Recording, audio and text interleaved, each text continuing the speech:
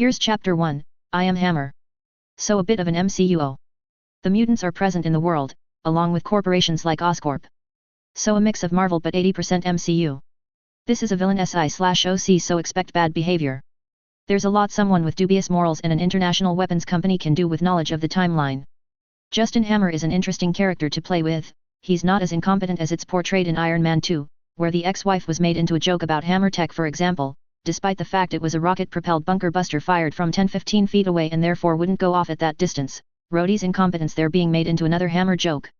I am Jolly Hippopotamus on A03, SB and FF. Anyway, as usual, I don't own Marvel, the Avengers, X-Men, or anything from Disney and etc. etc. I make no money from this and it is entirely a free work from a fan. Don't sue, I is poor. Hope you enjoy.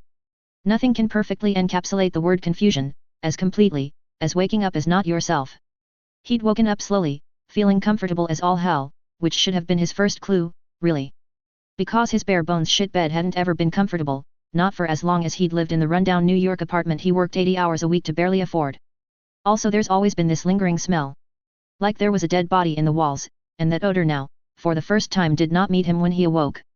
He opened his eyes, blearily looking around, hands feeling impossibly fine sheets underneath him. Is that silk? He thought, incredulously. Also, his blurry vision was not improving much even as he became more aware, to his confusion. He managed to locate a pair of glasses on a nearby nightstand and slid them on his face with shaking hands, his heart beating painfully fast in his chest. Because he never used to need glasses. He'd never had them before. What was going on?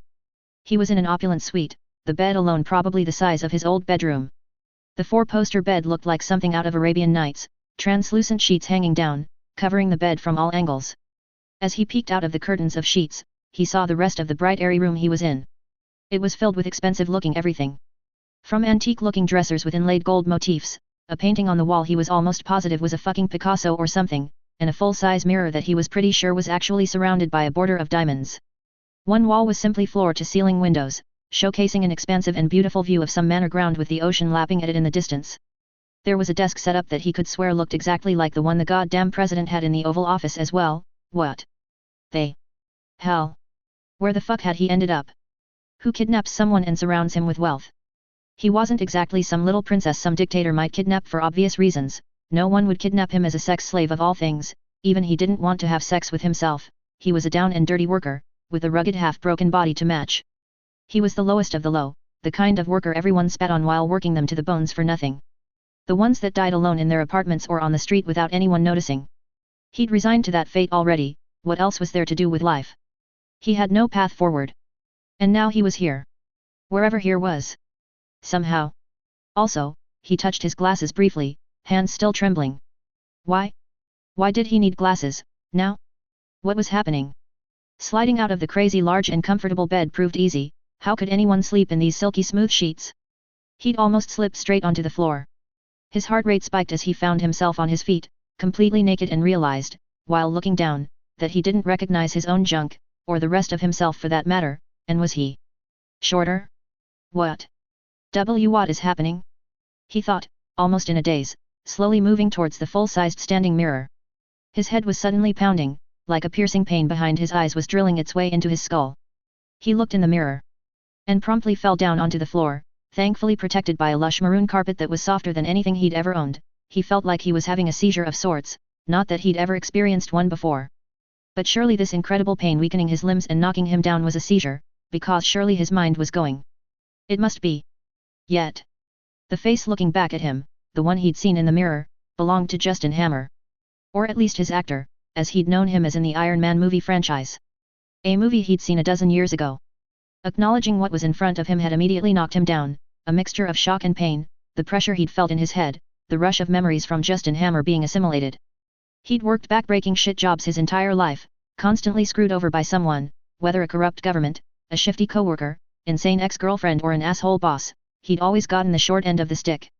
As he assimilated the memories, he grew more and more intrigued with the possibilities of a new life. However the hell that had happened didn't matter. The memories blended with his own until he wasn't sure what he was, but he wasn't fully him anymore. Best he could tell, he was now Justin Hammer, 2.0. Justin Hammer had pretty much been a joke, despite owning and running the largest weapons manufacturing company after Stark Industries. He'd just been a punchline, the guy that just didn't measure up to Tony Stark. Although he was in every way, much wealthier and vastly more successful than a shitty minimum wage worker who could never get ahead, due to some unjustified jail time in his misspent youth, he was the same in one way: he burned for the chance to prove everyone wrong, to not be second best, the afterthought. To have the adulation he so rightfully deserved. That others were denying him for no good reason. Yes. He thought, before passing out from the pain, this could work out just fine. When he woke up, his disorientation was over, he'd accepted his new lot in life.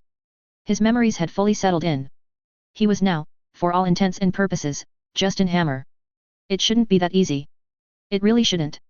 But his old life had been shit. Now he was suddenly rich. Of course he fucking accepted it immediately. His old life had basically been a lonely hell working itself slowly to death, it wouldn't be missed. He was now completely and utterly Justin Hammer and happy about it. And luckily for him, he was Justin Hammer, in 2006. 2 years before Iron Man. He had a head start to begin taking advantage of his knowledge. Original him, was in no way a scientist or engineer, and as much as it hurt him to admit it even to himself, Justin was not anywhere within the stratosphere of someone like Tony Stark. He had his own kind of genius, able to take anything that already existed and engineer it to perfection for the world markets. Able to anticipate or through any means necessary, create the market for his style of weaponry. The wheel and deal, backroom business and cutthroat actions of the world of billionaire, that was his jam. He wasn't Tony Stark. But he didn't need to be. There was knowledge in his head now, knowledge that could alter the world. And more importantly, him and his company. Tony Stark would stop weapons development. That was practically set in stone, surely. Justin certainly wouldn't do anything to stop that. And what opportunity that alone would bring. Not only cheap SI shares for him to buy up so that he could be a constant thorn in Stark's ass, but in the thousands of employees of SI that he could poach indiscriminately during the period after Stark's press conference, when the dolt would do absolutely nothing to calm the worries of his company and its employees. He'd offer them triple the salary if he had to, the cost would be worth it to get all those employees, the best of the best, working and creating for him. Sure, they couldn't use proprietary Stark technologies, but they'd be experienced weapons developers, they'd find new ways to make superior weapons that didn't utilize proprietary Stark tech. And Justin had plans for ways to get some of his own tech that could catapult Hammer Industries from the everyman's weapons company, to the reputation now held by Stark Industries. Hammer Industries, despite being considered a joke by the likes of Tony Stark, was a global aerospace, defense, security, and advanced technology company. Justin had started the company himself, and still owned it in its totality, having used whatever investors and loans he could, combined with the family fortune from the luck of being born rich, without giving away shares of his baby. He had factories in over 45 countries and contracts with the militaries of over 100 countries. Stark was practically exclusively selling to the USA and NATO, with the odd American ally thrown in. Justin wasn't nearly as discriminating and there was plenty of profit in that. Sure, he didn't sell to enemies of America. Not obviously anyway. But that still left 100 countries to ply his trade in. And if some ghost production runs ended up in the Middle East, well, they must have been stolen from any of the smaller countries Hammer sells to, obviously. So, okay, he wasn't a paragon of virtue. But he made money. A lot of money actually. He could understand why he'd be considered a rival to Tony Stark, even if that damnable movie had portrayed his future very badly. He'd been a joke. That would not happen. If anyone should be called the Merchant of Death, it was obviously Justin Hammer. Tony just had better PR due to his old man having been moderately important. And because fucking anything that walked made the news more often than someone pulling off a new weapons deal. He switched his thoughts off the tracks, thinking about Tony too much wouldn't bring anything positive. He continued thinking about his assets. Hammer Industries also provided much of the law enforcement package to the majority of the world's countries, they even had several large contracts in North America for just that, including the FBI, ATF, and the CIA. Stark was more for the big shiny inventions most of the time, leaving Justin the smaller but still very profitable law enforcement market. Missiles might cost a lot more per unit. But the military only bought so many of them, while law enforcement was constantly buying and upgrading their gear. Especially in America. And if criminal gangs found their way into shipments of Hammer weaponry and armor-piercing bullets, forcing law enforcement to buy more expensive and specialized gear from Hammer Industries, well, that was just business. What separated Justin from all the competition that he'd eventually swallowed up? Of course there was nothing Justin could really do about shipments being robbed by criminals. That was a police issue. As the major supplier to law enforcement he was of course never a suspect. Justin couldn't quite stop a smirk as he paced around his suite pondering his company and the way forward. Unlike Obadiah Stane, Justin didn't leave evidence around to be found. None pointing to him, anyway. If someone bothered to investigate, he'd lose a few plant managers. No real loss. He couldn't help but be smug thinking of how the CEO of SI was a traitor. Which brought his thoughts back to his company, and the comparison to SI.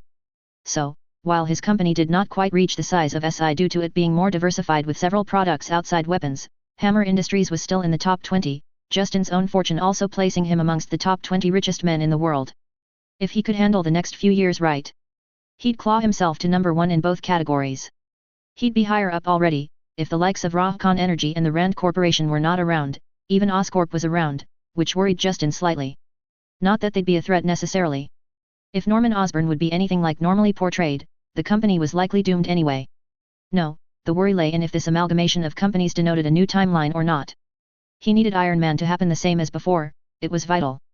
If the Green Goblin and the X-Men and everything else was a thing, who knows what would happen? Magneto might crush Tony like a grape the first time he'd fly out in his suit. And it just wouldn't be satisfying to Justin if Tony didn't get to live and see Justin surpass him across the world. Tony could have his suit. Justin would have the world, instead. He'd need to research world history and notable people. Unfortunately, he'd never paid any real attention to anything outside the business world, aside from top generals for the purpose of gaining more contracts, of course. He'd been a little more self-absorbed than he was comfortable with now. An ego wasn't bad, but closing yourself into a bubble was. He'd lost sight of the bigger picture. Searching his new, yet old at the same time, memories, proved that his ultimate downfall had been his success. Justin Hammer did not really do anything that did not involve his business in some way. Or should he say now, he didn't do anything outside the pursuit of business. He could see what would happen. Stark Industries kept increasing their profits even while dropping out of the weapons business. Tony celebrated everywhere. Justin would probably have started becoming dangerously risky, sloppy. Anything to get one over Stark. Leading to that whole Vanko fiasco. He wouldn't mess that up this time. And he needed to be more involved in the world. Not to the same extent as man-whore Tony Stark. But he needed to be more than Justin Hammer, a random corporate CEO to the public.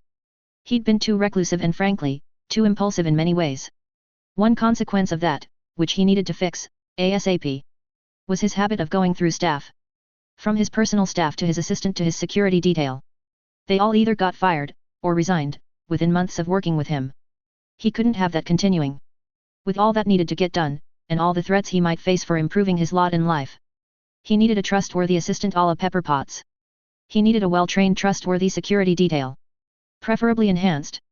Justin grabbed his personal laptop, not bothering to dress as he sat down at his desk. He'd need to set things in motion. 2 years might seem like a lot. But if he was going to be able to take proper advantage, there would be a lot of prep work for it. Thank God he didn't answer to a board of directors, because the empty factories and warehouses he'd need to build and/or purchase, the laboratories and robotics departments he'd need to create and keep basically idle, for now. It would cost a bundle to acquire, but it would be worth it. If he could step directly in C's shoes the minute Stark ends the weapons deliveries, he'd be a shoo-in for taking their place. Not allowing any other competitor the time or resources to get in ahead of him. First, however, he needed to research this world. And he needed to find staff that could do the job he needed, and were loyal. If not to him yet, entirely loyal to the almighty dollar would do, for now. Justin grinned, as he started typing. The world lay at his fingertips now. He did not intend to rest on his laurels. Tony Stark would one day have to acknowledge that Justin Hammer did more to save the world than he ever could. Being extremely wealthy had its benefits.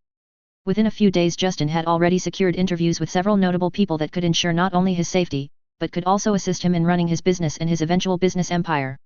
Currently, he'd flown to New York, making his New York office his home base for now, especially for meeting his prospective employees. It was a bit more secure than his lavish California villa or his manor in Britain. It had a dedicated private security firm guarding the premises and a safe room capable of handling anything below a nuke. He'd found, during his research, that while not too much differed from the MCU, as far as he could tell, mutants being a thing was known, although neither the X-Men or Magneto had popped their respective heads out yet, not officially. Mutants were known more broadly amongst the upper echelons of government and intelligence agencies than the wider world at the moment. The government and S.H.I.E.L.D. keeping a lid on things. His contacts couldn't tell him the specifics, but the X-Men and the Brotherhood had indeed clashed at least once, and were known to the government under those monikers. Justin had a feeling it would all kick off for real, once Iron Man stepped into the open, or maybe that was more of a hope. He didn't want that derailed, so much hinged on it. His current secretary, Victoria, escorted his first appointment in, and Justin rose from behind his desk with a charming smile on his face. Lady Domino, a pleasure.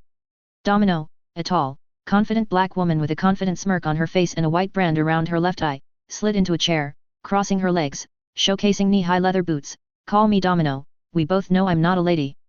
That will be all for now, Victoria. Justin said with a smile, shooing off his secretary, coming around the desk with some swagger and taking a position leaning back slightly onto the front of the desk, almost but not quite sitting down, looking over his future acquisition. Like what you see? Domino quipped with a challenging look on her face and a raised eyebrow, crossing her arms under her chest. Justin smirked appreciatively. I wouldn't have approached you if I didn't like everything about you, Domino, sweetheart. He said, making a grandiose sweeping gesture. I guess I'm just a lucky girl like that. She chuckled, her eyes still challenging, searching. Justin abruptly left his position at the desk, aware of the slight tensing in the muscles of Domino's arms at his sudden movement. Even mercenaries were cautious when dealing with billionaires, it seemed. He smirked to himself as he picked up a crystal carafe from a side table stocked with all kinds of alcohol. A drink? He asked casually. Pouring himself one, either way. Well. What girl can say no to free booze? She drawled, after a moment's pause. It's 300 years old, actually. Amazing what money can buy, isn't it? It tastes almost exactly the same as today's drinks to me. Justin chuckled as he poured her one, ice. He asked, interrupting himself, on seeing Domino's uncaring shrug, he added 2 ice cubes, before bringing it over, just tastes more expensive.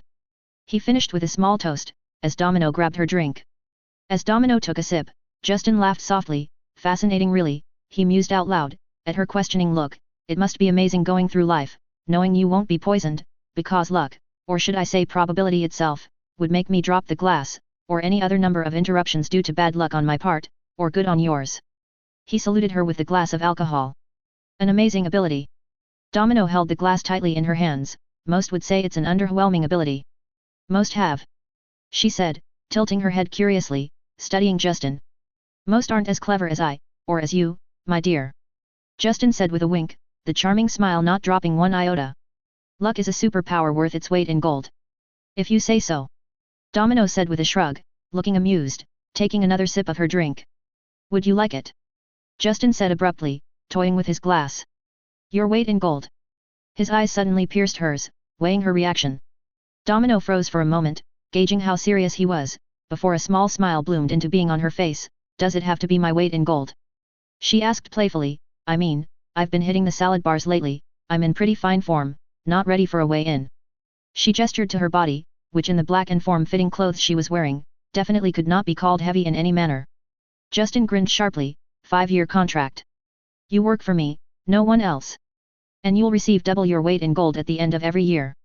He winked, plus a signing bonus. You'll walk out of here, today, with your weight in gold if you sign on. Guess I better start bulking up. Domino mused, swirling the alcohol in her glass. Never thought I'd be a corporate girl. Must be your lucky day. Justin joked, a pleased smile on his face, making the mutant laugh. Unfortunately, most of the rest of the day was not as productive. Several of the people he was interviewing for positions at Hammer Industries were just too obviously unfit for the job, or plants. Having just hired Domino as one of his bodyguards, Justin had her stand behind him for the interviews. Her powers over probabilities, what most simply simplified to luck, helped her suss out the most suspicious applicants immediately. As Domino was now tied to him, for large amounts of money she definitely wanted, her good luck could be put to use. As someone guarding him from threats, and subconsciously and consciously looking out for herself, by looking out for him. She just purely accidentally, managed to fluster one man to reveal he was here under false pretenses, expose another as a SHIELD agent by the lucky coincidence of having run into her in her previous work, and outright proved the other's bad intentions just by the nasty amount of bad luck they had in front of us. Domino had protected clients before in her job as a mercenary, and none of them had gotten as much as a paper cut. This extra stuff was just an added bonus. Useful, very useful, but not even why he hired her. Her powers were absolute bullshit. And also under his employ, now. He'd have to be careful not to grow overconfident. They worked for her. So as long as he kept her close and aligned to his vision, she'd be a boon personally and professionally. If he tried to use her to manipulate the stock market, for example, it would likely not work, or so he theorized. Too impersonal and abstract to her immediate wants and needs. Something that worked for an immediate area was the ticket. It would have to be tested, but he doubted it worked nationally and globally. For now, it would do either way. As one of his bodyguards she'd be able to do enough. As long as her luck kept him alive, she was worth any amount of money. Or anything else she wanted for that matter. Last appointment for the day. Justin mused out loud, leaning back in his leather chair. It seemed he'd have to go for something more unconventional in finding a good assistant. All the applicants today had been garbage or literally planning to betray him immediately upon being hired. Domino, who was sitting on another chair behind him to his right, and busy cleaning her multitude of weapons, sighed. Another little patsy, boss. She complained lightly. Justin preened slightly, being called boss by a literal superhero or antihero or whatever she was, did massage his ego massively. From the shake of her head and little amused smirk, she knew it too. No, the next one actually. Could perhaps be your partner. If things work out. 2 bodyguards were better than 1, after all. Even with 2, they couldn't be around 24/7, but he'd count on regular security while he was asleep and the like. Domino staying in a room near him should be enough in theory to assist him. Plus he did intend to get an entire security detail as well to protect him, but his 2 bodyguards were for the possibility someone got past that detail. Domino wasn't only hired for her power of probability, she was an actual mercenary/assassin of great skill. He'd actually have to burn some favors in the State Department after these interviews to ensure she wouldn't be arrested for showing up in public with him. Her protection work wasn't an issue. The people she'd assassinated were. Luckily he had no contracts with Sokovia, considering her killing several of its opposition leaders and protesters had kick-started unrest there. If I'm lucky, they're a total hottie. Domino said cheekily, giving one of her guns an air kiss, watching the door intently. Justin swiveled on his chair, facing her. You're already working for a total hottie, darling. He protested. She made a face, shaking her head, lifting her hand in a so-so gesture. 7 out of 10, boss. Justin turned back to the door. What a hit to the ego. He bet Tony Stark never got told he was a 7. He was honestly offended. He cracked his neck, letting it drop. He wouldn't be Tony Stark. He wouldn't let his ego decide everything, although petulantly he labeled her a 6 out of 10 in his mind. Just breathe. The door opened, and in came the only other appointment he arranged for a possible bodyguard. He was willing to pay good money for it, so he didn't bother scheduling a multitude of interviews. He intended to have his first 2 choices. Well, his first 2 choices that were available. There were many others he'd love to have protecting his bacon. He just didn't think the likes of Magneto did henchman work. Lucky Domino sing-songed as Eileen Harsaw sashayed in. And the woman fit the description of a hottie, for sure.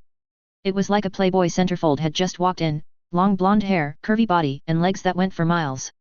It was hard to believe this woman was a mercenary. Justin turned on the charm again, smiling widely as the blonde bombshell wearing a business casual look, stopped in front of his desk and appraised Domino with a wary look. Welcome Eileen, or do you prefer Fantasia? Eileen will do. She said shortly, cocking her head, eyes narrowed. I know you rich boys are ridiculous, but are you trying to hire yourself a harem? She asked, somewhat mockingly. Feeling him out, no doubt. He wishes.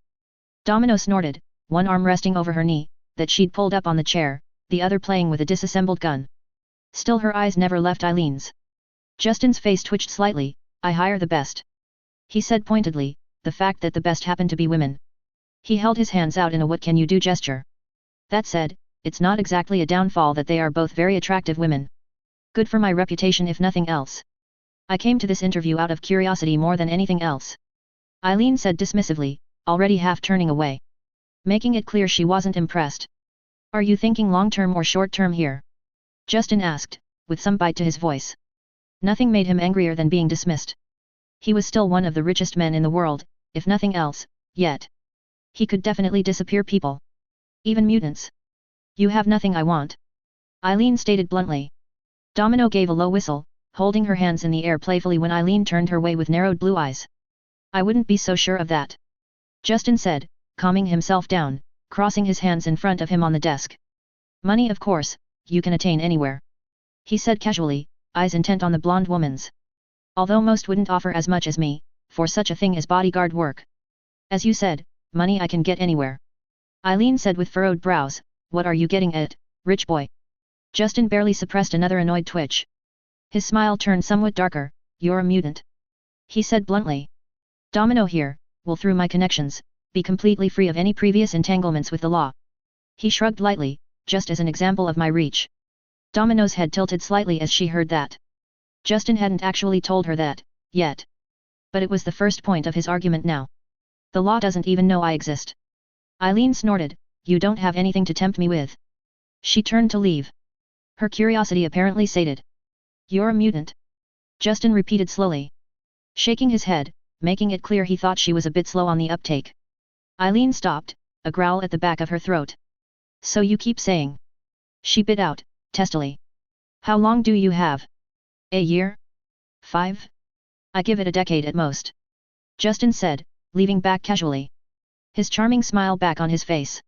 Domino watched him carefully, with interest. Eileen turned back around, glaring at him, get to the point. Her tense posture indicated she wasn't as clueless about what he was saying as she pretended. Mutants will be considered a threat. Justin said with a dark smile, tilting his head just enough to let light flash across his glasses, like a boss, now or in the near future, it will happen. You know it. I know it. I know a guy that will have something to say about that. She said, some amusement leaking through her cold facade. Magneto? Justin asked, carefully. Smirking at the shock on the woman's face. I see I was right, and how exactly do you expect the government to react against such a threat as he? He will persevere. She snapped shortly. Will he? Against all of the government, the army, the alphabet soup agencies. Justin mocked, even if he beats them all, he'll just confirm to the world what's already coming. That the average citizen will be afraid of you. Justin met her eyes, the day is coming soon, when you'll all have to be registered, caged, studied. He flashed a smile, you can't win against the whole world. Her eyes flashed, never. She shouted, he would not allow it. Subconsciously she was taking a step forward, Domino immediately raising her now once again assembled guns, tsk-ing loudly. Eileen stopping in place, aggravated. Now, imagine if one worked under someone the US government is working closely with? Someone they need. Justin cajoled gently, would the government really risk the entire industrial defense complex machine for 2 mutants? He met Domino's eyes, and then slowly moved his head to meet Eileen's. No. Fantasia's eyes. Freedom. I offer you freedom from the war that is coming. From the persecution. My umbrella protecting you, sheltering you, the riches of the world at your fingertips. You can't guarantee that. The blonde woman snapped, but she looked slightly shaken, her eyes kept twisting to Domino, as if gauging her reaction, her beliefs. In 2 years' time, I will be the only name that matters in US weapon manufacturing, and that's just the beginning. Justin exclaimed confidently. He chuckled, shaking his head, oh, sweetheart, he said a bit condescendingly, at that point I could pardon Magneto himself.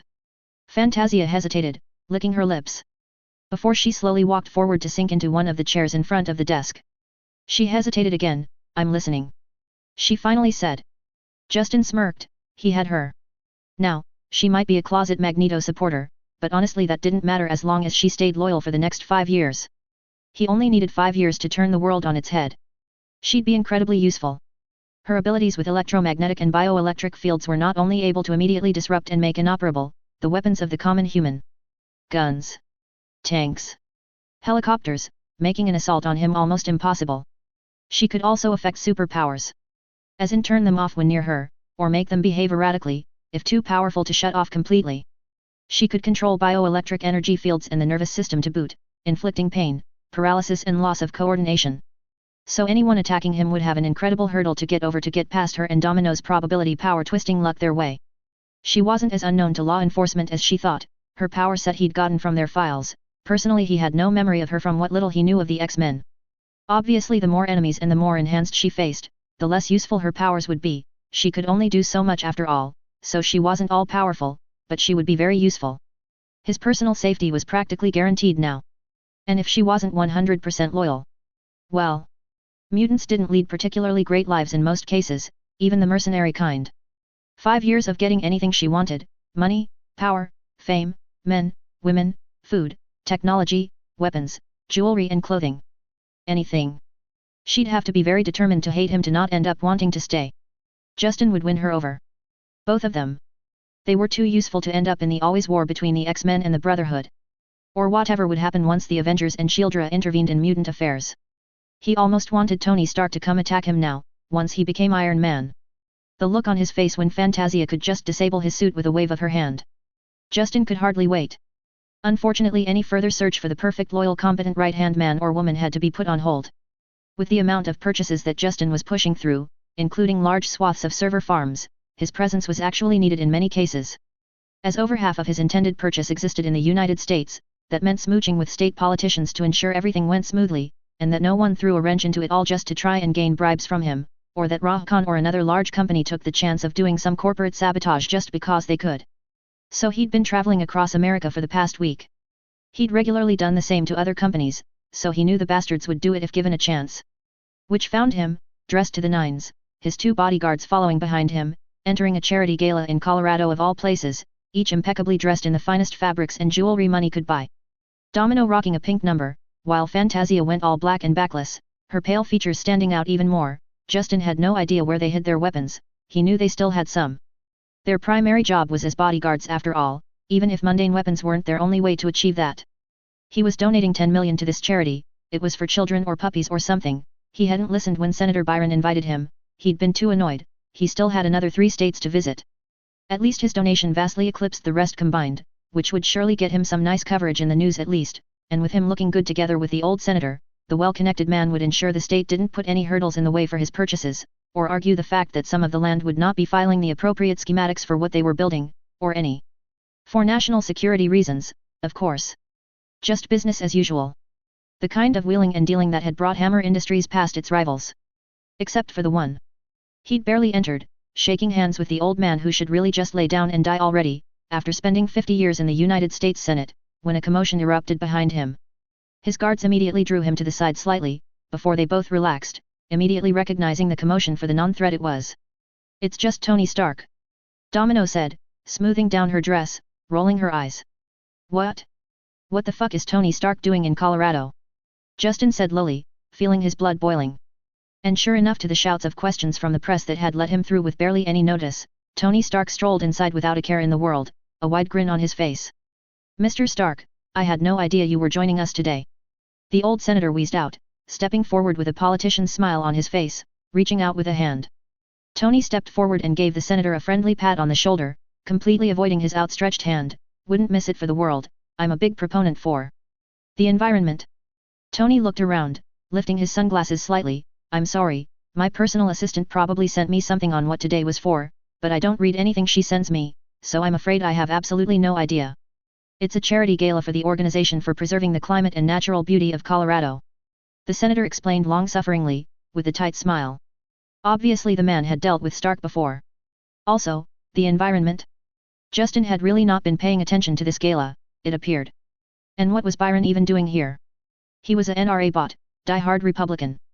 The environment? Is everyone going crazy nowadays? What's wrong with life when you can't even count on die-hard old fossils to keep consistent? Justin lamented mentally. Tony paused. "Wow, that's a mouthful. PCNBC then? That works." He looked around smugly, raising a hand to the crowd that had gathered. "Right? I love the environment, I'm very pro-environment."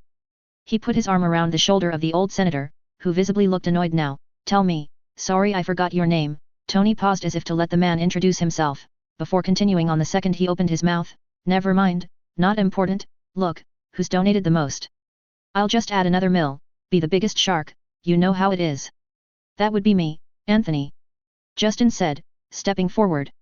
"I'm sure Senator Byron has more guests to greet, if you'd let the man go." He made sure to send the senator a pointed look. The man definitely owed Justin one now. There better not be any issues with those server farms. He wasn't sure talking with Stark was worth the cost of the $300 million he was intending on spending in this state. "Justine. Fancy seeing you here." Tony greeted him with that arrogant smirk he always wore on his face. Justin would eat a Sidewinder missile if Tony arriving here was just a coincidence. And Stark wondered why he called him Anthony, when the smug asshole kept calling him Justine. The nerve of the bastard. Either way, the press was around, so were influential state politicians and lobbyists. So he couldn't push back too hard. Image was everything when one couldn't shrug off all public opinion and the government, like Tony fucking Stark. "Anthony. I'm glad you found the time to come and donate to a worthy cause." Justin managed to grind out politely, ignoring the slight name change he'd been hit with. Seeing the senator shuffle away, Tony completely forgetting his existence, would at least earn him a favor, it better. Justin's 2 guards slid up to his side, immediately drawing the man-whore's gleeful attention. "What are you fine ladies doing with Justine? You know he's in the small arms business, right?" Tony chuckled, stroking his chin. "I'm in the missile business, there's quite the large difference." He winked, before waving his hand dismissively towards Justin. "No worries, Justine, I won't keep them for long, you know how the Stark charm works, no hard feelings." Justin barely managed to keep his face straight. He didn't know what was worse, the fact Tony believed he could just grab the 2 women from him just like that, with stupidly obvious innuendo to boot, or the fact that he could remember it actually working in the past. God, he couldn't stand the man. "Anthony, a little childish, don't you think? He chided, unable to keep completely quiet. The adults are talking. The man shushed him. Justin barely suppressed his almost violent reaction, as Tony turned towards Domino. What do you say? Want to find out the difference between a number 1? He slid his eyes towards Justin, a carefree smirk on his face, and number, whatever Justine is, 20? 25. You like numbers, hey? Domino said casually, putting her hand on her hip. Well. You'd be a 9 out of 10, but your attitude bumps that down to an 8. She shook her head. I don't bother with anyone under 10/10, sorry, sweetie. And oh, how it burned that she scored the ass higher than him still, even seeing what a tool Tony was. Instead of being bothered by that, Tony grinned, let's grab a couple drinks, once we'll get comfortable, I'll get you to a 10 soon enough. He suggested grandly, before turning to Eileen, giving out a low whistle, 3 is better than 2, and blondes always know how to have fun, what do you say, babe? Join us. I would pull out your spine and beat you with it, Stark. Eileen responded coldly. Gaining a DA from Domino as she stage whispered, she's defending our honor boss. If anything, Eileen's glare at Domino was frostier than the one she'd subjected Stark to. Tony snapped his finger and pointed at Eileen. You, I want even more now. He grinned at Justin, you've hired them? I expected better from you, Hammer. His grin was unrepentant, the fool was enjoying this way too much. Whatever depravity is on your mind right now, Anthony, I remind you, that I am not you. Justin drawled, we have a gala to attend, so do you, how about we move on, your adoring fans, will surely miss you, otherwise. Justin tilted his head to the large crowd of guests that weren't moving any further, as they were all standing and waiting for Stark. Without waiting for any no doubt patronizing or disgusting comeback, Justin led the ladies by their arms, further into the conference hall that was holding the charity gala. The glam and rich decor, utterly immaterial to Justin after having run into Stark. Rich boys. Eileen said with a downturned twist of her lips, a look of dislike on her face. Please don't compare me to the likes of Stark. Justin warned harshly, his blood still boiling, there was no way that the man had thrown himself away from his partying, to come here for an environmental gala. No.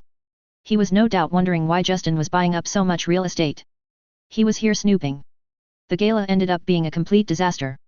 Not only did Justin miss out on any press due to Stark's presence, the ass beat his donation and managed to somehow ruin the deal Justin had spent his hard-pressed time working on. He'd been leaving the gala when he ran into Stark holding an impromptu press conference on the stairs of the conference hall, having gotten approval from the state senate to move forward with heavy investment in the state. Tony's eyes met Justin's as the man-whore billionaire pontificated about how he'd beaten out an inferior bid, and that surely all of Colorado was rejoicing the incoming presence of Stark Industries over that of lesser companies. If he hadn't had the 5-year plan in his head, and the knowledge of the suffering Tony Stark would go through soon enough, he might have ordered Domino to attempt to influence the bastard with her power. Probably wouldn't have worked anyway, so it was for the best. One thing he did believe in was the saying, never give an order that can't be obeyed. Domino mostly used her powers completely subconsciously, altering the luck of someone else from a distance, someone that was no threat to her. It would have been a foolish order, unlikely to work. Now if he asked her to kill him, she'd probably be able to fire blindly behind her and still manage to ricochet away into the bastard's rotten heart. But Justin definitely didn't want him dead. Just wanted him to suffer, really. Justin was definitely not interested in any more foolish endeavors involving Tony fucking Stark, however. So he dropped those lines of thoughts. As they entered the limo, he growled out an order at his temporary assistant, cancel the meetings in North Dakota, Arizona, and Texas. We'll wait for Stark to lose interest, we can't go into a bidding war. His assistant immediately got on her phone, starting the process to cancel meetings with some high-profile politicians. It would cost him. There was no doubt about that. But he wasn't kidding, he couldn't afford to get into a bidding war with Stark right now. He'd lose interest soon enough. It was just incredibly annoying that he'd gotten involved at all. Probably that damnable AI getting involved. Picking up on his unusual spending spree and alerting Stark. He bitterly slumped back in the limo as Domino and Fantasia took their seats, Domino next to him, Fantasia up front with the driver to watch for threats. Domino's luck would always be more accurate right next to him, while Fantasia had the perfect power set to immediately disrupt a threat appearing. He'd have to pivot, deal with internal business for now. Keep any acquisitions that Stark could interfere in to the minimum. At least. Any large public acquisitions. He turned towards Domino, you have contacts, find me Aldrich Killian. Then arrange for him to meet me at the New York office. When do you want him, boss?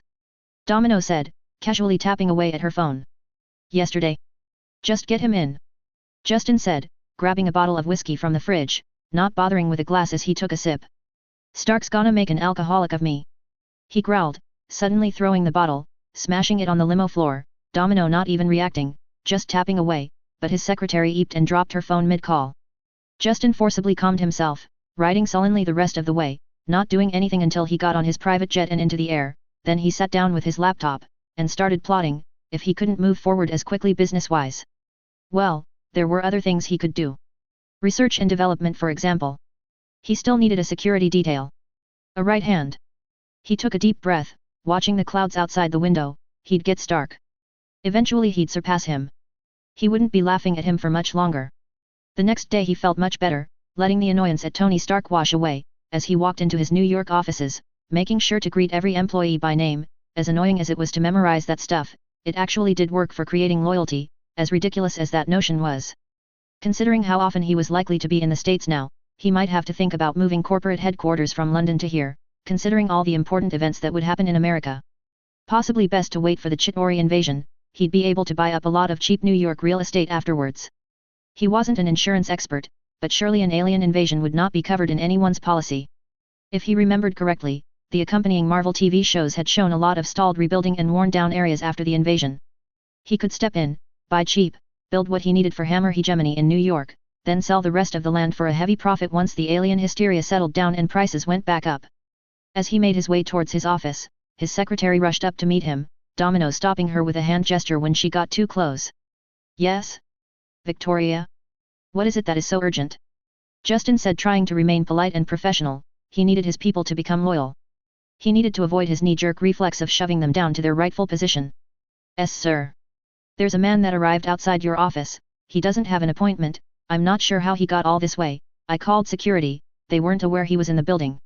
Victoria rushed out, a flush to her cheeks. Security is on their way. She added, belatedly. Justin rubbed his forehead, needing it.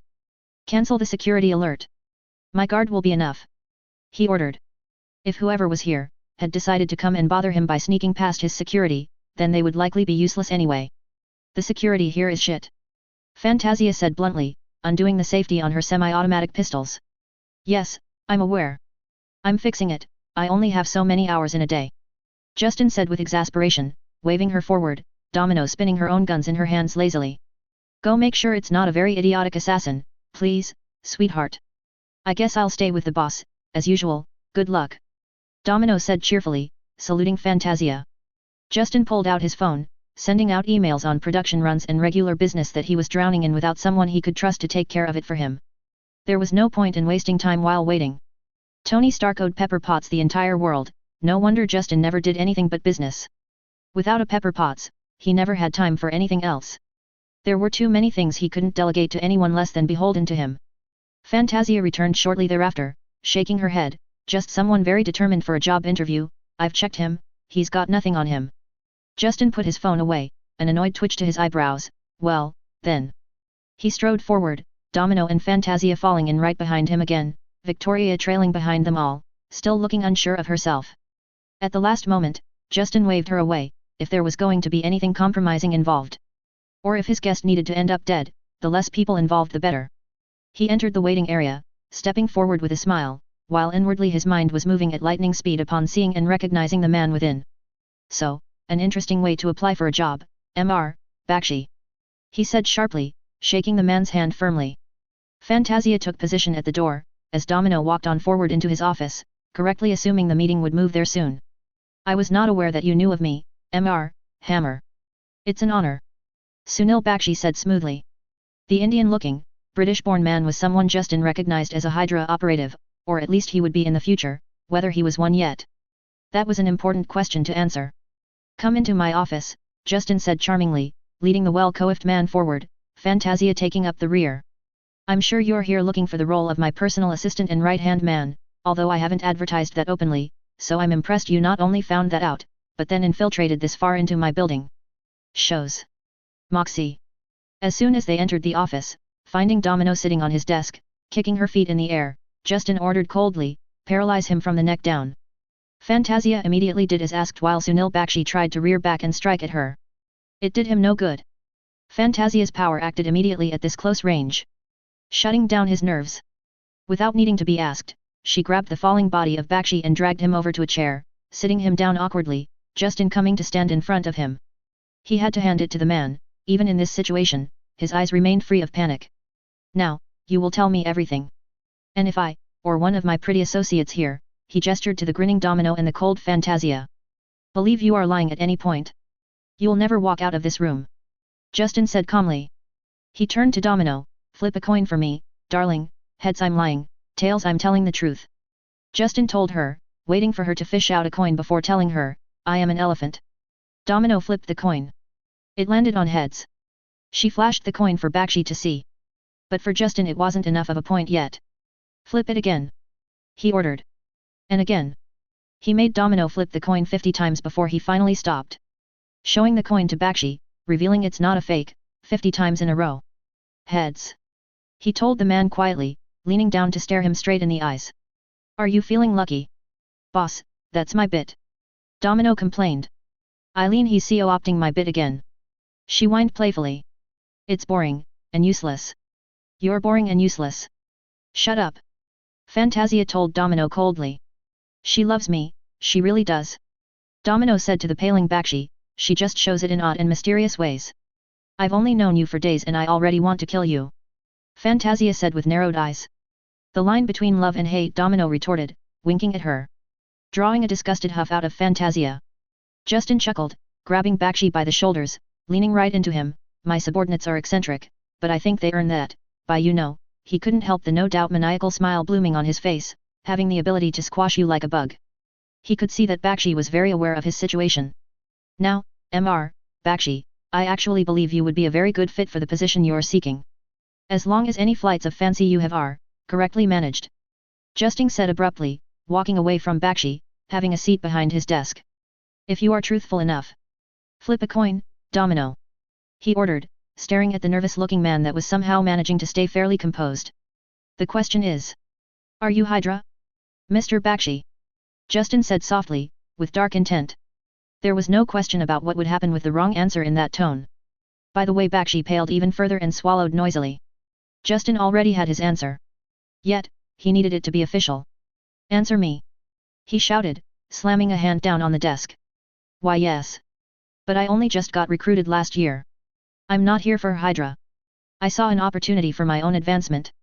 Bakshi said, a slight tremble to his otherwise steady voice, the only sign of the tightrope between life and death the man knew he was walking on. Hydra is a fairytale now, they were eradicated. Fantasia stated bluntly, fingering her guns. Before raising a disbelieving eyebrow as Domino raised the coin in the air. Truth. As long as she wanted to know the truth, her probability powers would keep helping her suss it out. Eric is going to lose his shit. She swore quietly, but Justin still heard it. He'd have to nip that in the bud, he couldn't have Magneto rip S.H.I.E.L.D. apart yet. Hydra call themselves S.H.I.E.L.D. nowadays. Justin volunteered freely. His subordinates needed to know what the threats were. He'd deal with ensuring Fantasia didn't pass it along yet, later. You're shitting me. Domino let out a laugh, oh, that's delicious. The good guys are Nazis, alright, my decision to sign up seems an even better deal, now.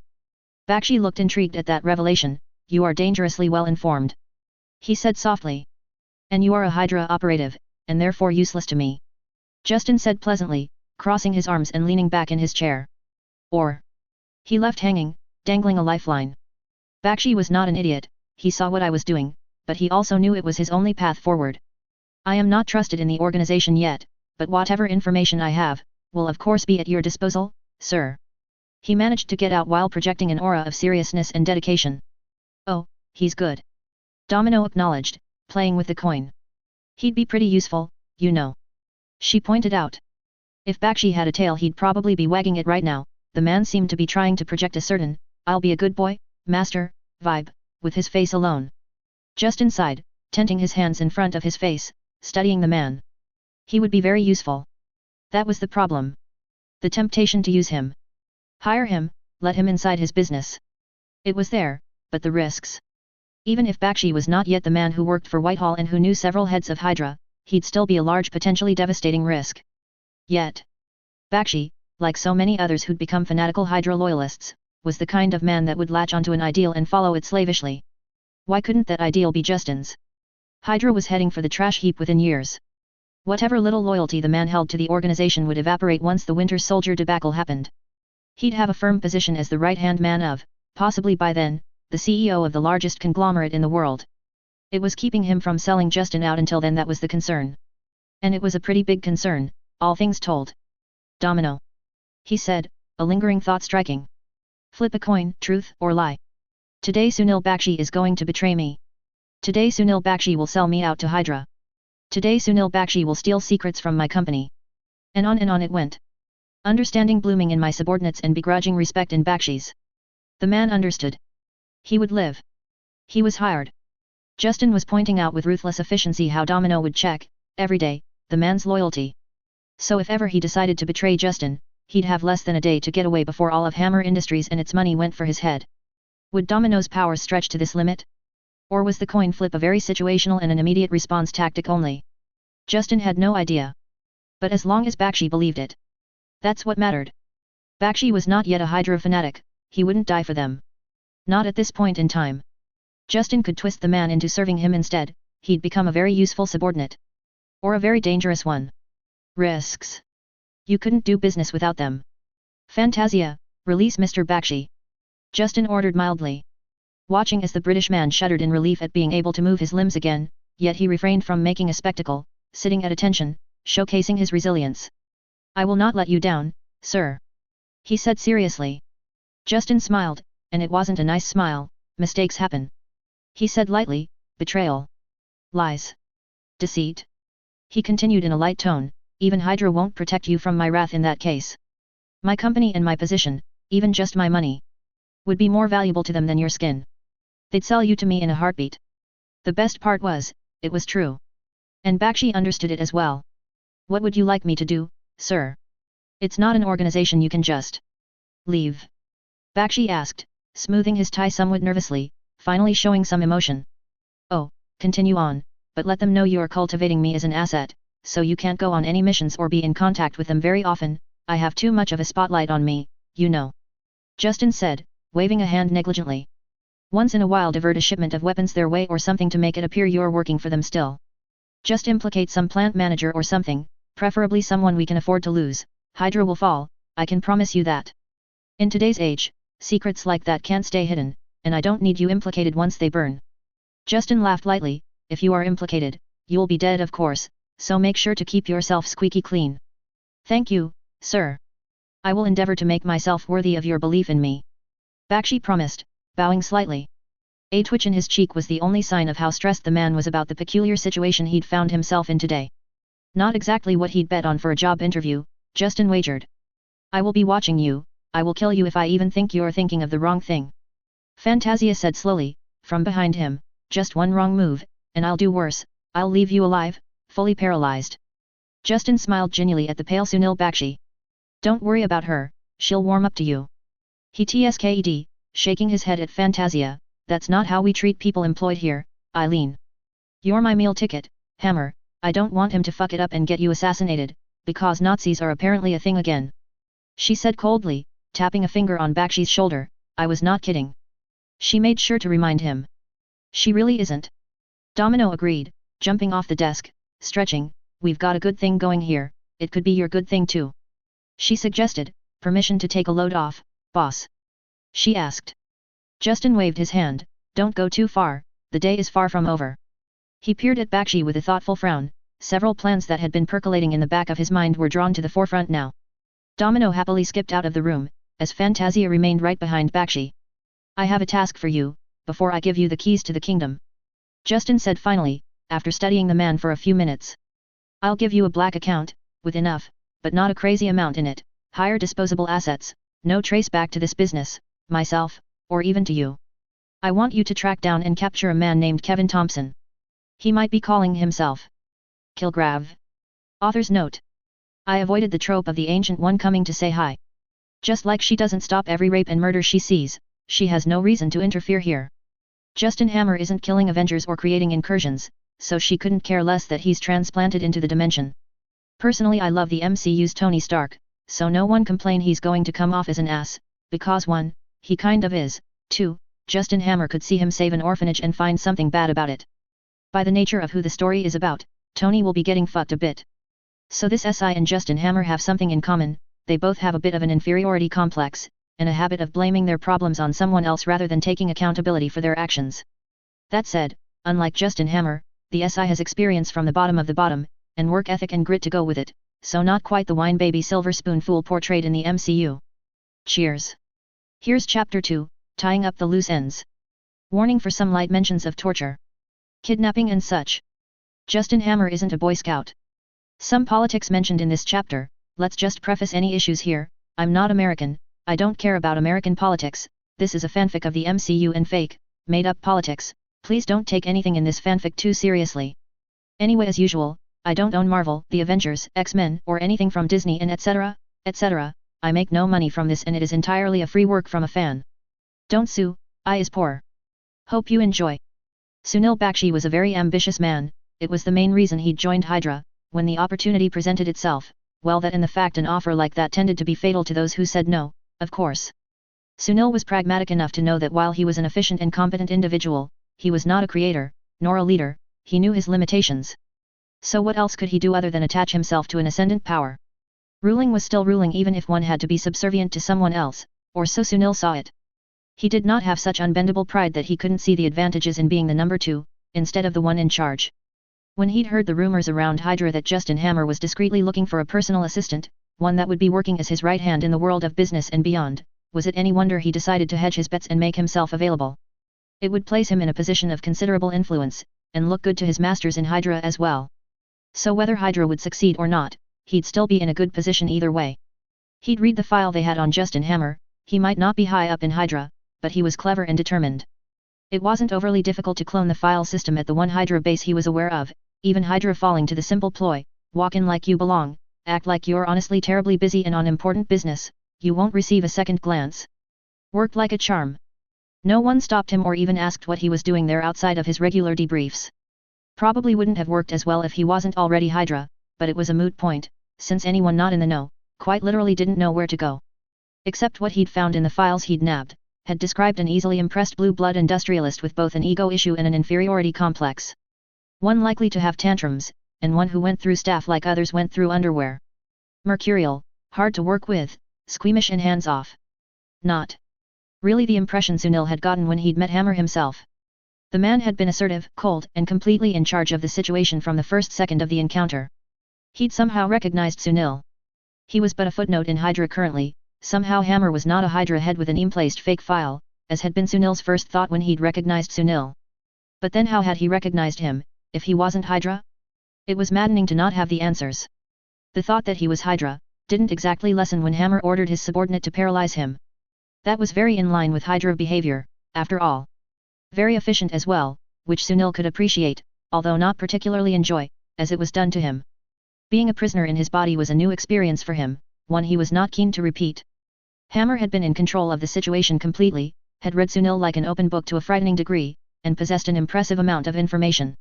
When he so casually revealed that Hydra was S.H.I.E.L.D., something Sunil wasn't even aware of, having been recruited directly into Hydra, and nowhere near trusted enough for something of that magnitude yet. It had intrigued Sunil, made him want the position even more, even though it seemed unlikely in the position he was now in. In retrospect, so much of the last year made sense viewed under the lens of S.H.I.E.L.D. being compromised. The ability of Domino was scarier than the woman able to paralyze him with a gesture. Sunil now faced the choice of needing to betray either Hydra or Hammer, if he wanted to survive. Not a great prospect for a long life, either way. As Hammer was the one that could actually check if he was loyal every day, the choice wasn't difficult. It helped that Hammer seemed strangely unconcerned with Sunil continuing on as a Hydra operative. Another oddity he catalogued in his mind for further study. The file they had on Hammer was just so off. At this point he had to assume Hammer had somehow placed the file within Hydra to throw off the trail of his actions by having the organization not think very highly of him. An act in itself that would take considerable skill for an outsider, or considerable influence in Hydra, either through money or blackmail. He'd been given a chance to prove himself, and with the metaphorical sword hanging over his head, Sunil did not intend to fail. Hammer or Hydra, he would not lose, he would not die. He would make himself useful. Hammer had given him a barebones file on his target, Kevin Thompson. An enhanced now calling himself Kilgrave. An enhanced capable of complete mind control. As long as the subject remained in close contact with him. If Sunil had only found this out before meeting Hammer, this find alone would have promoted him within Hydra. If Hammer could harness this enhanced, Sunil might have picked exactly the right man to work for after all. Sunil had been SAS, before they incident, so even the capture of someone capable of mind control didn't overly concern him, it was just an added parameter to the mission. He'd quickly put the money Hammer gave him to use, into action. Both in contacting a Hydra-affiliated mercenary team capable of the capture, and a dark web group that specialized in finding people, for a tidy sum.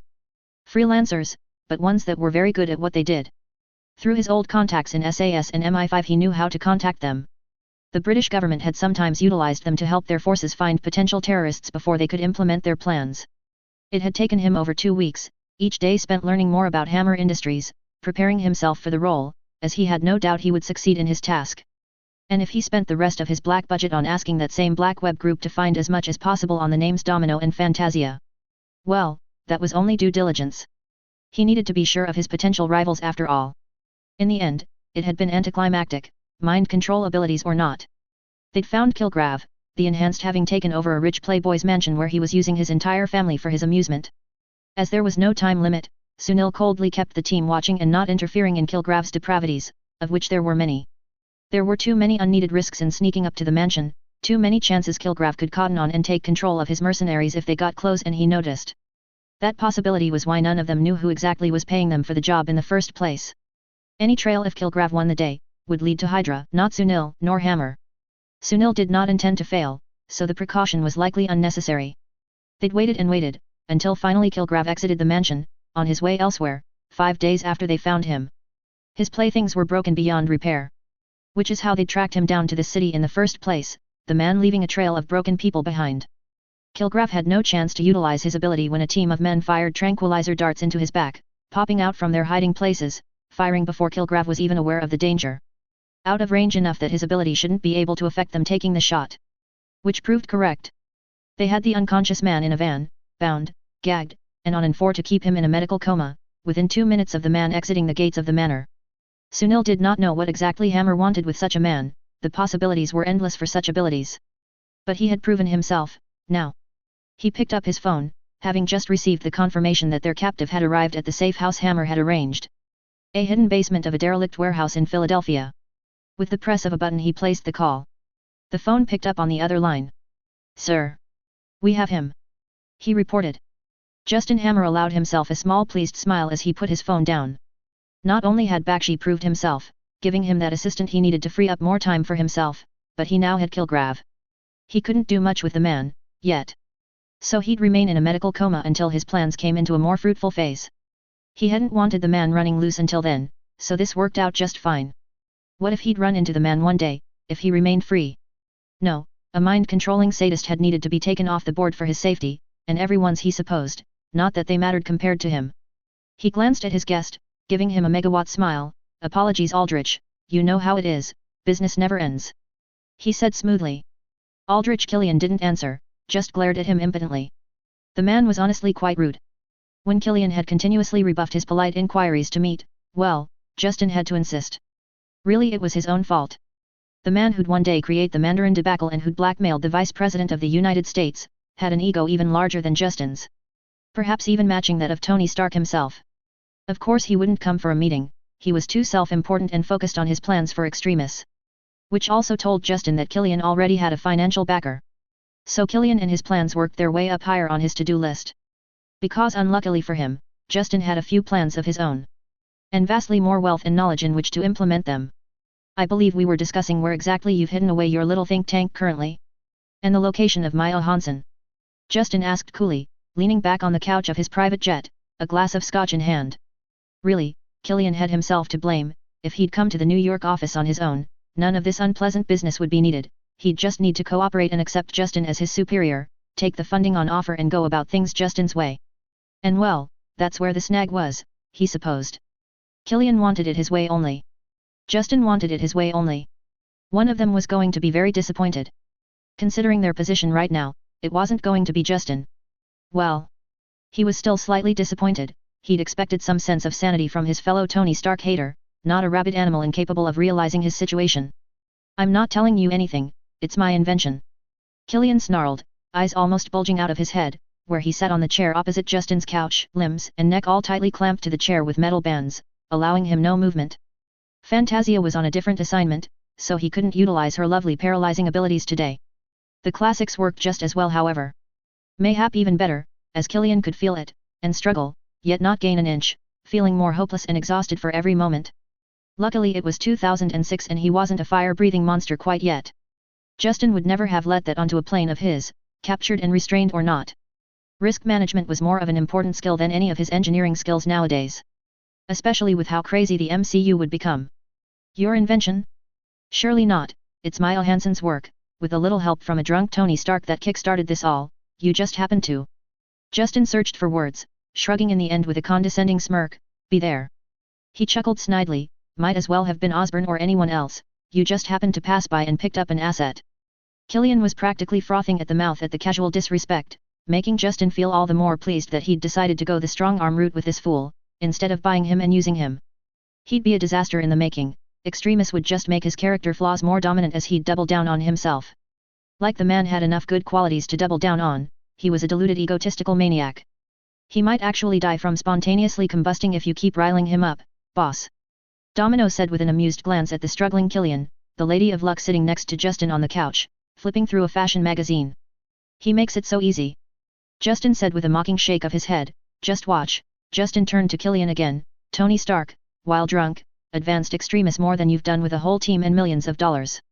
Killian roared, enraged, fighting his restraints, veins bulging on his neck, his countenance a deep red from all the exertion and anger he was putting out. Tony Stark is a disease. He wheezed out, the restraint cutting his airflow. He could practically be your twin. Domino said with a teasing smirk, briefly looking up from her magazine. Justin scoffed, offended. Tony Stark is an absolute mess of a human, he said, a disgusted frown on his face. He is inferior to me in every way, but I do not act like a spoiled child just at the mention of his name. Domino said, engrossed in her magazine.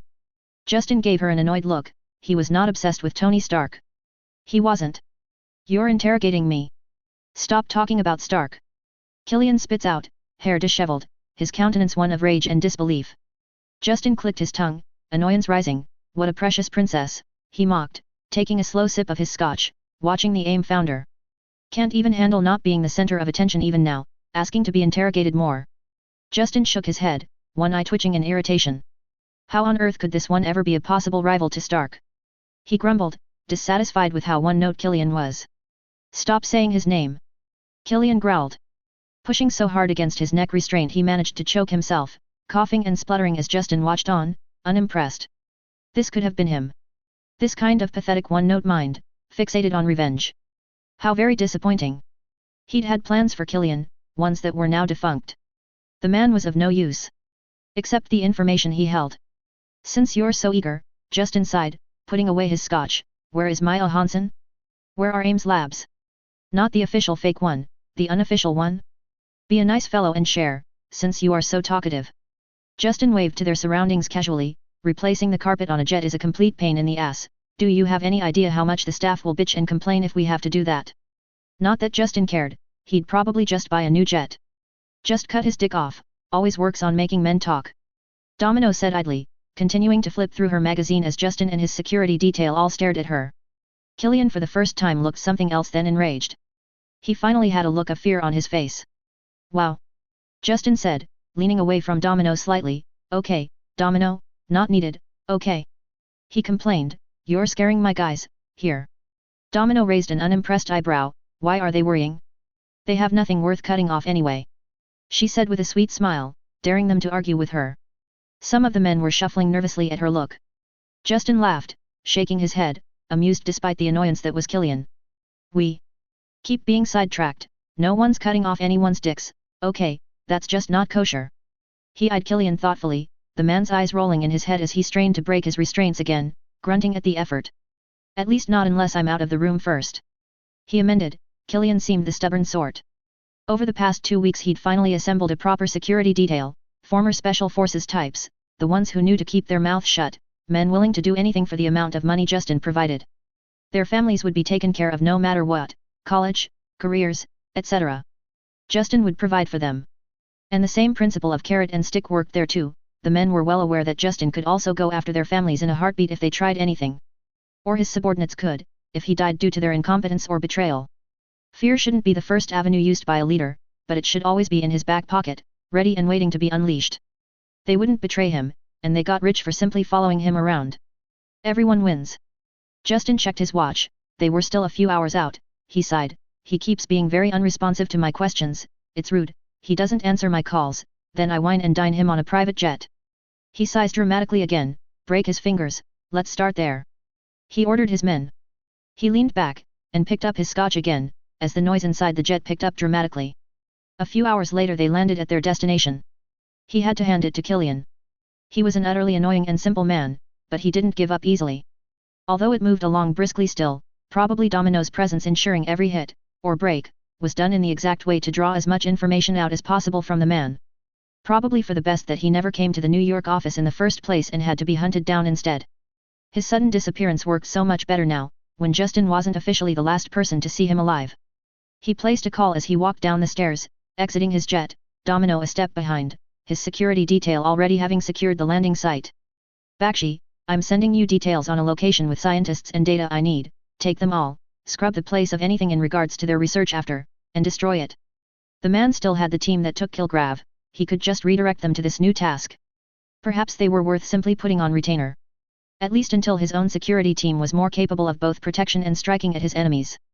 Justin listened to the reply, idly watching as a trunk was carried off the plane, much heavier than it was supposed to be. No, take the carrot approach with Hansen, she's desperate to complete her work, she'll follow willingly. If the others aren't. He watched the trunk, humming idly to himself, well, only Maya and the data is important, use your best judgment. He hung up, getting into the awaiting limousine. Maya might not be able to do it on her own yet, but she could work on it, until Justin had someone able to finish it off, someone that could perfect it, without creating living bombs. Not that the imperfect Extremis couldn't have its uses as well. God bless America, there were plenty of veterans available desperate for the chance to regrow a limb, Maya would have all the test subjects she needed. Justin wouldn't be fool enough to let them out though. They would remain test subjects. He did not need the attention from one of them blowing up an attracting shield. This would be a secret until he was ready to unveil it all. He wasn't a short-sighted fool like Killian. Although dangling a cure for his daughter's limbs over the future vice president's head had been inspired, something he'd have to think about. Even if he bought Ellis, an insurance policy wouldn't be too out of bounds. That way if Ellis stopped playing ball, Justin would win, either way. Soon enough the limousine brought them to their destination, an exclusive little restaurant in Seoul, South Korea. Justin walked in, with Domino flanking him, waving off the proprietor as he already spied his quarry, nervously fidgeting at the table he'd booked. Well, one of his minions booked anyway. Justin didn't deal with the peasants, that's what he had people for. Helen Cho, how nice to meet you, I apologize if I'm a bit late, a negotiation went a little sideways and took some extra time to resolve.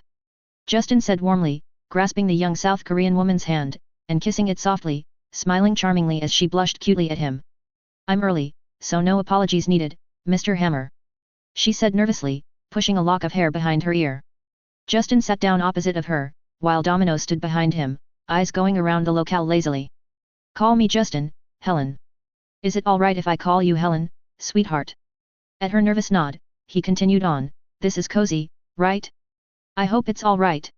The restaurant only seated 10 people, it was small, but hideously expensive and exclusive. It didn't even have a menu, the chefs simply cooked masterpieces from whatever they felt like that particular day. Only a customer's allergy could deviate their random creativity. Although they tended to lean heavily on seafood. The entire locale was dedicated to the sea, the walls and even the floor were see-through bulletproof glass. The entire restaurant was surrounded by water in the walls and floor, corals, sand, and the sea creatures living in it, frolicking through their life, all seen by the customer. The restaurant did not have much lighting, the flickering lights shining through the water around them casting much of the place in shadows, a nice cozy spot, like he'd said. Helen giggled slightly, covering her mouth with a hand, this place. It's amazing, but probably costs more than my entire tuition and doctorate to eat it. Good thing you're on a scholarship then. Justin said cheekily, making the girl giggle again, although obviously as I'm the one that asked you here, dinner is on me, so enjoy it, no matter the outcome of our little chat. Helen Cho would become the world's most renowned geneticist. She was currently still finishing her doctorate. Ripe for the plucking. Whether for her cradle technology or if she could assist in finishing Extremis. Or any number of projects he had in the air, she would be an incredibly valuable asset. It helped that she was cute as a button as well. Justin did approve of eye candy scientists. A nice departure from old hairy men. Like so many women in the MCU, Helen Cho could do modeling if her day job started to bore her. It was a great world to be a man in. What is this about, exactly? Helen asked, brimming with curiosity. A guy can't just invite a cute girl out for dinner, Justin said charmingly, eyes twinkling as he met hers. She blushed, but held the gaze steadily. Billionaires usually don't invite me out for dinner out of the blue, no. She said, a warm mischievous tilt to her lips. Justin leaned back slightly, giving her a once-over with a rakish smirk on his face. Well, that's certainly their loss, my dear. Oh my god. Domino whined in exasperation behind Justin, low enough only he could hear. Justin ignored her, the woman was fine with torture. Yet some light flirting made her complain, it better not impact the meeting and give him bad luck. He was determined to recruit Helen. She was very high up on his list of necessary assets. As for why I'm here, other than your delightful company, of course. Let's enjoy this dinner before we get to business. Justin suggested warmly, getting a short agreeing nod from the still red-cheeked young woman in front of him. Justin was no Thor, but some flattery from a rich handsome man did have the ability to put a young woman in a good mood. The food would hopefully increase her positive view of this get-together. It was costly enough. He ordered a bottle of Chateau Lafite 1869 to pair with their meal. A fine wine would also help woo his quarry, and when she'd undoubtedly Google it afterwards, she'd be impressed he spent $250,000 on wine for their meeting. She'd join up, he would refuse any other possibility. It spoke for just how exclusive this restaurant was, that they had a wine cellar that held that quality of wine. They chatted easily during the dinner, Justin asking about her doctorate and Helen continuously trying to tease out the information on why this meeting was happening in between bites. A natural curiosity about all things was a good habit in a scientist, and obviously Helen Cho had it in spades. Finally, every morsel was devoured, and Helen sat attentively, gaze fixed on Justin. I'll make it as simple as possible, Helen. Justin said casually, dropping his napkin on his now empty plate. I want to recruit you for my new biotech company. I want to change the world, and I believe you're the key. Me? I'm not even finished with my doctorate yet. Helen said, looking very flattered and a little overwhelmed. Even if she had to suspect I was here for such a reason, not many other reasons for a meeting like this. Justin smirked suavely, unlimited funding, baby. State-of-the-art labs, he winked at her, you can play to your heart's content. Seeing her very interested look, he continued on, you can hire your own staff, pick anyone you like. Work without limitations to push science as far as you can go. He told her, letting the silence stretch after, making it clear he'd be willing to go pretty far for her. Helen looked a bit shell-shocked, biting her lip in thought, her eyes flickering to Justin's before she seemed to fall into deep thought. No doubt weighing pros and cons in her mind. Justin had made sure there wouldn't be many cons. He was confident. Domino being here was just the extra lucky push to orientate things his way. Finally, she met his gaze, so. Unlimited funding? She asked, breathily, leaning forward, eyes glittering in excitement. Anything you want, baby. Justin winked, a salacious smirk on his face. Flirting with such a gorgeous woman wasn't exactly a hardship. Gross. Domino interjected again, turning away, snickering, when Justin sent her a look. Don't listen to her, sweetheart, she's just jealous. Justin said, smirking at Domino's audible scoff behind him. Helen smiled. Justin almost regretted he wasn't more like Tony Stark, just for a moment. Smiling is good, he said, lifting his glass of ridiculously expensive wine. Smiling means yes, yes. He inquired, smirking self-assuredly. Yes. Helen said, her smile widening, her blush back again. I accept. 2 hours later. Domino slid down on the couch next to him, the private jet already leaving South Korea.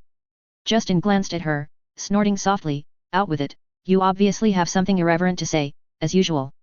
Domino smirked, resting her chin on one hand, the other playing with his tie, you could have gotten her panties off like that, she snapped her fingers, kind of surprised you didn't, she trailed a finger down his chest, billionaire older man, giving her all that she's ever dreamt of, wining and dining her in the most expensive restaurants, flying out just for her. She chuckled, a teasing tilt to her lips, a young inexperienced woman like that, she'd be all over you. The fingers stopped their teasing trail, Domino grinning as they clenched into a fist, as she punched him lightly in the shoulder, and not completely awful looking either. Justin rubbed his shoulder, giving her a dark look, I thought your exact words, actually, were gross. He pointed out dryly. Domino laughed, resting her head against the back of the couch, a small smile still playing on her lips, I was just teasing, and you, boss, are avoiding the question. What question? Justin asked, secretly pleased his subordinate was opening up slightly, and comfortable with teasing him, as annoying as that would no doubt become. He'd need her loyalty in the coming years. Domino smirked gleefully, why didn't you hammer the cute Korean girl, who by the way, was definitely up for it. Helen Cho had indeed lingered slightly at their goodbye, seemingly waiting for the opportunity for anything else to be said, or an offer to spend the night. She hadn't been hard to read. Justin rolled his eyes. She's barely legal, to begin with. He defended himself. It's not like he was an idiot. It was pretty clear that Helen Cho was swept off her feet due to his interest, and his promises to fulfill her every scientific dream. Because legal is usually something you're so concerned with, boss. Domino snorted, visibly amused, eyes briefly moving to the spot that had once held Aldrich Killian. Her eyes returned to his with an eyebrow raised challengingly. Point taken, Justin said dryly, polishing his glasses to give himself a minute to think. He himself wasn't entirely sure why he hadn't taken advantage of the opportunity. Perhaps it just reeked too much of Tony Stark. He intended to be better than the man, in every conceivable way. Except perhaps in risking his life flying around fighting aliens. He could keep that. While Justin, before his new outlook on life, had not been celibate by any means. He had also not been the cad Tony Stark was, and is. Perhaps if Helen Cho had not been someone he intended to utilize hard, in his business going forward, he'd be interested in using her in other ways. I suppose the barely legal part is not as much a detriment as the fact I am counting on her for quite a lot of future work. Sex might complicate that. Justin finally answered Domino, and himself, on why he hadn't pushed for anything more. Helen Cho would literally be the foremost expert on genetics in the world. To jeopardize that because she was cute was simply insanity. If he wanted to get laid, he could probably line up a queue of shallow beautiful women, hungry for the rich and famous. Money, power, fame. It was all sought after by everyone, and it would attract gold diggers everywhere. So it wasn't like he was hurting for prospects, or in any rush. He'd get his fun as soon as he got the more important things squared away. Domino pouted like a petulant child. Boss, that's so boring, it's always business this, business that, with you, live a little. She protested. Fuck hot Korean chicks. She added, putting her hands together like a prayer. Justin glanced at her, slightly disturbed. You're literally the luckiest woman alive. Why are you so focused on this? You'll stumble into your own hot Korean chick. Justin made quotation marks with his fingers. If that is what you want. The universe would literally make it happen. Justin didn't know if he was happy or dissatisfied with the power being nowhere near as strong in affecting him and his surroundings, as it was for her personally. On one hand, things would always work out, on the other, the insane degrees at which that power sometimes manifested would irritate Justin immensely. Also, it would be too easy. He wouldn't even have to try anymore. Whatever passive effects he got right now from their partnership, was already ridiculously beneficial as it was. Domino rolled her eyes, huffing in disappointment. This isn't about me, boss, you gotta stop and smell the roses once in a while, you know. She tilted her head, a playful smile on her face, or the cute college girls. I'm not smelling anyone, Domino. As for the future, in regards to women. We'll see, maybe I'll get lucky. Justin joked, gaining another eye roll from his subordinate. That is getting less and less funny with time. She muttered, crossing her arms, leaning back, pouting. The next 2 months were a whirlwind of activity. Justin continued with his aggressive purchasing strategy, although mostly outside of the United States at the moment due to Stark's interference. His purchases would ensure he would be ready to hit the ground running, even if they'd be idle for the next 2 years. It also bought him a lot of goodwill and clout with the governments of the countries he was investing in. Something he wasn't shy about taking advantage of. It allowed Justin to continue to build safe houses and underground off-the-book labs and factories underneath land and buildings that were officially something completely different. It worked for S.H.I.E.L.D. and Hydra, it would work for him. Not being a complete idiot, he bought out a minor construction company that operated in half a dozen countries, reincorporating it as Hammer Construction Ltd. He fired everyone that had even the hint of a stable and good life. He didn't need them, expertise could be taught. Loyalty was bought easiest from desperation. The construction work would take longer, using his own company that would need to start almost from scratch with personnel. But he'd be able to actually keep things in-house, and ensure loyalty. He instructed the managers he put in charge of the hiring process to find the downtrodden, the ones with no future, the ones on the edges of society. Especially minorities who had no trust in the government.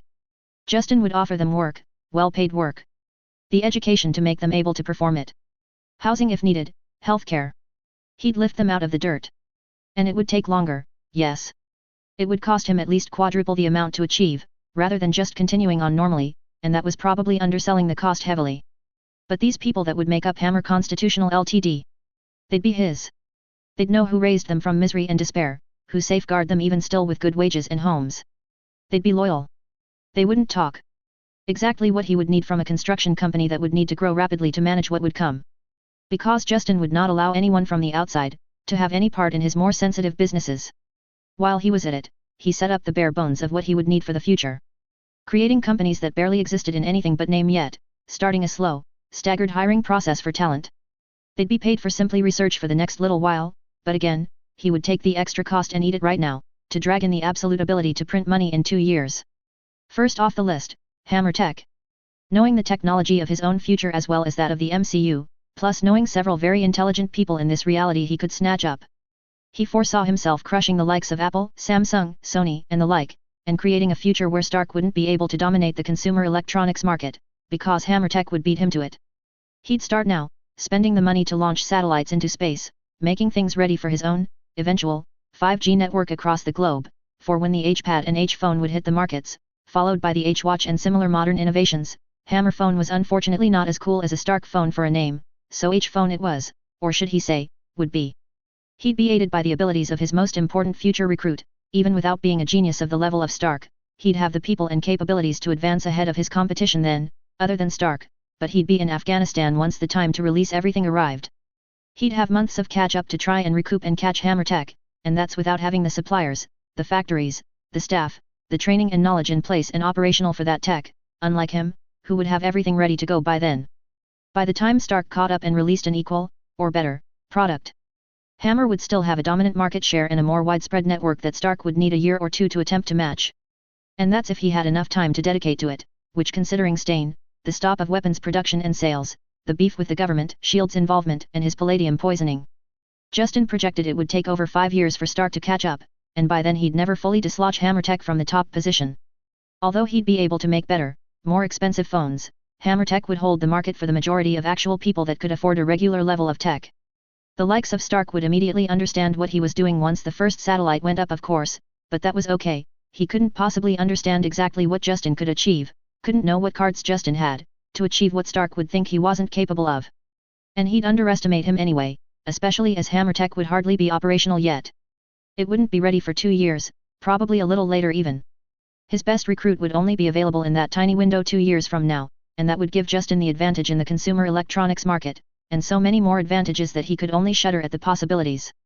It was a good thing he didn't answer to any other shareholders. His liquid capital would practically be non-existent in 2 years, all spent with nothing apparent to show for it. He'd actually have to sell some assets to ensure he could pull it all off in time, if the plan remained the same. To anyone on the outside looking in, he wondered what they taught about his nonsensical moves. Hammer Energy was rather evidently going to be the company which would dominate the energy market. For now, it was simply building a HQ, hiring people that would be making connections and plans, but not much else until it was showtime. He'd no doubt confound Stark and others in the market about what on earth he was doing with this company. Let them think he'd gone crazy, it gave him more room to maneuver. Hammer SEC was fairly self-explanatory. It would not make him money, as he'd be basically paying himself through his own subsidiaries. It would allow him to craft what in essence would be his own private army, one to fully protect all his facilities and people. He might not be able to do much if Iron Man drops out of the sky on one of his facilities, except rake him over the coals in the media as well as politically. But his own security company would ensure regular thugs as well as S.H.I.E.L.D. and Hydra ones, could not just waltz in and steal from him, or kidnap his people. There was no use in gaining such minds as Helen Cho, if he'd just lose them as soon as the world caught on how bright she really was. Hammer Biotech had already recruited its most important employee in said Helen Cho, his promises of unlimited funding for her ideas snatching her up immediately. Once he'd be sure whether she can be fully trusted, he'd induct her into the Extremis formula, if not the actual test subjects part. No need to upset the nice and good scientists, with the behind-the-scenes work.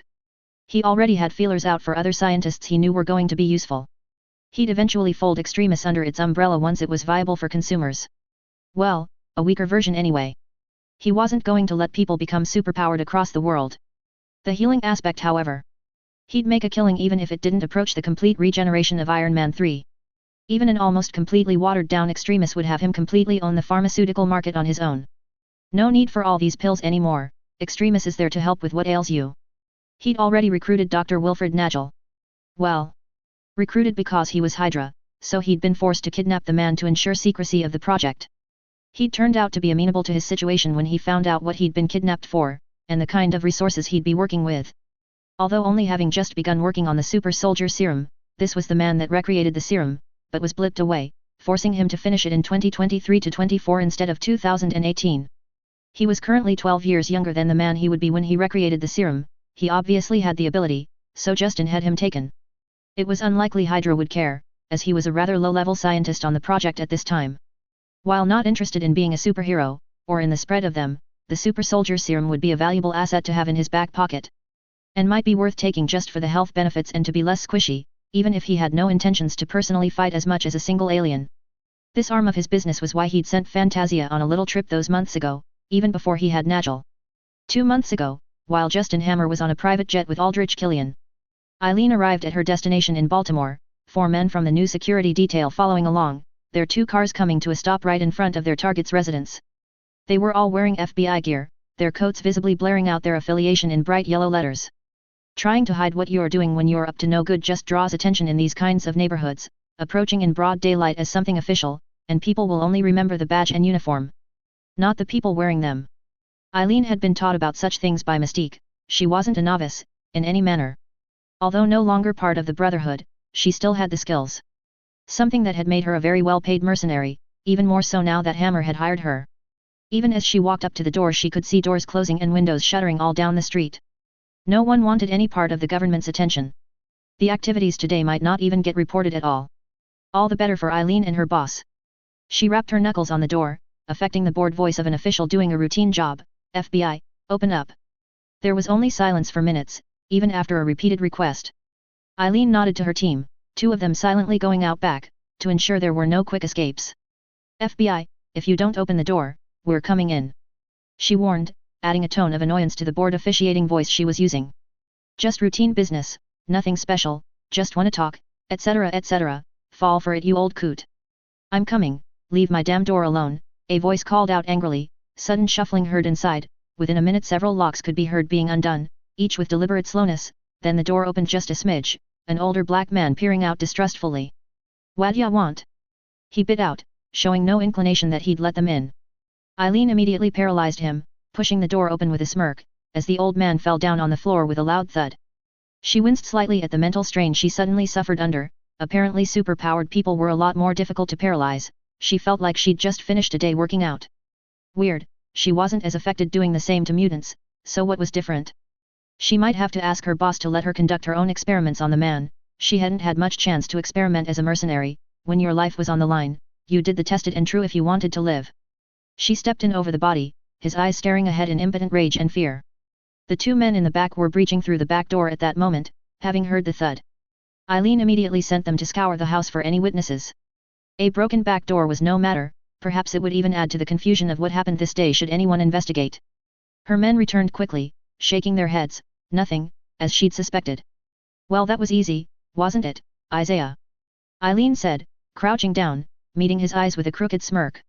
And the best thing is, no one's going to even miss you. She ran a hand across his cheek, a black super soldier, who knew? Her boss was very well informed, indeed. She'd have to warn Eric, who knows what information Hammer had on him. And she'd have to keep an eye out. Because he might send Mystique to snoop, and whatever her feelings for them, she was Hammer's for as long as he kept his end of the deal, so she wouldn't allow any spies. She would do her job. She had pride in herself. She would not allow any exceptions. Her men put handcuffs on the paralyzed man, standing him up, dragging him out to the car, imitating an arrest. Once inside the car, they injected him with enough drugs to drop even an enhanced like him, and Eileen could finally let go, rolling her shoulders. Almost felt like I went through it myself. She muttered, displeased. Luckily Hammer was giving her plenty of opportunities to practice. Although she probably wouldn't get another super soldier. She'd have to ask really nicely for this one. Let's move out, no chances. Eyes on him, all the time. She barked, the cars setting in motion. She'd be on high alert until they got their target put away somewhere nice and cozy. It would be a familiar setting for Isaiah Bradley. 4 months later. Justin was fairly annoyed. It had taken over 4 months to track this man down. He supposed he'd still managed decently as there were certainly other people tracking him with more vicious intent. And with better resources, as much as it galled him to say. It was still incredibly annoying. Just as the man himself. Little Hammer. Been a while, hasn't it boy? Ulysses Klaue called out cheerfully, a bib around his neck as he slobbered all over a bucket of crawfish, potatoes and corn. Quite the difference from his meeting with Helen Cho in every aspect. The Deep South, Klaue. Really? Justin said disdainfully, wiping down the picnic table seat with a handkerchief, before sitting down opposite of the man, already annoyed with his smug smirk and filthy beard. Justin detested sloppiness. Klaue guffawed, mate, ain't no one looking for me here, just a bit of a vacation, you see. He noisily sucked out the juices from the head of a crawfish, before offering it to Justin, an earnest look on his face. You've got to be kidding me, he said flatly, rejecting it outright. Domino earned his ire by not being able to suppress a giggle behind him. Justin closed his eyes briefly, and took a deep breath. Do we always need to do this song and dance, Klaue? Klaue looked at him innocently. Not much of a dancer, mate. He pointed a crawfish at Domino and Fantasia, leering suddenly. Unless it's horizontally, you willing to trade? He gestured to the dark-haired male mercenary who stood guard over him. Hardly seems a fair trade, Justin said dryly. He could feel Domino's eyes staring into the back of his head. Relax, woman, like I'd trade the golden goose, he scoffed internally. Fantasia, on the other hand, seemed to be coldly amused as Justin glanced back at her. He'd expected her to be the offended one. Klaue's eyes widened dramatically. Hey, now? You not a poof? Learn something new every day, ain't I always saying that, Marcus? He slapped his guard on the butt, hard. The man had no reaction to it. He's got those nice and firm buttocks for you, Hammer. He winked, an inviting smile on his face. Frowning when Justin wouldn't react. I read you all wrong, Hammer, not often I do that. He chewed noisily on a piece of corn, drawing a wince out of Justin. What'd want then? Another load of weapons fell off a truck. Hey. I'm here to make you an offer, Justin said coolly, trying his best to keep his actual cool. He absolutely loathed this man. Unfortunately he was very good at his job, which is why Justin had always used him as the go-between for those lost shipments of Hammer Industries weapons going to less savory hands. He'd never had the pleasure so far, of meeting the man out the back of a whorehouse in the deep south. There was nothing about any of that sentence that made Justin happy. Unfortunately the United States had borders leaky as a sieve, and criminals like Klaue could easily walk in and out whenever they pleased. And Justin would likely never find the man in any place that had an ounce of class anyway. But really, the deep south? I thought you said you weren't a poofter. Hat, Klaue joked, nudging his guard. Mate's gonna make me an offer I can't refuse. Can you take this seriously for one moment? Justin ground out between gritted teeth. Well aware of the clear amusement radiating off Domino and Fantasia behind him, they both took too much joy in seeing him irritated, lately. How he wished he could just order the damn man paralyzed and rip what he needed from his head. Klaue bit off a crawfish head, spitting it out, eyeing Justin seriously. But I don't take you seriously, Hammer, boy. He said slowly, leaning forward, a dark grin on his face, juices running down his beard. Word is, you're going crazy, blowing all your dough on nothing. Does it matter as long as you get paid? Justin said irritably, straightening his suit, feeling very out of place, especially with Klaue wearing only boxers and a filthy t-shirt. He pitied the whores, even they should get better standards than this. Suppose not. Klaue grunted, amusement shining in his eyes. Long as you can still pay now, mind. He pointed towards Justin with a potato. I don't do ES. Klaue seemed surprised at seeing the potato in his hand, before shrugging, wiping it on his shirt before taking a big bite out of it. Justin leaned forward, trying to mask his disgust with a look of anger. How about fucking Tony Stark so bad, the pretentious man whore won't be able to sit down for a decade, that get your tiny limp dick's attention? He sneered, glaring at the man. Speaking your language enough now, you savage. Klaue laughed, spreading his arms wide. My boy. All grown up now and everything. Brings a tear to my eye. He mimed wiping his eyes, drawing a twitch out of Justin. Still say you're a poof, all this talk about fucking Tony fucking Stark. He chuckled, before slamming a hand down on the table, his mood suddenly switching, Klaue sneering furiously. Money, that's what matters, money. If Tony Stark gets fucked that's a damn side benefit, but don't try and manage me, boy. You can pay, and we'll play, or you can't. Klaue smirked, eyes hard. Well. Let's hope you can pay, Justin was well aware of the over a dozen men Klaue had around this locale. They would be useless if the man started something. Justin had something much more useful than bullets and muscles. You're exhausting. Justin said, after a moment of silence. I'm here to make a deal, one that's pretty beneficial to you, actually. Oh, now you see, when people talk like that, what they really mean is they're gonna bullshit me. Klaue told his guard, shaking his head.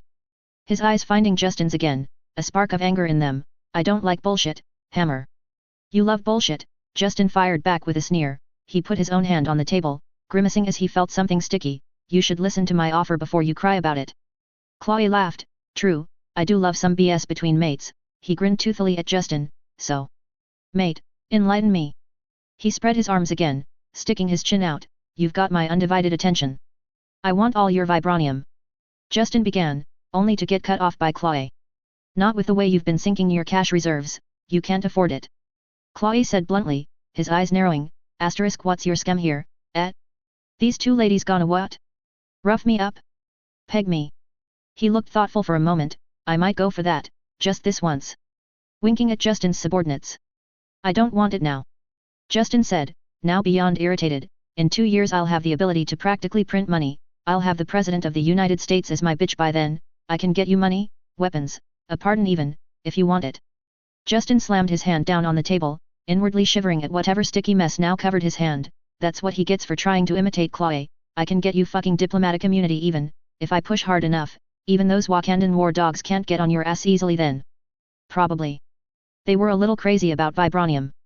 Klaue leaned back, putting both his hands on his stomach. You're more well informed than you were last time I saw you, boy. He glared at Justin, I don't like that very much. He snorted suddenly, showing off his teeth in a vicious grin, and I don't deal with idiots. You're offering me maybes and possibilities, what kind of fool, do you think I am? Like I said. I don't want it now. I just don't want you selling any of it until I buy it in 2-3 years. And I'm willing to compensate you, just for holding onto it until then. Justin growled out, having to resist the urge to have the man in front of him shot. The worst part was knowing the majority of it was an act, Klaue knowing exactly how to play someone, to make them give up more than they wanted. Even with it being an act, it still infuriated Justin, just as Klaue meant it to. Compensation is my favorite word, now use some other nice words, like what am I getting, exactly? To piss off any other potential customer. Klaue said, eyes intent, now that they were down to the actual negotiation. An entire ghost production factory, the materials for 2 years of production. It's off the books, no government knows it exists, you'll have to staff it yourself, but you'll have free hammer weaponry to sell for years to come. Justin had used this factory specifically for when he wanted to sell to people he'd go to prison for selling to. In a few years the weapons would be obsolete anyway, once he got really started, so it was no big loss. And I only stopped selling vibranium for 2 years, Klaue said, stroking his beard, looking tempted. Justin had offered this exactly because he knew how hard it would be to turn down. Klaue would make tons of money having his own hidden production factory.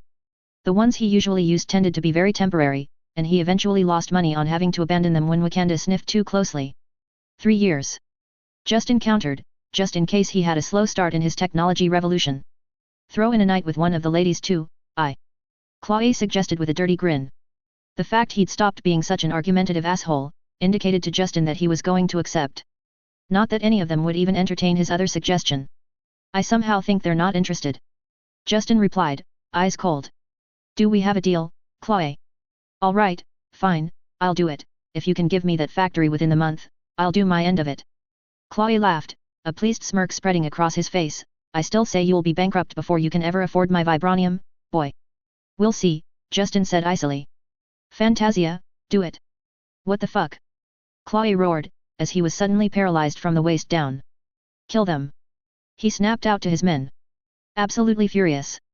His guard snapped into attention, raising his assault rifle, but unluckily he slipped on one of the potatoes, slamming his head into the picnic table on the way down, knocking him out completely. The only other 2 guards that were in immediate sight dropped their weapons, making exclamations of shock as their arms simply hung limply down their sides. Before anyone else could react, or come running out of the whorehouse guns firing, Klaue regained feeling in his body, the Black Arms weapons dealer raising his hand to stop his men from firing, not that they could. His fiery eyes on Justin's. He didn't look so happy anymore. No more jokes or stupid hillbilly acts. Just a bit of a demonstration. Justin said, standing up, taking out a handkerchief to clean off his hand with a grimace, if you fuck me on this, I will find you, and I'll let you live, as a paraplegic. Guess you have grown up, boy. Klaue growled, a hint of wariness on his face, and some measure of respect. I still feel like it might be worth just shooting you right now. Justin just sneered at him, try it then. Do not make me come for you. Hold up your end, Klaue. He threatened, before he turned and walked away. He didn't even flinch as Klaue executed Marcus, the closest guard that had slipped and knocked himself out, roaring about his incompetence, calling for his other men to hurry up and pack up. He gave it a 50-50th chance the man would follow through on his promises. At least with the factory, he'd be able to find the man to extract his prize if he failed to hold up his end to keep all of his stock for Justin. What an unpleasant man. Fantasia muttered as she fell into step with him, Domino covering their rear just in case, guns out and ready. Justin grunted, dissatisfied with that entire experience. Once we have his vibranium, he's no use to us alive. Oh, something to look forward to. She replied, a pep in her step. Let's get out of here before someone fucks a cousin, Justin ordered, completely done with the whole day. Fucking Deep South. Fucking Klaue. Sir, you wanted me to notify you if Justin Hammer did anything else, and I'm quoting you, sir, stupid and unusual. Tony Stark frowned, as he turned away from the schematics of the new missile he was working on. What's up, Jarvis? What's the lazy man's poor imitation of myself up to? Jarvis presented everything to him on his screen. There was a lot of information. I was not able to attain anything but basic information about these new corporate entities that drew Sir's attention months ago. It would appear there is no information on them available. I was able to ascertain that Justin Hammer has now spent over $5 billion in the last quarter on them, however I am yet to find a reason why. Tony hummed thoughtfully, little Justin is playing it safe, probably only storing it on a closed system, no internet access. Unusually competent of him. He flipped through the holographic files, taking in all the information available at a glance. Did I go on a bender and conveniently forget about sanity, Jarvis? Yes, but that was yesterday, sir. Came the dry reply. Tony would have made a joke of some kind, but he was stuck in the puzzle of what kind of drug Hammer was on, because none of this made sense. He was bleeding money but appeared to not be actually doing anything with it. From a business standpoint it was madness. If he was investing, then by now there should be a sign of something happening. Jarvis not finding anything was not something Tony was used to. Hammer was usually boring and predictable. What was going on? Jarvis, keep digging into Hammer, my business senses are tingling. Tony said, pushing the matter away. Jarvis would find whatever it was eventually. He had some wonderful science to do. It was not like Hammer was a threat to him anyway. He just couldn't get on his level. And the man might have had a psychotic break or something, the way he was running his business right now. That might be the lack of sleep and the uppers that you're feeling, sir. Don't be sassy with me, Jarvis, I'll ground you. Tony called out, taking a sip of coffee, before violently retching, that had not been coffee in that coffee cup. Sir, that is motor oil, it is not a beverage.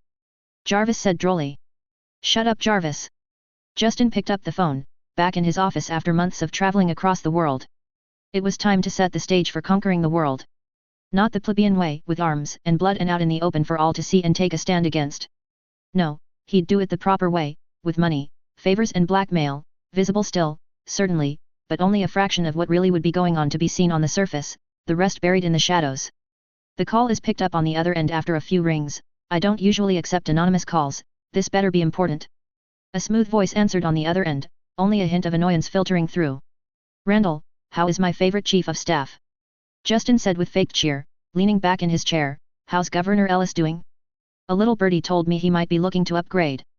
He tsked loudly, I'm a little bit hurt you're calling me of all people anonymous. Absolute silence meets him from the other end of the line. Justin rolled his eyes. A chief of staff should be more adaptable and on the ball than that.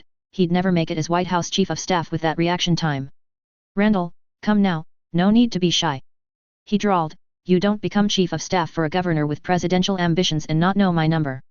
He was constantly being bombarded by staffers from this politician and that one, all vying for his money or a possible investment in their area to drum up votes. For all that he was a weapons manufacturer, even the most hardcore liberal Democrats that demanded the Constitution be revised to ban guns, still came begging, hat in hand. Something he'd always found amusing. He couldn't care less which side of the aisle someone was on, as long as they could be used. Justin would have preferred going with another candidate for president. To be honest, Ellis was just not a very inspired choice. But somehow the man did win, twice. In the midst of alien invasions and Shieldra and everything else. So Justin would have to make do. Trust America to continuously elect the worst person running, a charming societal trait. He'd take a run himself if it just didn't sound so absolutely tedious. Imagine having to be polite to little shitholes like Sokovia for appearances and diplomacy, when they could simply say do what we say, or else, waving a big stick. And see them fall in line. Well, the government anyway, rebels all over don't really seem to have a mindset able to predict consequences. This is my burner phone, Hammer. You shouldn't have this number. Came the sharp and reluctant reply. Justin rolled his eyes. Welcome to the real world, he thought sarcastically. A burner phone, Randall? Someone's being naughty. Justin mocked lightly, swiveling in his chair, already bored with this conversation. A deep sigh was heard over the line. What can I do for you, Hammer? Justin put his feet up on his desk, one hand typing on his laptop, sending instructions to Bakshi, so that he wouldn't die of boredom while having to deal with political drones. I hate to be cliché, but it's more of what I can do for you. Or specifically, the governor. Justin answered, leaving it enticingly open-ended. Governor Ellis has not made a decision on whether to run for the presidency. Randall droned out, well practiced, very well rehearsed. So utterly boring. That's a dying shame, Justin drawled lazily, while rolling his eyes. Even people that didn't follow politics knew he was going to run, they were just wasting donors' time by pretending otherwise. I was going to put together a little super PAC. As a friendly favor, to help the good man along. What exactly are we talking about here? Randall said slowly, trying to remain aloof, but Justin could practically hear him salivating already. Poor people were so predictable. Wave some dollar bills in front of them and they'd immediately put on a performance. Congress was nothing but a very high-paid strip club. He would have done the same, working the shitty jobs he and in another life, pride only took you so far, after all. And now he could take advantage of those levers even better, having both sides of the coin. He had better understanding of how to manipulate and understand people now, not that politicians counted amongst those hard to figure out. Justin continued to type instructions to Bakshi, only half paying attention to the phone call. Oh, I figured 100 million. He paused to let that sink in, a smirk developing on his face. To start. What do you want, Hammer? Even in the White House we wouldn't be able to give you contracts ahead of Stark, that's a non-starter. Randall said bluntly, the lure of the money was not enough to completely scramble his political acumen. Dumping Stark, as he was right now, was not politically viable right now in a NRA-controlled Congress. Sure, they called themselves Republicans, but the NRA wrote the checks. And they really liked Stark weapons, and of course the military-industrial complex owned about as many congressmen as the NRA did, or more, as there was much overlap, and they were all in Stark's corner as well, for now. They'd be all his soon enough, and he wouldn't even have to lift a finger. Stark would hand them over to him on a silver platter. Justin chuckled wryly. Randall, he clicked his tongue, amused, not everything is about Stark. He chided, the man will spiral eventually, and one day you'll come begging for me to take overseas weapons contracts. Justin could practically hear the silent skepticism on the other line. You're hurting my feelings here, Randall. He drawled, glancing at the laptop monitor, typing a quick answer, I'm willing to bankroll your man into the big chair, I'm a reasonable man, here. The governor is a reasonable man as well, Hammer. Randall said slowly, what exactly do you have in mind, if not weapons contracts? The brass tacks of politics, what do you want? And what can I get? Justin loved it, because it made people so easily bought. I have a little interesting thing, that is going to be a very big thing. Justin said measuredly, the patent office can be so boorish however, wanting plans, specs and all of that proprietary information that I just can't have floating around. You want to spend 100 million so that Ellis can give you a patent? Came the disbelieving voice on the line. Justin was sure his predatory smile came through in his voice, as he replied, Randall, I'll completely revamp the energy sector with this, I can't have anyone touch the tech, either a competitor or anyone capable of hacking into the patent office, it needs to stay in-house. There's a sharp indrawn breath, with silence for a few minutes, before the Chief of Staff of the future President of America answered. Hammer. I need to know that you are not full of shit on that. If you've got investments in the oil industry, I'd suggest divesting, now. Justin said smugly, I'm spending my entire fortune and the future of the company on this, Randall. He continued seriously, I'm absolutely sure. And Ellis can reap all the benefits. Justin let that trail off for a moment before finishing, voice hard. If you play ball. He needed an executive order that would put his patents under his own supervision only, due to national security, with his company allowed to enforce it. That way no one could touch it, or steal it, unless they got it from him. And he'd certainly make that a foolhardy venture. More difficult than breaking into the patent office certainly. It would also allow him to go after anyone using the tech. Or make them pay him for the pleasure, the look on Stark's face alone, either way, having the president's ear afterwards would still be useful as well, he'd certainly find something for the man to be of use for. I'll have to speak to him. I personally don't see an issue in your request. Randall said carefully, it's certainly within a president's capabilities, and wouldn't draw too much negative attention. We'd just place it under the umbrella of national security. He mused out loud, seemingly more attuned to the idea the more he thought it out. I'll get you an answer by tomorrow, Hammer. Don't wait too long, I'm a friendly guy, you know? Justin said casually, I can be friendly with someone else too. I need a president, not necessarily your president. He'd offered the carrot, but the best way to not be taken advantage of, is to demonstrate you have a stick ready at any time as well. Understood, the answer came begrudgingly, almost like the man disliked being threatened. Why was he even in politics? How did Ellis win with such an inflexible man as his chief of staff? Just make sure you can deliver, or we'll both look like fools. Randall said with an undercurrent of discomfort, obviously still harboring some skepticism. Justin looked to the monitor, where the glowing words of his executive assistant's latest reply shone. "I've found Ivan Vanko." Justin grinned widely. "Don't worry, the delivery of my vision isn't in any doubt." Author's note. Any ages of people appearing in the FIC, if they don't mesh perfectly with canon, IDC, I'm not spending the time trying to find out the exact age for people like Najal and Cho and others like that who'll appear in the story, they probably don't even have an age posted even. They're adults and minor characters, that's basically all that matters. I am not an engineer, I know nothing about patent laws, I don't run a business, if anything in this story doesn't completely follow proper procedure, well, Handwavium says it's how it works here. Cheers. Chapter 3, Happy Negotiations. Anyway, as usual, I don't own Marvel, the Avengers, X-Men, or anything from Disney and etc., etc., I make no money from this and it is entirely a free work from a fan. Don't sue, I is poor. Hope you enjoy. Nick Fury was far from happy. This state of affairs was a regular occurrence, to be fair.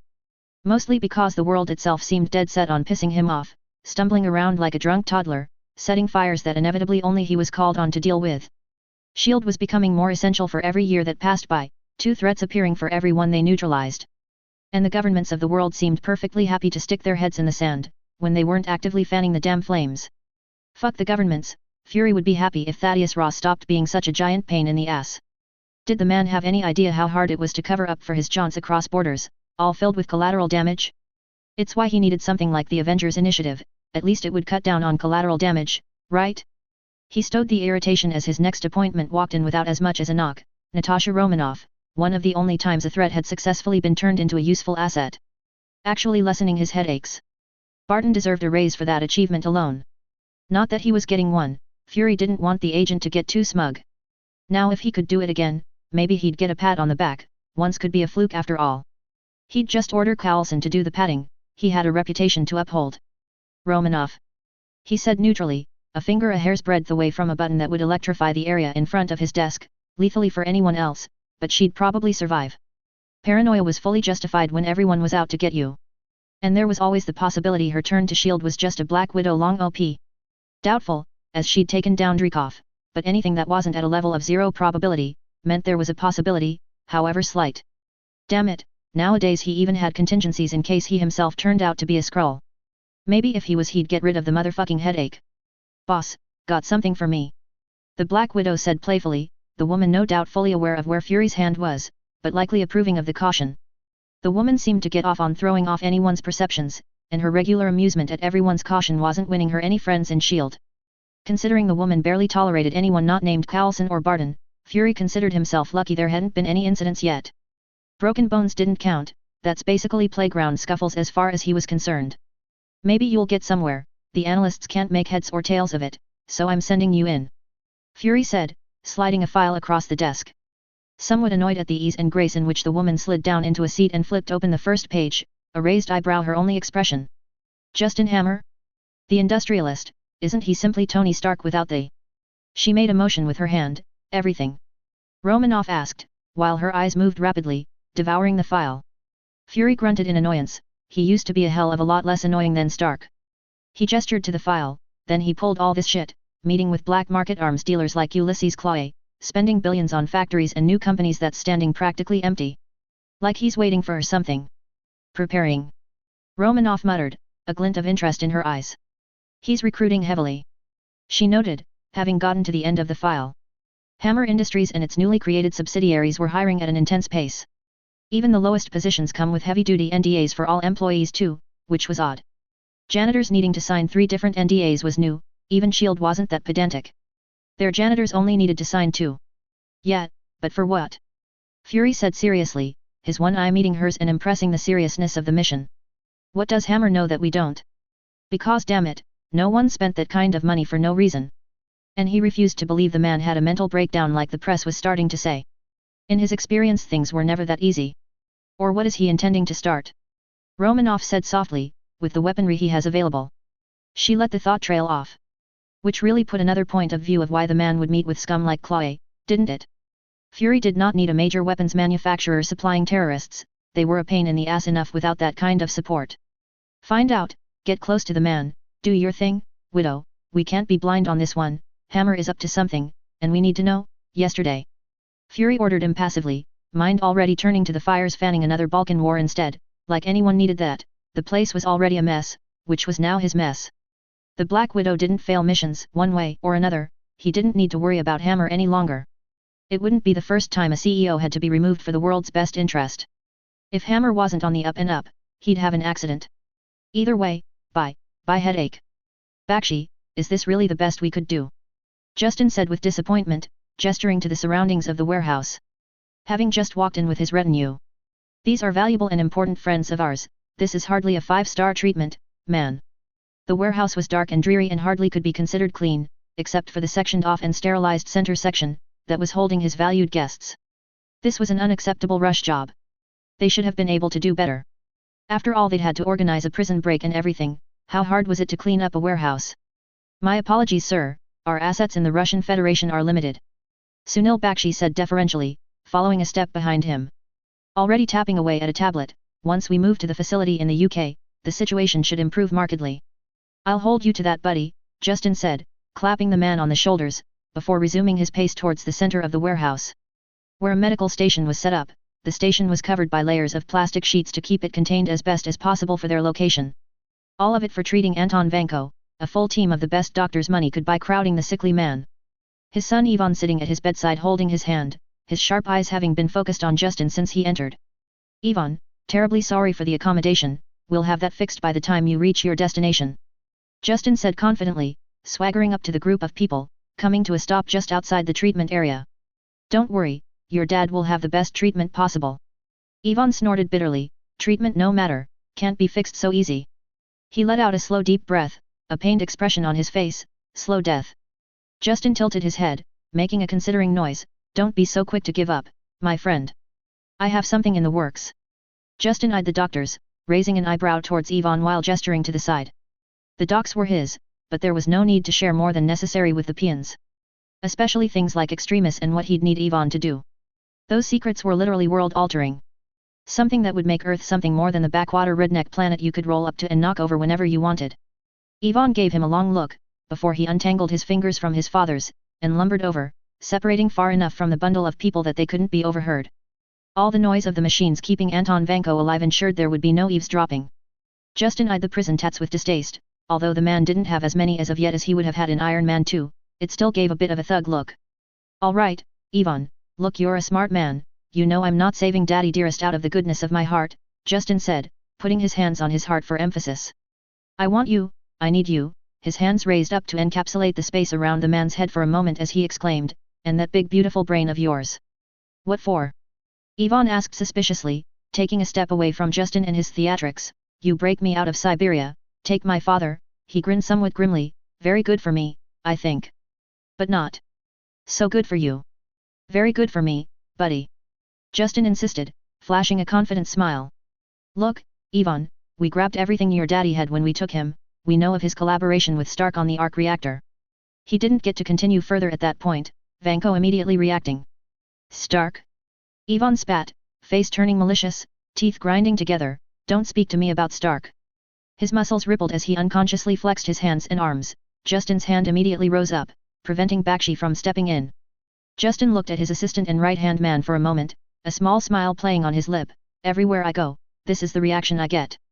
He said, splaying his arms out, shaking his head, Tony Stark, universally hated. Bakshi chuckled lightly, while watching Vanko with shrewd eyes, to be fair, sir. The man is supposedly extremely annoying. I haven't had the pleasure of meeting the man myself. He admitted, eyes never leaving Vanko, watching for clues the man would move into action. Trust me, it's not a pleasure. Justin and Ivan said at the same time, one with a pained frown, the other with a dark scowl. Hey, has Ivan actually met Tony? That's new. He'd have to make a note to look into that. A man after my own heart. Justin said smartly, clapping Ivan on the shoulder, the man eyeing his hand with a dark look. Justin ignored it, the man would be eating out of his hands soon enough. No one could withstand his charm. Or the amount of money he was fucking shoving down their throats. He'd seriously be bankrupt within a year and a half at the latest if his plans fizzled out. It might have been smarter to take a slower approach. But well, alien invasions. Plural. What you want with Tony Stark, the Butcher of America? Ivan asked bluntly, eyes flickering back towards his father, for a moment. Justin smirked, I want to embarrass him on the world stage, emasculate him, have him come begging to me. he said with relish, definitely noting a spark of interest in Ivan's dark eyes. Not so easy thing to do. Ivan said distastefully. His posture was getting more wary, as he eyed Justin, and the team of heavily armed security he'd brought with him. Bakshi poised intense at Justin's side. Ivan. Justin TSKED, we have everything we need to make the arc reactor work. And it will be you and your father's name on it when we revolutionize the energy market. And his own, but no need to go into small details at the moment, it would just confuse matters. Ivan scoffed, not enough palladium in the world to make work, no money for you. Oh, sweet summer child, welcome to the future. Justin thought, barely able to hold back a cackle. He grinned viciously, too true, but what if I have the blueprints for an entirely new element? One able to run an arc reactor easily. One we can synthesize ourselves, the entire supply belonging to us. Sending Domino had been a brilliant stroke, she'd literally walked in and found the Stark Expo model within minutes. A lucky distraction managed to both knock the cameras in the building out, as well as distract all the staff, as she rolled it out and made it off with it. How exactly a whole flock of farm animals managed to make it into the building and chew through wires and run amok, Justin could not understand, other than chalking it up to Domino's powers being one hell of a deus ex machina. No matter what he did in his bid for world domination, hiring Domino might remain his best choice throughout it all. She and Fantasia were currently not with him for once. Vanko was hardly a threat without a suit, his normal security detail good enough for this meet and greet. Bakshi alone was a former member of SAS, and definitely capable of taking down Vanko if necessary. Ivan, who'd been about to return to his father, already dismissive of the conversation, paused. Turning calculating eyes on Justin. Why not do it yourself? He asked, curious despite his obvious dislike of the situation. He was a proud man, obviously not too charmed with the idea of being bought. Justin would still win him over though. Mostly because he needed the man more than anything. Other people could take over the work eventually. But to start it, he needed a man who could do it, 100% for sure.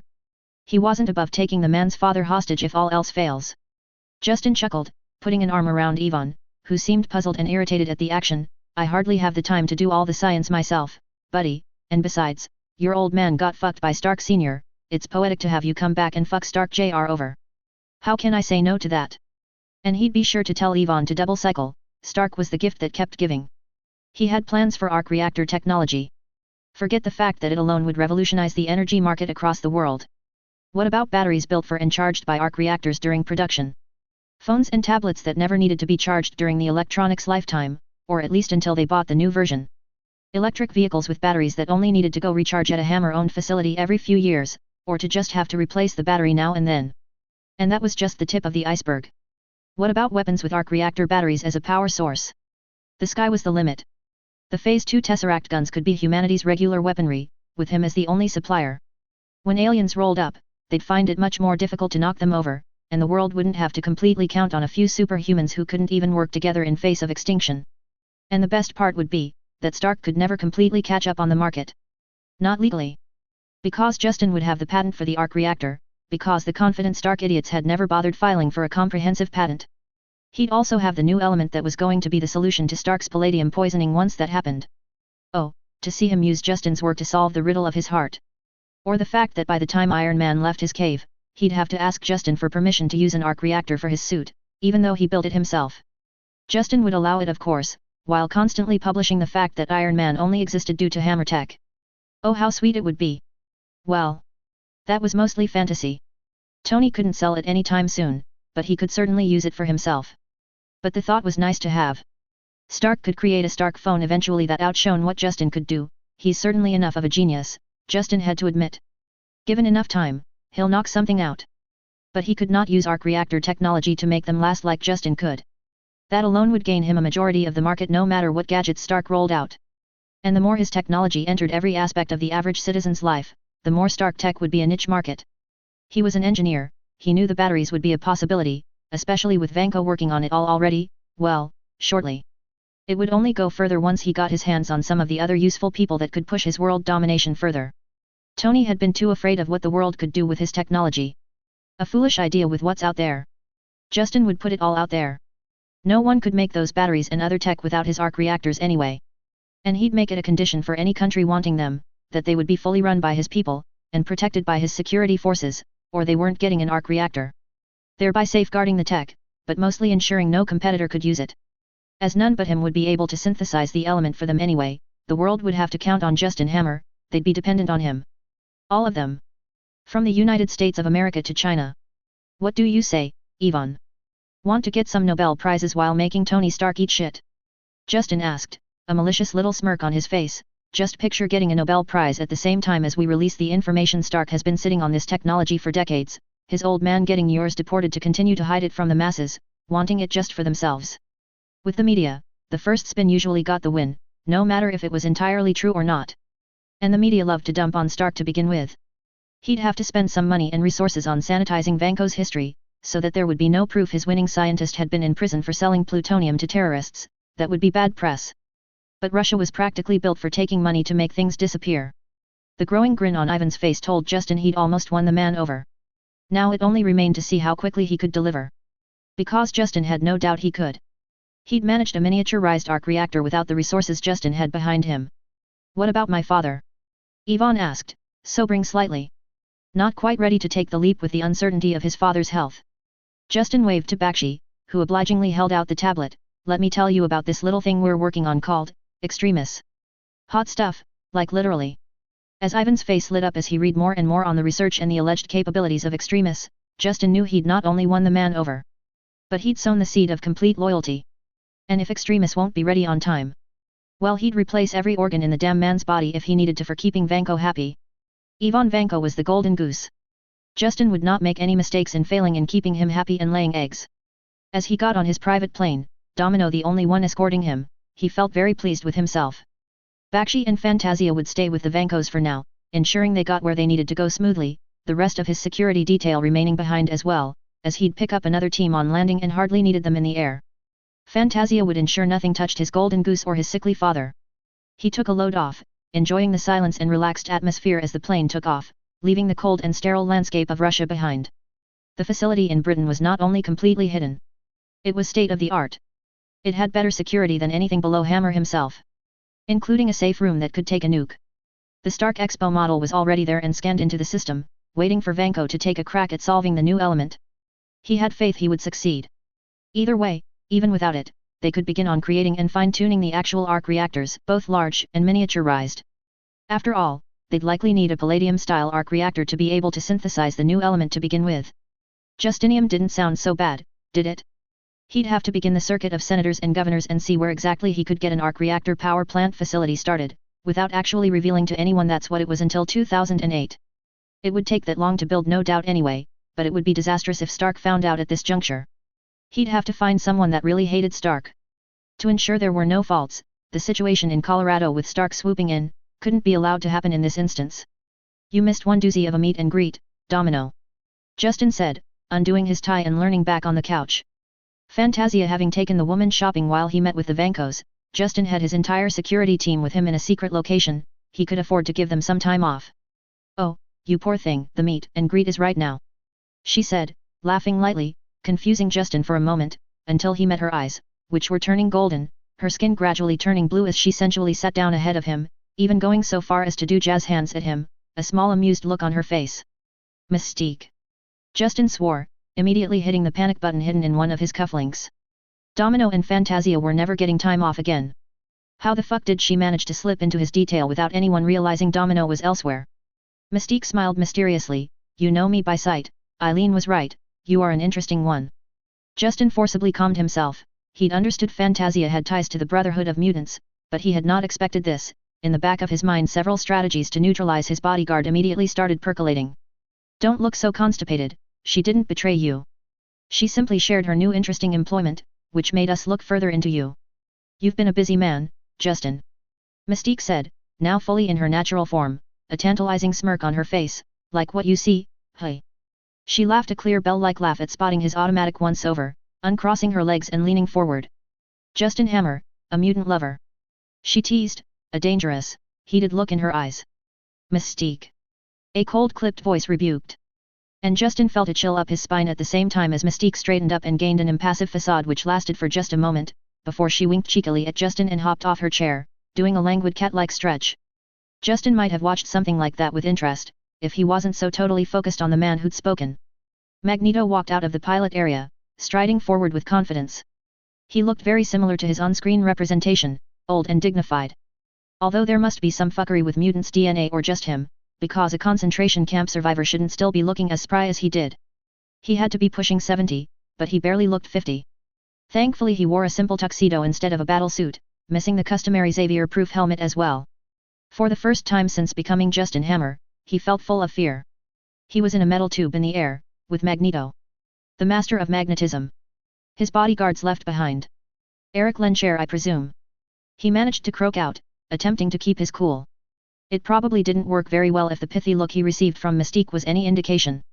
Magneto sat down, a chair casually ripped off its metal plating and zooming underneath him as he sat down, arriving perfectly in time. A very casual and effective power move. Justin Hammer. You've drawn my attention. He stated simply.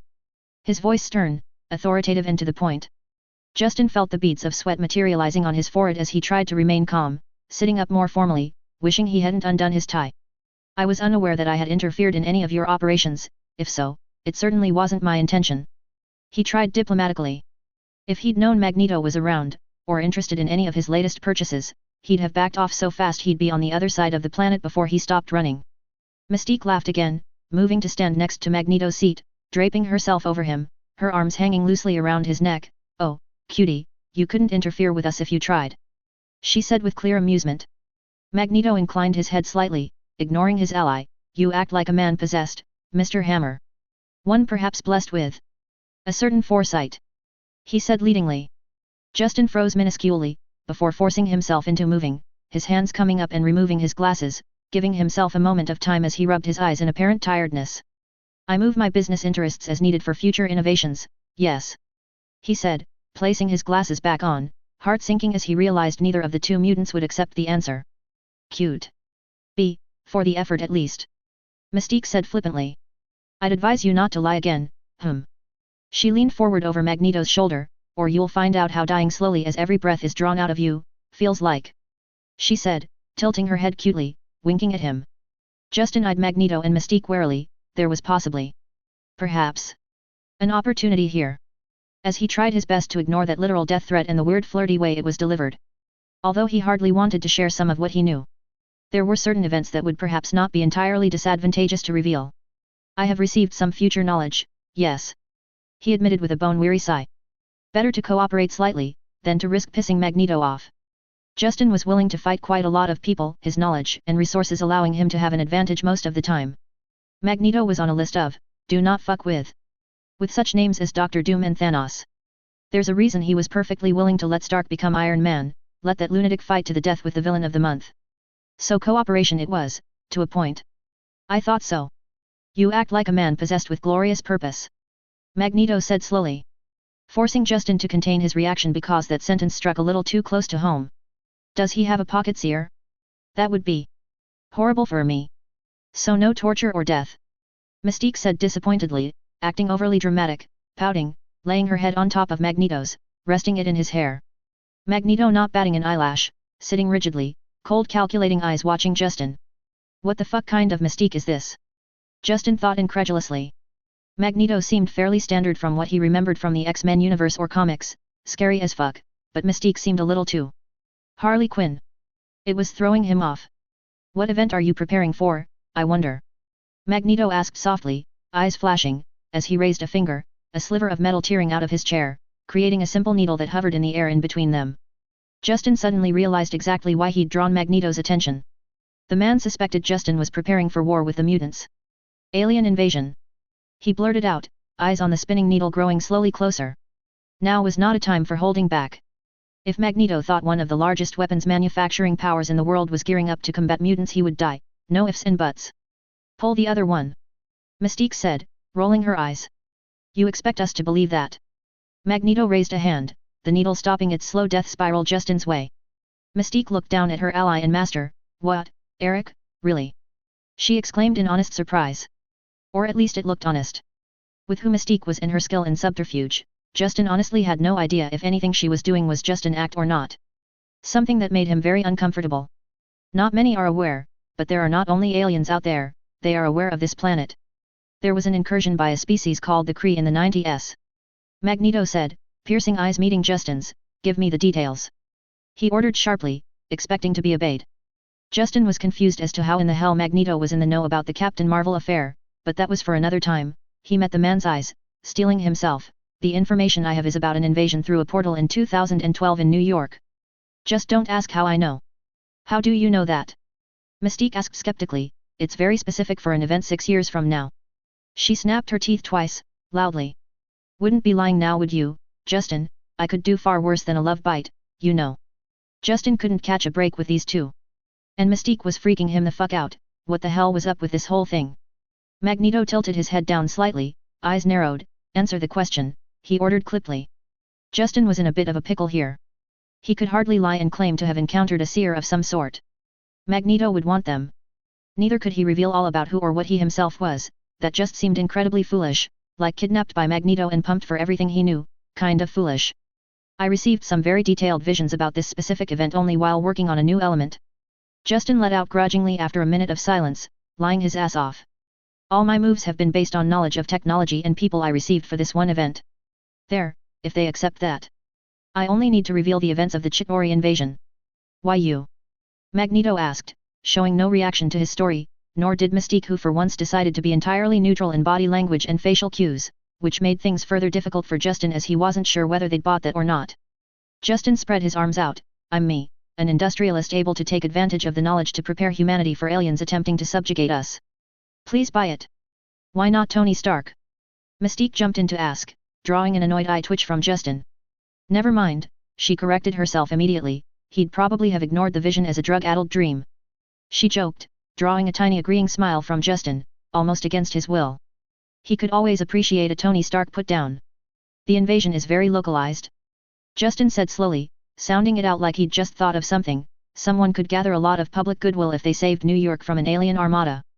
Magneto raised an eyebrow, a cold smile on his face. A pitifully transparent attempt, Mr. Hammer.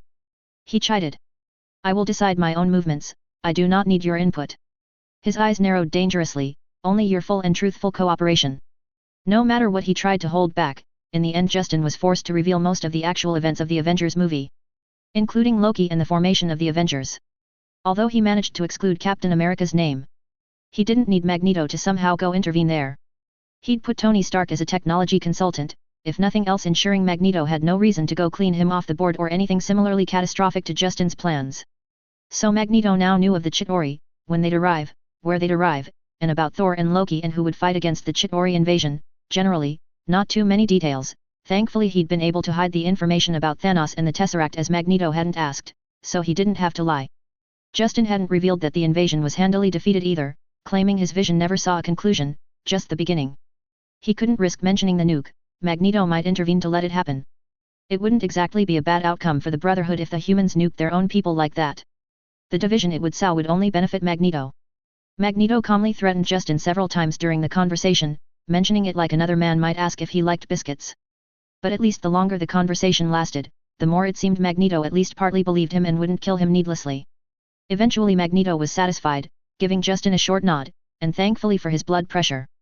He returned to the pilot area instead of spending the rest of the flight hanging out. Which also made Justin wonder who exactly was piloting the plane, because surely it wasn't his pilots. Not that he could exactly blame them if they had Magneto standing over them giving orders. He eyed Mystique, who took the seat Magneto vacated, draping herself over it. This was going to be an awkward flight. So, ever tasted mutant before? Mystique asked suggestively, idly raising a leg straight back up, putting her foot behind her head, her eyes glinting teasingly. Seriously, what's wrong with you? Justin complained, making a gesture to where Magneto had just left, after threatening him quite clearly, eyes drawn almost against his will to her body and the flexibility promised within her movements. It was hard to look away, it was all literally on display. Mystique shrugged, running a hand tantalizingly slowly up her torso and the curve of her breasts. It's a 7-hour flight, a girl can only read so many magazines. She suggested. I could show you so many things. She leered invitingly at him. Briefly her face turned into that of Pepper Potts, before bleeding back into her own signature blue hue. Justin gulped, certainly interested, despite himself, but his survival instincts screamed at him what a bad idea that was. I'm not Tony Stark. He managed to grind out between clenched teeth. And you just infiltrated my security and threatened to kill me. Several times, actually. Mystique pouted, eyes alight with amusement, and you don't find that in any way arousing? She teased breathlessly, leaning forward, biting her lip. Justin firmly shook his head no. Doing his best to ignore Mystique's tinkling laugh at that. He had standards. People threatening to kill him were on his definitive do not sleep with list. He had standards. Really? After they landed in America, 7 hours later, and Mystique and Magneto disappeared, Justin felt quite proud of himself for it all. He'd lasted a full hour and a half before he'd succumbed to the temptress and her siren song. Which had been. Well. Mystique might have ruined sex with other women for him now, which was unfortunate, as he definitely did not dare to go anywhere near Magneto ever again if he had his way. Hopefully Xavier will put the man in prison before 2012. Although then he faced the possibility the magnetism master would tell his old friend about the invasion, and Justin did not want Xavier anywhere near him. He just hoped Mystique had truly just been bored and wanted a distraction for a few hours. Because if she'd been ordered to seduce him, he'd see her again. And he didn't know if he could say no to that. He pulled out his phone. He had a security detail and a pair of bodyguards to yell at severely. And they'd need to start using passcodes and secret hand signals or something to prevent a shape-shifting situation from happening again. That flight could have ended a lot worse. And he'd need to call a discreet cleaning service for a rush job, because if Domino and Fantasia went near this plane before it got a deep cleaning, he'd never hear the end of it from either of them. As far as he was concerned, this all never happened. Fantasia. He'd have to interrogate her through Domino, but he actually believed the pair of mutants when they said they'd approached him solely on his actions drawing attention, not her reporting on him. The read he'd had on Eileen to begin with was that the woman would remain loyal one spot. Truly with someone like Mystique, they hardly needed a spy.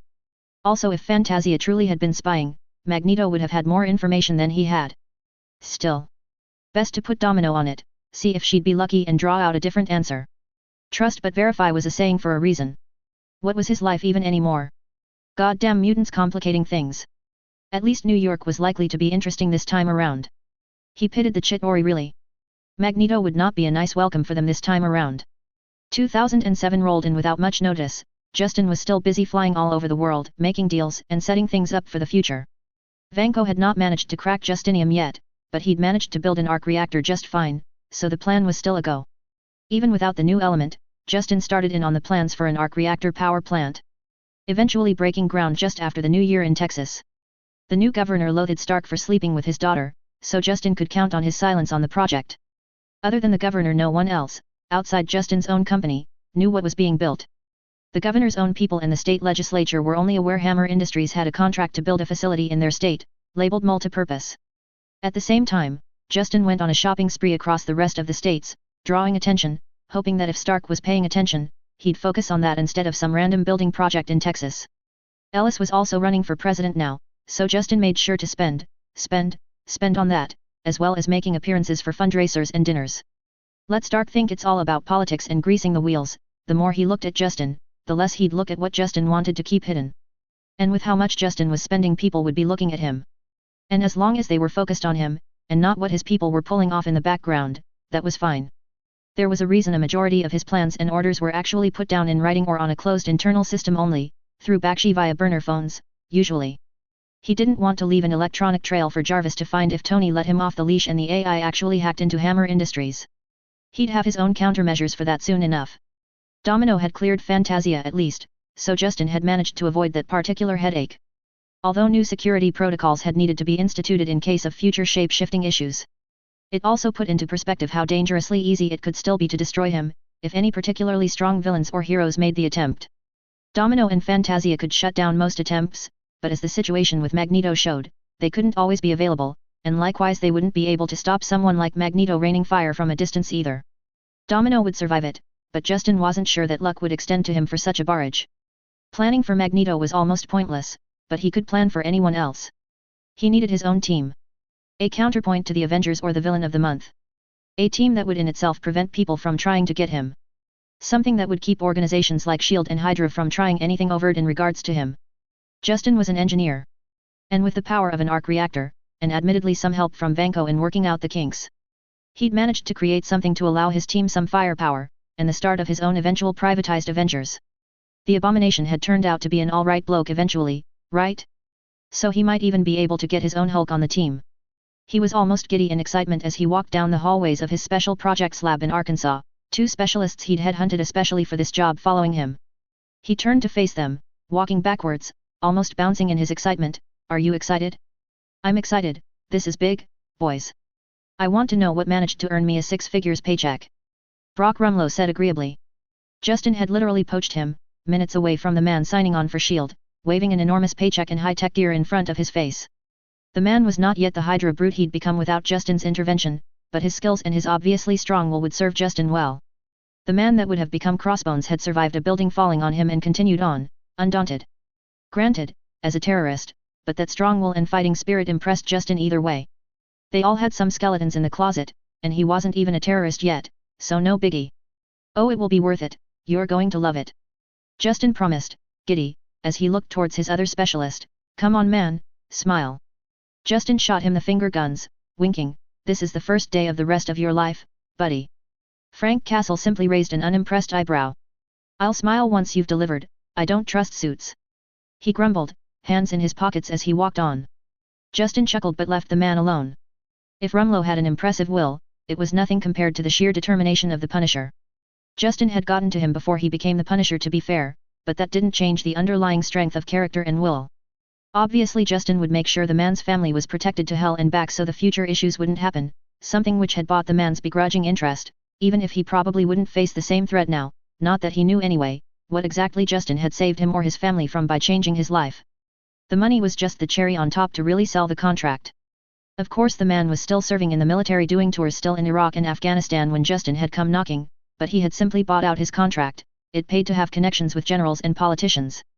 Frank Castle had been given a medal and sent on his way, right into Justin's waiting arms. They reached the end of the hallway, a large vault door blocking their way. If it was slightly reminiscent of a Fallout vault.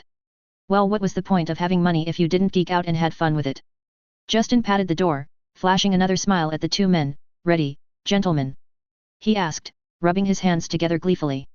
I was born ready, hit me boss. Rumlow said with an easy grin, knocking his shoulder against Frank's. Look alive, Castle. Frank sent him an annoyed side glance. We're not buddies, Rumlow. He cracked his neck, impassive eyes staring straight ahead. Just get on with it, Hammer. You have no sense of drama, man. Justin complained, shaking his head, before he unceremoniously slammed his hand into a fingerprint reader, the scanner flashing green. The vault door slowly receded, the darkness beyond not allowing any clue of what hid in the room. Suddenly the lights turned on at the moment the vault door had receded completely, two giant spotlights lighting up two spots at the center of the vault. The three men standing at the threshold, as the room was revealed. Behold, the Scorpion!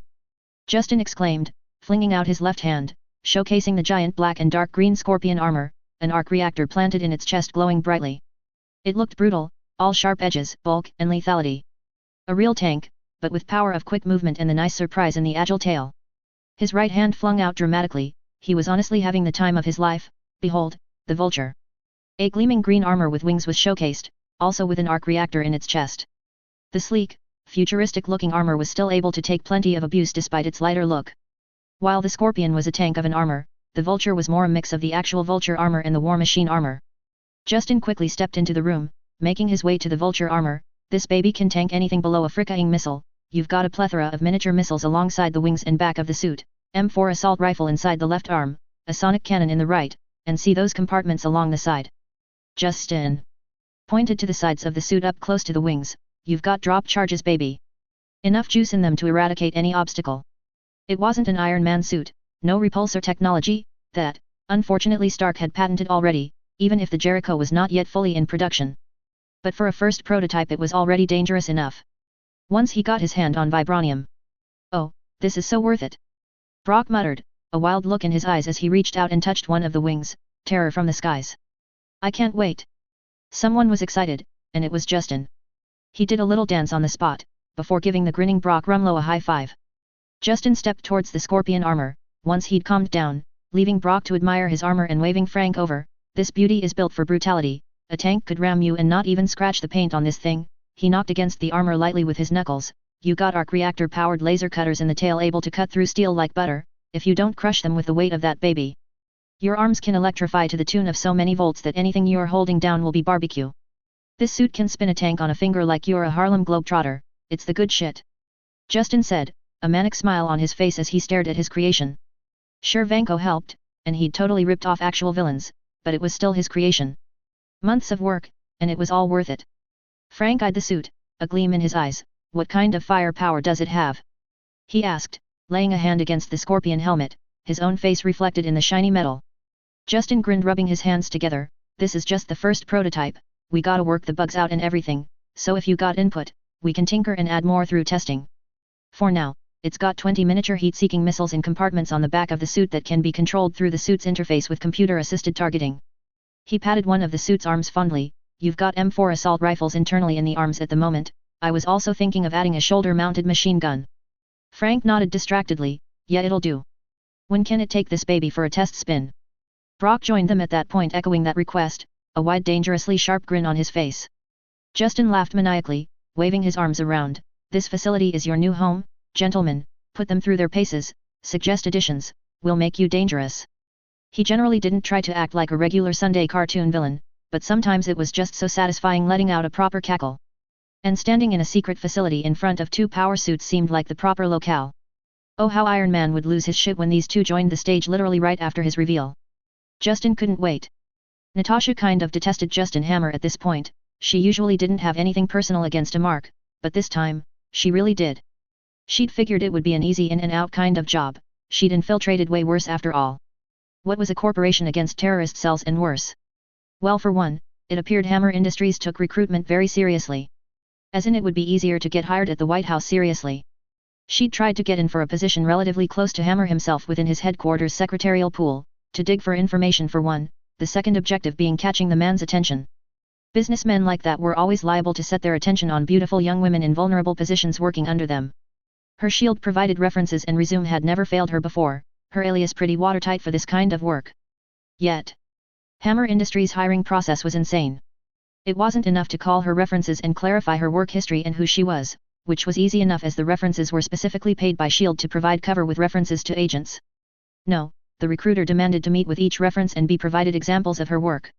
They dug into her employment history, her previous apartments, her schooling. They sent someone to check she'd actually lived where her cover said she had throughout her life from birth. At that point the cover began falling apart and Natasha removed herself from the process. Mindful of the fact that at least she'd kept away from showing her face to any cameras when interviewing, and her resume photo was slightly fudged to not make her immediately identifiable, with a simple change in hair color and glasses making a vast difference. A change in posture and the way she dressed would completely obfuscate another attempt. People weren't very observant. Guess she wasn't going to go blonde again for a while though, that had been an abject failure. No one went that far for simply joining a company headquarters secretarial pool. Natasha pulled in another S.H.I.E.L.D. agent simply to test if it was just her and she'd been made, but no, the agent was similarly examined under a lens, going back all the way to childhood.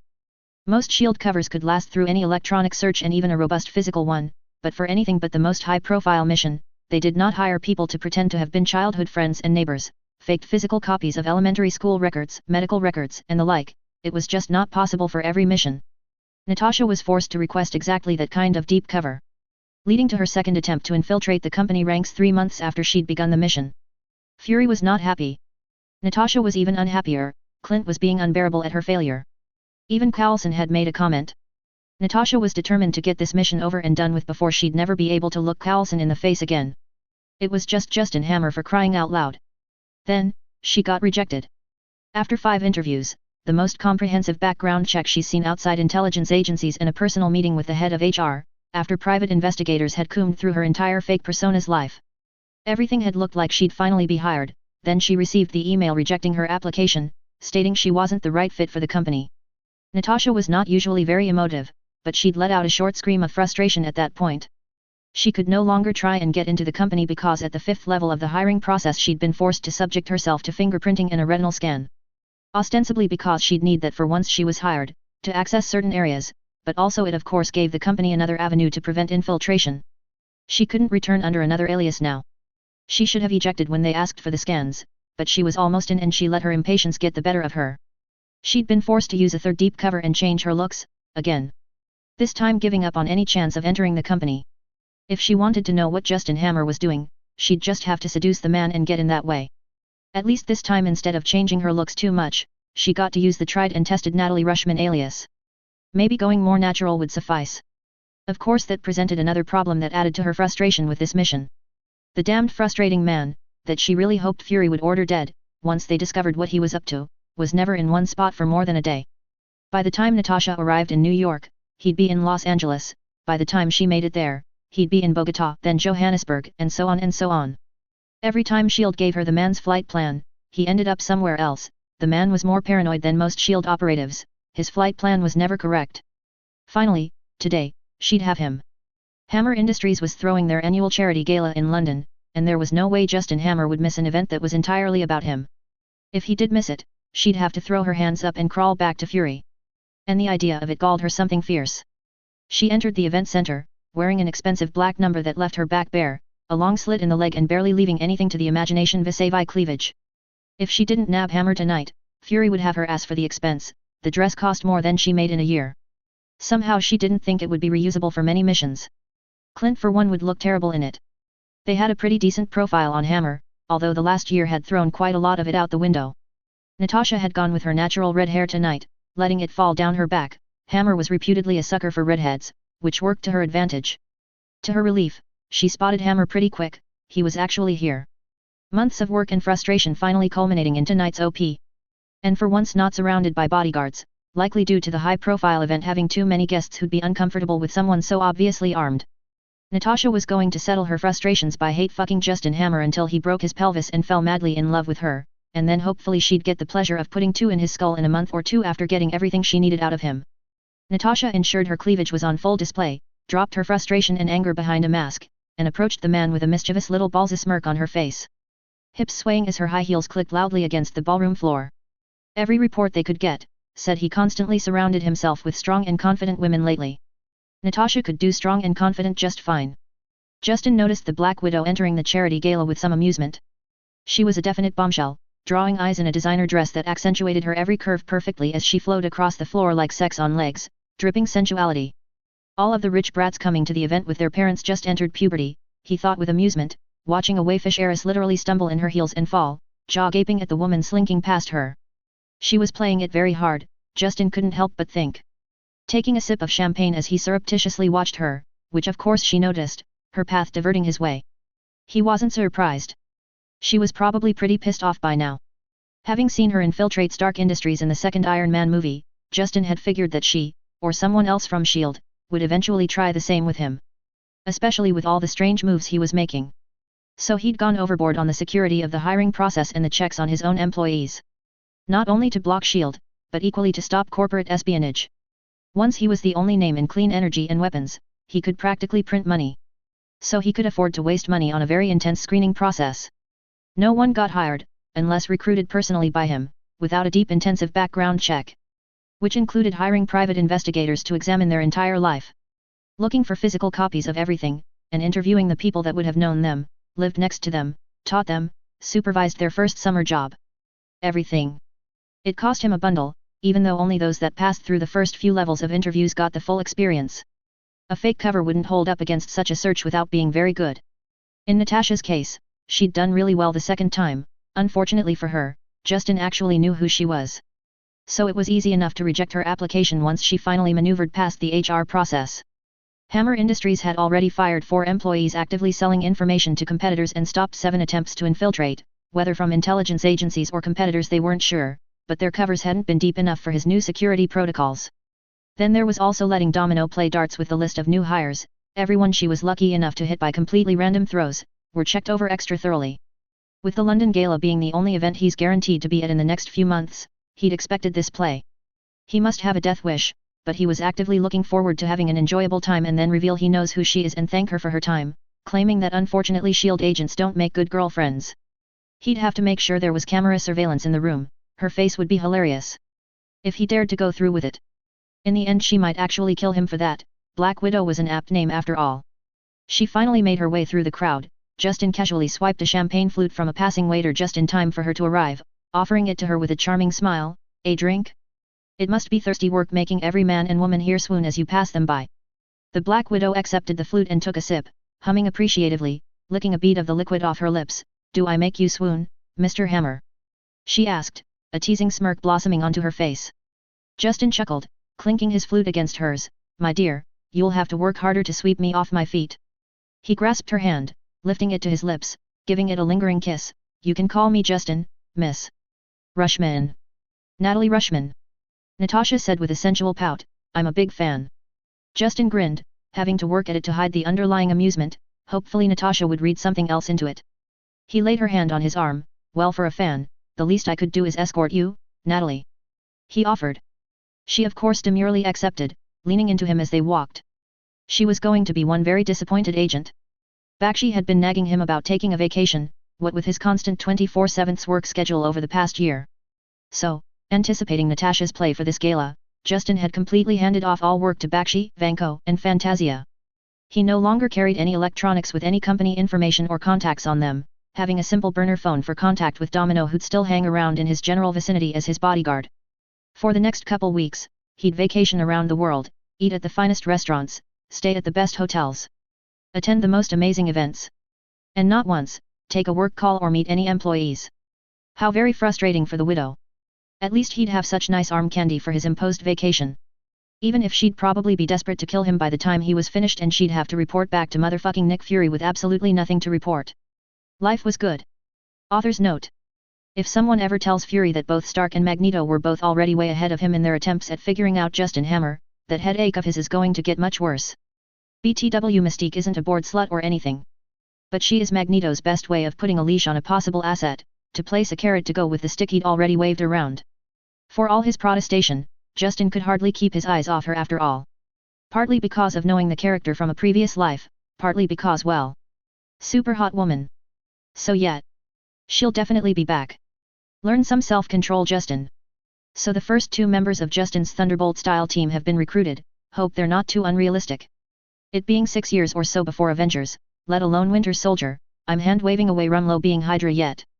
I can't say I'm an expert on arms and such, so it won't go into too deep specifics. I could research it, but it would slow down my writing for something that's not going to be too important.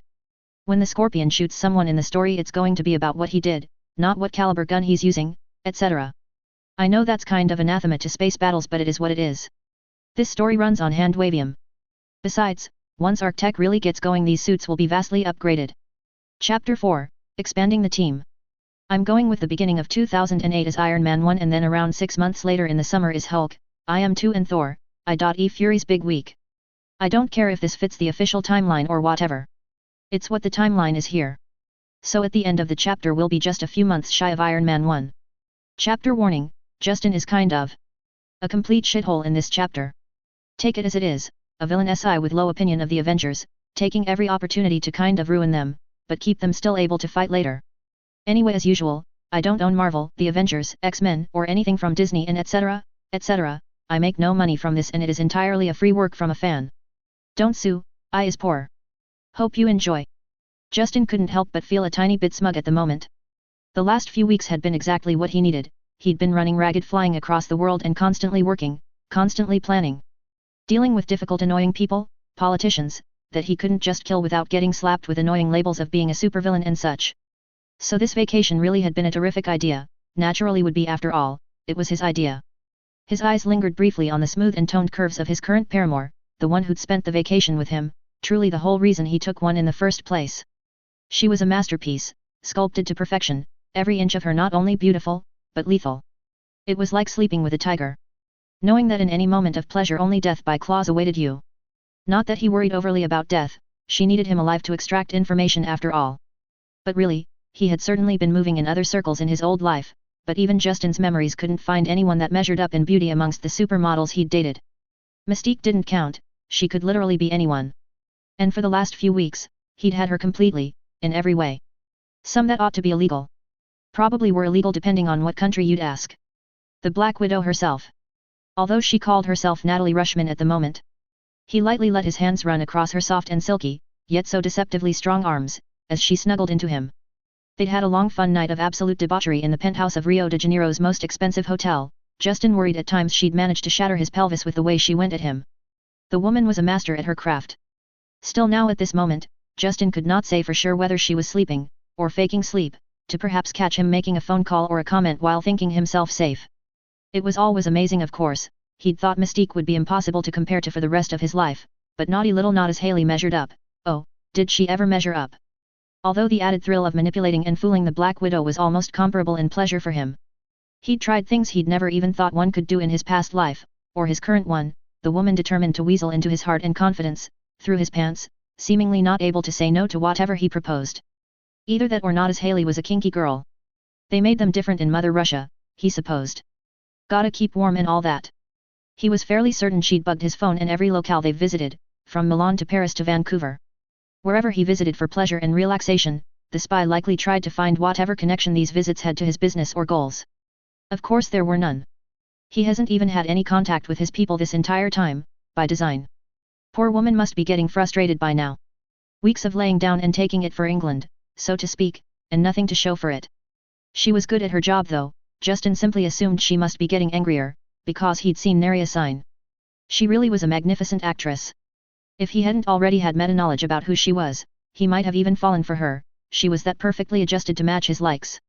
Confident and flirty, bit flashy with her body yet able to hold an intellectual conversation and willing to disagree and argue. Not only that, but she had a clear sense of humor to boot, and of course one couldn't discount that she was a wildcat in bed. Very well crafted considering whatever profile on him they had would be outdated due to his change. Slowly Justin slid out of bed, quietly stepping over to the balcony, uncaring of his nakedness as he grabbed a cigar, cutting the tip off and lighting it up, taking a deep puff. No doubt if she hadn't been awake before, she would be now. Maybe it was time for the endgame. He'd enjoyed their time together, but he did have work to do. He was starting to itch, being away from his company for this long. And while having fun times 24/7 with an Olympic gold medalist in the art was certainly fun, it didn't feed his brain the same way that business and engineering did.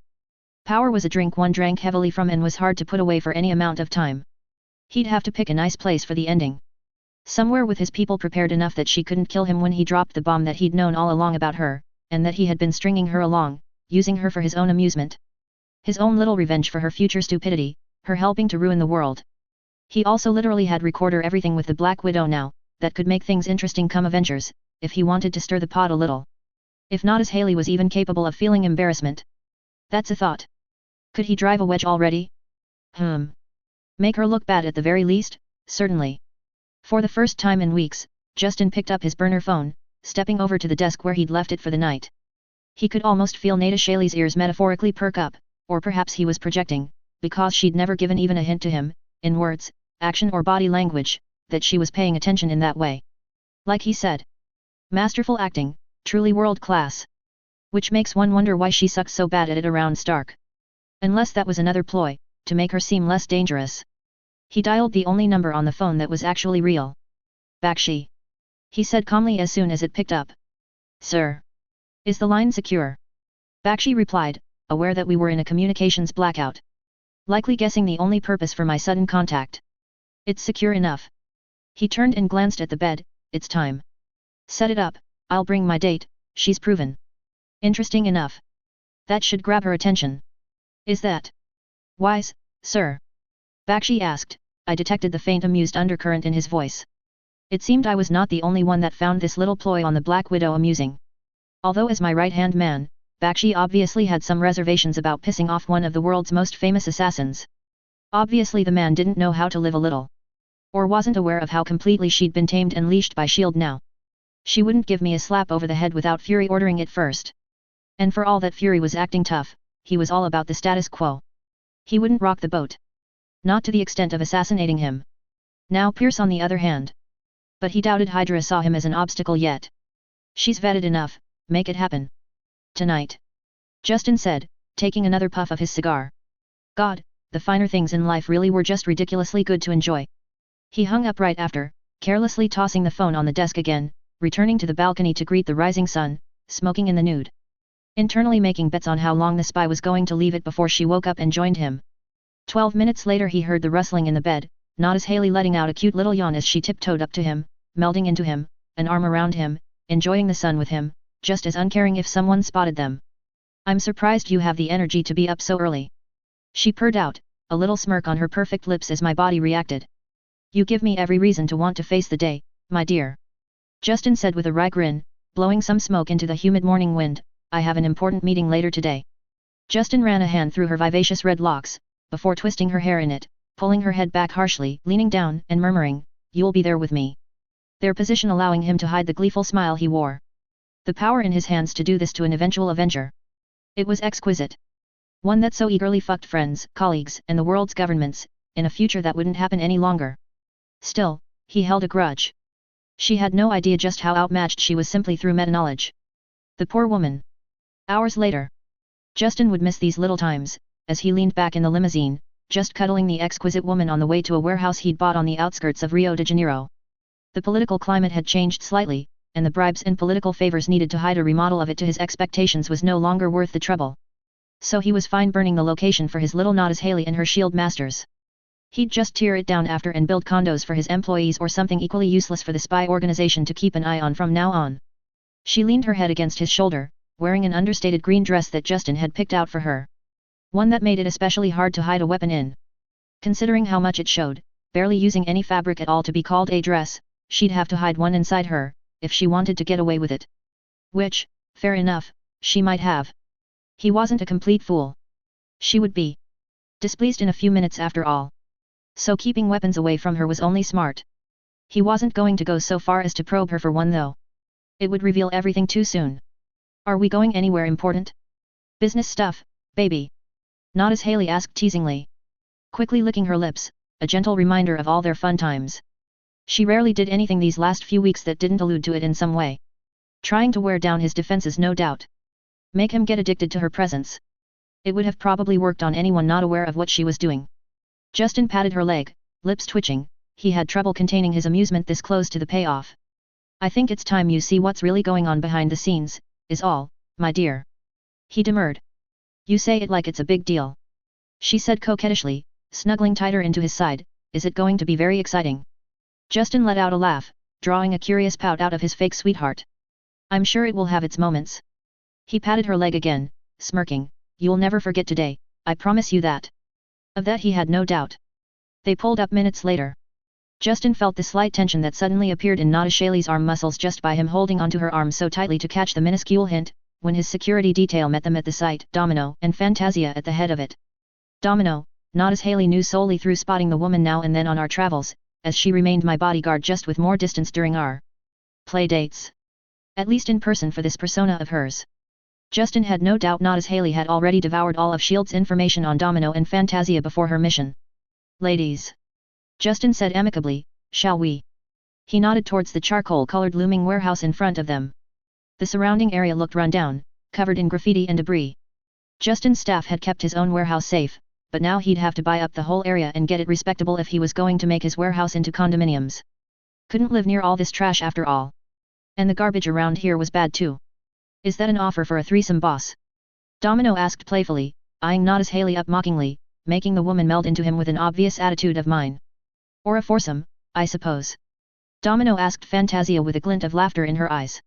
Fantasia just gave her a look, before sniffing and entering the warehouse ahead of them, my security detail securing the entrances and exits as we followed behind. What is this? Nada's Haley asked with some confusion, and a hint of bite to her tone. Her head on a swivel as she took in the entire area.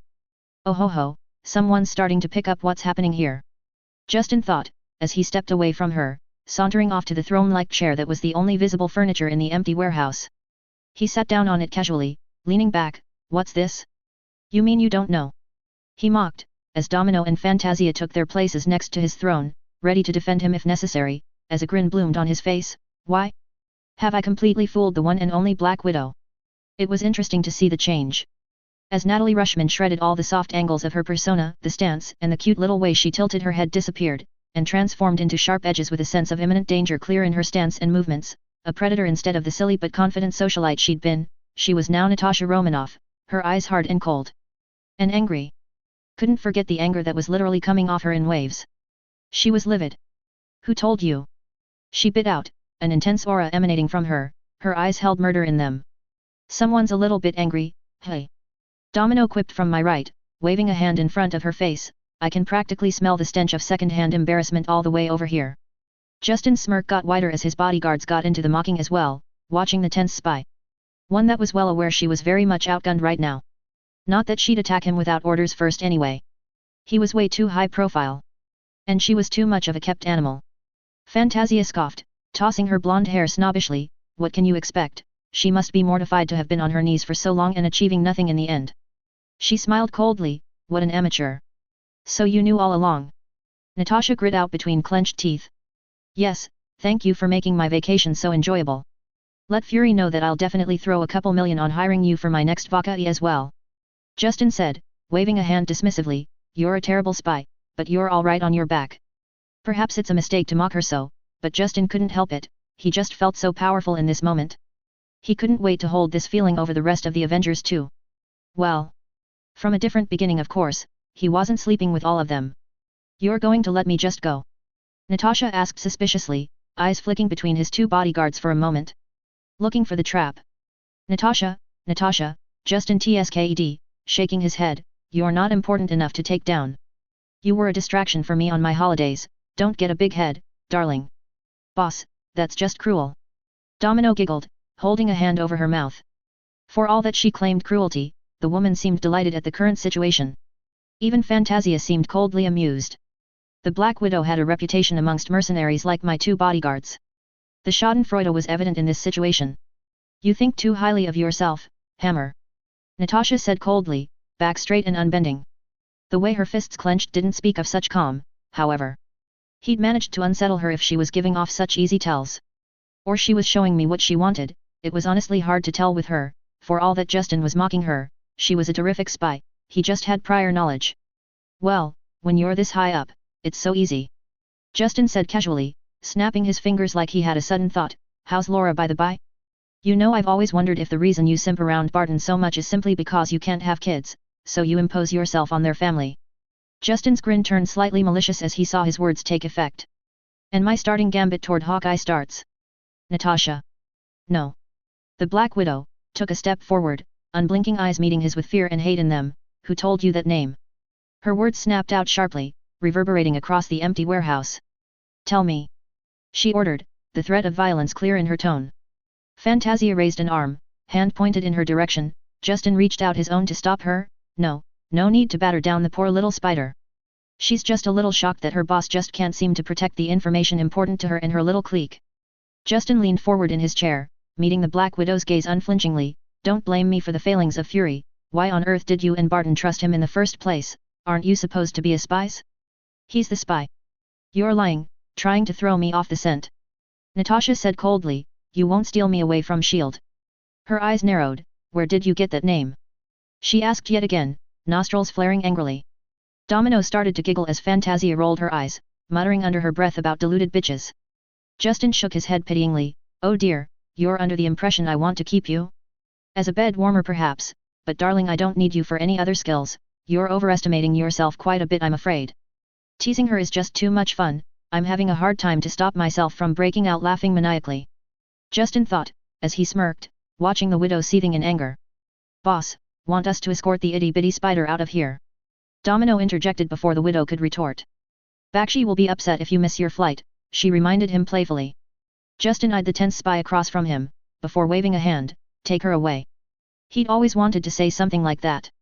Too bad it's too obviously villainous to have a pit of lions or something to dump his enemies in. Or a gladiator arena for his enemies to fight in for his amusement. Life goals. Maybe one day. As Domino began walking the spy away, Justin tossed a final comment out, with his voice raised slightly to ensure he was heard, also, if you want children, darling? I have a way for you to regrow ovaries ready soon, just a friendly offer. No strings attached. Well, no visible ones. He thought with amusement. He wondered what S.H.I.E.L.D. would think of that offer. And if Fury would become paranoid enough he'd believe she might be compromised. Oh well, it was a throwaway offer anyway, if something comes of it or not doesn't really matter. As soon as the Black Widow was confirmed to be gone from the vicinity, Justin returned to his limousine and was immediately on his way to the airport. His phone and laptop returned to him as he immediately set into contacting Bakshi again and getting updated on his businesses. He'd kept the widow off her feet by dangling information and the impossible in front of her while not actually giving her any information. It was a risk to throw Barton's family out there, but it would make Fury and his favorite spy team more careful for the moment. Not to mention his attempt at unbalancing the widow even further. By the time they finally decided how to handle Justin, he'd be a world power on his own and untouchable for the likes of S.H.I.E.L.D. Let their own paranoia and hunt for a non-existent leak distract them. Wait a couple of days, then send my tapes with Widow to S.H.I.E.L.D. Justin ordered Domino. He might not be trying to recruit her exactly, but he wouldn't mind making her life more annoying, and make her even less trusted. Like everyone at S.H.I.E.L.D. being aware that she was a glorified toy for weeks without achieving anything. And acting or not, it's hard for people to venerate her as a professional spy and performing an act. When they know she failed, people believe what they see and hear over what's said or reported. Let her co-workers start to wonder. Plus, it certainly put him in a positive light. Domino whistled, a teasing grin on her face, "Boss, if I ever piss you off, please just tell me so I can beg for clemency." But she dutifully tapped away at her tablet, setting up my orders. As usual, Fantasia was with the driver, more prepared to stop any attack in its place when she could see it coming first. "I thought you didn't want to beg underneath me? Something about being a 7 out of 10. Justin drawled, misinterpreting on purpose, raising an eyebrow with a playful smirk on his face. Domino paused, seemingly surprised by his teasing, before she threw her head back and laughed delightedly. "Well, those videos were interesting, I watched quite a few of them live, you know. You've got moves, boss. But it's still a no. I don't shit where I eat." "I didn't realize you had access to that feed," Justin said after a slight pause. Not aware anyone had been watching that closely. Sure, Domino had been nearby, just in case, but he hadn't expected a voyeur. Domino shrugged, an easy smile on her face. "You had super slut in your bed, boss, I had to make do with the 5-finger discount version." She wriggled her fingers playfully. Justin shook his head, not able to hide his own amusement at this conversation. "Next time I'll get you your own super slut," he promised, coughing to hide a chortle. "How do you exactly reply to an employee spying on that?" "A super stud would do as well," Domino said, biting her lip. "Like, it would do really well." She scratched her nose, eyes flickering to the front of the limo. "Although maybe for Eileen first, to dislodge the stick out of her ass." The last part said at a much higher volume. "I can hear you," Fantasia said irritably from behind the partition between the front and back of the limousine. "Yet? So?" Domino said blithely. A loud sigh was all the response she got. Justin shook his head. His bodyguards were getting weirder by the day, but he couldn't say he had a real problem with it. It was better than complete silence with boring statues just doing their job. Some personality was always better. Besides, the better they like him, the more likely they are to stick around and protect him beyond the 5-year contract. Now on to the next problem on the list. One he had neglected, one he'd seen as not really necessary, because why would he need it? After all, he had his own team developing. Which goes to show that you should never assume anything. Magneto had taken hold of him without even having to put any effort into it. Showing how fragile he was still, shoving his face in his mortality. Counting on his team was all well and good, but it wouldn't help if someone like Magneto decided to turn New York upside down one day while he was in the office. Which he was capable of. Justin needed to empower himself. Not to fight. That was for his meat shields and the heroes. To ensure he lived and thrived, no matter what. A couple months later. August 2007. Justin swaggered into one of his most expensive and secretive facilities. He had quite the pep in his step. Not only was Ellis running away with the presidential election that was coming up in 2 months, but Vanko had succeeded in synthesizing Justinium. The building of the world's first arc reactor powered by the new element had already been on the way, just the final specifics on the new element not clarified. Now that it was, he'd have it ready for its grand opening. Vanko was already working on experiments of crafting new alloys and materials using the power of an arc reactor running on Justinium. Just a small one, while we were building the large ones for his own factories and for the state of Texas. He had a setup of several miniature reactors, which still worked better than anything out there. Once he got that down, they would hopefully crack batteries charged by an arc reactor in the building process, and be able to hold the amount of power to last years before a recharge. Vanko was sure of the theory, he just needed to put it in practice through some trial and error. Very costly trial and error, but it would be worth it. He'd crush so many markets with those batteries. Communications and electronics for one, the automotive market, military sector, AI. Oh, he could almost float into the lab. He was so happy right now. And of course the Vulture and Scorpion armors now had arc reactors with Justinium in them, giving them much more power. Opening new avenues to improve them. Justin would get Vanko to tinker on energy shields once he was done with the batteries. If Wakanda could do it just by having vibranium up their ass, Vanko could figure it out with arc reactor power too. "Maya, Helen!" Justin exclaimed as he walked into the testing lab for Extremis. "You ladies are as radiant as ever, you make a guy jealous here, what with the brains and beauty wrapped together." The testing lab's main feature was a cradle in the middle of the floor on the bottom level. Helen Cho had, upon seeing what Maya Hansen was working on, taken her doctorate to an online setting while she moved to Maya to combine her theoretical cradle technology with Maya's Extremis. With Vanko's help on the technical parts and Maya and Helen on the biological, the project had accelerated at a prodigious rate. Justin hadn't anticipated this project to bear fruit until a year from now at least. So needless to say he was ecstatic. Justin had underestimated Helen. The human trials hadn't even made her flinch, she'd been so excited about the possibility of Extremis. Granted they'd been volunteers and no one had exploded, so she hadn't had to be completely tested, but he was happy she wasn't too goody two-shoes. The not-so-voluntary trials weren't held anywhere near Helen anyway. Mr. Hammer. You flatter us, it's only through your help that we have managed to get so far. Helen gushed, a tint of red on her cheeks, bangs framing her cute face as she rushed around in a white lab coat, making final preparations. So she was still adorable it seemed. Justin chuckled as he gave her a little wave. Don't waste time on pleasantries, make sure the cradle is ready. Maya snapped at Helen, her face intensely focused, hair disheveled like she hadn't slept at all, wearing a wrinkled lab coat. Oh, hey Justin. She threw out distractedly, obviously seeing no need to waste time on pleasantries. Justin smirked, standing with his retinue at the ledge overlooking the cradle and the vials of Extremis. Maya has the right idea, Helen. I thought I said to call me Justin, you're going to hurt my feelings here, darling. Oh, of course. Justin. Helen said, before rushing to do as Maya ordered, while still glancing back at Justin periodically. Domino leant over the railing, snorting. That little fawn down there still would love working under you, boss. She can hear you. Helen said, sending a weak glare over her shoulder up at a smirking Domino. Blushing as she caught Justin's eyes as well, quickly returning to her work, nervously adjusting her hair. Fuck already if you are going to do it. Maya stated bluntly, my research is on the cusp of implementation after reaching a complete success, get it out of your system. Maya. That's unprofessional. Helen mumbled a very weak protest as she glanced his way again. Oh, boy. Justin thought, ignoring Domino's teasing smirk. I have to keep reminding myself that sleeping with employees is bad. Sleeping with scientists that will make you billions is even worse. Stay strong. Maya Hansen lifted a vial of Extremis. Looking entranced as she stared at the orange fiery-looking liquid. All that matters is the science, Helen. If the boss wants to bend me over the entire time I wouldn't care as long as I got to keep working. Noted. Justin thought with amazement, he'd never seen Maya so extra. It wasn't like Maya was unattractive. Although he'd probably not bother, he still didn't want to mess with his scientists.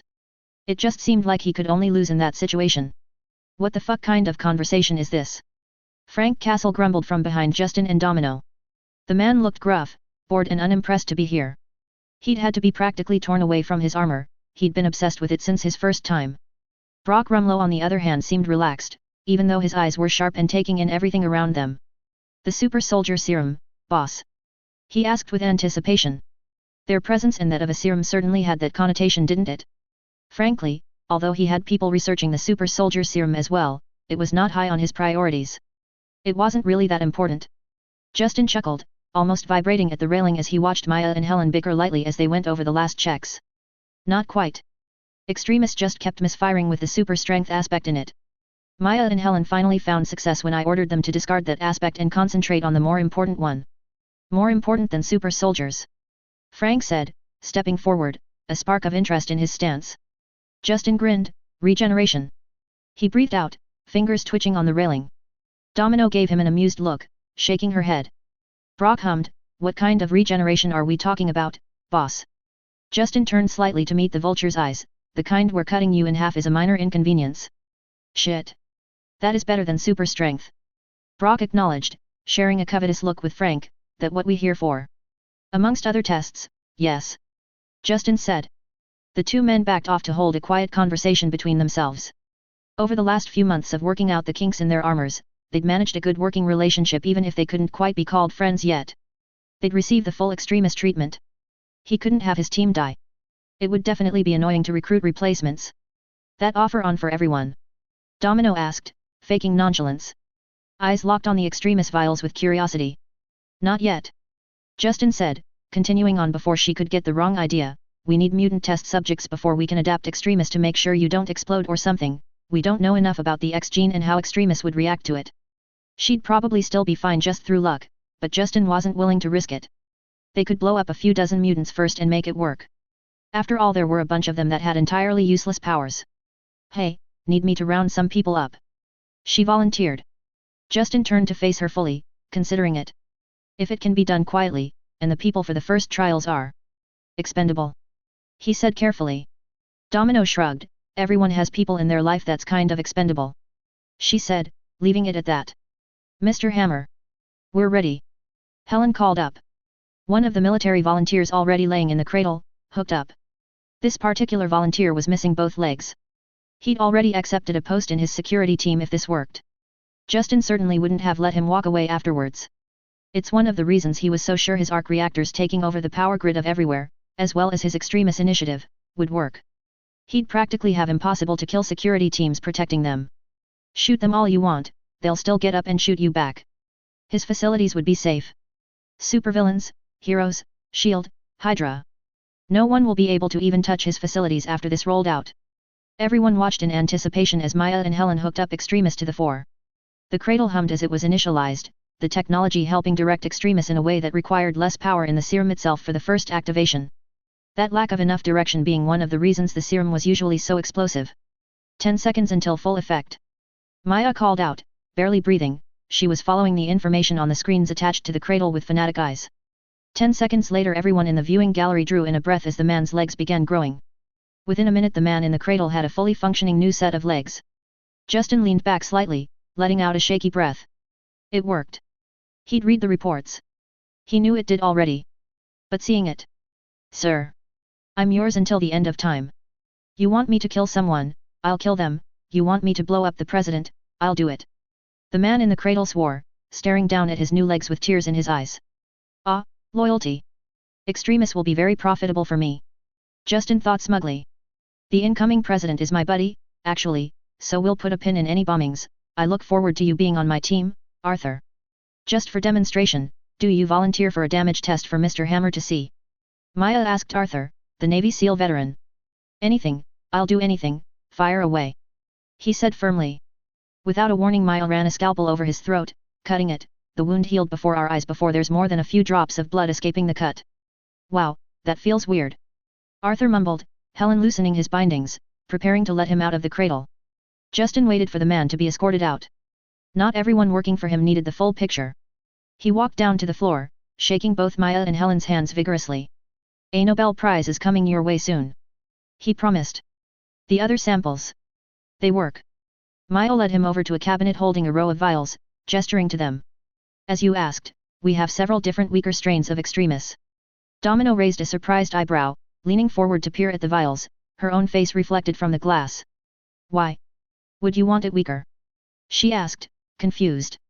Justin rubbed his hands together in glee, economics my dear. What would we gain from making everyone on the planet able to heal from being cut in half? He queried. A lot of money. Domino joked, half serious. But she was thinking, her eyes flying rapidly across the vials as she thought it over. Justin waved that joke away with a snort, Domino, I'm not selling this to hospitals or anything. There will be Hammer clinics across the world, protected by my security teams, each having cradles and weaker versions of Extremis available. The weakest version of Extremis will basically make you immune to getting normal sicknesses. No flu or cold or STD for you, ever. Everyone on the planet will line up to pay for the treatment. Jesus. Domino said, starting to realize just exactly what a moneymaker this would be. Maya had already wandered off to check test results while Helen watched us eyes big, apparently not herself having realized fully what I'd planned. The next stage of Extremis will cure your harder to treat genetic diseases as well as your cancers and kidney disease and such, not for life mind you, just what they're suffering from at that point of time. Justin grinned sharply, at an obviously premium cost. Justin wouldn't only murder the pharmaceutical and medical sector with this, but there would be millions of people who wouldn't be able to afford the treatments. At which point they'd find out that anyone working for Hammer Industries got them for free. The amount of loyal people he'll draw in will be mind-boggling. Helen gasped as she realized what Justin had long ago, you'll be the only name in pharmaceuticals. She practically had stars in her eyes as she stared at him. You've cured disease. Justin smiled, accepting the plaudits, it was true after all. Without him they wouldn't have gotten to this point. Extremis would have been shelved after Tony used it minimally to help just himself. Like he does with everything else. And lastly, the most expensive level, curing limb loss, dementia, and other neurological or wasting diseases. One that isn't for life, a one-time fix. Justin said, caressing the vials in front of him. He could skip arc reactor technology entirely and still become the richest man alive with this. The most expensive? Boss, so you're not even going to the military with the full regeneration version? Domino asked, looking thoughtful. Justin shook his head slowly. No. I might cut deals and allow their bases, including temporary ones in war settings, to have my people running a cradle for their men with the limb regeneration level Extremis. They'll be charged for every dose, no permanent enhancement. He did not want people like Ross with an army of enhanced people, even if it was only for healing. If he and the Avengers couldn't keep back alien invasions, he might reassess. But right now there's no benefit for him to go that route. Simply economically it made no sense to sell the full Extremis to the military and never earn another dime on that soldier. Because he could sell the milder version and get paid every single time they got badly sick or injured. Fuck. The world is going to change massively in a day. Domino said, crossing her arms, tapping her foot nervously on the floor. She side-eyed him with wide eyes. You're scary, boss. He's brilliant. Helen defended. Blushing as Domino started laughing at her. Teasing her about her crush. Justin left them to it. His eyes on Maya. It was time. Maya, prepare a full version of Extremis. He started to unbutton his shirt. Make it 3, if Frank and Brock feel like they'll join me. Fuck yes, boss. Can my family get the same level of protection? Not hard to figure out who said what. Justin smiled at Frank, giving him a thumbs up. Everyone working for me gets free level 1 and 2 treatments anyway, but since you're on my team I'll extend the full treatment to your family as well. We'll have to test it on babies and children before it's safe to give to any kids he has. Although we've found that a pregnant mother does not leave any immediately visible negative effects on the fetus if injected with Extremis. Maya said, as usual only interested in the scientific aspect. Your wife right away, of course, Frank. Anyone else as soon as safely possible. Justin said magnanimously. That sound, it's the sound of Frank Castle becoming fully loyal and willing to do anything for him. Fuck, he's on a roll today. An hour later. He would have expected Extremis to burn. But it had been an easy process, no worse than getting a flu shot really. Good sign for the commercial aspect. He'd borrowed a scalpel from Maya and couldn't stop cutting his forearm and staring in fascination as the wound immediately sealed up. No fire. No glowy orange stuff to make it clear what was happening. Just low-key but super effective healing. He'd taken the first step in protecting himself from the likes of Magneto. Although it wasn't perfect. They'd done a lot of testing. These tests were only performed by Maya's section. To see how long it lasted. One of the men tested survived for 4 days of being shot before Extremis started getting so slow it didn't heal him fast enough to survive. And men had been killed in every way imaginable, but only complete decapitation worked to actually kill them dead. Even blowing a hole in your torso or removing the heart wasn't enough anymore, the body regenerated even that. Helen Cho and the cradle had really managed to push Maya's research to its limits. And now he had it flowing in his veins. He could not get sick, his mind would never fall to dementia. He could hardly be killed unless in very specific circumstances. In short, he was having a very good day. As Frank exited the cradle, the day's work was done. His 2 first team members were both now supremely hard to kill. Helen Cho approached him, looking hesitant. It was cute how flustered she was in his presence. She was still young, he supposed. Helen, you've done more than I could have ever asked. Ask for anything, if it's humanly possible I will deliver. Justin said grandly. Anything? Helen asked, a full blush breaking out on her face. Domino sent him 2 thumbs up with a huge grin from behind the girl. I did say anything. Justin said, having a feeling where this was going. Thor missed out, not taking advantage in Age of Ultron. September 11, 2007, New York. Justin was bored. So incredibly bored. The presidential election was less than a month away. Due to his money flowing like water for Ellis, he had a lead of 20% in the polls, a ridiculous lead. One that couldn't be surpassed in time. Ellis would be president. And Justin would have his patents. His free hand in using them, and a fast-track process through the FDA for Extremis. Ellis didn't know it yet, but Justin owned him. One favor would become many. He'd become so flush with money and influence that even the President of the United States of America wouldn't dare argue with him. Becoming the only name in both the energy and pharmaceutical sectors, plus his future dominance of the military arms sector. If only it wasn't so boring. Why on earth Ellis invited him to a party/charity gala on this day of all days? Everyone had to fake a solemn look because of the date. That was no way to party. Fantasia was his date and only bodyguard tonight. Domino did need days off now and then, and he felt safer with Extremis in his veins anyway. Justin sighed, shoulders hunching down as he glared at Fantasia sliding into the seat next to him. What do you want, Mystique? He really needed to stop giving Domino days off. She looked taken aback, before pouting, how did you know? I have protocols in place for shapeshifters now. Obviously you talked to Eileen and she let you come over without giving you the way to do it undetected. Justin smirked at her playfully. Someone must have annoyed her last time around.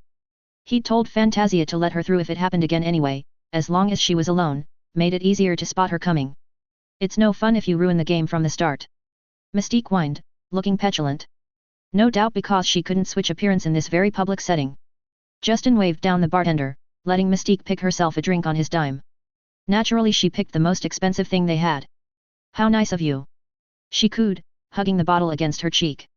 Yes, I offered you a drink. Justin said dryly, not really caring. He'd soon be swimming in money. Mystique sniffed, her constant smile looking weird on Eileen's face. I can drink the whole bottle in one go without needing to take a breath. A true connoisseur, chugging it is usually how people drink $200,000. Justin drawled sarcastically. Thankfully Ellis would soon hold his speech, at which point Justin could leave without looking like he was snubbing the candidate he spent over $100 million on. Well, his super PAC anyway, but it's basically the same thing with a thin veneer over it. So. You're pretty close to the incoming prez, hey. Mystique said, leaning in close, a flirty smile on her face. So that's your game. Eric doesn't want to get rid of me anymore? Justin asked, being careful to not mention Magneto in public. Who knew what would be bugged here, or how many of the servers or bartenders were actually spies? Damn SHIELD and Alphabet agencies. Eric thinks there could be a lot of cooperation between us. Mystique said easily, leaning back in her bar stool, still caressing her expensive bottle of alcohol. This isn't the place to discuss that. Justin said long-sufferingly. Save me from dealing with balls and mutants. This place is literally filled with agents, police, and politicians. What a place to approach me in. Mystique raised an amused eyebrow. This is just a courtesy call, letting you know so that you can think of it. We'll be in touch. She slid off the bar stool smoothly, giving him a peck on the cheek. This really wasn't going to help with the media. They were already constantly saying he was sleeping with his bodyguards. He'd get a Tony Stark level reputation soon if that kept up. Don't lock your hotel room door tonight. She whispered into his ear, biting it lightly, before she walked away, extra sway in her hips. Justin smiled amusedly watching her walk away. A lot of men would face a blizzard comparatively when Fantasia returned to be swarmed by men due to Mystique's show with her body. He took his phone out, dialing Bakshi, speaking immediately, my hotel room is compromised, book me another one across town under an assumed name. No way he was getting any closer to Mystique or Magneto than he had to. Yes sir. And your current room? Bakshi asked, do we need to cause an incident? Justin was briefly tempted to get Mystique in trouble, but it really wasn't worth the potential hassle from Magneto, not to mention that Mystique and her shape-shifting could cause endless issues for him if she got pissed enough. No, just give the room to some nobody. He hung up, and noticed with some relief that Ellis was getting up to speak. Good. He could leave soon. Then he saw it. Fuck. Why? Tony Stark, moving his way, trademark sunglasses on. They were indoors, what a fop. Anthony, I thought you supported the other guy. Justin said resignedly, getting up to shake the man's hand to at least attempt some civility in front of so many influential people. Justine. Just the tiny man I've looked all over for, you've been busy, I keep trying to schedule a game of racquetball or something, but I can't seem to find you. He swiped his glasses off, hanging them off the neck of his suit. What's up with that? Some of us work for a living, Stark. Work, really?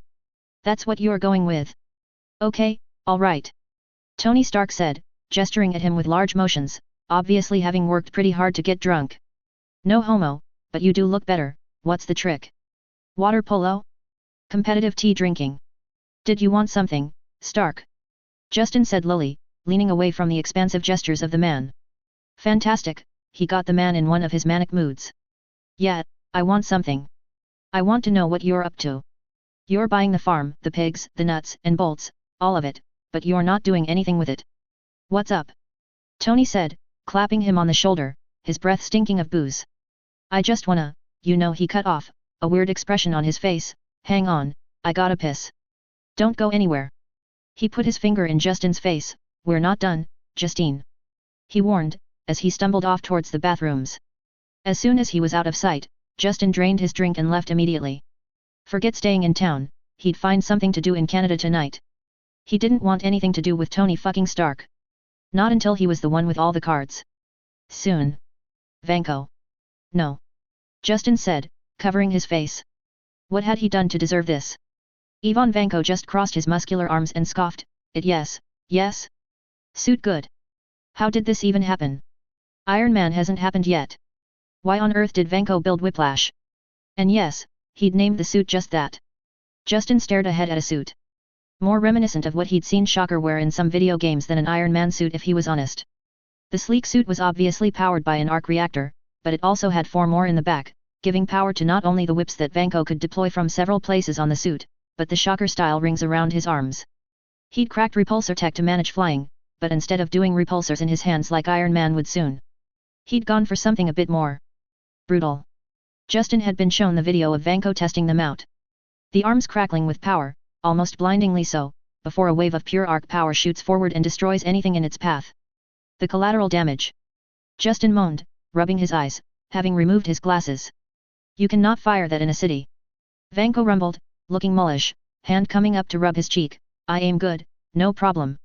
He decided. Yes, problem.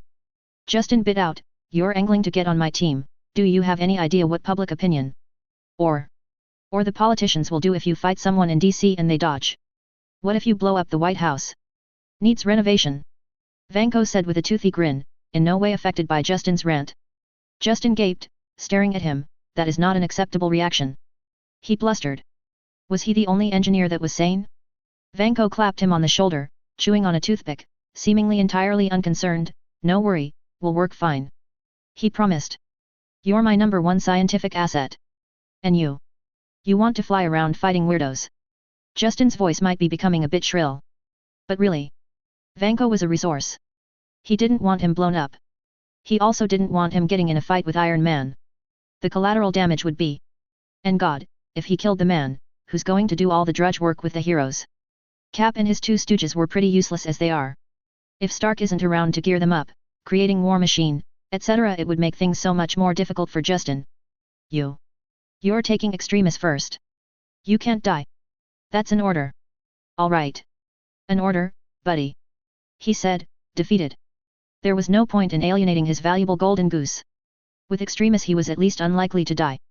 Already take. It's okidoki.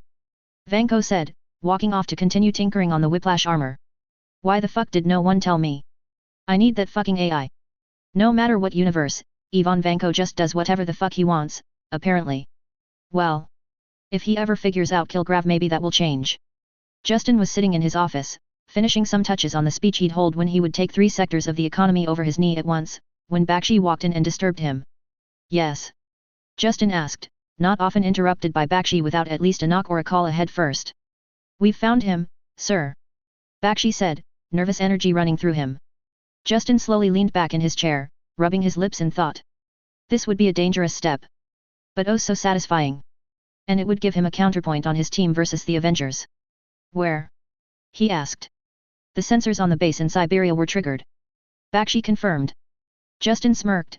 The man had been very uncomfortable when Justin had shown knowledge on Hydra bases he couldn't possibly have, which Bakshi then hacked into his Hydra base and confirmed, baffling the man.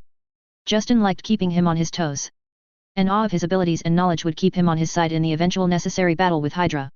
He couldn't have them control the world when he was obviously so much better suited for it. Time for a field test for the Scorpion and the Vulture then. Send them. Justin ordered. Siberia was a perfect place to get them surreptitiously involved without the rest of the world becoming aware of power suits. It shall be done, sir. Bakshi acknowledged. What about Whiplash? He asked. Justin grimaced. He did not want Vanko out and about right now. But the man would be offended if he didn't at least get a message. Send him an invite, but email it, don't put a high priority on it. Maybe he'll miss it and it will be all over. Bakshi looked politely skeptical at that working, but bowed slightly with a murmured sir. Before turning to exit the office. Justin hummed in thought, looking through his console. A few typed commands would ensure the security team would be nearby to do evac in the worst case scenario. His team might not need support in a fight, but the logistics of entering and exiting a situation, or escaping with all the equipment in case of a loss, was possibly a different matter. He also sent a request to a contact in the KGB or FSB, or whatever they were called nowadays. One everyone bought at some point. But Justin would buy him an exclusivity for the next 48 hours at least. Long enough to be in and gone before the agent would sell it on to everyone else. Of course the man didn't actually know it was Justin talking to him. Justin had enough meta-knowledge about S.H.I.E.L.D. that he managed to fake it well enough the FSB man thought he was selling information to S.H.I.E.L.D. Siberia. He was probably getting wiped again then. That would certainly make it easier to get the Winter Soldier if that was the case. Pity he'd have to order the rest dead if they were in containment there at this point. Oh well, little Bucky was the important one anyway. So he had the suits to be Iron Man's equal, or really he had 3 of them, so he was quite superior actually. He'd try to get the Abomination as a counterpoint to the Hulk. A risky endeavor but potentially worth it. And Bucky would make a wonderful counter to Steve. Captain America would never move against Bucky seriously. Barton just shot arrows, he hardly needed to bother with a counter. And the Widow for all her skills at the pillow arts. He didn't need a super spy on a team fighting alien invasions, he could do better. Technically he could count 2 of his 3 suit wearers as the counterpoints to the agents. Because any of them would absolutely crush Natasha and Clint. Massive firepower was a superpower that was hard to fight against. He wondered briefly if Loki would be interested in being a counterpoint to Thor. Probably not worth the hassle. Besides, if necessary he could just wave Jane Foster ahead of him if things developed the same there. With the mutants involved, who knows? Justin really didn't want the likes of Magneto or Sinister to work with Loki. Hopefully Magneto would truly be against the alien invasions. Should he get involved in the whole Thor debacle? It would be really helpful for Earth if Asgard didn't go to hell in a few years. Warning Thor about Hela? He'd have to think about it. He had no good way of explaining it. Last thing he needed was Hela released early and invading with the Asgardians or her undead army. Although he'd pay good money to see Cap try to brain her with a shield and hold his usual all-day nonsense. Maybe he could get Cap out in space for Thor 3? Author's note. Extremis gets a kickstart due to Cho already being one of the best upcoming genetics experts in the world, and her idea of the cradle also had the help of a pretty good engineer in Vanko and access to arc reactors. She already had the theoretical idea for it but hadn't started on it yet. That's where Vanko came in. Maya already had an almost viable product. With Cho and Vanko it isn't too impossible that they'd succeed. Especially as Justin turned the focus away from super soldiers or being able to breathe fire or any of that junk. Justin showing himself not too different from a famous billionaire, although he probably would not appreciate the comparisons to Tony Stark. He'd more think himself James Bond. Chapter 5, Taming Winter. So last chapter that's already up on AO3 and FF, sorry to say you'll have to wait 3 to 4 weeks for the next one unless inspiration really drives me into overdrive on cranking out chapters for my 6 stories. This is the last chapter before everything really kicks off. Tony is going on his sweet Afghanistan vacation after this. Hopefully you enjoy it. Anyway, as usual, I don't own Marvel, the Avengers, X-Men, or anything from Disney and etc., etc. I make no money from this and it is entirely a free work from a fan. Don't sue, I is poor. Hope you enjoy. Frank Castle had to admit that his new gig came with some very good benefits.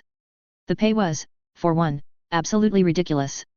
Frank could have spent the rest of his life in the military and worked his way up the chain of command and still not see this kind of money with the cumulative earnings of a lifetime in the service. Then he'd been hit with Extremis. Fucking regeneration, and his boss even included families in that offer. You didn't get much better with healthcare benefits than being able to survive almost anything without a scratch. And it really helped Frank relax knowing his girl would be safe no matter what. Of course, being able to fight with a power suit that could have wasted Frank's entire battalion without issue, was another perk. A pretty sweet one, he had to admit.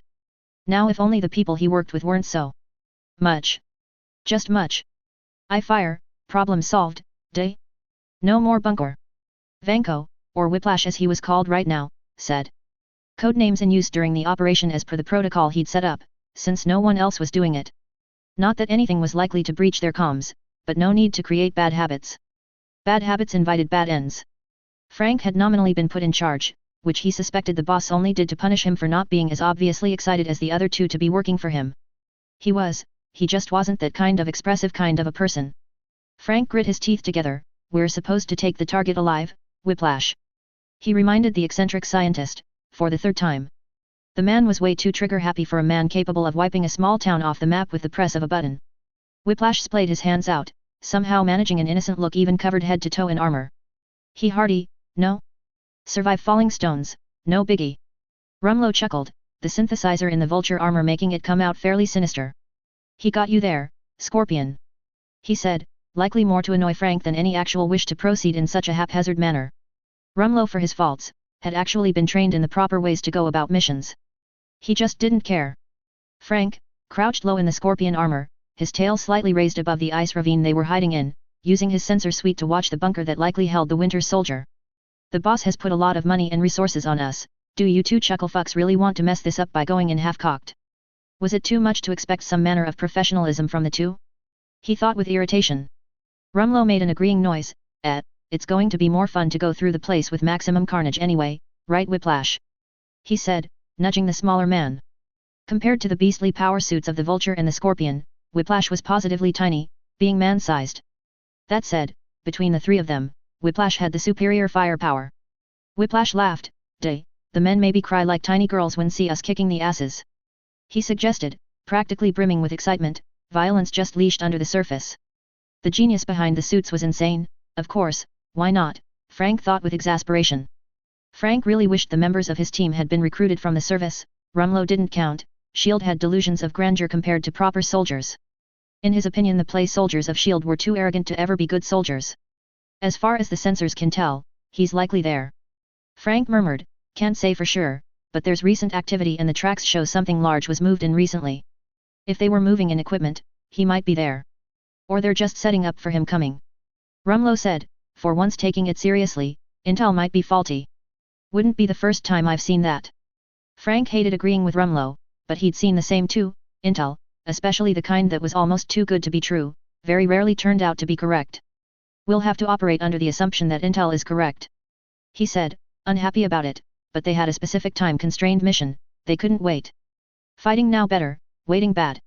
Whiplash said, chuckling darkly, waiting means interference, mean tracking, mean boss pissy, take away toys.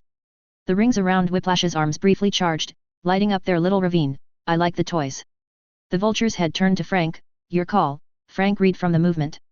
He tsked quietly inside his armor, at least Rumlow wasn't making any more jokes now that crunch time was coming.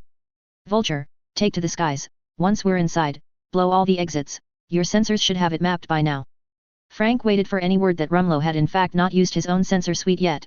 He grunted with satisfaction when Rumlow said nothing, then run interference, full jamming, anything comes within 5 miles of us, blow it to hell.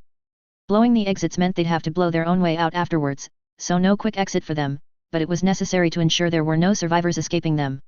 I wish I could be in there just to see these Hydra fucks pissing themselves, Rumlow said with relish, but I can't complain about being in the sky, either. He said wistfully. Frank ignored him. Whiplash, you'll follow behind me as I tank my way through the opposition, snipe down anyone you want, but... And here the Scorpion armor turned to stare straight at Vanko, impressing how serious he was. Do not fire at full power. We are not blowing up the bunker while our target is in it. Once the target is found, tase him until he's out. A simple plan, but Frank didn't think Vanko would follow anything too complicated, too likely to go off on his own to blow something up. Whiplash snapped a mocking salute, okidoki, boring fighting, will do, but blow up bunker after, day. Rumlow chuckled again in the background as Frank just sighed, once the target is out. Yes. He said reluctantly. It would please the scientist and erase as much of the evidence of their presence as possible, so they might as well. So. Now then? Rumlow asked eagerly. Frank did one last sweep with his sensors, finding nothing had changed. The Hydra team that had arrived at the bunker didn't even bother with guards outside, counting on their anonymity. Go now. He agreed, vaulting out of the crevice, thundering towards the bunker at speeds exceeding an Olympic athlete, the claws of his armor having no trouble finding purchase on the icy ground. Whiplash shooting out after him, not bothering to even touch the ground, his multitude of arc reactors keeping him in the air as he flew behind him, cackling loudly. Behind them, with an unnecessary dramatic roar, the vulture took to the sky, his long wings flared out as he readied himself for taking out any possible exit while already jamming the area to prevent communication or satellite monitoring. Seconds after they rushed into action. The massive Scorpion armor shoulder tackled the massive steel door, and ripped through it like it was butter. The Hammer team had their first fight. Valeri really hated his job some days. It was an easy job, no doubt about that. Guarding the eggheads and equipment that scrambled the Winter Soldier's brain. Well paid too, as long as one could live with often being in areas where you couldn't spend it. But it was incredibly boring, the most boring job he'd ever had. They were long past the point where the soldier fought back, he was nothing but a puppet at this point. This most recent posting in the ass end of nowhere, Siberia, coming from the soldier showing emotion for a moment, the brass taking no chances even with such a small deviation. Ordering him off any further assignments, wanting him scrambled harshly and frozen for a time, again. Just in case. Since the soldier had been nearby, having been on assignment in Kazakhstan, they'd been sent to this installation, for its remoteness and protected status, an ideal place to store him for a time. Which meant instead of hanging around in a hotel, or having his fun in a nearby brothel in between guard duty, he was stuck freezing his ass off in a drab bunker with the rest of his team. The only food available was canned. The morale amongst his men wasn't high, and the posting hadn't even properly started yet. Valeri was desperately trying to keep warm, walking to check on his men by the front entrance, just going around the corner, ready to tear into them for nothing other than boredom, when a thunderous explosion brought any thoughts to an end. The steel doors ripped through as something smashed into the bunker, dust, rocks, snow and debris falling into the entrance antechamber, his men scrambling for cover. Valeri couldn't even reach for his firearm, his cigarette dangling from his lips as he stood frozen to the spot and just gaped at the black and dark green monster in their midst.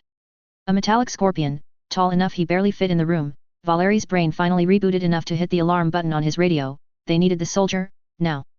The scorpion's tail raised menacingly, poking over its shoulder, as his men opened fire, their assault rifles not even scratching it. The thing chuckling at the pings of bullets bouncing off its armor. As Valeri yelled for grenades, the tail opened up, and a green laser fired out, sweeping from side to side, cutting through his men with ease. Valeri could only watch helplessly as the 8 men he'd placed in the antechamber were cut down like wheat in seconds. He'd seen a lot in his years as a mercenary and then Hydra, but never men cut in half like that, still standing, the halves of his men sliding off them almost comically. Valeri wasn't laughing. The scorpion walked forward, its claws piercing the concrete as it came further in. Valeri noticed with panic that another figure followed it, a suit of armor with concentric circles around its arms. Wait. They were pointing at him? He needed to. A blinding flash was the last thing Valeri saw, a dark chuckle with a Russian-sounding accent the last thing he heard. Vulture, blow the exits. Frank ordered as he and Vanko made their way past the antechamber. The small guard placed their cut down with ease, barely able to mount a defense at all. Behind them, the entrance was destroyed in missile fire, concrete and steel burying it beyond anything the people here could do to escape it in time. Frank could hear several other explosions as well, which meant the Vulture had found and detonated other avenues to exit the bunker. Having a flyer on the team was definitely useful. Whiplash stopped by the lone body that had by appearances, just arrived upon their entrance, the mad scientist chuckling as he patted the scorched body on the cheek. Friend of yours? Frank asked, sarcastically. Whiplash stood up, before stomping down on the man's skull, crushing it completely, went to same childhood school, threw dirt in face, once. Whiplash chuckled, fun, seeing old friend. Frank shook his head. Fucking Russians. He thought as they left the corpses behind and made their way further into the bunker. He was pretty sure Vanko was full of shit on that as well. Russia was way too big for him to have a school chum hang around here of all places. Right? Oliver Werner, the person currently in charge of the care of the Winter Soldier, swore extensively as his fourth attempt to contact anyone outside the bunker failed. Whoever was attacking had excellent jamming technology. Better than Hydra, which did not bode well. The fact they knew to hit them right now, as they'd just arrived to put the Winter Soldier on ice, boded even worse. Hydra had a leak. And he couldn't even reach anyone to warn them. Pierce was going to fuck him up the ass with a cheese grater if he didn't fix this. Stop them from putting the soldat on ice. He screamed at one of his attendants, who immediately took off running. Hopefully he'd make it on time before their best weapon went into the ice. This is what they were limited to. People delivering orders by hand. Phones, radio, even fucking emails, nothing was going through. He watched on the cameras as the 2 armored individuals casually strolled through their installation chatting with each other without a care in the world, any of his few men that were stationed here, slaughtered on sight. The larger one so big his head scraped the ceiling yet moved with a casualness that belied its size. They worked as a rule with low manpower around the soldat, the whole point was to fly under the radar, so they did not have a large contingent of soldiers as a result. Why would they need it when they had the Winter Soldier? He was not sure the soldat could actually beat these monsters, which added to his blood pressure and stress levels. Their soldat was an assassin primarily, he was a tough fighter, as a super soldier should be, but what exactly was he supposed to do against miniature missiles, lasers, and shots of plasma? Pure electricity? Or whatever it was the smaller armor fired off. Grenades did nothing, mines seemed to amuse them, weapons fire was beyond useless, they might as well have been firing rubber bullets. He seriously doubted one soldier, no matter how strong, would be able to fight these 2. He nervously tapped his chin as he studied their enemy, if they lost the Winter Soldier here. Because surely that's why their enemy was here of all places to begin with. He'd better be dead, because once the Hydra heads got a hold of him, death would be a relief. Pierce alone was a monster in human skin, but he was a puppy compared to some of the people in Hydra. His eyes hardened as he made his decision, if he was risking things worse than death anyway. Wake them. He ordered sternly to his second in command. Luckily enough, they were in the only location that happened to have other Winter Soldiers. Sir. The man protested, they can't be controlled. He didn't care, at least they'd take out these interlopers, perhaps he'd be lucky and they'd both take each other out. Do it. He snapped, hand hovering above his holstered weapon. Hail Hydra. The man said weakly, before scrambling to get out of the room. The man was a coward, so he'd no doubt do as he's told, and then likely try to escape. He was too busy watching their enemy's easy progress through the bunker to even bother answering his weasel-like subordinate, let alone think more about what he would do, his mind racing instead, trying to find a way to get out of this situation alive. He couldn't even abandon his men and get out, they'd managed to blow all the exits. Who were these guys? Seems the possibility outlined in the briefing is a go, boys, my sensors are picking up heat signatures in that missile silo. Rumlow reported over comms, his sensors able to penetrate through even the thick layers of the bunker when flying right above it. Hammer really had the good shit, or should he say Vanko? There was silence for a moment. Rumlow could see miniature heat signatures disappearing one after one near Scorpion and Whiplash. He really wished he was part of the action, but the Vulture was better used in the skies. Copy that, they shouldn't be a problem. Frank responded with grim pleasure. These suits are like nothing I've ever seen before. Rumlow laughed, flaring out his wings, coming to a stop in midair hanging over the bunker, finally starting to enjoy yourself, Scorpion. See, all good fun, day. Whiplash said smugly, many good idea for upgrade. Rumlow chuckled, if you make them much better, Whiplash, we'll be unstoppable. Is point. Whiplash said cheerfully. Rumlow's sensors pinged, he turned and faced the other direction, you better wrap it up boys, despite the fact we're supposed to be alone out here, I've got some friendly fighter jets coming my way. The Vulture suit felt like a second skin around him as he aligned his wings and fired off several missiles as a nice hello, flying after them to ensure he'd take the bogies down if they managed to evade. No survivors could make it out of here. At least the jamming tech should prevent the pilots from reporting anything before their demise. He honestly felt a little let down when the pilots didn't manage to avoid the missiles and exploded, swinging back towards the bunker, hoping his next outing would have some more action for him to get into, really take the thing for a spin. In time baby, he mentally told the suit. In good time. They didn't bother with even attempting to be stealthy, they weren't made for it, and besides that, they were in a time crunch, whether it was Russia or Hydra that scrambled jets so soon to meet them, they couldn't hang around too long or risk exposure. Hammer especially didn't want exposure, not yet. He'd been very clear on that. Frank would bet on Hydra being behind scrambling the jets, they likely had some sort of automatic system to notify of a breach of the bunker. They'd already paid off the Russians so they shouldn't be mobilizing this quickly. As they got to the entrance to the missile silo, Frank simply used his foreclaws to tear through it, tossing it like a frisbee at the 6 men and women standing inside. They easily avoided it. But only one of them was properly dressed and armed to fire back. Seems the others had just been woken from a nap and didn't have their gear yet, how unfortunate for them. The Winter Soldier was there. Their target. Standing apart from the rest, his metal arm on display, he was absolutely loaded down with weapons, and he was already firing, each shot unerringly hitting Frank in the face of the Scorpion suit. And doing nothing. He'd need a lot more firepower for that. The other 5 soldiers, with just having been woken up from the tanks, were barely dressed and had no weaponry, all 5 running full tilt towards him and Whiplash to engage in hand-to-hand. Almost amusing to see, if they weren't covering ground faster than a damn cheetah. Frank swept his tail towards the female on the left even as he aligned his arms, inbuilt assault rifles firing against the approaching Winter Soldiers, forcing them to move. They might be super soldiers but they weren't bulletproof. The female who wasn't being fired on, slid under his tail with a disparaging look on her face, one that turned to a scream as it turned slightly and fired the laser through her torso from behind.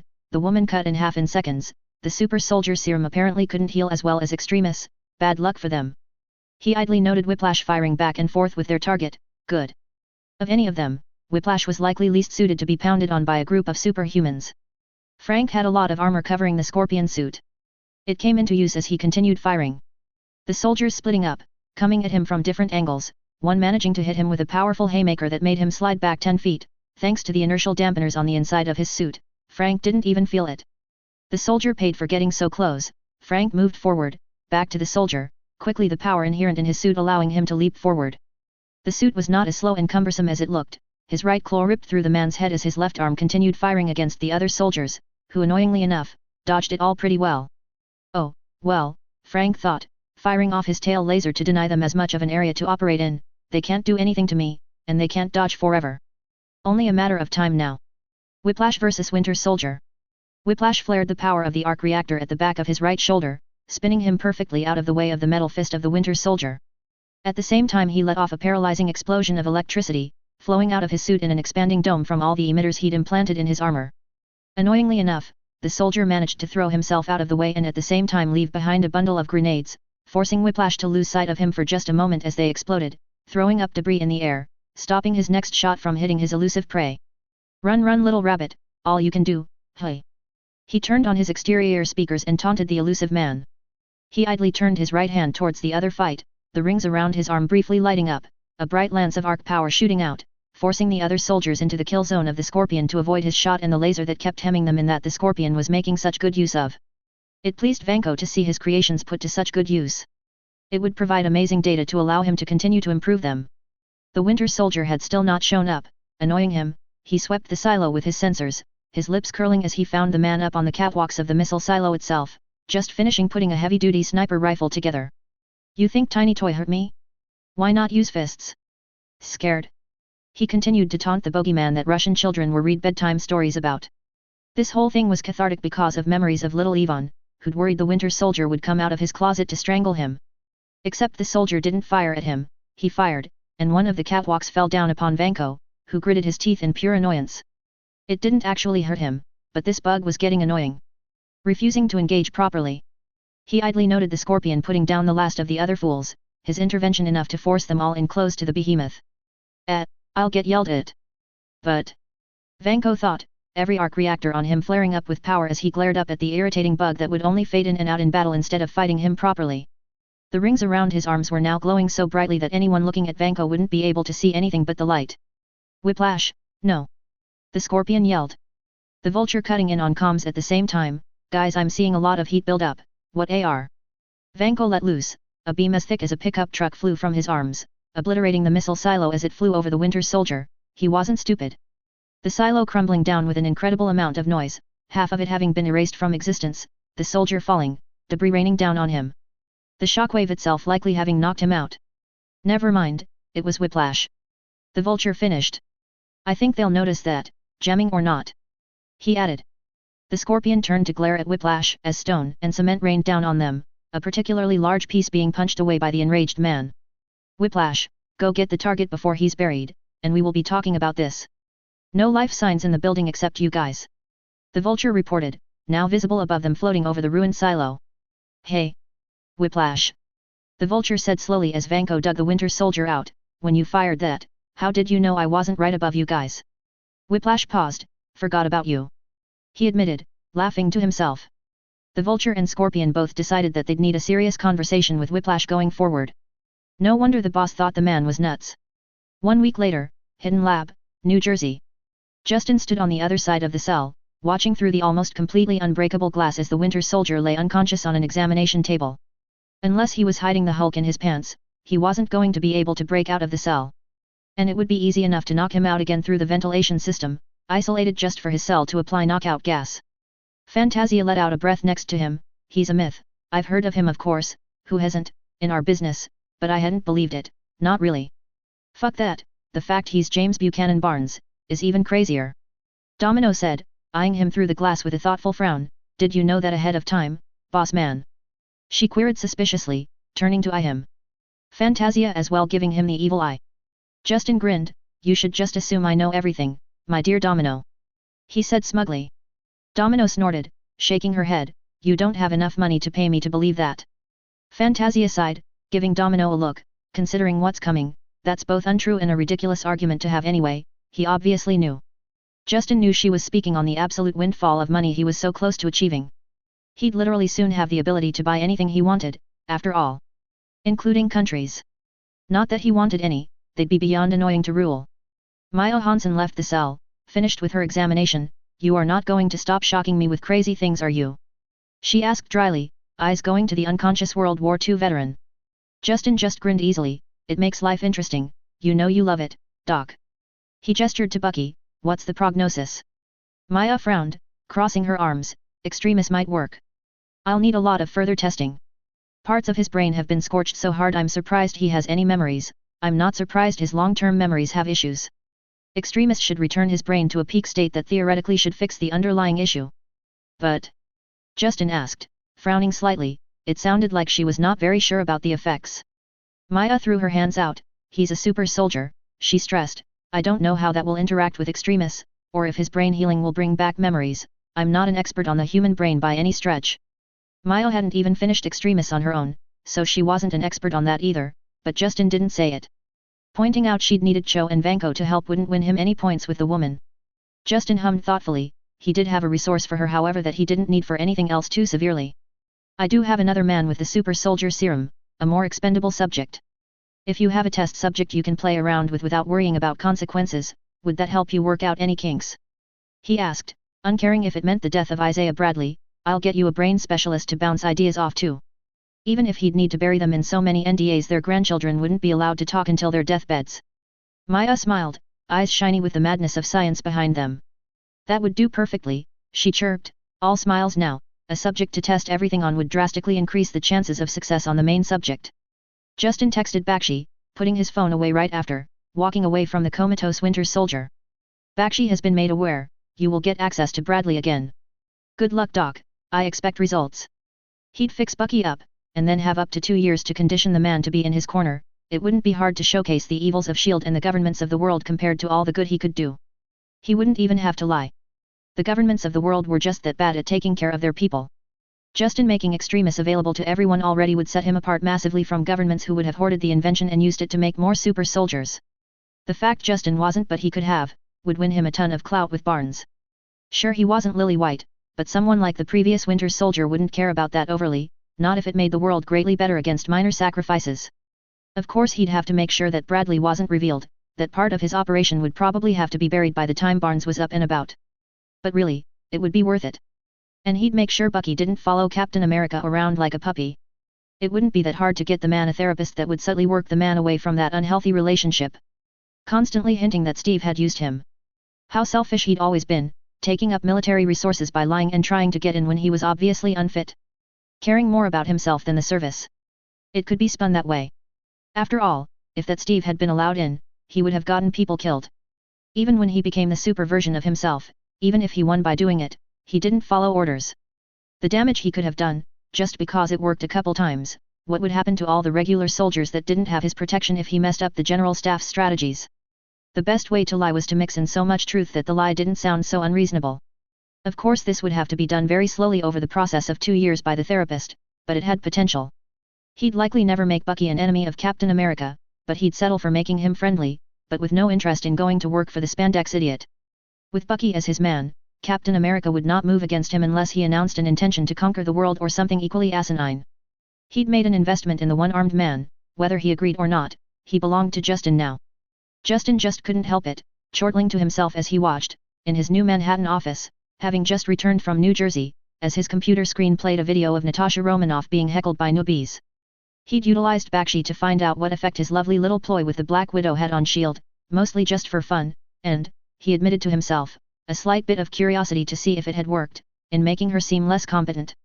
He wanted to know if it had worked in making the deadly bogeyman of the spy community, other than the Winter Soldier, seem human and just as much a failure as anyone else. Maybe a little more than anyone else actually, considering the embarrassment of having her Mark know about her the entire time and just stringing her along because she was good on her knees. Bakshi's stock had risen in Hydra the more waves Justin had made with his mad spending, with what to their eyes must be some sort of hidden plan laying behind it, one that no one else knew about. And with the steady drip of misinformation Bakshi was feeding them, Bakshi was now considered a reliable asset to the organization, at least until they'll realize it's all bullshit anyway when Justin truly steps out. So it was not any hardship for Bakshi to use his Hydra connection to get a good view inside S.H.I.E.L.D's system. It was in fact hilariously easy. S.H.I.E.L.D. really was infested. Perhaps Justin had made himself an enemy he needn't have made by playing with the naughty little spider. But he held strong opinions on most of the Avengers, and the Black Widow, just like Captain America and Tony Stark, were high up on his list of people he held in absolute contempt, due to a mix of his memories from his original world and a mix of Justin's own dislike of Tony Stark. To boot, Justin had never liked it when people were put on pedestals and idolized and then did nothing with it. Stark and Banner at least, could have revolutionized the world. Instead they were too busy with personal drama to do fuck all. Yeah, saved the world, whatever. Half those issues they created themselves. Their characters might have been fun or interesting, if he was watching a set of movies. Here, where their decisions actually impacted his life and the world he was living in. He was not thrilled to be sharing space with such complete morons. Their only solution to any problem seemed to be to hit it with a stick, and if it didn't work, make a bigger stick and hit it again. What problem in the world did they actually solve? What did they do, that couldn't have been done better with someone that actually thought ahead? Movie logic. So many of the threats were self-inflicted or could have been diverted by just stopping and thinking for one moment. He did not intend to have Ultron happen. Also, there were other ways to defeat Hydra other than burning every agent of S.H.I.E.L.D. and their families, without even once seeking other options or the help of someone like the AI they knew. Or his slightly useless, but could have probably helped, drunk landlord. As much as he detested Tony Stark, he could, grudgingly, admit, that he'd have been able to do more in Winter Soldier than all the actual combatants combined, if he'd been involved. Without ever using his suit.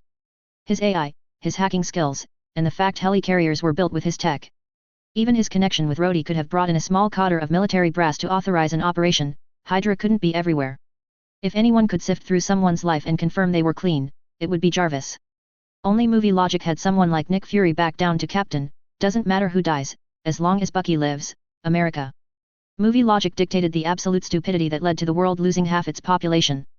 But Justin had seen nothing from his informants and the literal Hydra spies Bakshi had access to, that said the notable people of interest were any different than their movie selves, which is why he treated them with such contempt. If anything, everything he'd seen confirmed that Stark, Banner and the members of S.H.I.E.L.D. were exactly as portrayed. Even the mutants being in the mix hadn't changed any of that. Apparently their mostly hidden status meant the future Avengers themselves hadn't dealt with many, even if S.H.I.E.L.D. itself certainly had. Badly. They'd dealt with them badly. Justin had seen the files. Just wow. Hydra hadn't even needed to sabotage anything. S.H.I.E.L.D. messed up that first contact situation all on their own. Fury had a cadre of shape-shifting aliens doing his shit and he still couldn't deal with his own backyard. Luckily anything sensitive in Justin's company was specifically hidden away in a way that even shapeshifters wouldn't find easily. So yes, his memories had certainly had a big part in how he'd acted with not as Haley. He vividly remembered the arrogance of the Black Widow, mouthing off to the elected representatives of the country she lived and operated in, after carelessly killing God knows who many. Justin didn't particularly care one way or the other what Congress wanted either. Other than donating, bribing, his money to them to ensure his business didn't encounter difficulties. The illusion was there for the common rabble, however, that the people in Congress worked for them, so it took a certain kind of person to tell them to stuff it, because all the murder was fine, because reasons. Tony Stark and Captain America both showed equal disregard to the governments of the world. Again. Justin held disregard for the government too, and would become powerful enough where he could completely ignore them, but these people's arrogance broke the universe. So Justin felt perfectly entitled to rank his feelings above theirs. He didn't need to become a tyrant, ruling the world was just plain stupid. He'd just have to deal with riots and rebellions all day long, every day.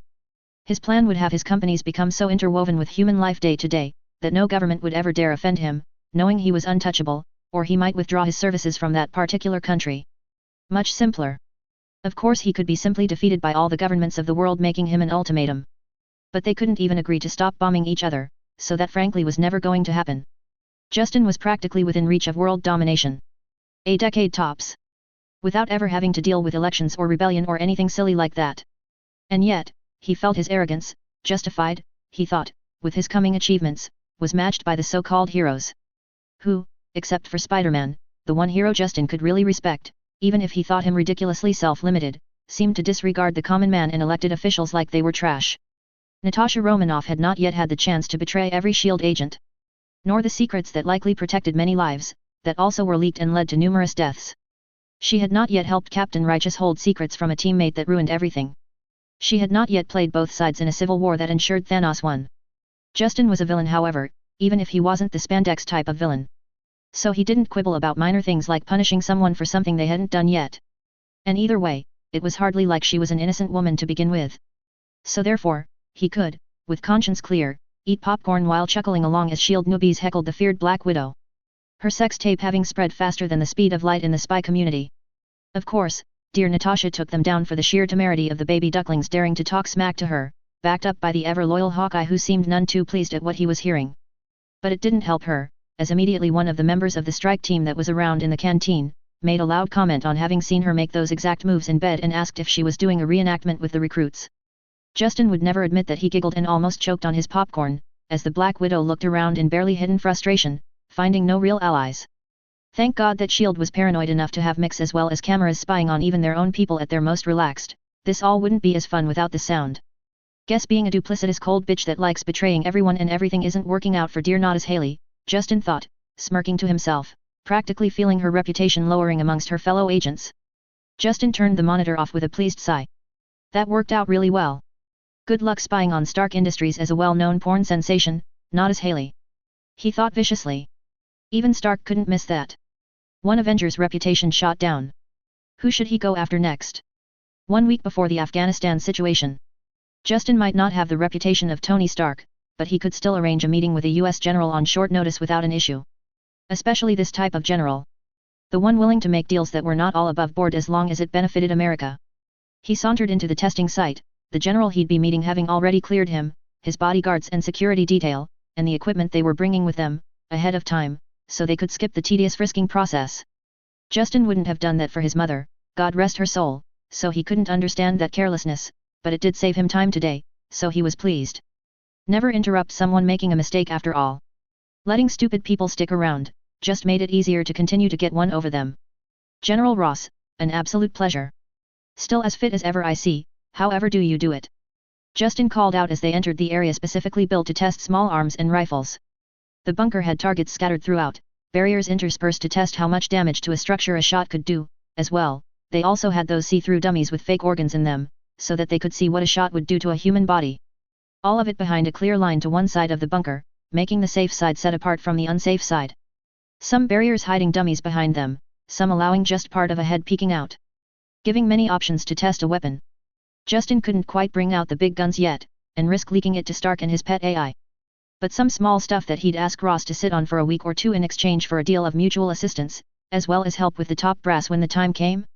It would help to have even the tiniest bit of insider knowledge inside the government that Justin wasn't full of shit, once he kicked things off. Ross would play ball.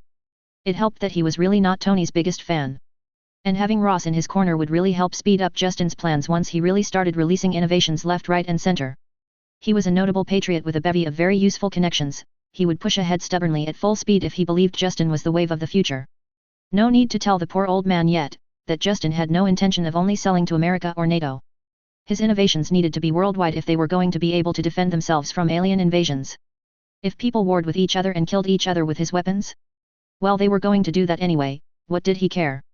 That had been Tony's mistake, people were always going to kill each other anyway. With the innovations he was bringing to the market, and his buddy the president in his corner, he could handle the PR hit of selling his weapons to China and Russia. And as angry as people like Ross would become at that, they couldn't exactly stop buying from Justin, if their enemies now had the weapons too. Ross would be useful for now, until he turned on Justin. He hadn't yet tarnished his reputation as much as he would one day, either, so it was the perfect time to strike when it came to take advantage of his zealous lust for carnage. He'd be easy enough to drop away if he became a problem later, just using the information from Banner and Blonsky when that went down. Maybe. Somehow the guy had managed to weasel into Secretary of State after all. So he obviously had some hidden dimensions. Although this time around, when they'd throw down, maybe Hulk and the Abomination would be hit by a little bit more than bullets thanks to Justin. They could take it.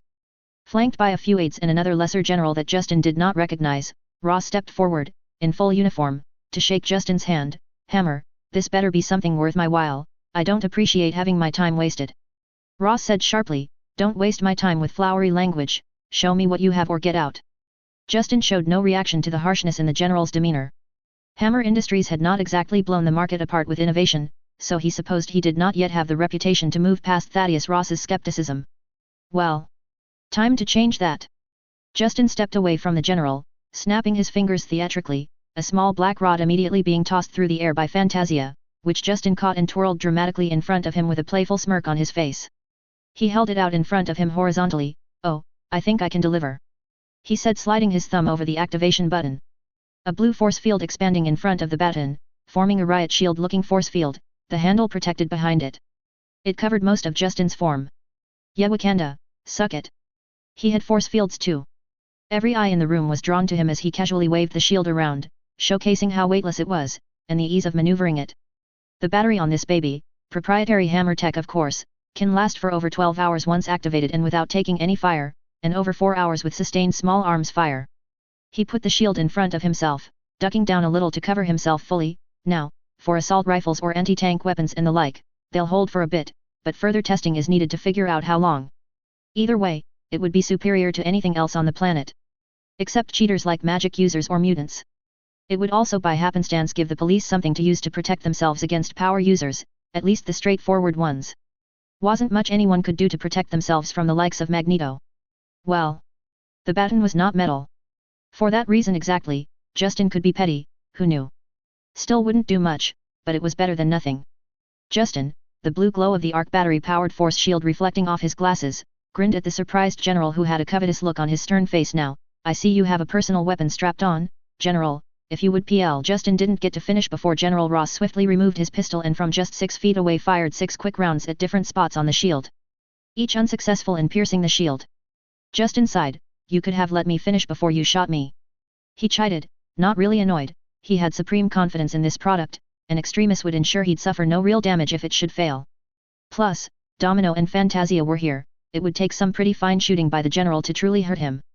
The aides were muttering to each other with the other general in the mix, All of them looked excited. Ross himself put his gun away, grunting shortly, giving Justin a cool nod, trying to play it like he wasn't extremely interested. Nice toy, got anything else? He said callously. This product was something Justin knew would sell well. For one, every police service in the world would likely buy them en masse. And since they were battery operated, a battery only Justin would produce, his sales would continue for the life of the product. Arc reactor powered batteries would be the backbone of his entire company. S.H.I.E.L.D. had played around with the Tesseract to achieve the same thing, except with weapons. Battery-operated phase weapons, Tesseract batteries. But the Tesseract was not a continuous resource, his batteries would be. And of course, Justin and Vanko and their arms department hadn't only produced a shield. Oh, we got all the toys, General. Justin said excitedly. Domino stepped up and took the deactivated baton from him, handing him a small gun, where instead of the smooth barrel, it was blocky and more reminiscent of a taser. He held a glowing battery in his hand, showcasing it to the General, before slotting it into the magazine of the gun. Notably, this also wasn't made of metal. Yet, S.H.I.E.L.D. and every police service in North America was going to throw money at him. Justin wondered how many days after this it would be before he had another visit from Mystique. Hopefully Magneto wouldn't bother to come himself. Fantasia could shut him down if in close enough, but couldn't do anything if Magneto rained metal from the skies. Well, Justin had other contingencies if Magneto showed up. He would not be caught with his pants down like last time. Not ever again. Taser, by the look of it. Ross said, unimpressed, these are all more suited to police action than war, why aren't you bothering the NYPD with this? God, this man really was a contrary cunt no matter what. Justin thought. He knew Ross was interested still, even if he was also correct in a way, these things would be more suited for policing. But they were the taster, the prelude to the main menu, the proof of concept, before he brought out the truly good stuff. The good stuff is coming, my friend.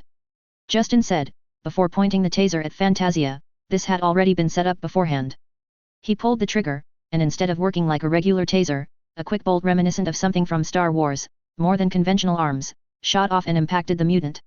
She immediately fell unconscious, one of his men having stood ready to catch her as she slumped down. Justin drew the General's attention from where the frowning man was looking over at the downed woman. From testing, the general baseline of someone hit with this, is that they stay unconscious for 2 hours, give or take a few minutes. Justin showed the side of the gun, showcasing a dial with one red side and one green. He switched the dial to green. If you need them awake sooner, well, beside being a night-night gun, it's also a wakey-wakey one. He said playfully, aiming and shooting off another shot, Fantasia opening her eyes soon after, being helped up on her feet, only slightly woozy from the effects. Arc reactor power, especially with Justinium behind it, was literally magic. It was pure bullshit, and Justin and Vanko could do so much shit with it.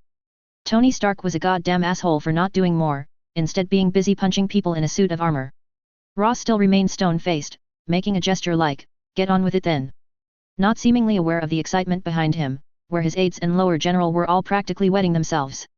Tough customer, hey, nothing less than I expected, let's get to the real firepower then.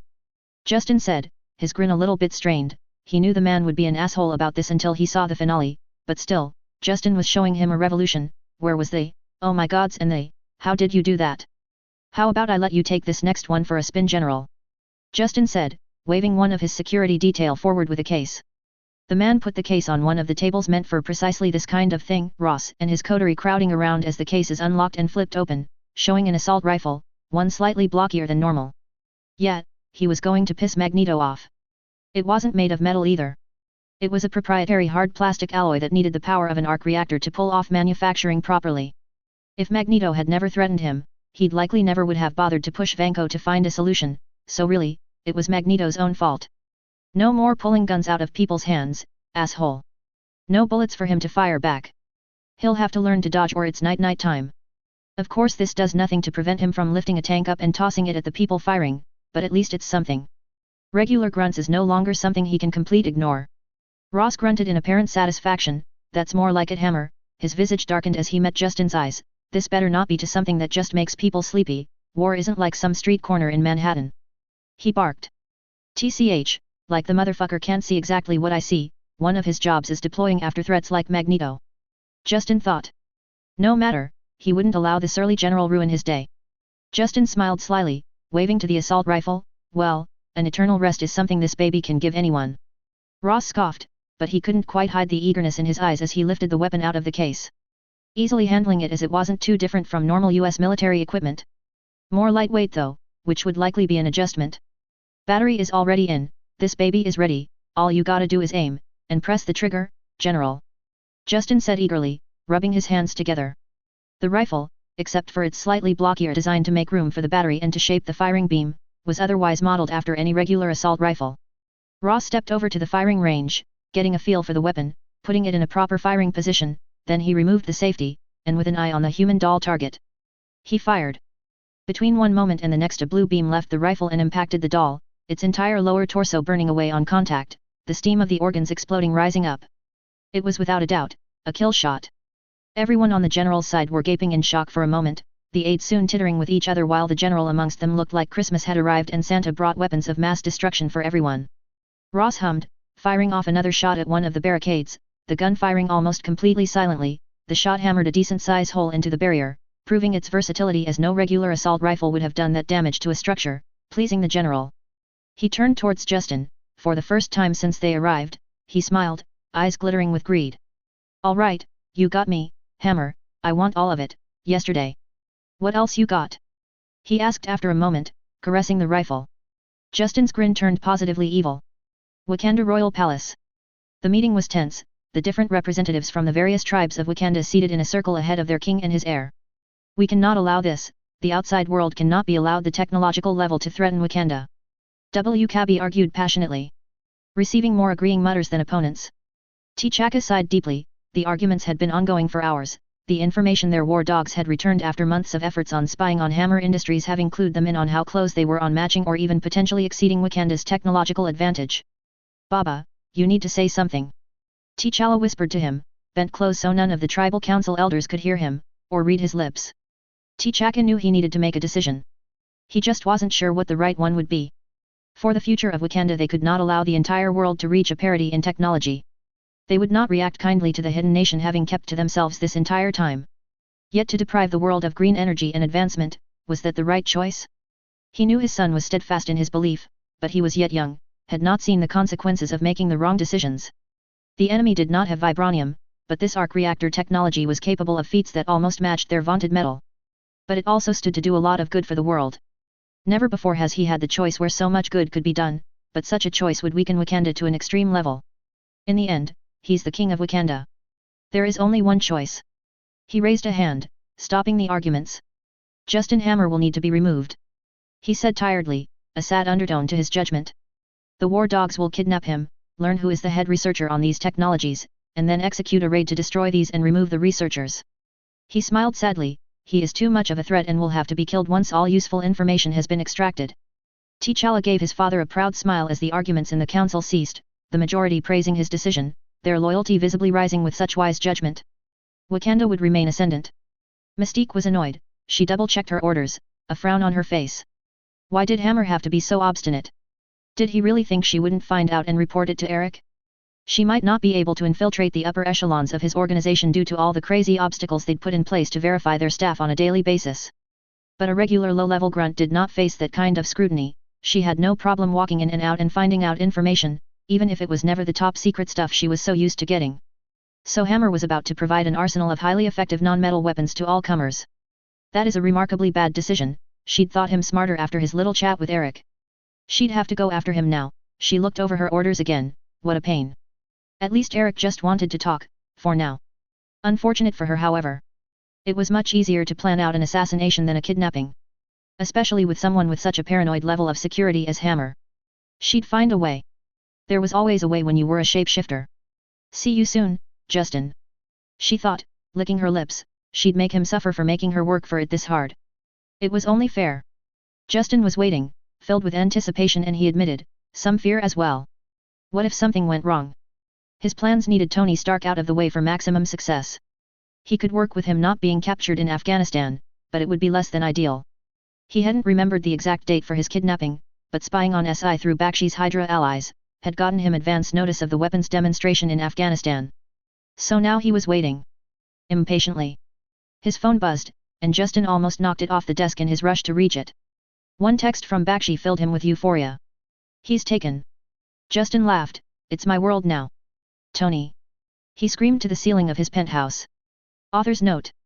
Note that although Justin Hammer is perfectly willing to have the Avengers fight threats like Thanos, he also thinks they're dumb fucks who create half their own problems and don't want them to have a reputation that equates to saviors of the world. Because then they might start thinking like Captain America in Civil War. That only their hands can be trusted to be on the wheel. Only Justin gets to be above any laws or governance, not some dude in spandex. Or so he feels. Better they're seen as a team of misfits and fuck-ups that do some good, which really fits most of the time honestly, while Justin's professional team gets shit done. Or so is some of the thinking behind that.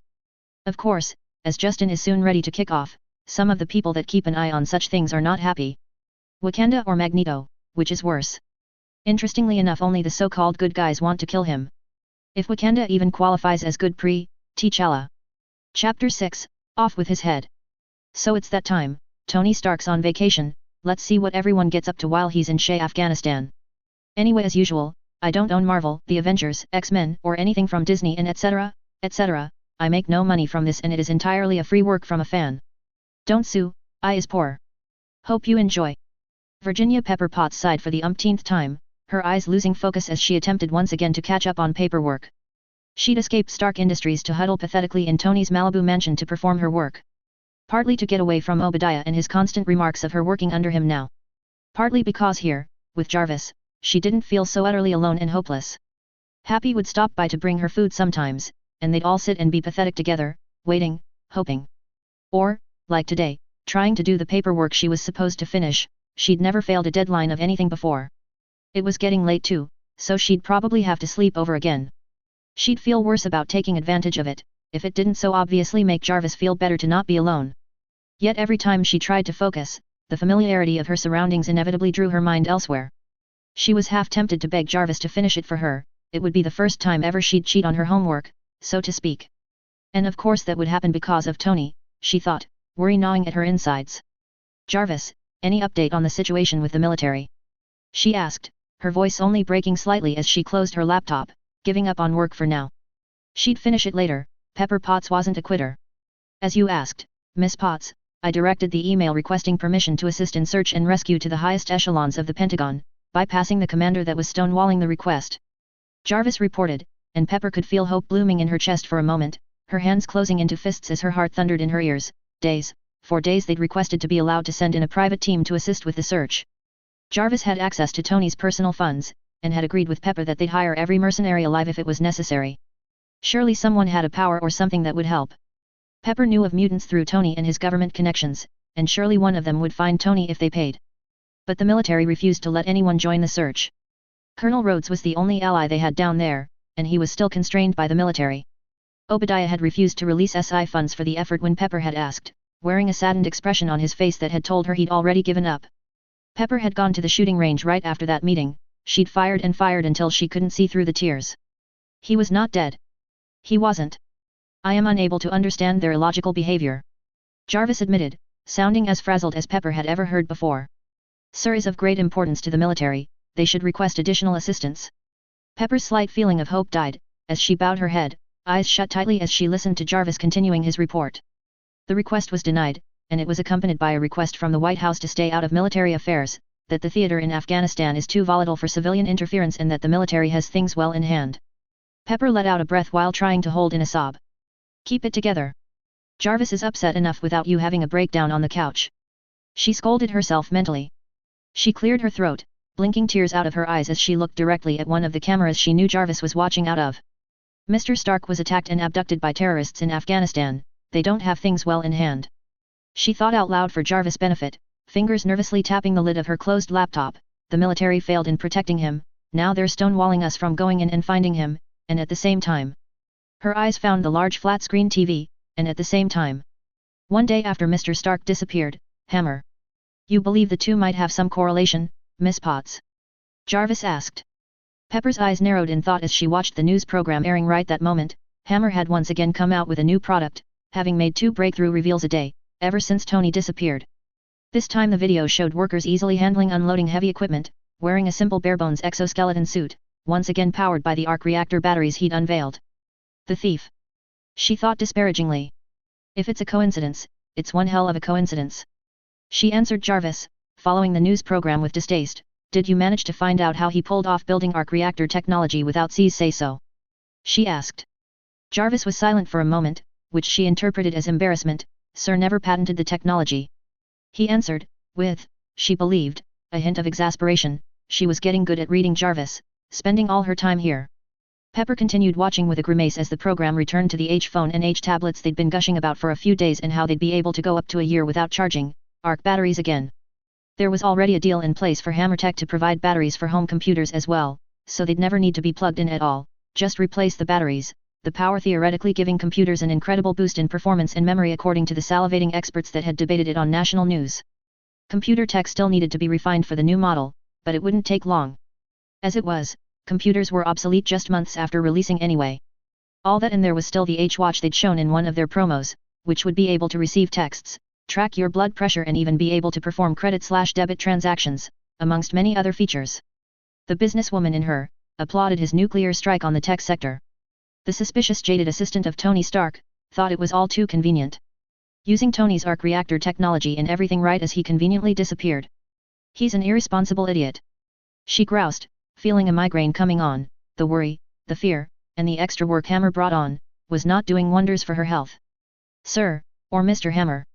Jarvis snarked at her. Almost managing a laugh out of her. Because that did fit them both to a T. Not patenting the arc reactor? Irresponsible idiot. She couldn't help but think, but with a hint of melancholy. Her boss was an idiot, no doubt. But he needed to be an idiot here, back where he belonged. Hammer this time, Jarvis. She answered the AI after a moment, sighing as she sunk back into the couch cushions, feeling depressed all over again. The world was going up in flames. Had Hammer not realized what he would do? Or did he just not care? She thought back to the first reveal, a week ago. The arc reactor plant in Texas. Green, practically unlimited energy for the masses. The technology behind all his other advances due to being able to create batteries to hold that energy and power them. And it had thrown the world into chaos. What is the latest on the riots, Jarvis? How many? Lost? She asked, feeling almost faint. The latest count by the Red Cross is 871 believed dead, tens of thousands injured. It is not a confirmed number due to the situation and could in reality be lower, Miss Potts. Jarvis reported softly, what a sweetie, trying to soften the blow. Pepper thought fondly, even as she cursed Hammer out again in her thoughts. Already the auto industry was knocking down his door to get arc batteries for study to revamp the auto industry. Electric cars were suddenly very viable. No different was the interest from the transportation sector, including by air and sea. Gas stations would possibly be a thing of the past within the decade, killing thousands of jobs, not to mention the jobs from the oil industry, coal industry, and all energy-related jobs, including the whole logistics chain and suppliers for those sectors.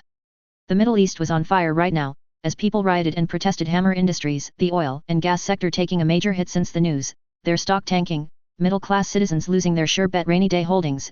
As the stock market went haywire, people selling off stock in a mad rush to not be stuck holding on to something worthless, even though it would take decades to fully turn away from oil.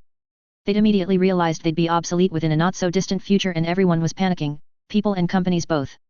Unlimited energy having only one source, and its keys were in the hands of one man with the death of millions of jobs hanging like a cloud over the world economy. Already one despot in the Middle East had been overthrown as heavy oil profits subsidizing their nation suddenly did not seem like something one could bet the future on anymore. Pepper believed in democracy of course, but so far in that change, all she could see was death, looting and chaos. Even America was not unharmed, people rioting against the change, whether egged on through disinformation campaigns on the safety of arc technology or simply to protest anything that would change their way of life.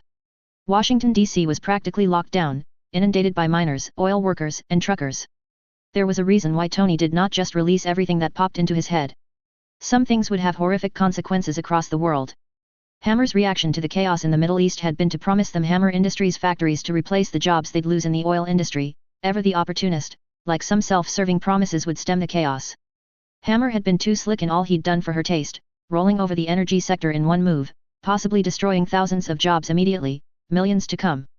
Posting videos online, who does that, of new weapons, energy shields and tasers for the police, energy weapons, tanks, and armor for the military. Stark Industries stock was tanking, with Tony missing and their biggest competitor outshining them in every way. They were going through their darkest time in history. It was all too perfect. With arc technology behind it all, it was like it was all tailor-made to attack SI and the name Stark. If Tony didn't get back, SI wouldn't survive. It was hard to not suspect Hammer. Even Obadiah had commented on it. Jarvis, could you research the possibility Justin Hammer had anything to do with Mr. Stark's disappearance? She asked, eyes zeroing on the man in question, as he appeared on the screen, being interviewed on Letterman. Pepper would scream if the arrogant man had yet another invention to drop to further fuel the mania of the world. Enough people were dying right now, he didn't need to add more fuel to the fire. The probability that Mr. Hammer is behind at least the president intervening to stop any form of assistance in Afghanistan is 97.3821%, Miss Potts. Jarvis admitted after a moments of thought, likely double-checking everything they had on him. President Ellis received a rather heavy contribution from Mr. Hammer through a super PAC, and Mr. Hammer has been seen at events featuring the president. Furthermore, when I as requested researched the arc reactor technology patent, I found that Mr. Hammer received 30 patents, all classified under national security, likely including the arc reactor, the day after President Ellis was sworn in. Jarvis gave Pepper a moment to take it all in, her suspicions practically confirmed. Then she waved him on, her blood pressure rising as she tried to hold back her rage that people had been bought to block them from helping Tony. The same government that Tony had delivered weapons to. Notably, the two new members of the Joint Chiefs and the Secretary of Defense appointed by President Ellis shortly before Sir's disappearance, were all men known to not be very fond of Sir. Jarvis continued, his tone slightly chilly at the idea they disapproved of Tony. Pepper bit her nail, countenance stormy. That clinched it, didn't it? So he's either taken advantage of the situation to keep Mr. Stark away, or he created the situation, or both. She theorized out loud. Either way, the bastard needed to pay for what he's done.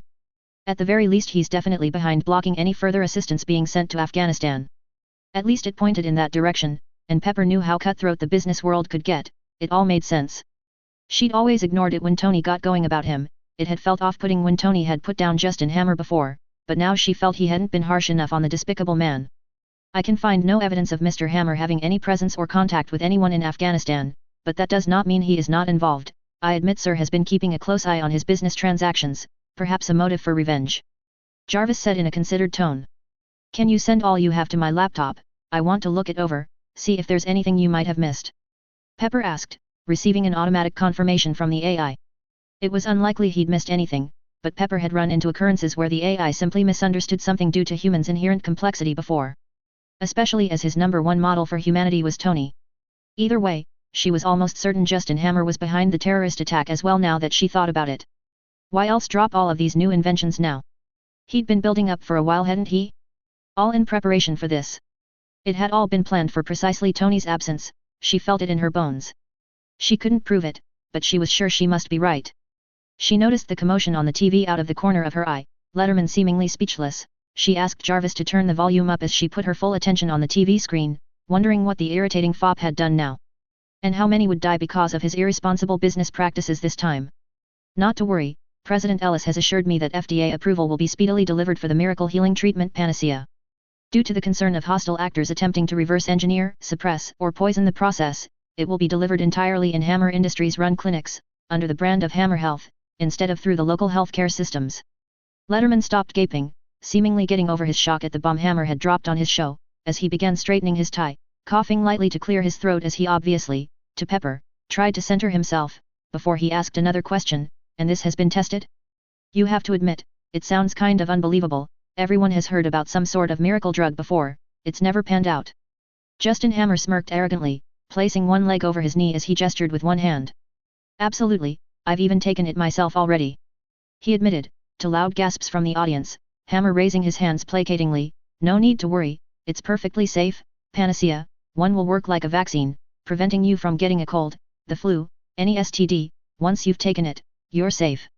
He said with flourish, his smirk widening at the reaction from the crowd. Panacea, 2 will cure liver disease, kidney disease, and most similar diseases, including all forms of cancer. Pepper put a hand to her head, feeling woozy from just how sick she felt from that revelation. It was good for the world. In theory, but the way he was doing this. This stupid arrogant donkey. He couldn't literally do it a dumber way if he tried. This would just further the same problem. Entire industries would fall apart, people would be healed, perhaps, and then face homelessness. Panacea, 3 will regrow limbs, cure dementia, Alzheimer's and other degenerative diseases. It's a game changer and only Hammer Industries and its new subsidiary Hammer Health can deliver. Justin finished, the noise in the studio almost deafening as people shouted questions, or demanded access immediately for loved ones. Hammer just smirked, his glasses glinting as he looked into the camera, speaking over the crowd. Ask the FDA and Congress, they're holding it back, not me. Pepper just couldn't.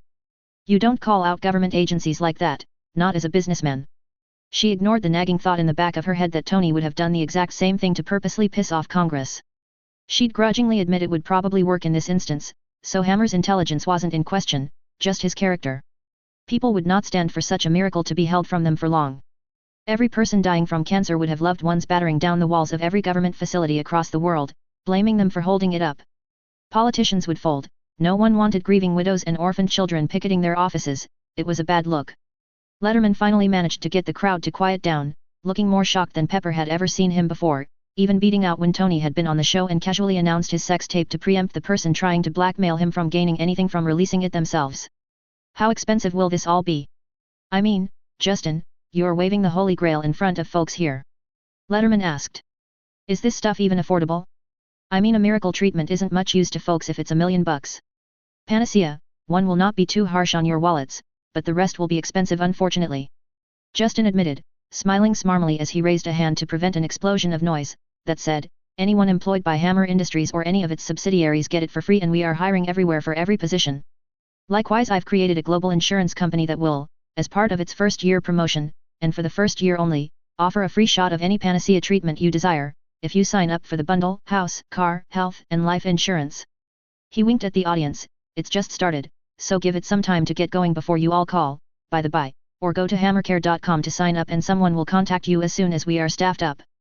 If you happen to work for an insurance company anywhere in the world, now's the time to see the writing on the wall, call Hammer Industries or contact our insurance subsidiary at hammercare.com, we'll take all of you. Pepper felt like she would choke at the audacity of the man. He'd just destroyed the pharmaceutical and healthcare industry in one swoop, and he was trying to monopolize the insurance industry as well? It wasn't enough that he'd already upended the energy industry, that he'd be dominant in the tech and auto industry? The amount of jobs that will be destroyed within the year because of his all or nothing approach. The economic impact, the social impacts, does he have any idea of what kind of shitstorm he's started? Wars will break out because of the upheaval he's beginning. Did he really not realize the consequences, or does he not care? Tony had his issues. But he would never shatter the world just to push his products forward, that's why so many of them were nothing but files on a computer. You can't just replace several sectors from the economy and expect society to go along like normal, there would be massive upheaval. SI would have to weather the storm somehow. Pepper had a feeling she'd be drowning in work in the near future, even though her position was technically in limbo right now, it would be all hands on deck. God! If Obadiah was watching this, he'd likely be frothing by the mouth by now. SI was being swept away in the backdraft of a rising giant. Jarvis! What's the stock market like? She asked with trepidation, because part of her didn't want to know. Lights flickered in the ceiling suddenly, the TV showing static. She frowned, Jarvis. Me Miss Popots. Came the broken-up response, followed by an electronic whine that made her clap her hands around her ears. Light bulbs exploded over her head as the TV screen went completely blank, the Malibu mansion descending into darkness. Jarvis! What's happening? She shrieked as she stumbled to her feet, her ears ringing. There was no response, and before she could get her bearings, the large windows giving a beautiful view of the bay, were smashed in, glass flying everywhere as she screamed in fright. A squad of men dressed fully in black, their faces covered by tactical helmets entered the building via rappelling from the roof. Her last thought before she was hit by a dart, losing consciousness, was wondering who the hell SHIELD was and why they were attacking her. Justin leaned back in his chair in his Manhattan office. It wasn't nearly luxurious enough, but he was holding out for the alien invasion to get more space in New York to build a proper headquarters. One a couple floors taller than Stark Tower, of course. Things were going extremely well. For him. The world wasn't taking it so well, but he'd expected that. Change was scary, so all the Neanderthals would riot and protest and be their ineffectual selves. It didn't concern him. Once they were done throwing a hissy fit, he'd just swoop in and hire everyone. Even if he had to create a dummy corporation just to create busy work to have an excuse to hire more people, he'd still do it. What did it matter if he lost money on it? What mattered was getting as many people invested in his business as possible by getting them loyal to him.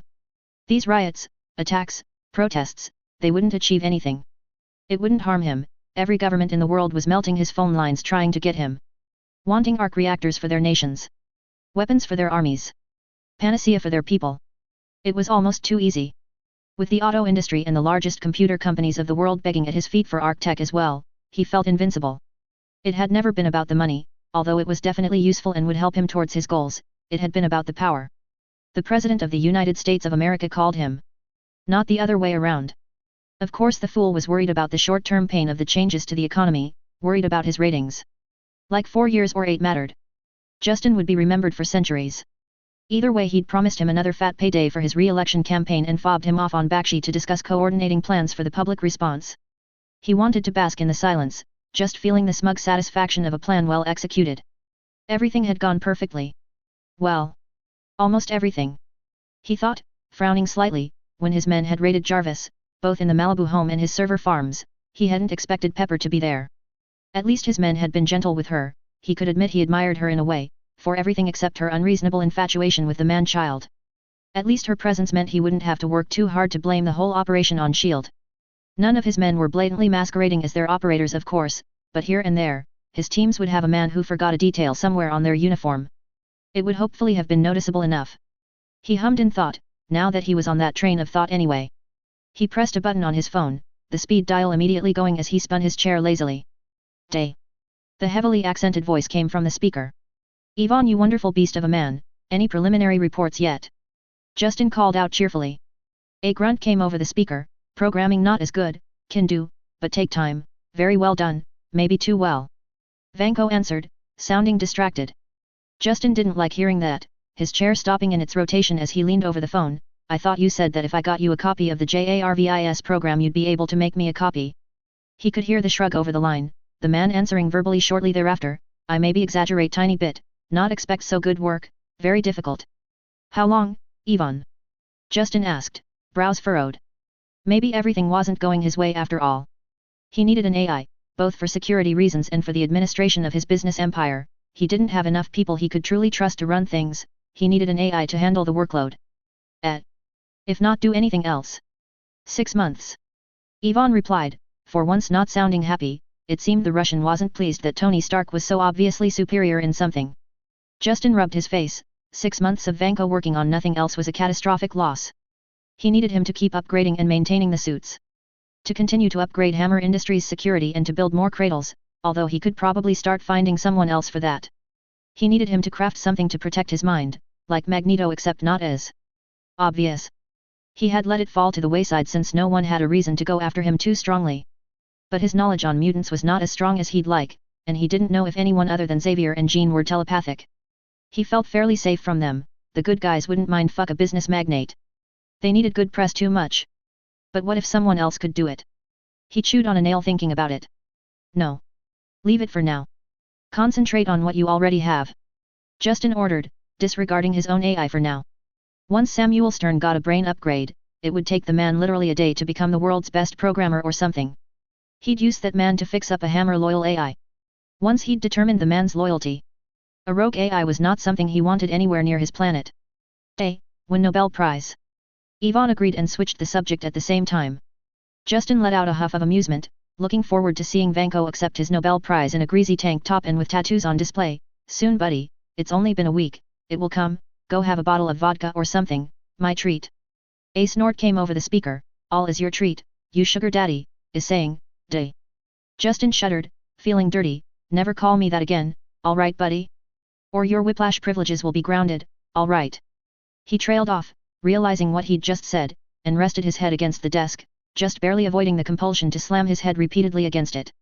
Whatever say. Daddy. Vanko replied, chortling as he hung up. Fantasia, who had been sitting in the corner, reading a magazine, covered her mouth with one hand, her snickers audible as Justin gave her an irritated look. Glad to see you're able to laugh. He said snarkily, to the usually composed woman.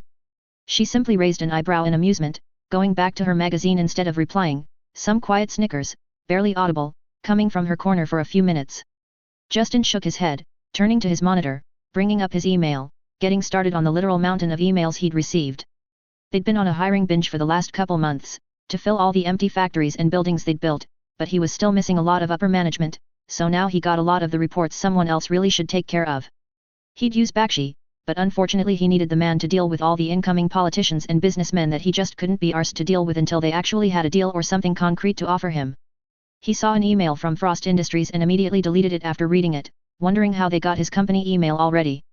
Like hell he was going to discuss anything with a competitor. If they wanted any of his tech, they could buy it for full price from his factories. He didn't know why they wanted to meet him so badly. The email had been almost simpering, and had included a picture of Emma Frost, for some reason, the heir of the business empire. Very beautiful no doubt, but Justin was not actually that easy, media reports and rumors aside. If they were angling for a marriage and a merger, they were really delusional. No matter how beautiful Emma Frost was, that was just never going to happen. Have you ever done any mercenary work for Frost? Justin asked Fantasia, his fingers tapping his keyboard as he stared at his screen. There was just something funny about that email. Surely they hadn't expected that to work? Fantasia opened her mouth to answer when Domino literally burst through the door, the security team hot on her heels. Boss! Incoming kill squads! She shouted, gun in her hand.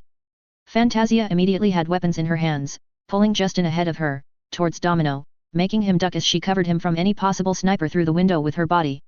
What the hell? Who? Justin complained, finding himself escorted through the hallway moments later, his security team all around him, Domino taking the lead and Fantasia bringing up the rear. Some old merc buddies reached out to me, warning me, Rahkan and Oscorp both have a hit out on you, and their teams are already en route. The fact you are finally in one place long enough was too tempting of a target, they might already be here with how late I got the warning. Domino spat out, eyes sharp as she led us down. The building alarms were already ringing, telling all staff to evacuate. Justin really felt he should have invested in a secret elevator down from his office, or a helipad. This is why he needed a proper office. Wait, if they're coming here. Justin realized, Maya Hansen is on the 13th floor going over the hiring of new scientists for her department. She cannot be a casualty. He demanded determinedly. She was too useful, her intimate knowledge of Extremis, or Panacea as it was rebranded, could not be replaced easily. Not to mention her ongoing research on the super soldier serum. Even worse than killing her. What if someone abducted her? You cannot be serious right now, boss. Fantasia snapped from behind him, her eyes never leaving their rear as she walked backwards. 2 kill squads. She stressed, with a growl. That we know of. One of you is getting Maya out of here, take half the squad with you. Justin ordered coldly. He had Extremis, he'd be fine. Really, they were blowing this out of proportion. It was just regular humans coming for him, not his worst case scenario of Magneto or the like. Domino and Fantasia both hissed out something at the same time, the meaning drowned out by the alarms. Justin understood the rude meaning all the same. Fine. Fantasia said angrily, pointing at a couple of the security team, you and you, with me, we shoot anything that gets in the way that's not Maya Hansen, got it? As they all begin to run off, no doubt to chance the elevator down to reach Maya quicker, she turned and pointed at Domino, you don't let him die until I get my chance to beat his ass for being this stupid, got it? You and me both. Domino answered back, for once not laughing or joking around, her pissed visage meeting Justin's for a moment, before she returned to business. The 3 remaining team members moving around Justin to cover him in a triangle formation, weapons ready. Why don't we just take an elevator as well? Justin asked, getting annoyed after the 4th flight of stairs they'd taken, shortly after, his security team jumping at every shadow. If they're attacking the building, if they have any sense at all, the first thing they'll do is take control of the system, it's what I would do. Domino answered snappishly, poking her head around a corner, waving them on when she found nothing amiss. Then why did Fantasia risk it? Justin asked, starting to feel that he might have miscalculated with how enraged Domino seemed to be. They weren't really in any danger. Right? With Extremis and energy weapons, what could they really do against them? Domino swore under her breath, she risked it because she isn't the target, and because you ordered one of us to do it, and with my luck, I'm more useful next to you. She said quietly, holding a hand up closed into a fist, all of us coming to a stop. Do any of you hear that? She asked in a whisper. All of us stand still in complete silence, listening. Suddenly Domino moves, knocking Justin down just as a spear almost guts him, one of his security team hitting the floor, head cut off at the same time, 2 enemies appearing on both sides of the hallway. One of them made a move towards Domino but stumbled into the wall, having slipped on some loose flooring. Wakandans. Justin cursed, seeing the armor and the technology, paired with primitive weapons. What the fuck was Wakanda doing here? He couldn't help but think, he hadn't even touched any vibranium from Klaue yet. Had Klaue sold him out? An invisibility tech? Did they have that in the movies?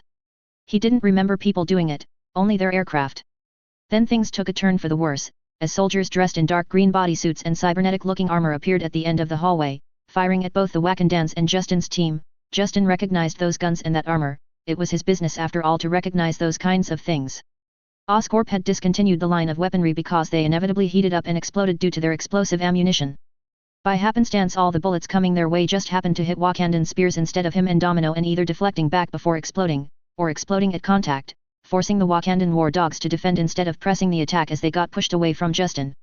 "Fuck, Oscorp is here already!"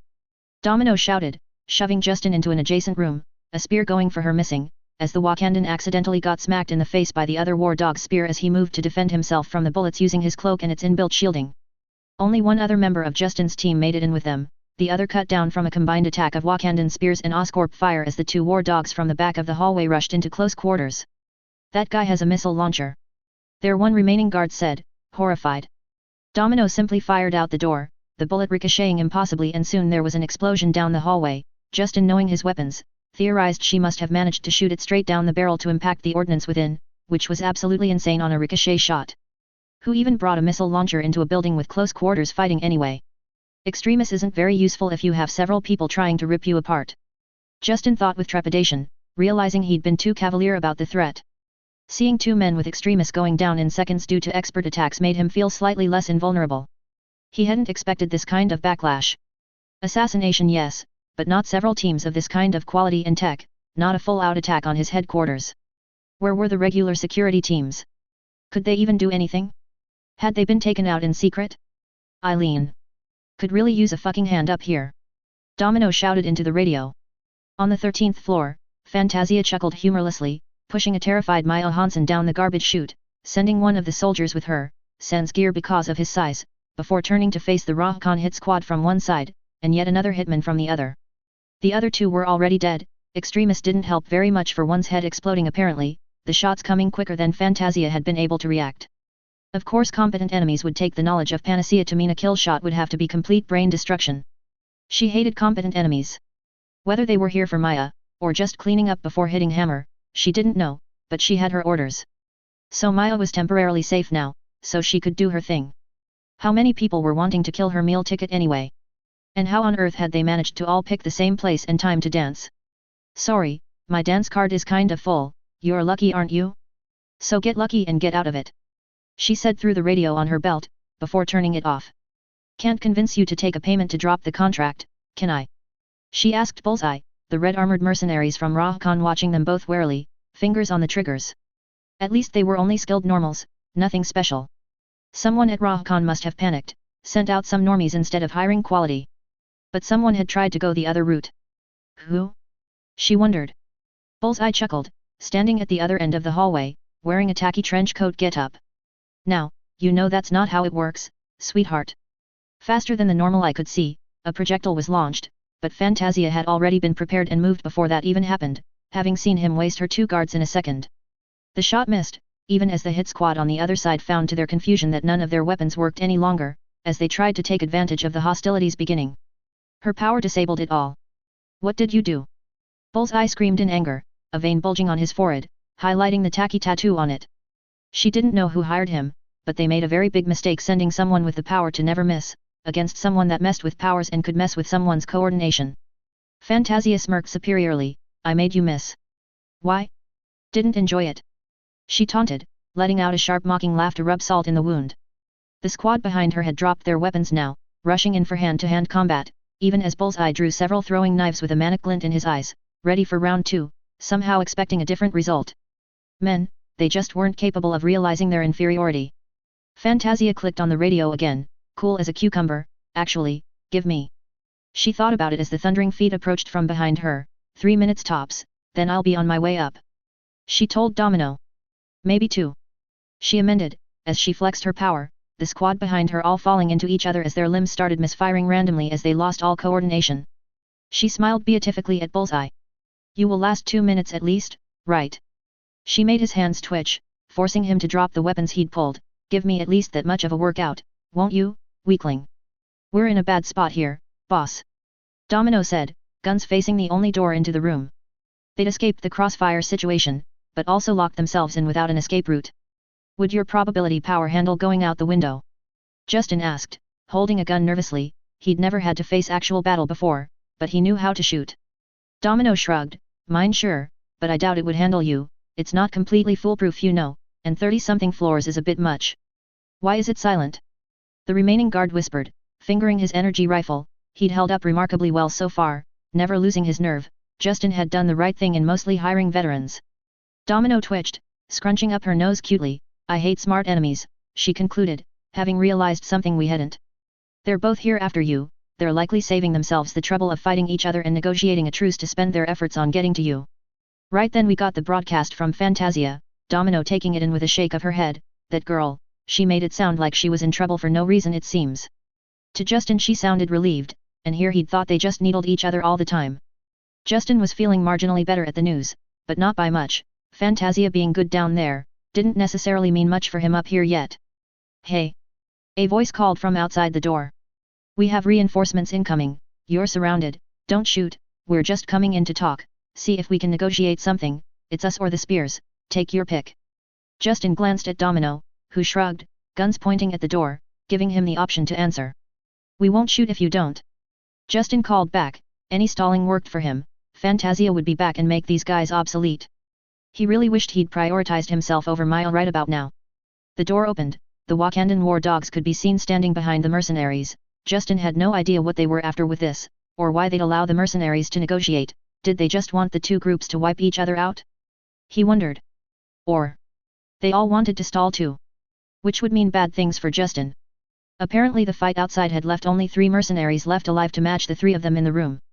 2 walked in the door with a third trailing behind, the third one was the one who had spoken, Justin was fairly certain of that.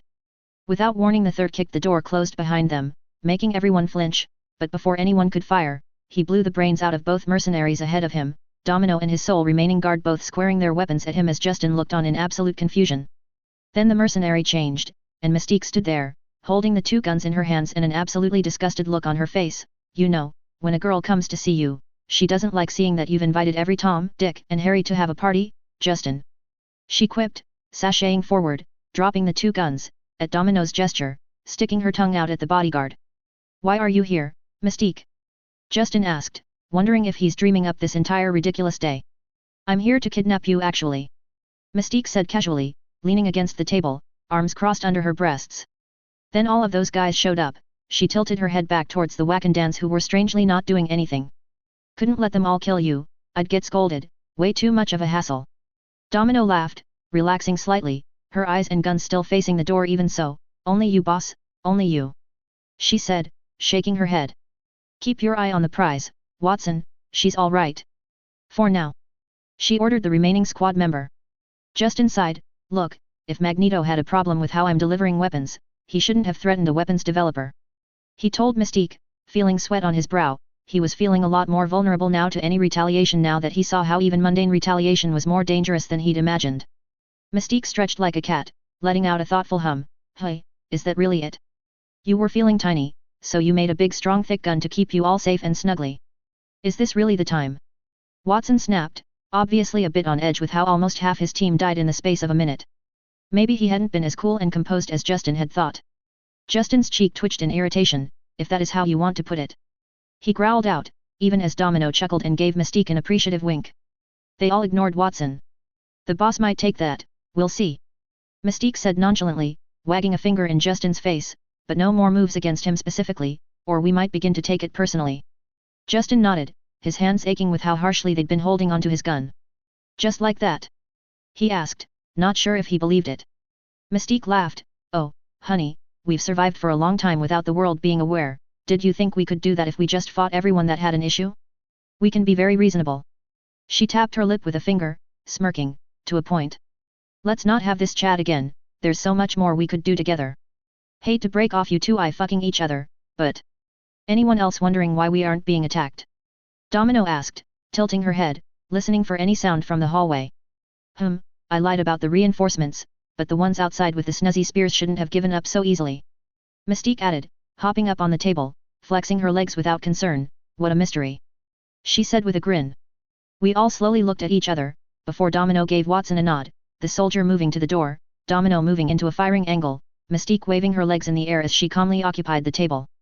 In one smooth movement, Watson opened the door as Domino was ready to fire, only to find nothing. What the fuck happened? Did they run away? When they had us cornered. Justin thought, turning to Mystique thoughtfully, and goddammit I owe her one now, don't I? Mystique met his eyes smugly. Yes. He did. Fucking Wakanda.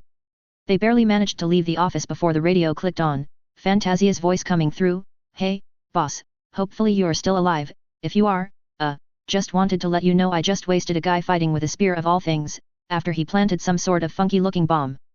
Everyone's eyes turned to Mystique, who sighed dramatically, snapping her fingers. Damn, so close to getting credit for them just disappearing. She joked, looking completely unrepentant at our judging stares. 10-4 heading down, meet us at stairwell C. Domino snapped off, grabbing Justin's arm and starting to run. They had no idea how many bombs had been placed and when they would go off. Mystique waved a cheeky goodbye to them as she took off to take another exit, blowing Justin a kiss just before disappearing, moving faster than humanly possible. Justin just knew she would be out long before them. He'd gotten off easy, he knew. Things could have been a lot worse. He'd thought he'd prepared, but it only took being separated from one of his bodyguards to turn everything into a potential disaster. His arrogance had almost killed him. Still could, depending on how bad these, likely vibranium tech bombs, would go off. They met up with Fantasia, Watson ducking his head in silence when he saw that she was alone. Justin decided he'd have to do something nice for his only survivor. If nothing else, it would make it more likely his other teams on the security rotation would not get too dispirited if they saw the potential rewards for surviving to get Justin out. I've seen 2 bombs already, but none of the spear-wielding freaks. They're likely on their way out, if they get out before us. Fantasia called out. We sped up even more at that. The Extremis treatment I and Watson had gone through giving us the stamina to handle it, while Domino and Fantasia were mutant mercenaries that could easily outpace most normals. They're likely going for the roof. It's probably how they got in. Justin said as they flew through floor 5, almost all the way down now. They have stealth tech aircraft. He added, trying to put on every bit of speed he had in him. They made it to the 4th floor, then the 3rd. Suddenly, without warning, Justin was shoved out of the 3rd floor window by Domino, the woman stumbling out after him, barely missing a spear that instead sunk into Watson's throat.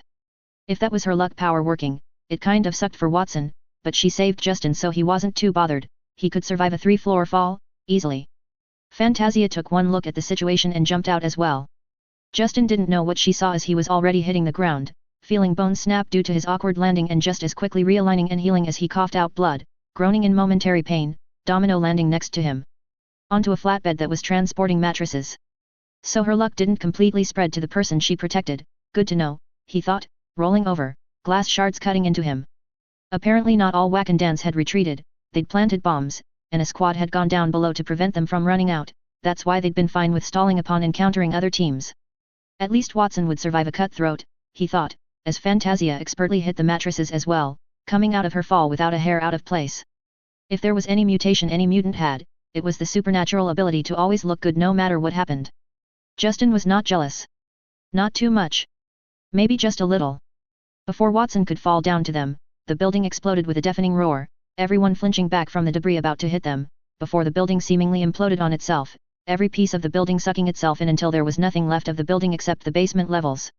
Right in time for EMS to arrive. That was a ridiculously bad response time. Justin needed to complain to City Hall. He was definitely supposed to get preferred service, he was pretty sure. What the fuck? Justin echoed his bodyguard's exclamations at what had just happened. That had been insane. He wanted one of those bombs to look at now. Also, that would have definitely killed him. Fuck. He needed to reprioritize some things. And figure out what the fuck Wakanda thought they were doing before they tried again. He was interrupted by a phone call. His phone had survived all that. He fished it out of his pocket while his bodyguards played interference with the emergency services. Bakshi, talk to me. Justin said, beginning to walk away from any prying ears, before spotting the absolutely intense look from Fantasia at him beginning to walk away from his bodyguards, which froze him to the spot, as he decided to simply speak in a much lower tone. Don't tell me if it's bad news, please. He joked, feeling wrung out. There was a pause on the other end, before Bakshi spoke up hesitantly. The Hydra team sent to retrieve you didn't get you, that's the good news. Justin resisted the urge to go find a very hard surface to slam his head into repeatedly. Are you kidding me, buddy? I'm not in the mood for jokes right now. Was all he could say. The utter realization he'd fucked up on anticipating just how badly the world would respond to him flipping the board all at once, hitting him where it hurt. His ego. Bakshi remained silent, perhaps understanding Justin's pain, or simply polite enough to wait for him to get over himself. Ugh, this has been a day. Fine. Tell me about Hydra and how they missed this. Justin looked around, seeing the missing headquarters and hundreds of staff members milling around looking shocked. Terrific house party. At least he spotted Maya in the crowd, so she had gotten out before the Wakandans got to the bottom floors. Good. I was contacted by a superior in the organization who wanted a real-time update on your whereabouts, telling me they were bringing you in to shake you until all your secrets fell out. Bakshi reported dryly, for whatever reason, they were of the belief that you had fooled me with false reports this entire time rather than the obvious conclusion of you flipping me. Justin couldn't help but chuckle at the idiocy. Your Hydra station chief is certainly a product of the S.H.I.E.L.D. Academy, he drawled, clearing some dirt off his tie. Of course 50 to 60% of your reports being falsified just means you're an idiot, not a traitor, they've gotten too used to fools. There was a long pause before Bakshi continued, yes. I directed the team to the safe house in Jersey currently occupied by the Vulture and Scorpion, they did not die well. Was it contained? Justin asked immediately. Bakshi made an agreeing noise, the team was eradicated immediately and the safe house abandoned, as far as I'm aware there was no exposure, the fight was over too quickly.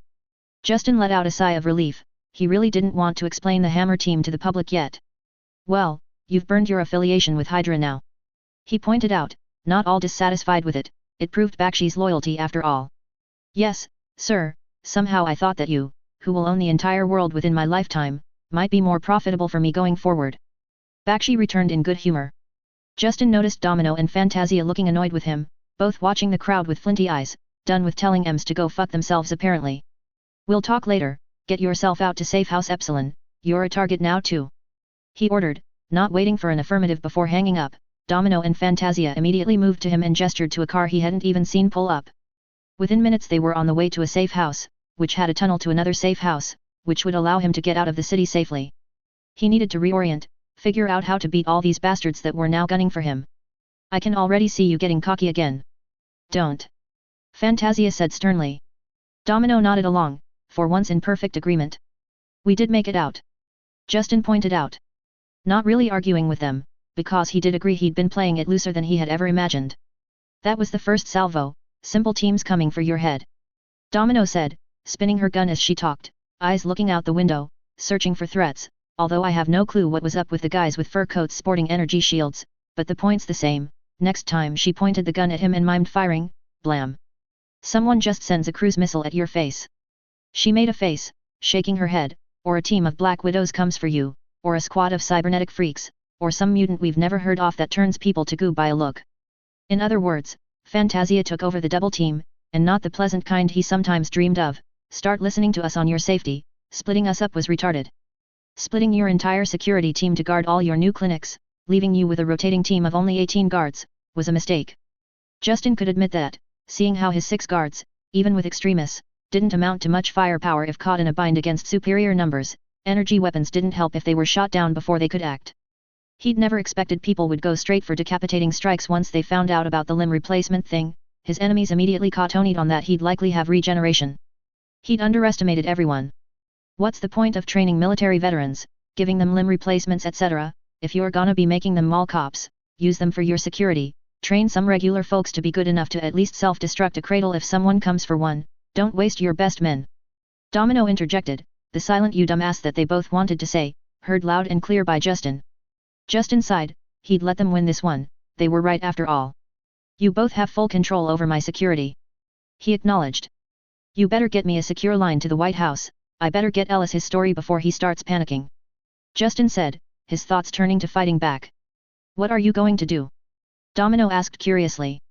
Not much. Just start a war. Justin replied solemnly. Wakanda, Royal Palace. Continued news keeps coming in from the suspected terrorist attack that destroyed Hammer Industries' New York headquarters. The reporter looked solemn as she stood in front of an empty space surrounded by skyscrapers. Suddenly she put a hand to her ear. Hang on, I hear we have Justin Hammer himself over video conference call speaking with the press, switching over now. The council chamber was silent as the grave with confirmation that they had failed with the primary target. Vanko the tertiary target was never located, and Hansen had been in the building with Hammer, so likely survived if he did. T'Chaka didn't know why the team had acted as they did, resorting to bombs instead of a more subtle approach. Unfortunately no one survived to report on why such a tactic had been decided on. It had taken a week for them to get a good shot at Hammer without US military forces around him, perhaps they'd seen it as necessary to finally put him down before he could reveal something else. They'd gone dark after their last report 48 hours ago, it was frustrating to not know the how and why of the situation now that they would pay for the consequences. The view on the screen switched to Justin Hammer, looking severe in a dark suit, his hair still covered in grey dust from the destruction of his building. I have already spoken to the president and he agreed to allow me to reveal this information to the general public. Hammer began, looking seriously into the camera. This brazen terrorist attack failed, and for a moment, our security team had one of the terrorists in our grasp. he talked, bragged actually, spoke all about his purpose, so sure of my destruction. They would never. No Wakandan would. W'Kabi shouted, incensed, T'Chaka silencing him with a look as they all continued to watch the consequences of failure. These terrorists have hidden from the world for decades, killing scientists and improvements in the crib.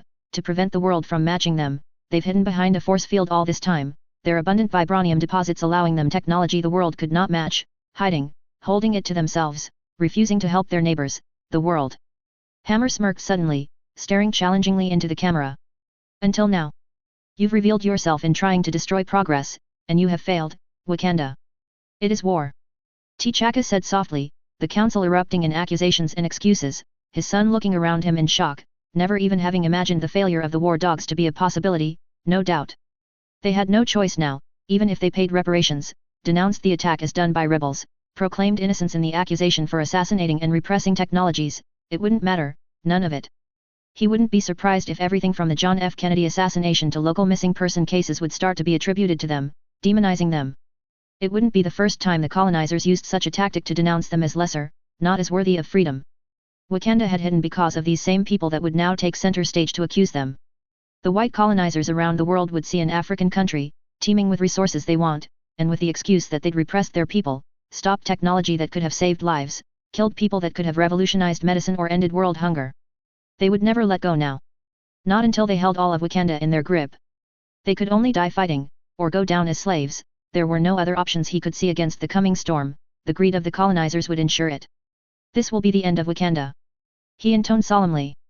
Author's note. It's not nice to lie, Justin. Wakanda is the easiest enemy to deal with immediately, just sick the rest of the world on them, also pseudo-World War III is good for a weapons conglomerate. Just by happenstance of course. Everyone's going to want some of that vibranium, Wakanda, start reading up on the Village of Rain from Naruto. You guys are about to be a free-for-all area that no one cares about if it gets ripped to pieces. Wakanda has gotten away with it all for so long as no one had the technology to catch them, they'd grown arrogant. Now they get to pay. I mean the rest of Africa for one aren't going to be impressed with their neighbor. Then you mention the whole panacea thing. People across the world see a miracle drug that will save them all, and Wakanda tried to kill the guy making it, to, in their minds, stop them from being saved. Easy mode is officially over. Chapter 7, Every Road Leads to Africa. It's not going to be as much fun and action as the last one, more of a bridge chapter as Tony won't be back from vacation for a few yet. But there will be a cameo or two in this one. I'm also no expert in economics and industry, so let me know if there's any egregious mistakes and I'll try and make it more realistic, but also take into account this is Marvel where time travel can be thought up in an afternoon and power armor can be fabricated in a day, so expect some unrealistic timelines and achievements to be possible. Anyway, as usual, I don't own Marvel, the Avengers, X-Men, or anything from Disney and etc., etc. I make no money from this and it is entirely a free work from a fan. Don't sue, I is poor. Hope you enjoy. Justin strode into the meeting room at the Pentagon like he owned it, only to stumble to a stop as he took in what he was seeing. Ulysses Klaue grinned toothily at him, from where he was leaning back in a chair, feet comfortably up on the table, his hair and beard as disheveled and dirty as usual even here. The man was dressed in an antique military uniform that must be 100 years old at least. And it was laden with enough medals to make a North Korean dictator sniff and make snide comments about overcompensation. Justin twitched, trying to control his immediate distasteful reaction. Briefly he wondered what any officer at the Pentagon had thought, seeing such irreverent medals as the Golden Hot Dog one, declaring Klaue the winner in the World Championship Hot Dog Eating Contest. Justin really hoped he killed the winner and took his medal. He didn't want to imagine Klaue winning it. Klaue. Justin said cautiously, eventually, completely thrown for a loop. This was not who he had expected to meet at the Pentagon. Where was Ross? Or even the man he was meeting after that? In no way had he intended to meet with Klaue somewhere so public as the core of American military leadership. Klaue blew him a kiss, smacking his lips together loudly, moving up in the world aren't we mate? You're looking at the #1 expert on those Wakandan cunts, it's opened doors I tell you. I don't need no pardon anymore, pardon me, his grin widened, every damn country that can rub two rifles together is sucking my balls, I ain't a criminal anymore, see. He gestured expansively to his get-up, waggling his eyebrows. You're looking at Generalissimo Klaue, Baron of whatever the fuckistan, can't be arsed to remember what little shithole gave me the titles in return for my humble patronage. Justin slowly moved to the table, sitting down, Domino taking a position by the door, arms crossed, Fantasia covering the outside hallway. It's always nice to see friends make something out of themselves. He said dryly, nodding at Klaue, more to give himself a minute to think, than anything. This could be potentially problematic. He'd intended to kill Klaue after taking ownership of his vibranium, more to tie up a loose end than anything else, but this whole Wakandan situation had suddenly turned the despicable man into a resource. Justin definitely could not remove him now, which begged the question. His vibranium? Had the man gone back on their deal now that he'd turned respectable? In the loosest meaning of the word. You and me mate, and no homo Hammer, we're like best friends aren't we? 2 peas in a pod, spooning. Klaue chortled, one hand rubbing his chin through the unkempt beard. I mean, the hit job you pulled on Stark. Klaue kissed the tips of his fingers and then mimed an explosion using his hands, while also blowing out his cheeks. Blew my mind, didn't know ya got it in ya. He exclaimed loudly, before letting loose a loud guffaw which immediately gave Justin a tension headache. This man was just too annoying. And too skilled. Because he knew Klaue's personality was tailored to throw people off, just as much as it was built on delusions of his own cleverness, and it still worked. There was just no way to sit down with the man and not find him incredibly frustrating. Justin at this point preferred talking to Stark, and that said a lot. I didn't have anything to do with Stark's disappearance, Klaue. Justin said placidly, with a neutral expression on his face, his body language purposefully laid back. On the inside, he was beyond irritated and he seethed as that theory was spewed out into his face. Klaue was far from the only one speculating on that. He'd even seen people on CNN openly speculate about the coincidental timing of Stark's disappearance and Justin's rise. Not something he'd realized would happen when he planned everything out. He knew after all that it was all Stain, but perhaps that had been his blind spot, because that's not what it looked like. There was no proof of course, because Justin hadn't had anything to do with it, he'd just known ahead of time, not that he could ever say that. But it was getting annoyingly clear that amongst business leaders, politicians, the media, and even the top military brass, the suspicion was there that Justin had arranged it. Probably pushed on by the likes of Stain himself seeing a golden opportunity. Not that his other competitors weren't stirring the pot as well. It had run rampant during the first 48 to 72 hours until Justin's PR group rolled out their counterattack, the slow response coming from just how blindsided he'd been, counting too much on future knowledge that didn't matter now that he'd flipped the board. Something which Wakanda's attack had further simplified for him in regards to PR, thankfully. Fucking Osborn had straight up held a press conference stating that Justin couldn't be trusted because he'd obviously put a hit on Tony Stark. Build something that works before you get on stage to point fingers, you fucking goblin. Fucking accusing Justin of the whole thing didn't stop Norman from putting in a massive order for arc batteries for Oscorp, so Justin assumed he wasn't that heartbroken over the possibility either. Opportunistic swine. He almost turned down the deal, out of spite. But it was in his own best interest to get everyone to improve humanity and its defenses, so he'd approved the sale. He'd sued him for libel, of course, because that was just how the game was played. So that would be a couple million out of Norman's pockets eventually, not that small change like that mattered to either of them. Thankfully Wakanda was a perfect scapegoat right now, so Osborn's idiocy was drowned out in the outrage. Justin and Bakshi and the Hammer Industries PR team had worked overtime on seeding the thought in the public that Wakanda had gone after both Tony and Justin, once they realized Justin was getting the blame, and Wakanda had just succeeded better with Tony obviously. If he was still alive, those dastardly bastards were probably pumping him for information on his tech. Not like the Ten Rings or Stain was going to say otherwise. Justin had graciously offered a $100 million bounty on any information that contributed in bringing Stark back alive. It had killed the momentum of the press talking about him having a hand in the disappearance. An easy promise, because Stark would get himself out, so he'd never have to pay. By the time Stark came back, it would already be in the public's mind that Wakanda was behind his disappearance.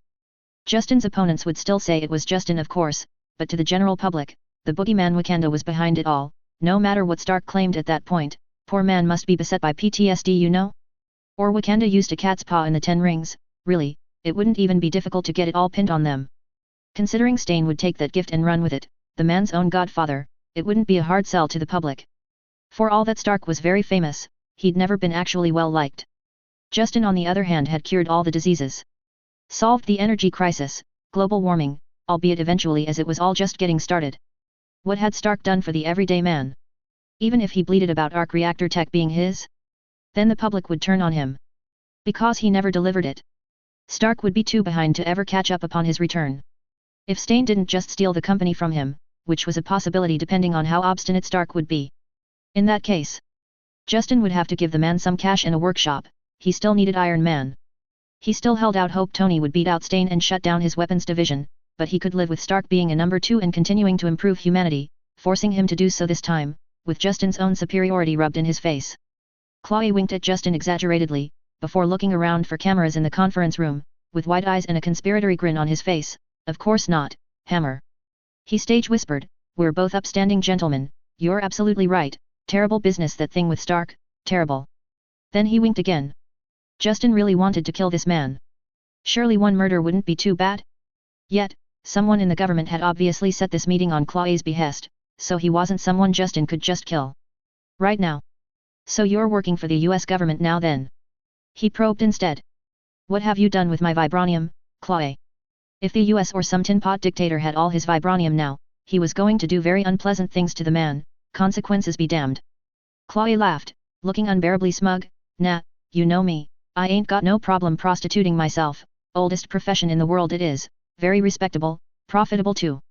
He bragged, slamming a hand down on the table, jutting his jaw out, scratching at his neckband with the other hand as he continued, seemingly incapable of keeping entirely still. But you don't make bank whoring yourself to only one John, do ya? These fellas paid top dollar, so they got the first bite on my info. I'm going to Beijing next week, Moscow, Islamabad, Berlin, you name 'em, they're whining and dining me, getting slobber all over my balls, they're so eager. How nice for you. I'm sure your expertise will come in handy. Justin said stiffly, not at all thrilled at the news. Klaue going to every high bidder with his insider information on Wakanda, made him practically untouchable, at least until Wakanda was fully bent over and done shitting out vibranium. It just wasn't worth the headache to remove him right now then. Not to mention killing him after he'd just finished selling his secrets to the US, but hadn't gone anywhere else yet. Might start a world security issue as the major powers all start poking at the US to get at the information. There was already likely some insane amount of diplomacy going on in the background between the major nations and even allowing Klaue to do this, sharing his info to everyone that wanted a piece of the Wakandan cake. Everyone wanted Wakanda and their goodies and no one wanted to risk someone shooting up their only info source while competing for his services. Diplomacy and worldwide cooperation works when everyone wants to just fuck the same people, Justin thought wryly, still annoyed, but finding small amusement in certain facets of the situation. War was good for him, because it also prepared the nations and gave them reason to practice and get good with the new technology he would be selling for insane profits, but he didn't want it to go too far. Having the world get practice in for the real thing was all well and good, as the profits from those sales would allow him to proceed faster with everything else, but it would be pointless if say India and Pakistan blew each other up for it. Couldn't have done it without ye, Justin my old mate. Been fucking with those stupid cunts for years haven't I? But you. He wagged his finger at Justin, his eyes lit up in glee, one presser and boom. He slammed the table hard, leaning forward in his seat, his toothy grin growing more sinister. You up and fuck them so bad that a nuclear strike would be considered merciful in comparison. The absolute relish in Klaue's voice spoke to just how thrilled he was with what had happened. Klaue wasn't exactly wrong either, a nuclear strike might be preferable to China, Russia, India, Europe, and the USA all fighting in Wakanda, not to mention African warlords and Hydra popping in. Even Magneto might throw in his 2 cents for some vibranium to play with. He couldn't feel sorry for them, they'd brought it on themselves. As the new primary weapons manufacturer for the United States of America and NATO, plus everyone else that wanted any, he'd get some vibranium to play with either way. But his own personal stash, that's what he needed to find out about. If he wanted into space sooner rather than later, he needed enough vibranium for Vanko to play with to figure out better ways to do things, perhaps even ways to use arc reactors' power output to synthesize something even half as useful, that could be produced indefinitely, unlike the currently finite vibranium. Speaking of vibranium. So, with us being such good friends. Our friendly little talk previously? What's happened with that, I wonder? Justin pondered out loud, staring down Klaue. If the fool had double-crossed him. Klaue scratched his chin, looking almost sheepish. Well. Seeing as you're so important now and did me a favor and all. I'm going to do you a favor and not backstab you like I was gonna do. All said without a lick of shame. Klaue reached into a chest pocket, lifting out a USB, which he sent spinning over the table to Justin. Got all the deets for you there, take that vibranium, and right shove it up Wakanda's ass for me. Justin grabbed the USB, standing up right after, giving Klaue a terse nod, before immediately exiting the room, not bothering to say goodbye. Klaue's amused voice followed him out, make sure you catch the news later, I'm being interviewed, prime time. The mad laughter that followed that statement boded ill for Wakanda. Couldn't happen to better people, Justin thought snidely. If they'd spread the wealth. With people like Stark and Pym around, what could have been achieved already? Note to self, get Project Kilgrave moving forward, need to get Pym on board, even if only for 12-hour intervals until he's wrung dry. His daughter could do the rest after. They'd met many times due to conferences and the like, she was cordial enough, they both enjoyed making fun of Stark after all. Justin could see a fruitful partnership there, without Hank Pym. Well, that was interesting. Domino muttered as she followed him down the halls of the Pentagon, speaking up once they were out of earshot of anyone, their military escort staying a respectful distance away. We're still going to? Fantasia asked, thankfully being smart enough to not talk about murder out loud in the Pentagon. Although if there was anywhere in the world right now where Justin could shoot someone in public and get away with it, it was probably here. Military brass could stomach a lot for their shiny new toys. Just look at Ross. Not now. But one day. Justin promised darkly, he's a minor irritant if anything. A minor irritant that felt like a giant boil you just couldn't get rid of. Hammer, get in here. A gruff voice called out ahead of them. General Ross was seen briefly poking his head out a door, scowling at Justin, like it was his fault he wasn't there. They shouldn't have ambushed him with Klaue then, they're lucky he's a reasonable megalomaniac. This time he was not allowed to bring anyone into the room with him, Domino and Fantasia were forced to wait outside, which they took in stride. An assassination attempt was highly unlikely inside the Pentagon. Justin had clearances that the mercenaries he employed would just never be able to get. It was all polite fiction more than anything, however, like standing outside a door really hid secrets from those two.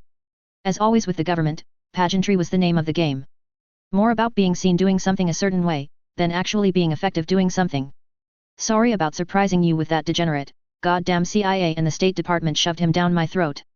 Ross groused angrily, taking a seat at the head of a table which seemed filled to the brim with military intelligence specialists. His only condition, other than the money, was for him to surprise you in there, so I was forced to play along, figured you'd play ball, glad I was right. The Warhawk looked like he'd sucked in something sour, before he shook his head, muttering something under his breath. Justin was almost positive he heard something about Stark. It was an experience, but I've dealt with Klaue before, I don't appreciate the blind side, but understand your hands were tied. Justin said diplomatically, while fully intending to use the concession to bend the general over a barrel on prices later. Or maybe the CIA would find his prices tripled for spooks. People would learn not to play petty intragovernmental power plays with him. Alright, let's stop gossiping like old ladies, and start gossiping like goddamn soldiers in the United States Army. What do you know about Wakanda, Hammer? Ross barked out, a ripple of surprise going over the room. Apparently the intelligence officers hadn't been informed of the purpose of the meeting. How ironic to have a bunch of intelligence officers gathered without any intelligence about why, Justin thought. It was also odd that Ross was in charge of such a briefing, it was usually not his fiefdom. Hammer let an amused smile play out on his face, who knew Ross could be funny though. Well, I don't know much, but the captive I briefly held did. An hour later. After a productive meeting with Ross, the man actually came off fairly pleasant now that he had a war to dig his teeth in. Justin moved on to the second reason he'd arrived at the Pentagon, well third, if you count his surprise meeting with Klaue. Eric Stevens, I presume.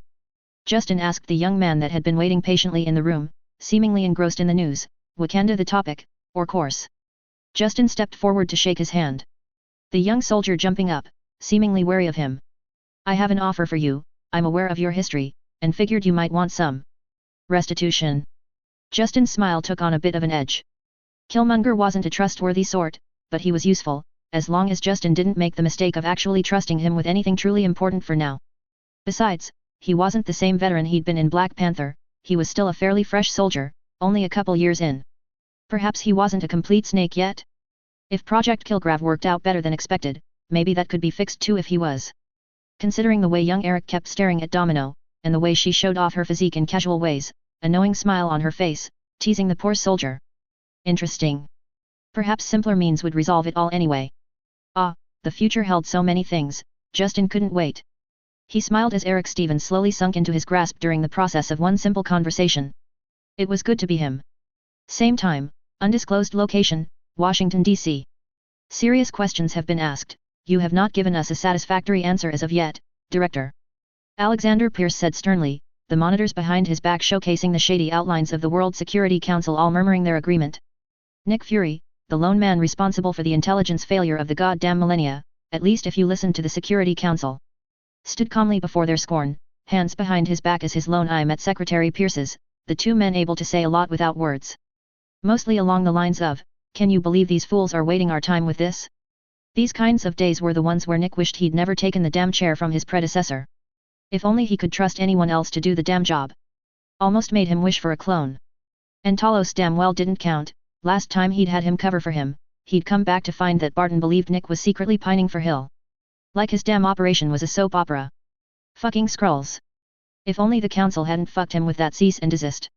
Surely the scruples could have gotten inside Hammer's circle. They'd see what they could get out of Wakanda before the party kicked off, a better use of them anyway. Just because you don't like the answer doesn't mean it isn't satisfactory, counselors. Nick drawled, tilting his head slightly upwards and narrowing his gaze at his nominal superiors. If I don't misremember the situation, I sent someone in to get close to Hammer, and when that failed, you ordered me to back off, denied that any further action were necessary, that you had Hammer's measure. Nick clenched his fists behind his back. He'd known something was up with Hammer, but he'd been hamstrung after Widow's spectacular failure, and he now had to wonder. Who on the council had known what? And what game were they playing? He knew there were factions within S.H.I.E.L.D., it worked to keep everyone on their toes, so it hadn't been much of an issue in his book, as they all worked towards the same goal, but this seemed deeper, more like an infestation. I know in our business we rewrite history all the damn time, but I fail to see how it helps in this situation, when I could be out there doing my goddamn job and finding out how the hell this flew past everyone. If it flew past everyone. Which one of my agents had been suppressing news on Hammer? Because it's impossible for us to have been so blindsided without inside help, someone would have known something.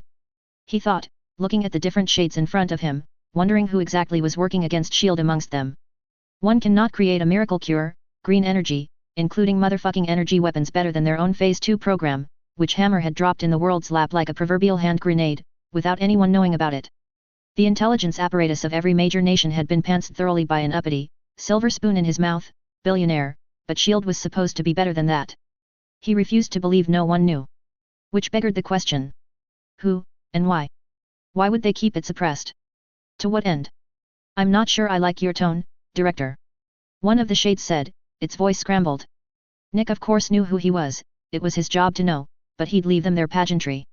Saved him from having to stare at their ugly mugs when they wasted his time if nothing else.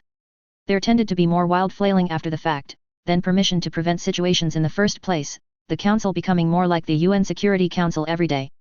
Useless. I'm sure there's a lot of me you don't like, except the fact I get results. Nick's eye narrowed again as he snapped out coldly, when I'm allowed to act. He didn't see a point in being all that diplomatic, they knew what they were getting when they rubber-stamped his appointment. We're getting distracted, we need to focus on the now, not the past. The only female member on the council stated bluntly. Nick would call her the one voice of reason, if she wasn't so obviously only looking out for her own interests, the woman constantly sticking her fingers all into S.H.I.E.L.D.'s innards. Pierce cut in at that point, voice more mild now that he wasn't having to pretend to discipline Nick to appease the council. An excellent point, Counselor. What should be the strategy going forward in regards to Justin Hammer and Hammer Industries? And he still missed the forest for the fucking trees. Nick wanted to shoot everyone. What about Wakanda? About the internal failure of S.H.I.E.L.D.? About the flaring of tension between India and Pakistan, the build-up of chatter in the Middle East as terrorist organizations smelled opportunity? Tony motherfucking Stark missing in Afghanistan. Right now they needed to prioritize. Hammer was up to something, sure, what businessman wasn't? Yet, for all appearances, that something was actually not world conquest, for all that economic domination might seem like it, so Nick was willing to give him some leeway, for now. He still didn't trust the bastard, but one thing at a time when the world is one fool away from being set on fire, and Hammer was still a known quantity, for all his surprises, he, as a person, was well documented thanks to Widow, even if she failed everything else. He had a pathological need to be seen as superior according to Widow, so he couldn't ruin his reputation by blowing up the UN or something ridiculous. We need someone close to him, we can't be blindsided again, the world has been upended, chaos will ensue, allies will be enemies, enemies will be allies, we cannot go in blind. A voice that Nick knew to be Gideon Malik counseled. He continued, almost fervently, believing strongly in his words, as far as Nick could tell. He needs to be managed, there can't be a free actor with his influence, he needs to be tied to us by some measure of chains, post-haste. He was right, but too late, that genie was also out of the bottle now, a pointless thing to focus on while the whole world was going crazy, they couldn't go back in time and get Hammer to be more careful in his approach, to get someone close to him, so they needed to deal with the hand they've been dealt. Hammer had known too much, had known about Widow beforehand, possibly had an inside man. Only Fury, Coulson, Widow, and Pierce had known beforehand about the OP. Fury had already cleared Widow himself. Coulson as well. Which put him in a conundrum. His lone eye found Pierce again, the man utterly calm in face of the world changing. Fury couldn't believe Pierce would sell out S.H.I.E.L.D., but he couldn't believe Hammer would roll out limb replacement in a bottle either. Shit happened outside known parameters, his job was to roll with changing tides, to evolve as situations changed. He'd have to leave his own feelings aside and do his job. He is growing dangerously strong. Pierce acknowledged calmly, saying what everyone was thinking. That left alone, Hammer would grow too strong. Would have too much influence, or in other words, have more sway than the Security Council. Nick gritted his teeth as another round of discussions set off from that. He glared at Pierce as the man sent him a commiserating look. This could all be done without his presence. They were wasting daylight arguing when they needed to talk to Hammer now. Not infiltrate, not threaten, it was too late for that. He thought. They needed Hammer on board if anything, to deal with the chaos he'd unleashed. If he was going to be dead set on changing the world. Fine, but on their side, with them in the damn loop. It was better than it happening anyway while they scrambled with their damn heads cut off. He straightened his back, preparing for the fight of his life. Convincing a bunch of paper-pushing politicians and backroom power brokers to shut the hell up and just deal with a new major power on the board. Bring him to the table. Offer him a seat. They were kidding themselves if they thought they could pressure, blackmail, or threaten Hammer now. The world changed almost 2 weeks ago with the arc reactor plant in Texas debuting. It changed even more when Wakanda was revealed a few days back. There was no putting all that shit back in the bottle, it was a new world. And just like the old world, the new world was filled to the brim with shit Nick Fury would have to deal with his goddamn hands tied behind his back. Nick really did not like Justin Hammer. But he'd shine a seat for him on the Security Council himself, if that's what it took to get him and his innovations working for them, instead of exploding everywhere without control and any thought to the consequences. The only hands that could steer this ship were his own. People couldn't be trusted to do the right thing. He'd gladly let someone else clean up the disasters if he could ever find anyone fucking competent enough. Nick Fury seated, even as his face showed nothing but semi-polite disinterest, as counselors raised their voices to argue with each other about minor details. If he'd known back when he sent Widow, just how much work Hammer would make for him, how many problems he'd create. How he'd upend the status quo. He would have put a bullet in the motherfucker himself. Wakanda. T'Challa watched helplessly as yet another man died, then another, standing numb before the corpses buried in the sand, another man succumbing to the heart-shaped herb instead of earning Bast's blessing before one man woke, gasping, rising up from the sand, 1 man out of 5, surviving. Something had deflated in his father after the last council meeting after they received the world's response, like he was just going through the motions. It hadn't been long before the council took advantage, pushing for more Black Panthers. There had been some successes, but far too many failures. They would run out of herbs long before they'd gain the superior force the council was advocating for to beat back the coming foreigners. If Bast herself disagreed with what they were doing, were they truly in the right? He'd thought so. Had followed his father's teachings proudly. But now? Was the death of Wakanda truly something to be proud of? He hadn't realized the world could react so strongly, his teachings failing him by failing to show him the truth. His father. Failing him. Them. Be in peace with Bast, WKB. He muttered, letting sand run out of his fingers, falling onto what was now the man's grave. Okoye was like granite, standing by the entrance. T'Challa felt for her loss, but there would be a lot of it going around soon and there would be no real rest for them. Nothing but eternal rest. He turned to leave, only to find Shuri standing there looking downcast. Sister. What are you doing here? You shouldn't be here, where are your guards? T'Challa sent a blistering glare at his own Dora escort. Shuri escaping her guards was a normal thing for the young girl, but at this time, utterly unacceptable. Brother. Are we going to die? The 5-year-old asked simply, breaking T'Challa's heart. He grabbed his sister and lifted her up in his arms, pushing his forehead against hers. What have our pride done? He thought, lost for words. He wet his lips, seeking for something, anything, any words to soothe his sister. You will not, I will ensure it. He swore fervently, there must be something that could be done. If Wakanda was to die, surely the children deserved better? Even the outsiders must agree to that, surely? Shuri was not responsible for their father's decision, for T'Challa proudly standing by, never wondering how destroying an outside threat could possibly be wrong. Shuri was truly innocent, the jewel of Wakanda, and his heart. We'll all make it, sister. He lied, kissing her forehead. Pressing his lips to it, to keep any further lies from spilling out. Already mercenaries were testing their borders, a prelude to war. Death was coming, invited in by Wakanda in proud defiance. T'Challa would find a way out. For his sister. Wakanda was a people, not a nation. They would survive. New York, Hellfire Club. Sebastian Shaw pondered why exactly they'd never extended a hand to Justin Hammer before, as he observed the ground floor of the Hellfire Club and the flurried activities of its patrons, from the viewing window of the inner circle's sanctum. The men and women down there, the elite of the business world, were ignoring the high-class strippers and the freely offered designer drugs for once, not a single one taking one of the young men or women to a private room, all of them either on the phone or laptops, sending numerous messages across the world that changed the allocation of billions of dollars and made or broke companies and lives. All currently because of one man. You spend most of your time in London. Hammer's international headquarters is there, isn't it? Why was he never invited? Sebastian asked the Black Queen idly, playing with a chess piece, a white queen in his hands. He had his eyes on someone, his sharp gaze easily finding her in a corner, fully composed as she conducted business. Emma Frost. Such potential. Such exquisite beauty. To own such a thing. Selene, herself a beauty almost without compare, if you could ignore the madness barely hidden in her eyes, answered huffily as she sat back in her throne, sipping on a vintage lost to history now. I had my research, I didn't pay much attention to such things, he was nothing but a weapon dealer anyway, dime a dozen. She said dismissively, never one to acknowledge a mistake. Sebastian knew there was no point in chastising the immortal mutant and sorceress, in theory they were equal, Black King and Queen. But Selene was not someone Sebastian would tangle with lightly, and she was terribly sensitive for someone her age. Well, we've been missing a White King since the mysterious disappearance of Donald. Perhaps Hammer would be a suitable candidate. Sebastian suggested. Donald Pierce had been on borrowed time after killing the previous king anyway. Sebastian could never allow a mutant hater to hold power in the Hellfire Club for long. Unfortunately he hadn't actually gotten the pleasure himself.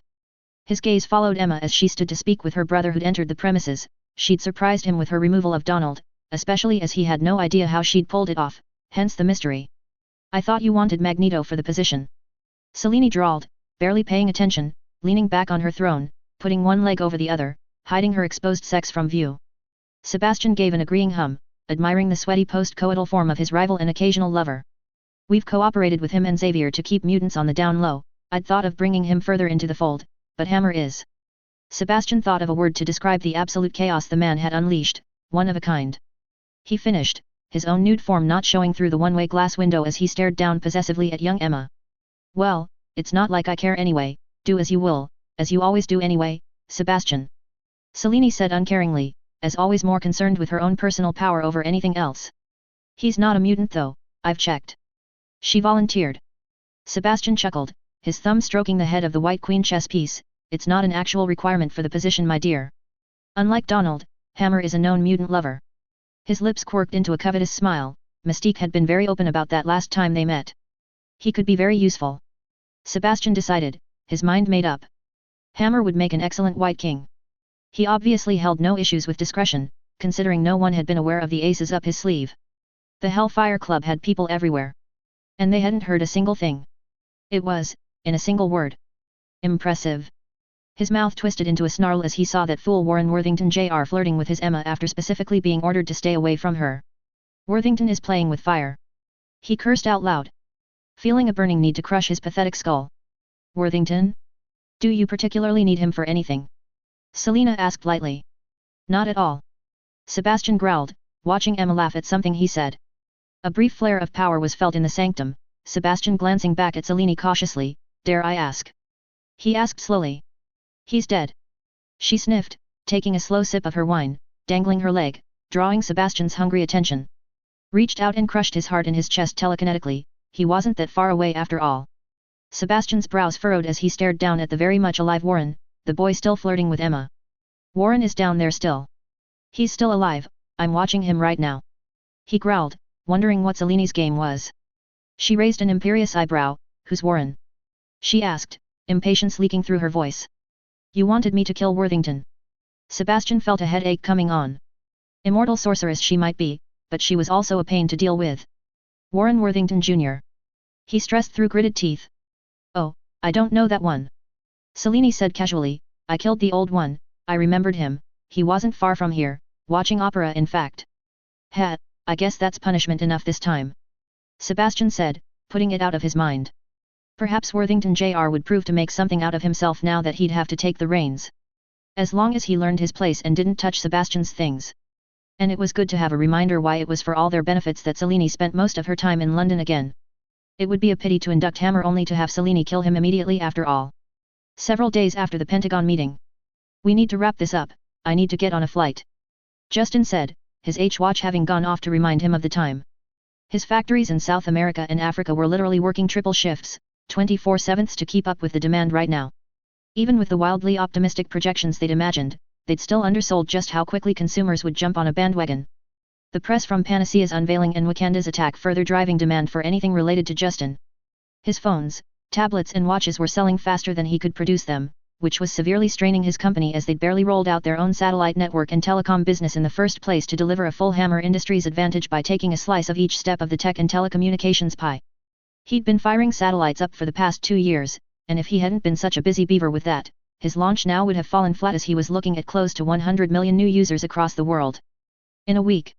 Even with all the hiring he'd done in preparation, they were still working overtime and running his people to the limit.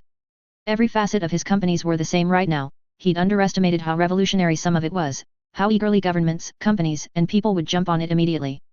Without an AI, however, he wouldn't be able to install the backdoor he wanted, even though the satellites were all set up to perform the task on their end, to be able to track, hack, and spy through his equipment. He was missing out on so much possible information right now.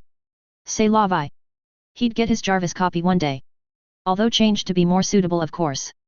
Maybe he'd name her Pepper. Ha! The clinics he had set up in advance were already drowning in applicants in the States, despite the fact they couldn't operate yet without FDA approval.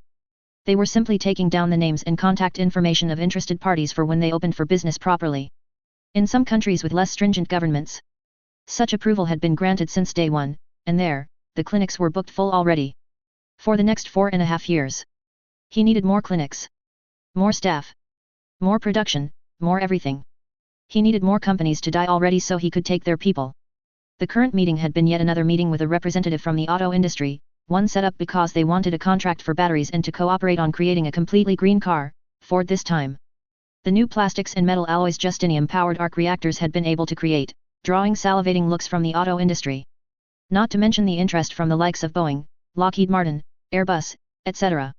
Not only were there now batteries that economically made sense for a fully operational and high-quality electric car, finally, but also plastics and mixed alloys that would be even better than aluminum or steel in a collision, and cheaper than what's already on the market for the chassis of cars, or would be anyway once there was enough arc reactors around to help produce the alloys. The entire industry was having fits trying to get into Justin's pants.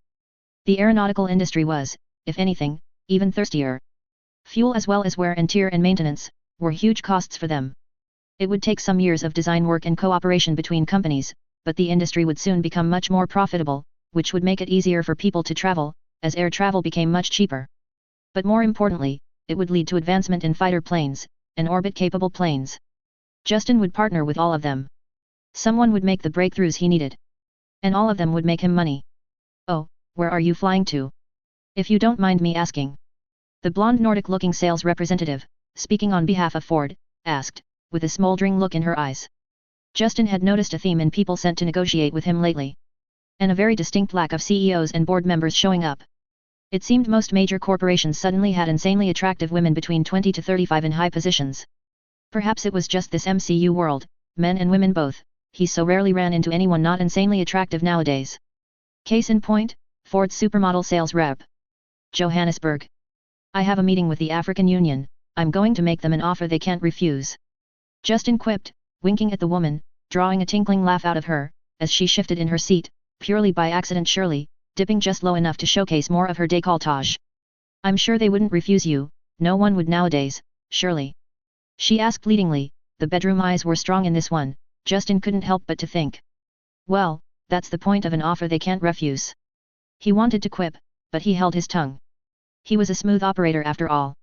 In the background, Domino coughed lightly, hiding a snicker, as always poking at him, just because he had game and she wasn't getting any. Some people were so petty. Justin ignored it, mind already on Johannesburg, where he would truly make them an offer they'd be forced to accept. The eyes of the world were on Africa right now, and the countries within were definitely feeling the pressure. They were unhappy with every bit of news that came out on Wakanda, especially the bits from Klaue that confirmed Wakanda could have helped their neighbors for ages, but never did. Klaue's interview had been an outright pack of outrageous lies, but Wakanda wasn't available for comments, so they were swallowed as wholesale truth by people. The media was more skeptical in general. Most could smell a con artist when they saw one, but the news was good for clicks whether it was true or not, so they ran it. Klaue claimed himself as a humanitarian, who had been on a peaceful mission to help what he believed to be poor starving people in Wakanda, before stumbling into the real Wakanda, being caught, tortured and branded, for the crime of not being Wakandan. He'd managed to escape, Wakandan slaves sacrificing themselves to attempt a breakout, accidentally taking a vehicle which had held some of their precious metal, which to Justin's relief he claimed to have abandoned long ago, rather than reveal Justin's purchase. Then Klaue really went outrageous, claiming Wakanda manipulated countries all around them, painting Klaue as a weapons dealer, a criminal in an attempt to flush him out and end him, eventually forcing him to become just that, just to survive, as Wakanda kept trying to kill him for having survived seeing their land. If Justin had put the spotlight on Wakanda, Klaue had in the last few days, not only poured gasoline on the fire, but cheerfully danced around it, pissing on their entire people and soured any chance of a negotiation. Justin personally thought the slave part, a complete fabrication as far as Justin was aware, had been a nice touch. You know, I've heard Johannesburg is a beautiful city. Elena, the lithe, yet athletic-looking sales rep said in a breathy tone, giving Justin a suggestive look. The sharp intelligence in her eyes only made her sexier. Her fierce negotiation during their meeting had been better foreplay to Justin than almost anything else a woman could pull off. Justin ignored Domino coughing whore and spoke over her, smiling at the pretty, yet fierce and clever woman. They'd be making a deal regardless anyway, so why not? Is that so? My private jet doesn't have much room, but we could take another passenger on, if you don't mind sharing some personal space. He suggested suavely. Elena eagerly accepted, smirking like a cat that caught the canary. Whether this was all a part of a negotiation strategy, or an honest attraction to power on her part, or both. Justin soon left the room, a beautiful woman on his arm, and Domino trailing behind, the much revamped security team of 20 hardened veterans covering the building as they set out for his armored limo.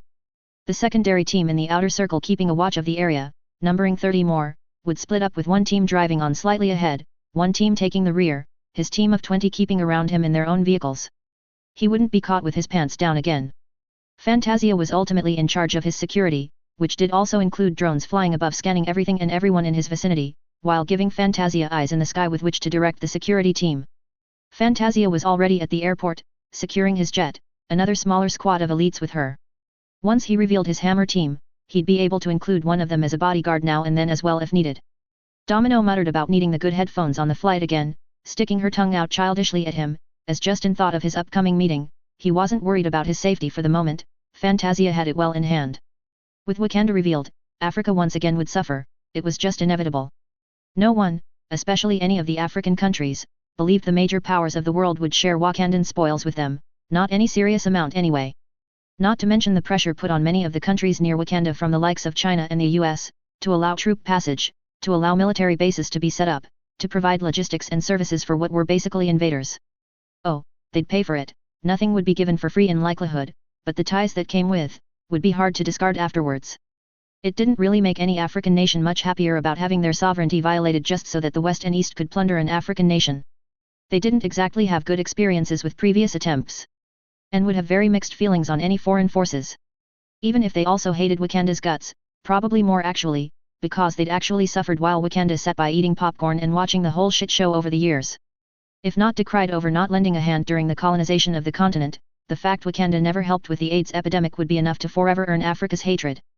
There'd been a lot of suspicious muttering across Africa over the last few days, if one paid attention, which Justin always did, wondering if all the attempts of African nations to improve their status, to band together, etc., had been sabotaged by Wakanda, the hidden nation preferring poor broken down nations as buffer states to help hide their own, rather than advanced civilizations that might reveal them.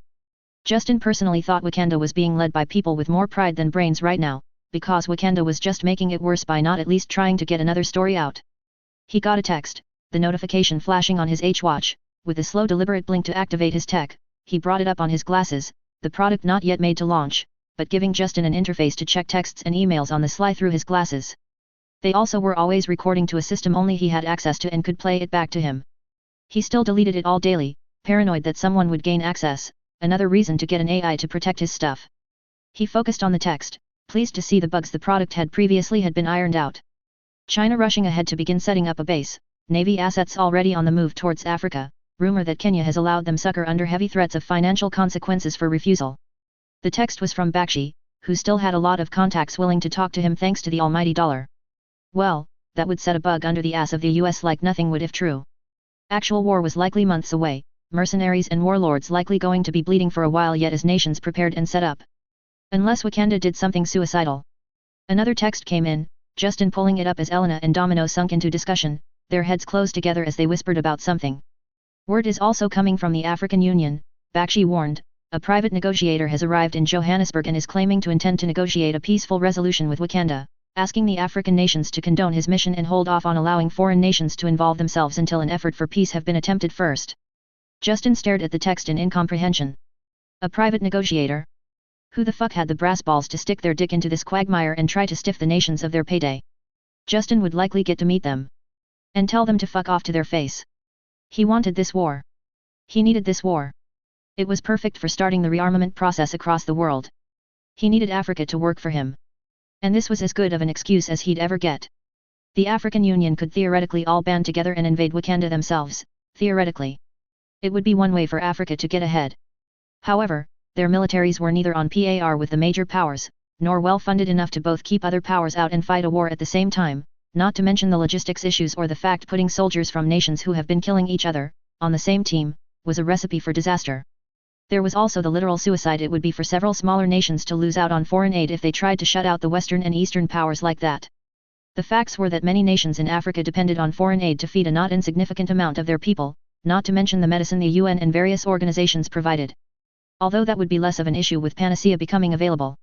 Which would take time, as production of the serum, the cradles, as well as the training and hiring of providers and security teams would take much longer than simply buying the locales to administer the treatment in. But like with any new drug, Africa was the continent where people were the least likely to be able to actually afford it. But Justin could change that. He was already reaching an almost heroic status amongst the people there for creating panacea in the first place, even if they didn't have it yet. Imagine how it would be once they got it. Oh, Maya and Helen had done the work, with some assistance from Vanko, but Justin was who people knew. He relaxed in the armored limo, enjoying a drink as Elena and Domino actually chatted like old friends all of a sudden, Elena somehow managing to win the bodyguard over within 10 minutes, chatting about female rights from what he was hearing, and the efficiency in female mercenaries. The woman knew her audience. Ford hired good people, Justin thought, hiding a smirk with the rim of his glass of whiskey. Domino wasn't calling her a whore now, was she? He went back to his thoughts on how he could transform Africa to be what he needed. Letting the two women fill the air with background noise. Listening to two women with honestly insanely sexy voices, helped him relax more than the drink did. So. The African Union. The fact of the matter was that the African Union was in no way homogeneous. Many countries had frequently warred with each other fairly recently, many hated their neighbors or distrusted any outsiders, they were not cooperative in the same manner as the European Union was. For a generous consideration of the word cooperative, so this war against Wakanda. It really held no real positives for Africa. And to Justin. That sounded like a literal dream come true. The fact of the matter was that Earth was wholly unprepared for any extraterrestrial advance, even from lowly space pirates. The Chitauri invasion would have been devastating if not for the plot-derived ridiculously small portal created for them. There was no guarantee it would be that small again. Justin both intended to have the militaries of the world prepared, and start a space industry, to eventually morph into an actual space fleet, with hopefully a lot of Chitauri salvage giving them a boost eventually. Not even Justin believed they'd have an operating space industry in 4 years, so the invasion might uplift their capabilities slightly depending on what Chitauri tech they could get their hands on. What Justin needed was the room to create an entire space industry from practically scratch, because then it would be his. He intended to strike a deal with the African Union. He didn't give two fucks about if the countries were democratic, tyrannies, run by a matriarchy, hell, Magneto could conquer one of the countries for all he cared. It wouldn't matter. He just needed them on board. He'd offer them all the free desalination plants to go with the, built at his own expense, unlimited energy capabilities of arc reactors up and down Africa, bringing clean power and more importantly abundant clean water to Africa. It would mean he'd operate on a loss in Africa for years, at least a decade probably, but the rest of the world's profits would keep him afloat easily. Preferential trade deals signed in return for the cheap energy would pay him back 10 times the cost eventually anyway. He intended to spend every dollar he made elsewhere into building up an infrastructure to prepare for the future. He'd hire anyone with a pulse, he could pay them lowball wages for now, due to the conditions, in return for free panacea for his employees, taking care of some of the societal issues due to having a healthy, disease-free society. And garnering extreme amounts of loyalty to him and his brand. Once things started to build up he could slowly raise wages to match. It would take a decade minimum, to build up enough of the workforce and educate them enough to be at an optimal level. One reason to choose Africa as well being the buy-in from the populace would be huge. He wouldn't have to worry about finding enough people willing to work, or compete for people getting the education to get there. His megacorp would be the only game in town. His only lack would be in enough teachers and infrastructure to get people up to that level. But in the meantime he could fill that out with hires from overseas to get the ball rolling. Not to mention he'd have plenty of qualified people to at least build up and start it with. The idea of Africans all being uneducated was derived from charity organizations showing videos of little tent cities of starving people. That was in no way indicative of all of Africa. There would be enough people for him to get going. And his construction company would truly become global when he hired millions of Africans to it, and paid his own company to perform the work. An investment that would pay off well in the future after, as he'd never run out of things to build, and trusted his own company far further than outsiders. Clean energy, water, jobs, infrastructure projects, roads, ports, airport expansions. Justin would do it all, would own it all, even if some of it he'd have to let the government in on in regards to infrastructure. And all of it without any risk that any of the 50-plus nations would ever be big enough to protest or ruin him, not that he'd ever give them a reason to. Dealing with all these countries would be much easier than doing the same with the egotistical countries on the UN Security Council. He was interrupted from his thoughts as Domino gestured for his attention. He raised a questioning eyebrow. I just hired her for you. Domino said bluntly, her eyes twinkling in mirth, she's good people, you're welcome. Justin coughed lightly, playing with his tie as he looked for a way to put his thoughts in words. It's not that he disagreed about hiring a competent worker, but... Elena looked slightly worried as Justin didn't immediately affirm her hiring, but Domino waved a hand dismissively, don't worry, he's trying to find a polite way to say that if you're hired, he can't fuck you. She snorted, and he really wants to. Domino. Justin coughed out, almost spilling his last finger of whiskey all over himself. What? It's the truth, boss. Domino said with a quirky smile, before turning to a blushing but also smirking, Elena, who was almost preening, he had that policy before, to not fuck his employees, then he went and stuck it in this scientist with a crush working under him anyway, and she's been kinda pining since. So. Elena laughed lightly, pulling her ponytail in front of her in a smooth motion as she seemed to think the situation over, before smirking, giving Justin a dangerous look, you could hire me in Johannesburg, I have to send my report to my bosses anyway before I can be hired. She suggested. Suggestively. Justin really didn't need the complications of another employee going all moon-eyed at him, even if he thought Elena was a different breed of woman from Helen Cho. Elena looked like she could go a round of MMA and then walk down a catwalk. Not quite the innocent and endlessly curious woman like Cho. All right. He said. Completely contradicting his brain. What's the worst that could happen? Way to go, Justin. He switched his mind to Africa again, putting the complications of his love life to the wayside. Damn his libido, he was fucking like Tony Stark after all. He was sure he wouldn't get unanimous buy-in at the start. The African Union was too divided, too many dictators would be hesitant to let him in until they realized he didn't give a shit about how many opposition leaders they tortured. But if he could get even 30 countries on board, the rest would fall in once they saw the build-up begin. Or they'd be deposed by a populace desperate for panacea. Either worked for him. Once they had enough Wakandan tech to figure out their aircrafts, which would boost their space capabilities, it wouldn't take too long to figure out space vehicles for mining asteroids and the like, perhaps a nice proper space station out there as well to process it.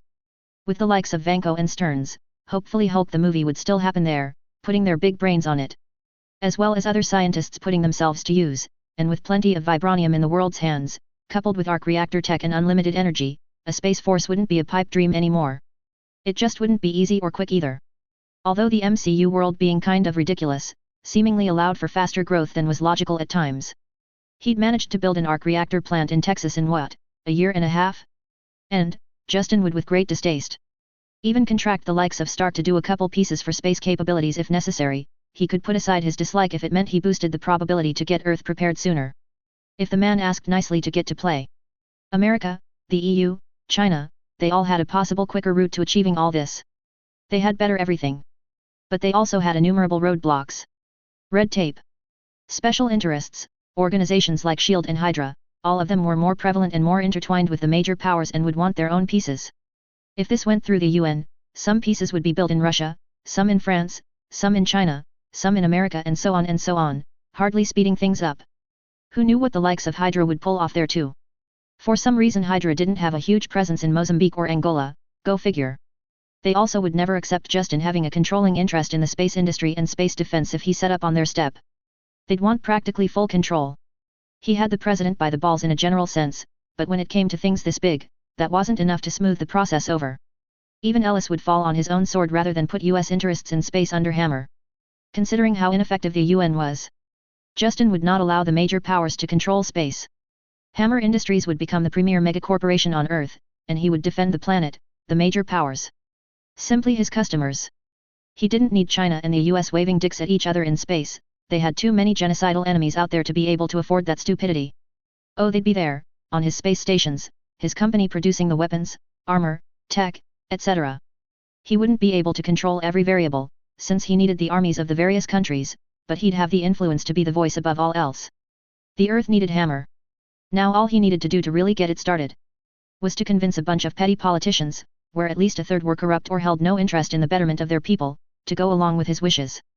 Luckily Justin already had done some work during these past 2 years, creating a substantial amount of jobs in Africa by building a ton of factories, majority of them in the southern and northwest parts, so he needed to spread that out, but it gave him some credit, showing that he fulfilled his promises. After all, those factories had practically stood empty until recently as he didn't want to get exposed by beginning production too early. And yet he'd still paid to keep staff on, having them do training or education while waiting. Building goodwill. That would give him the benefit of the doubt. Especially compared to the general view of US companies outside America. They arrived soon after to the airport, his security safely getting him on the plane, Elena being a good sport about the second frisking before she was allowed on board, her first frisking happening before their meeting. His security operating handheld scanners that could catch most anything nowadays. Except fucking Mystique. He'd have to find something for that. As he sat down in his luxurious seating area, an absolutely ancient man handed him a drink. Justin glanced at him in surprise, wondering when they'd started hiring octogenarians, then practically choked on his tongue when he really focused on the person in front of him. The old man, looking remarkably similar to Stan Lee, patted him on the shoulder. "You're an interesting boy, Justin," he said with a roguish smirk, "but you're never going to be famous if you keep upping the rating over PG-13. He looked over at Elena meaningfully, Justin following his gaze. When he looked back, there was no old man.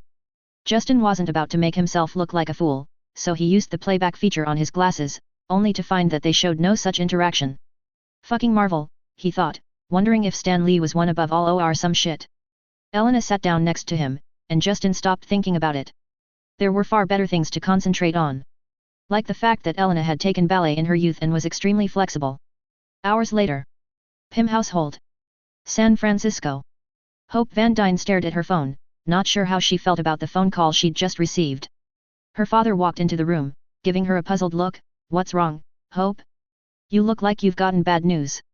Hope blinked, gathering herself, giving her father a wry look. "Not bad really.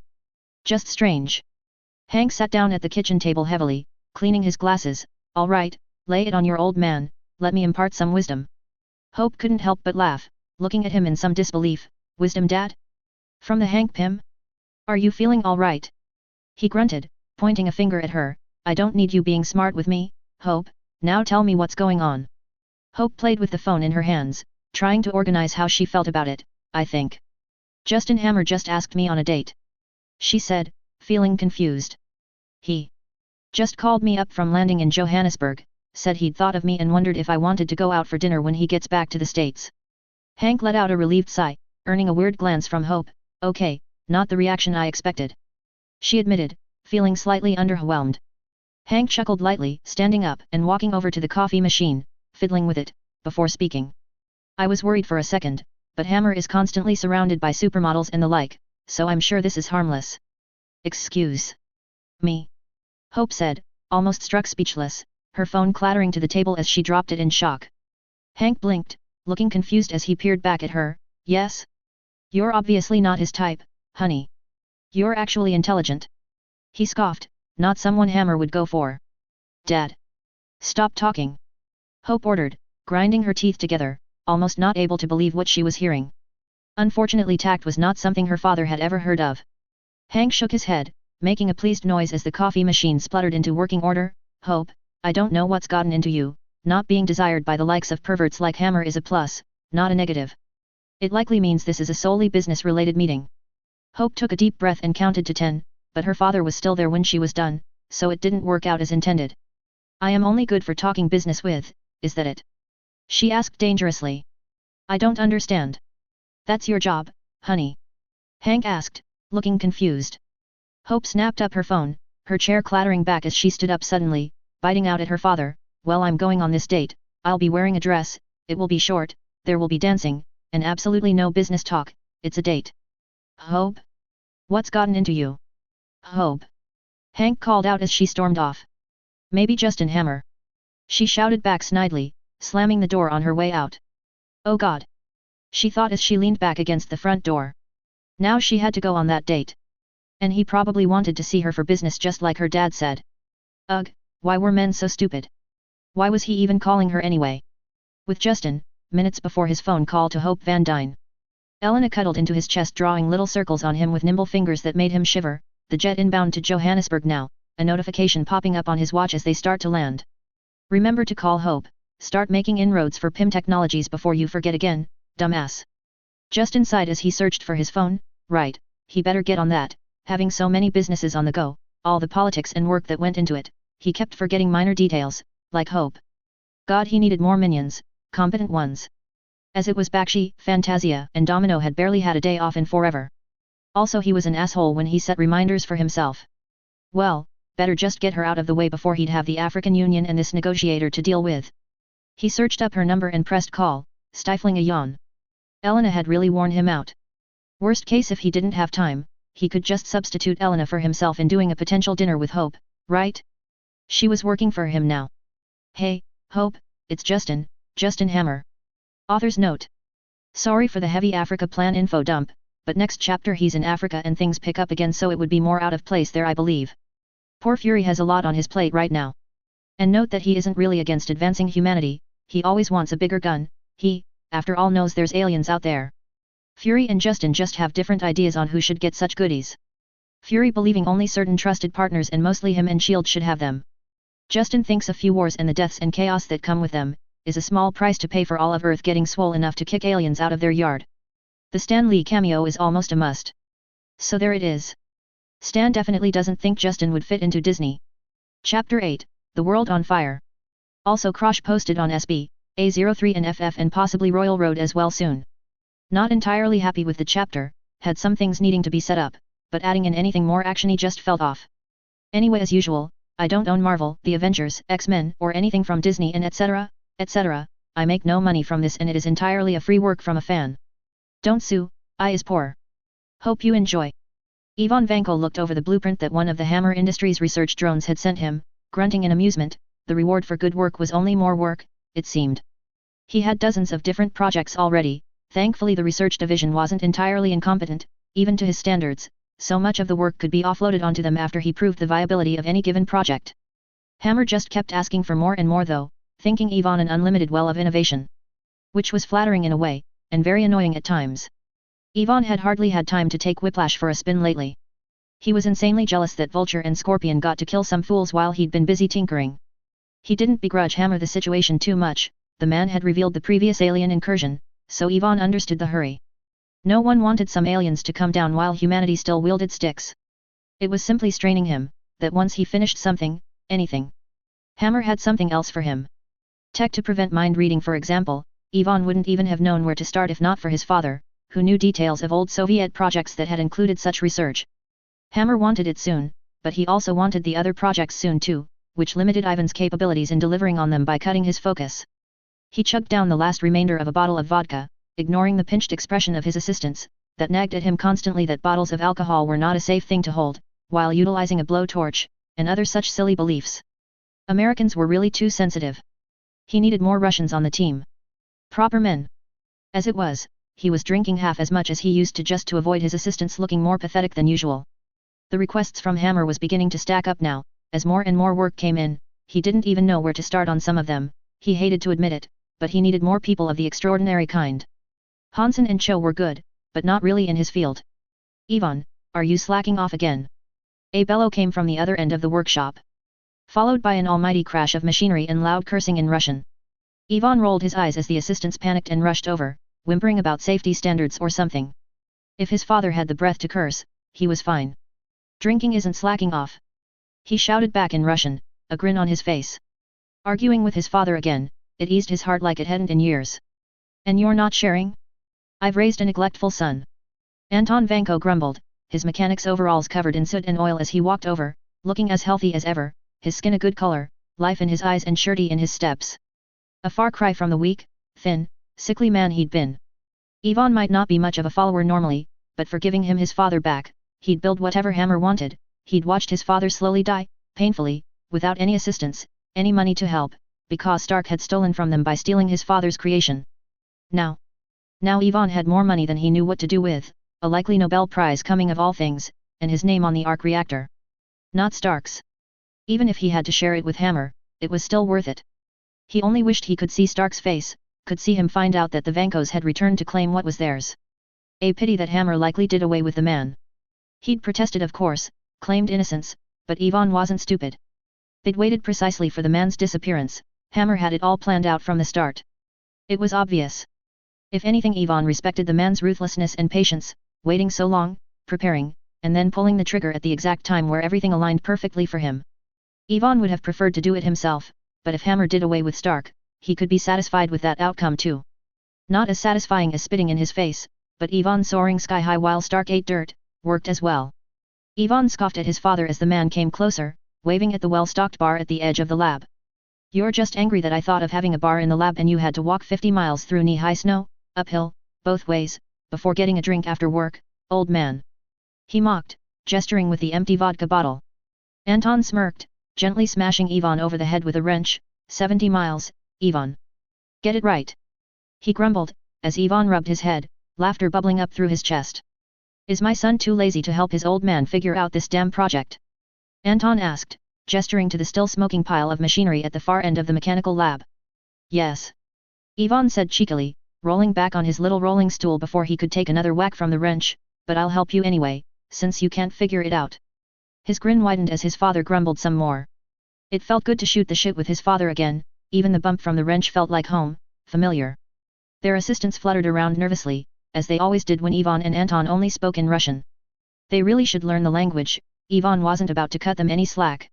He was the genius here, they should adapt to him, it only made sense. He rolled over to the bar, grabbing another bottle of vodka. They'd do better work while a bit wasted anyway. Out of the box thinking came easier, and if they were to deliver Hammer's improved concrete they'd need to drink a lot of vodka. Negotiating a lifetime's supply of free vodka into his contract might have been the best clause in his contract behind curing his father. He could afford as much as he wanted anyway now. Hammer paid very well, but free vodka always tasted the best. Vodka would lubricate their minds so they could deliver the next innovation for Hammer. Neither Yvonne or Anton knew a single thing about building roads or buildings, so they were operating on guesswork and whatever their assistants could provide them to make improvements to concrete and asphalt for sturdier, more long-lasting material, and with a great bonus if they could pull it off cheaper too. So far they'd only managed to break a lot of things. Which was fine. Hammer was good for it. Johannesburg, Africa, private jet belonging to Justin Hammer. Yelena used every lesson she'd ever had in the Red Room to maintain her facade instead of hyperventilating in a panic. Smiling weakly at the employee that was controlling the cradle she was still ensconced in, Hammer's jet was the only place in Africa able to administer the treatment at this early point of the rollout, so after landing, she'd remained, waiting on the staff to administer her treatment as a new employee of Hammer Industries. It had been optional, but she hadn't wanted to stand out by completely refusing, her orders clear, so she'd accepted the lowest dose as necessary for her cover. Yelena, going by Elena, they'd hardly even bothered with her cover, really, that was just ridiculous. Had been given the lowest level panacea, all going as planned, immunity to a cold or flu, not anything that would threaten her mission. Yelena had been under the Red Room's control of course, so she couldn't have opted for the more extensive treatments anyway, even if Hammer offered them as a matter of course. Her orders made it impossible for her to do something that might affect her conditioning or flush the drug out of her system. So Yelena had easily charmed the staff, flirted a little, while avoiding any mentions of taking any other shots, happy with simply receiving panacea, one and maintaining cover. She had done her job a little too well though, her Red Room training finally leading to a mistake that had allowed her to become free of the haze.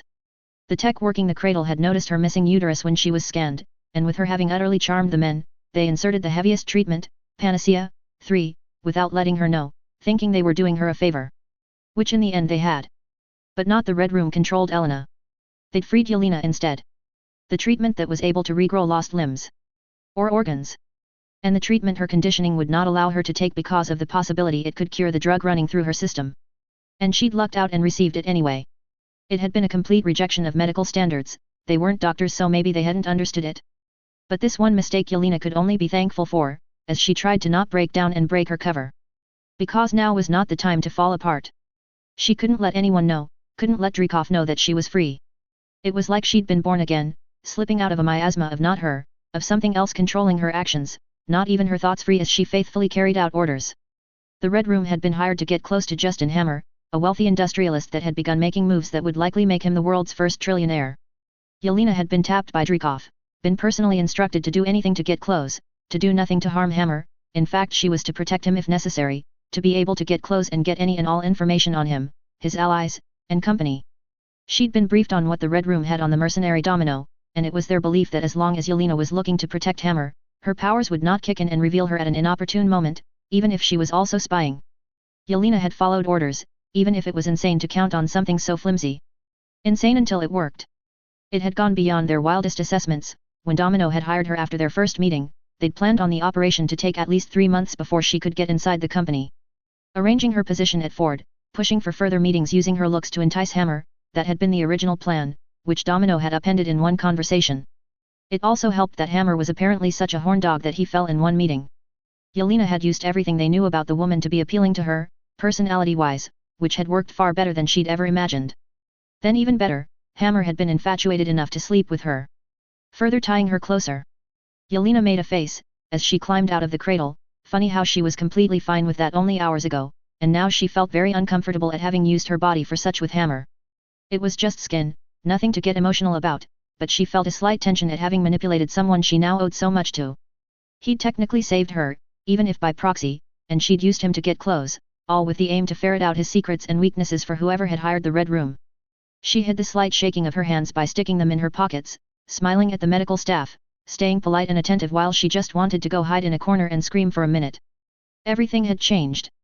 Everything. If Panacea could cure mind control.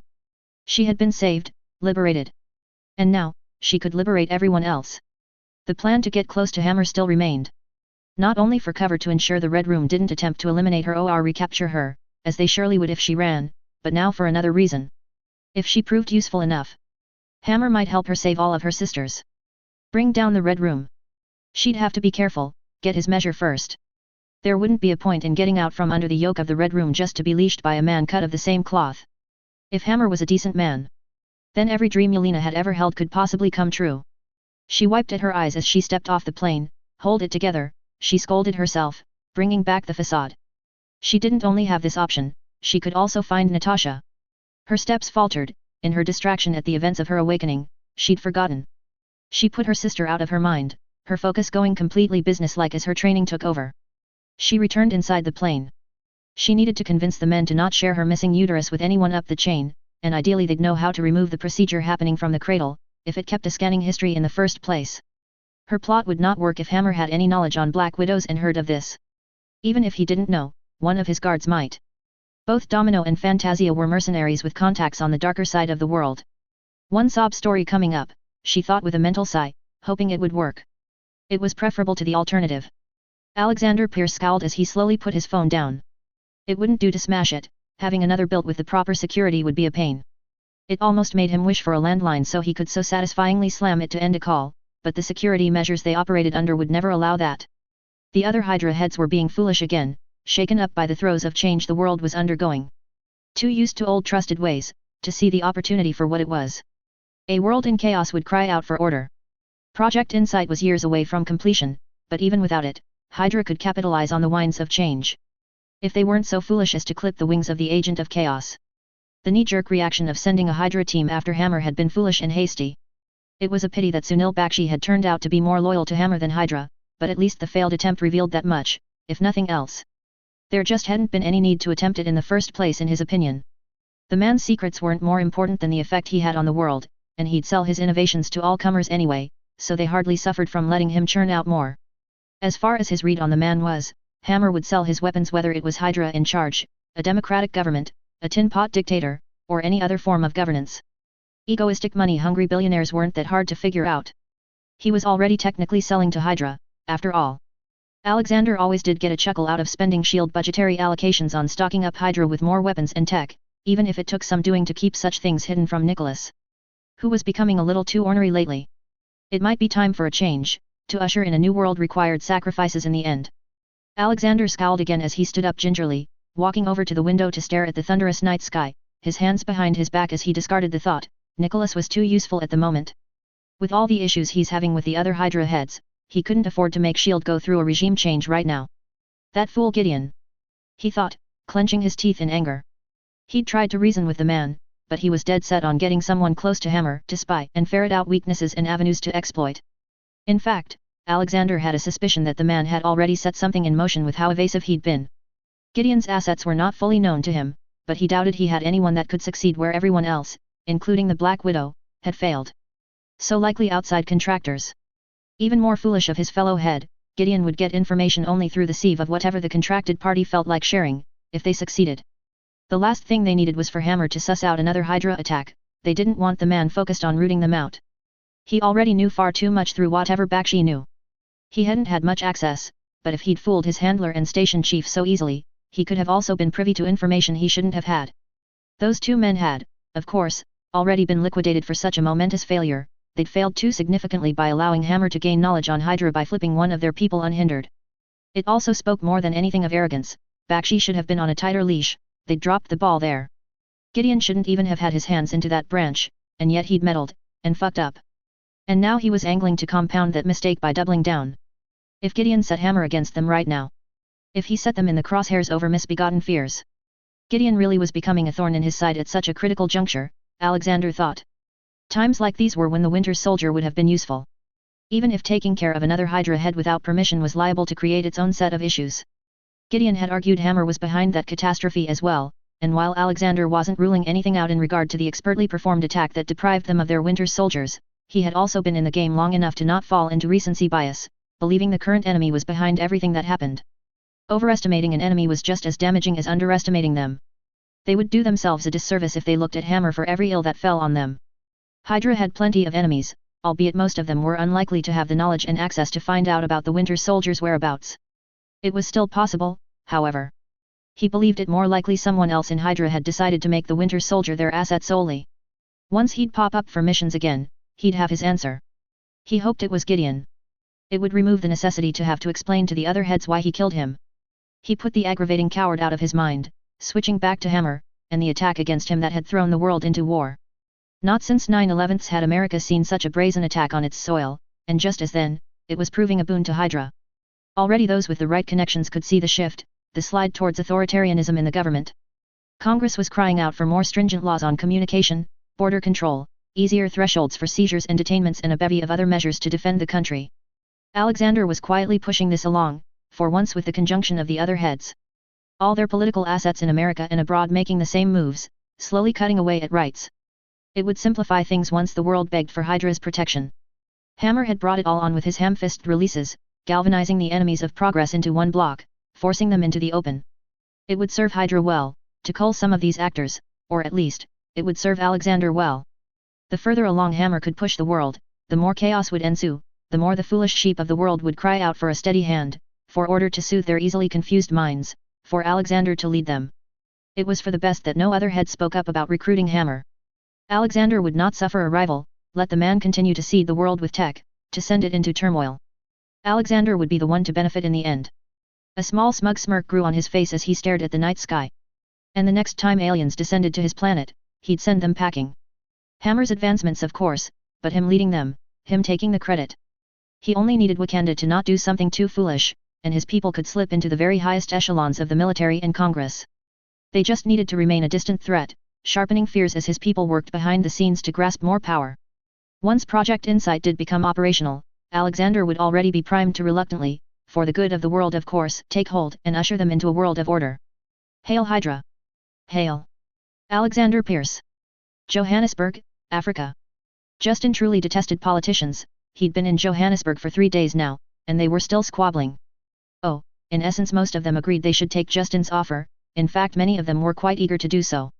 They all drooled at the opportunity for unlimited cheap energy and what that would do to their industry sector, the clean water and the desert reclamation projects he'd suggested, practically sending the O into a collective orgasm on the spot. The way all these things would revitalize Africa as a whole was really an impossible deal to turn down, not even the dictators were saying no, it was just too good, a dream come true. Yet, even with every politician here wanting what he was selling, down to their very souls, willing to sell their firstborns for the opportunity, they still hadn't come to an agreement. When it came down to it, there were too many factions when you had 55 member nations all with their own special interests and history with each other. There had been a lot of petty infighting so far more than anything concrete discussed. Some of that had been Justin's own fault, admittedly. The African Union's actual headquarters was in Ethiopia, in Addis Ababa. So that would have been a fairly safe, neutralish meeting ground, all things considered. No one could complain if he'd gone to the seat of the African Union, correct? Justin, and Bakshi for that matter as well, had made a small error when they'd requested a meeting at the Union's earliest convenience. They'd put down a location in that message, Johannesburg, because Justin had found it amusing, remembering Hulk's rampage through the city and now it would be holding a historic meeting for the continent's future. With how massive his proposal was, and his outsized effect on world economics in the last few weeks, the African Union hadn't seen much point in arguing with him on the location. Now that he was here though, they'd spent most of the first day, after Justin laid out what he wanted to do in Africa to all the member nations, arguing about petty procedural issues. Ethiopia was none too pleased that South Africa would be getting the lion's share of attention in any announcements of a potential agreement. Likewise, there were many countries who weren't too fond of South Africa and supported Ethiopia. Just as there were many who did the opposite, arguing that all that mattered was where they were now, and that South Africa was more well known abroad anyway and would be perfect for the announcement. Politicians. They hadn't signed anything, yet they were arguing about the details of announcing the results. It hadn't really gotten much better once they solved that issue either. Basically, Ethiopia could suck it. Now the countries who lost that argument were picking at everything, delaying any kind of agreement. Justin had taken a moment to himself, leaving the room to the career arguers, since his presence was hardly beneficial at the moment, and gone to stand outside the grand meeting hall, looking out the window, down at the rioting commoners that still raged on. It wasn't as prevalent as it was in the Western world, but here as well, protests and riots continued apace as the media continued to rile people up with worst-case scenarios, the common man not quite caught on yet that oil and its industry were hardly going to be gone by next year. Or next decade for that matter. As for healthcare, well, Justin didn't care if everyone but plastic surgeons and other jobs on the periphery of healthcare lost their jobs there. Panacea would do a better job for anyone sick, while paying only him.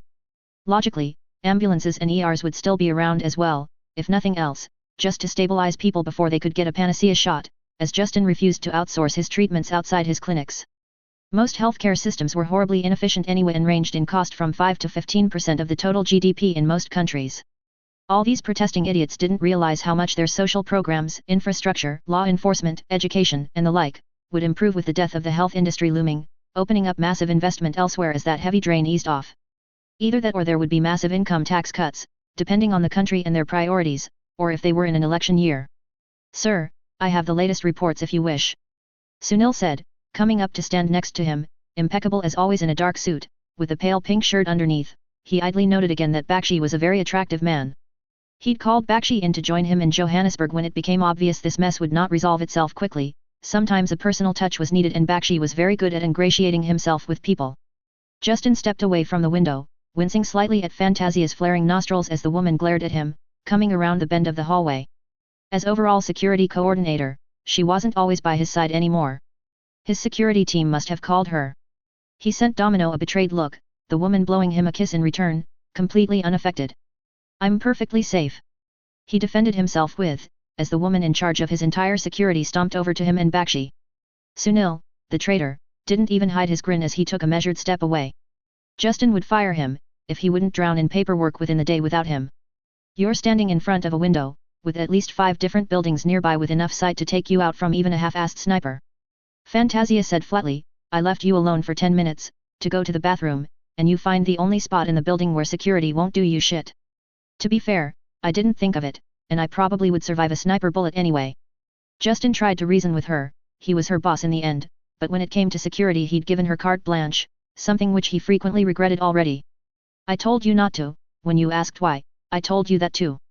Domino said casually, winking at Bakshi as the man coughed to try and hide a chuckle. The rest of the security team was looking away in the manner of men attentively eavesdropping. You're fired. Justin shot at Domino with a playful glare, wagging a finger at her, Fantasia rubbing her forehead at his antics as she pulled Justin fully away from the window, none too gently. Domino outright laughed at him, her arms around her midriff as she laughed and laughed, seemingly finding endless amusement at that, finally managing an answer once she caught her breath. Oh, I really don't think you'd survive a day without me, boss. She quipped. Justin huffed, slightly amused himself despite it all. He turned to Fantasia, acknowledging her with a slightly bowed head. I will try and avoid windows when possible. He agreed, not willing to promise anything more than that. He had agreed to more stringent security measures but he wasn't going to go live in a bunker. This second life was meant to be an enjoyment. Fantasia snorted, looking tired. I'll take it I guess, it's better than nothing. Besides, there's no enemy snipers in those buildings anyway, because my snipers are in those buildings. She said matter-of-factly. Then why are you busting my balls? Justin couldn't help but ask, as he took a seat on one of the benches by the massive doors to the meeting hall. Bakshi joined him at his side, a tablet in his hands that he was tapping away on, briefly leaning over to let Justin look. The European Union is sticking firm on antitrust laws so far. The Union President returned my request for a meeting with a negative, claiming any negotiation with an American company of our stature would have to take place with the Commission, not her solely. They're digging in their heels. Just inside, feeling aggrieved at the constant poor decisions of politicians, so many of his wares were part of a monopoly, so what? They still improved lives to such an extent that it was worth it, surely? Bush had soured the European Union on anything American, it seemed. Their anti-corruption and anti-monopoly laws proving a hassle, and in many cases specifically geared towards companies with a heavy American presence. Although with the likes of Rahcon, Oscorp, and even Stark Industries, they'd likely not helped the image of American corporations in Europe. Many European countries were of a more pacifistic bent and held heavy distaste towards weapon companies like his own or SI. Because busting your balls is how to teach you to stop doing it. Fantasia said flatly, arms crossed, her mood settling down as she gave the security team one of her patented glares. Don't let it happen again, your job is to protect him, not do as he says. She ordered. Justin raised an eyebrow incredulously. I think there's something wrong with that logic. I pay their salary. He pointed out, before tapping Bakshi's tablet, bringing out the profile on the British Prime Minister, tapping it pointedly. Bakshi nodded his head, and began composing a message immediately. Justin would have a look over before it was sent, but Bakshi was practically a mind reader, he doubted he'd have to change anything. If the EU wasn't going to play ball, he'd go to a single member country and make a deal so beneficial they'd tell the EU to fuck off. The UK had his international headquarters at the moment anyway, so he'd start there. Besides, they weren't the fondest of the EU to begin with. If he remembered correctly from his own world, 2008-09 was the debt crisis in the EU or thereabouts, and the beginning of recession. He'd get his companies in soon enough in that case. The fools would fold, whether sooner or later. They couldn't afford to be left behind by literally everyone else on the planet. And nothing galvanized politicians better than being able to announce more investments and jobs when the threat of recession hung over their political future. Whether their policies created it or not, the governing party always received the blame when a recession hit and people lost jobs in the thousands. He didn't foresee much difficulty in seducing the British PM to his way of thinking. They were simpler than the EU on a whole. She's scarier. Domino said jokingly, pointing at Fantasia, but with the serious nods from the security team that comment received, it didn't look like they were joking. Justin didn't really mind too much. The attack at his New York headquarters had been illuminating after all. Showing him that he wasn't nearly as safe as he had thought. The doors to the meeting hall opened with a slow creak, his security team immediately stepping in between him and the door, hands on their weapons. The master of ceremonies, an old bald-headed man with enough wrinkles to remind him of a bulldog, blinked owlishly at the multitude of armed men and women, before focusing on Justin, bowing his head. Mr. Hammer, they need you inside. He said politely in a tired, yet reverential tone. Justin perked up, seeing light at the end of the tunnel. They've come to an agreement? He asked hopefully. The man looked pained. Not quite, Mr. Hammer. There is a bit of an argument between the honored representative of Ethiopia and the honored representative of South Africa, and the honored representative of Nigeria sent me to ask you to intervene before it escalates. Again? Justin asked, starting to wonder if he needed to have Domino go sit in their laps to push some luck through, to just have someone, anyone, win the endless arguments. Justin honestly didn't care which section of the Union came out on top, he just wanted it done with. Before you go, sir. There's also the report from back home, the two. Special operations if you will. Bakshi said calmly, handing Justin the tablet, the necessary information already pulled up to approve the next steps. They need to move on to the next stage and only you can approve the funding. Justin's glasses shone with the reflection of good news as he tapped into the report on his glasses display while he typed authorizations onto Bakshi's tablet. Progress was being made in both Project Kilgrave and Project Killmonger. Good. Killmonger hasn't blown up yet. Tell them to push forward. He ordered, rising up to join the endless bickering again, Domino groaning as she cracked her neck, ready to follow him in yet again. I can literally feel myself aging in there. She muttered, when I took this job I didn't realize how much of it was going to be spent listening to old men talk.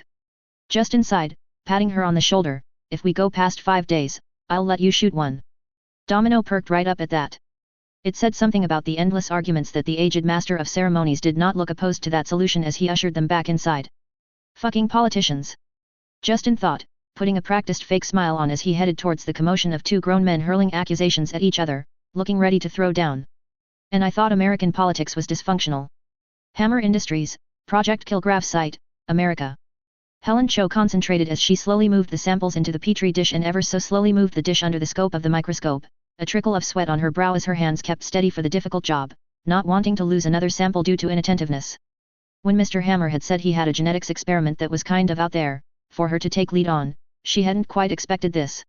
Even as she'd jumped on it before he could even finish the sentence. She'd never imagined the kind of things she could do, until Mr. Hammer had shown her what was possible out there. She was the sole occupant of the research bunker except for the test subject.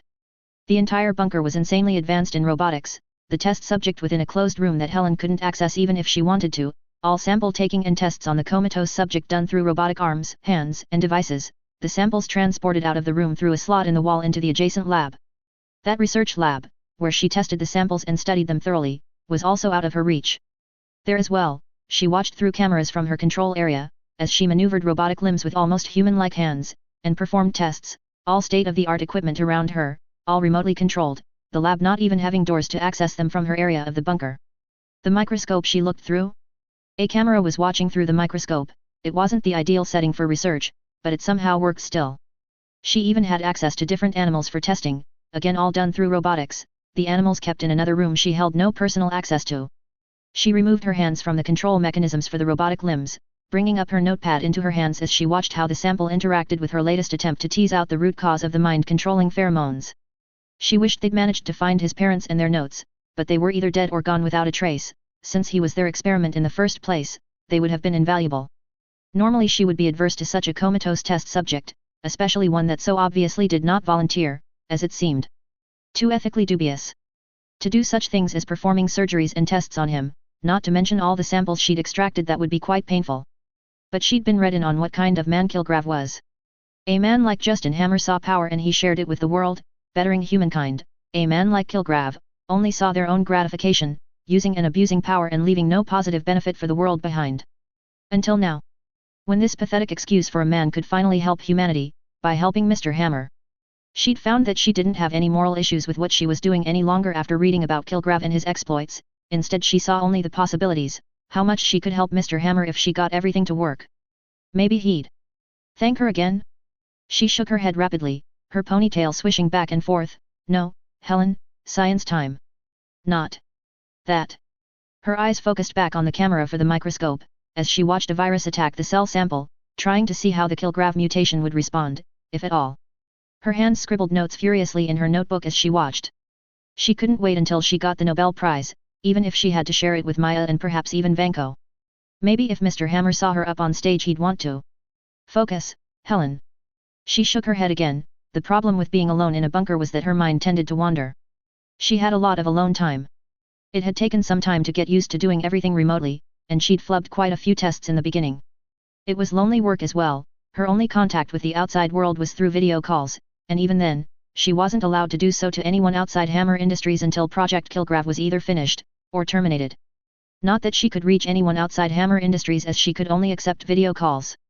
She understood the idea of it. If somehow Kilgrave managed to put her under his thrall, she didn't even have access to his room, the lab, or any way to let him out, or to escape herself to find him help. She couldn't even make phone calls or video calls, she could only accept them. Safety truly did come first with this site. She knew there was a secondary bunker around hers, where the security team watched the going-ons of her lab, including, she suspected, watching her. It felt invasive. But Mr. Hammer was counting on her. She felt her cheeks reddening and she put her hands on them to cool them down. Letting go after a minute, as she collected herself again. He'd chosen her, for this project of utmost importance. Her. Not Maya, her. So the least Helen could do was to swallow any uncomfortable feelings about being watched 24/7 and get on with doing what she loved. Playing with genetics and figuring out problems and fixing them, and then she'd be able to see Justin again. Or was calling him Justin too soon? Should she still call him Mr. Hammer? After what they did. She didn't notice as she scribbled down Dr. Justin and Helen Hammer on her notepad, surrounding it with little hearts, as she watched through the cameras as her latest experiment showed slight improvements. African Union Gathering, Johannesburg, South Africa. Late evening, 4th day of negotiations. The Victorian-style building they were in created a great atmosphere for the bunch of politicians that hated each other, to mingle, dance and drink, and allowed them to pretend they were all good friends in the end. Justin hated it. Justin. Just the man I wanted to see. Came the obnoxiously loud greeting that reverberated around the room. Oh, great. This guy. Justin said lowly, to Domino, who was his date to the soiree, since they didn't allow a full security team to follow around the attendees for some reason. Domino had very much not wanted to attend. Having seen enough of everyone in this room over the last few days. But Fantasia had insisted that it had to be her, her probability power much more useful than any other guard, including herself, in such a social setting. Bulldozing his way through delegates without care, was the vice president of the Research and Special Operations Division of Khan, which he supposed he should have known would show up here. With the whole Wakanda issue, it was no wonder Khan Research and Operations would be sniffing around. Khan did have a lot of business in Africa. For a given value of the term business. Unrelatedly, environmental hazards in Africa have climbed up steadily in every region Khan had settled in. At least unrelated according to Khan. Justin could handle evil. He wasn't exactly Mother Teresa himself. What he couldn't handle was stupid evil. Chasing short-term profit by exchanging it for long-term antagonism of everyone. What were they saving on skimping on environmental regs? Even if it was 100 million, even if it was billions, they'd still spend more overtime on pointless lawsuits, killing whistleblowers, bribing politicians, etc., etc. Like he said. Stupid evil. His enmity with the Avengers didn't count. They were just 6 people. It was fine to only antagonize 6 people, he told himself firmly. Simon Krieger was a fairly well-built man, with short blonde hair and an honest-looking face, with an all-too-easy grin regularly plastered on said face, hiding unscrupulousness and avarice under a veneer of cheer and affability. Simon. Justin responded shortly, Domino melting into his side with a coquettish smile, which Justin figured hit her reaching for a weapon of some sort. Khan had recently tried to kill him after all, and amongst the many companies who'd be hurt by his ventures, Khan was a major one. Unfortunately they were too large to fall, and if anything would monopolize the oil market like he was doing the energy market, eventually likely buying up all smaller competitors that Justin knocked down. It wouldn't be as profitable as it was even a year ago, but they would remain. Enjoying the shindig? All in your honor basically, right? Ha ha ha. Great to see you, man. Simon clapped him on the shoulder, his grin almost unnaturally wide, before he focused on Domino, eyes widening, stepping back dramatically, gasping, what a vision of beauty, I'm in awe, you got to leave something for the rest of us, Justin. He joked, stepping into his personal space and attempting to lightly elbow Justin, while winking. Or he tried anyways. Domino had lightly tugged on Justin's arm right before that moment, getting Justin to step away just enough that Simon just elbowed air, the man looking slightly sheepish for a second, before he went on like nothing happened. Domino hung off Justin's shoulder, playing at nibbling his ear, while in fact whispering to him, I will work a whole month for free if you let me hit him. Obviously her frustrations at dealing with a bunch of snakes wearing old men costumes was wearing her down, she wasn't usually that eager for a bit of violence. Justin admitted to himself that it was very tempting to do just that, as Simon prattled on, talking about Khan's latest achievements. No one asked, and specifically talking himself up, loudly and persistently. Really, absolutely no one asked. Is this his idea of attempting to suck up to you for a job? Domino whispered into his ear, her tone incredulous. Justin shook his head, muttering lowly, no, he's just like this. Simon, still too busy talking to notice that he'd said anything, his head on a swivel to see if any of the nearby delegates was paying attention and ultimately, preening at those who did. Justin couldn't stand the guy, for all that he'd only met him twice. He was an attention-seeking social butterfly, or attempting to be, and for all that he came off as a bit of an idiot, he was actually fairly competent at his job. You didn't rise up within research divisions in this business without having the chops. Let alone the kind of research and special operations a company like Khan dabbled in. Well, he matched whatever an evil corporation considered competent anyway. He wouldn't last 2 seconds in Hammer Industries or SI. Not in research anyway, perhaps in PR. If he ever talked about anything except himself. Was there a reason you approached me, Simon? Justin asked coldly, interrupting the man, just as he was telling a story about single-handedly saving the company. An obvious lie, like much of anything that he would say at any given time. Something ugly glinted in Simon's eyes for a second, but as he went to answer, a waiter, by happenstance, slipped on nothing nearby, dumping an entire tray of hors d'oeuvres onto the man. Unfortunately for the man, they were shellfish. How unlucky for him. The man happened to be allergic, as they'd just heard mentioned several times during his brief monologue about a Khan event. I'm allergic. Simon blasted the poor waiter at full volume, his face reddening, you fucking imbecile. My suit is worth more than your entire family down to your goddamn progenitors picking fleas of each other's back in the jungle. Do you people even have proper medical facilities to treat me? You ignorant, stupid, trash. He cursed, cleaning off his suit, before seemingly remembering again that he's allergic, removing his hands quickly, before sending one last look towards Justin, seemingly hesitating on something, before finally rushing off to seek medical attention. Cursing out the poor waiter the entire way. Justin casually slid a business card into the shocked-looking waiter's hand. Always looking out for people that do me a favor, call that number, we'll find you a place at Hammer Industries. He said, if anything, only shocking the young man further, as he hurriedly scurried off, undoubtedly to find something to clean up the mess with. God, he was annoying. Guess we're lucky, hat. Domino practically purred out, hiding her words and her grin behind one hand. Her other hand slipped down to let go of his shoulder, pausing for a second as her smirk disappeared off her face, Domino palming something before sliding her hand off his shoulder, Justin turning, giving her an inquisitive look. Don't know what it is, something he put on your shoulder during that pat, doesn't look like a tracker. Domino said, now more serious, as she stared after Simon Krieger. She tilted her head slightly, which Justin knew meant she was listening to Fantasia through comms. Eileen is asking for permission to take him. She whispered to Justin, Domino's eyes going across the room, watching for any other threat. The device already dropped into a glass of wine as a waiter passed by. She also wants us to leave, she's alerted the O security to the device. Justin watched as a multitude of whispers spread amongst the delegates as security personnel began slipping into the room. Well, at least we got out of this party. He muttered. He wondered what on earth Simon could have been thinking. What had that device been? Surely they hadn't expected it to go unnoticed for long? He'd planted it straight onto Justin's shoulder. They would have noticed soon enough if Domino hadn't had the luck to run into it with her hand. He also considered the loud scene caused by Krieger. Perhaps the waiter slipping hadn't been Domino, but part of a setup? Krieger's allergies and his tantrum was a good excuse to leave immediately, and to make it less likely for Justin to notice whatever he put on his shoulder as he drew attention to himself. He only took a moment to consider it, as Domino led him out of the room. Take him. He ordered darkly. They'd find out either way. He held no love for Rahkan and they none for him. They were already trying to kill him. What would this kidnapping change? Nothing. They should have kept the device to explore what it was, but Fantasia wouldn't allow an unknown device to leave with them anyway, so it wasn't worth the argument. So he guessed they'll just have to play a game of, Simon says. As a prelude to the game, Simon stops talking. He had a feeling Domino would be very good at that game. Wakanda. T'Challa watched with mixed feelings as several aircraft took off, immediately falling into stealth. His father had authorized the council's wishes for a preemptive strike. T'Challa was not so sure that was the right choice anymore. All they'd bring was more death. How could they hope to win? Even with Vibranium, even with the Black Panthers. He'd been approached by some like-minded Wakandans, his recent reluctance of the coming war having been noticed amongst some, especially the younger generations. He wasn't sure what to do. But he couldn't go against his father. He would not challenge for the throne as the people that approached him had asked. Vast. He prayed as the last aircraft disappeared, what am I meant to do? What is the right choice? Shortly before noon, American time, the 5th day of the African Union negotiations. Washington, D.C.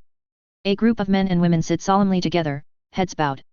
They all know they're not coming back from this. For Wakanda, they roared inside their hearts as they took action, as they would show the world that they cannot simply take from Wakanda. New York. The war dogs, more than any Wakandan, knew that all-out war with the outside world would mean the end of Wakanda. That is why they were all willing to die, rather than reveal Wakanda, the mission for Hammer's head, somehow, for the first time, failing at keeping the secret. The war dogs had infiltrated the world, learned its ways, learned to blend in. But they were still Wakandan, always Wakandan, and when the order came, they still obeyed. One by one, from across America they arrived, slowly working their way through a city still reeling, but not yet understanding the threat. Their brothers and sisters that had access to aircraft would strike elsewhere across the world. They had their own targets. The UN building in New York stood proud and tall, looming over the skyline. Across the world, war dogs and the aerial capabilities of Wakanda approached their targets, set to inflict such a cost on their enemies that they'd realize the folly of attacking Wakanda. And if nothing else, the world would pay for coming after them. Wakanda would be remembered for eternity. Johannesburg, Africa. Around noon, American time. Elena handed him a drink, Justin giving his new personal assistant a grateful smile, before she took a spot behind him, waiting attentively to see to his needs, not that he had many at the moment. Only thing he really wanted was to kill a bunch of useless African politicians, so not a job for Elena. She was frightfully clever, but not assassin material.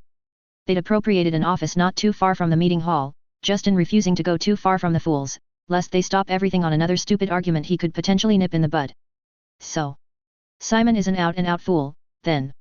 He said, letting out a sigh. He'd really hoped they'd get something good from a friendly chat with their Rahkan friend.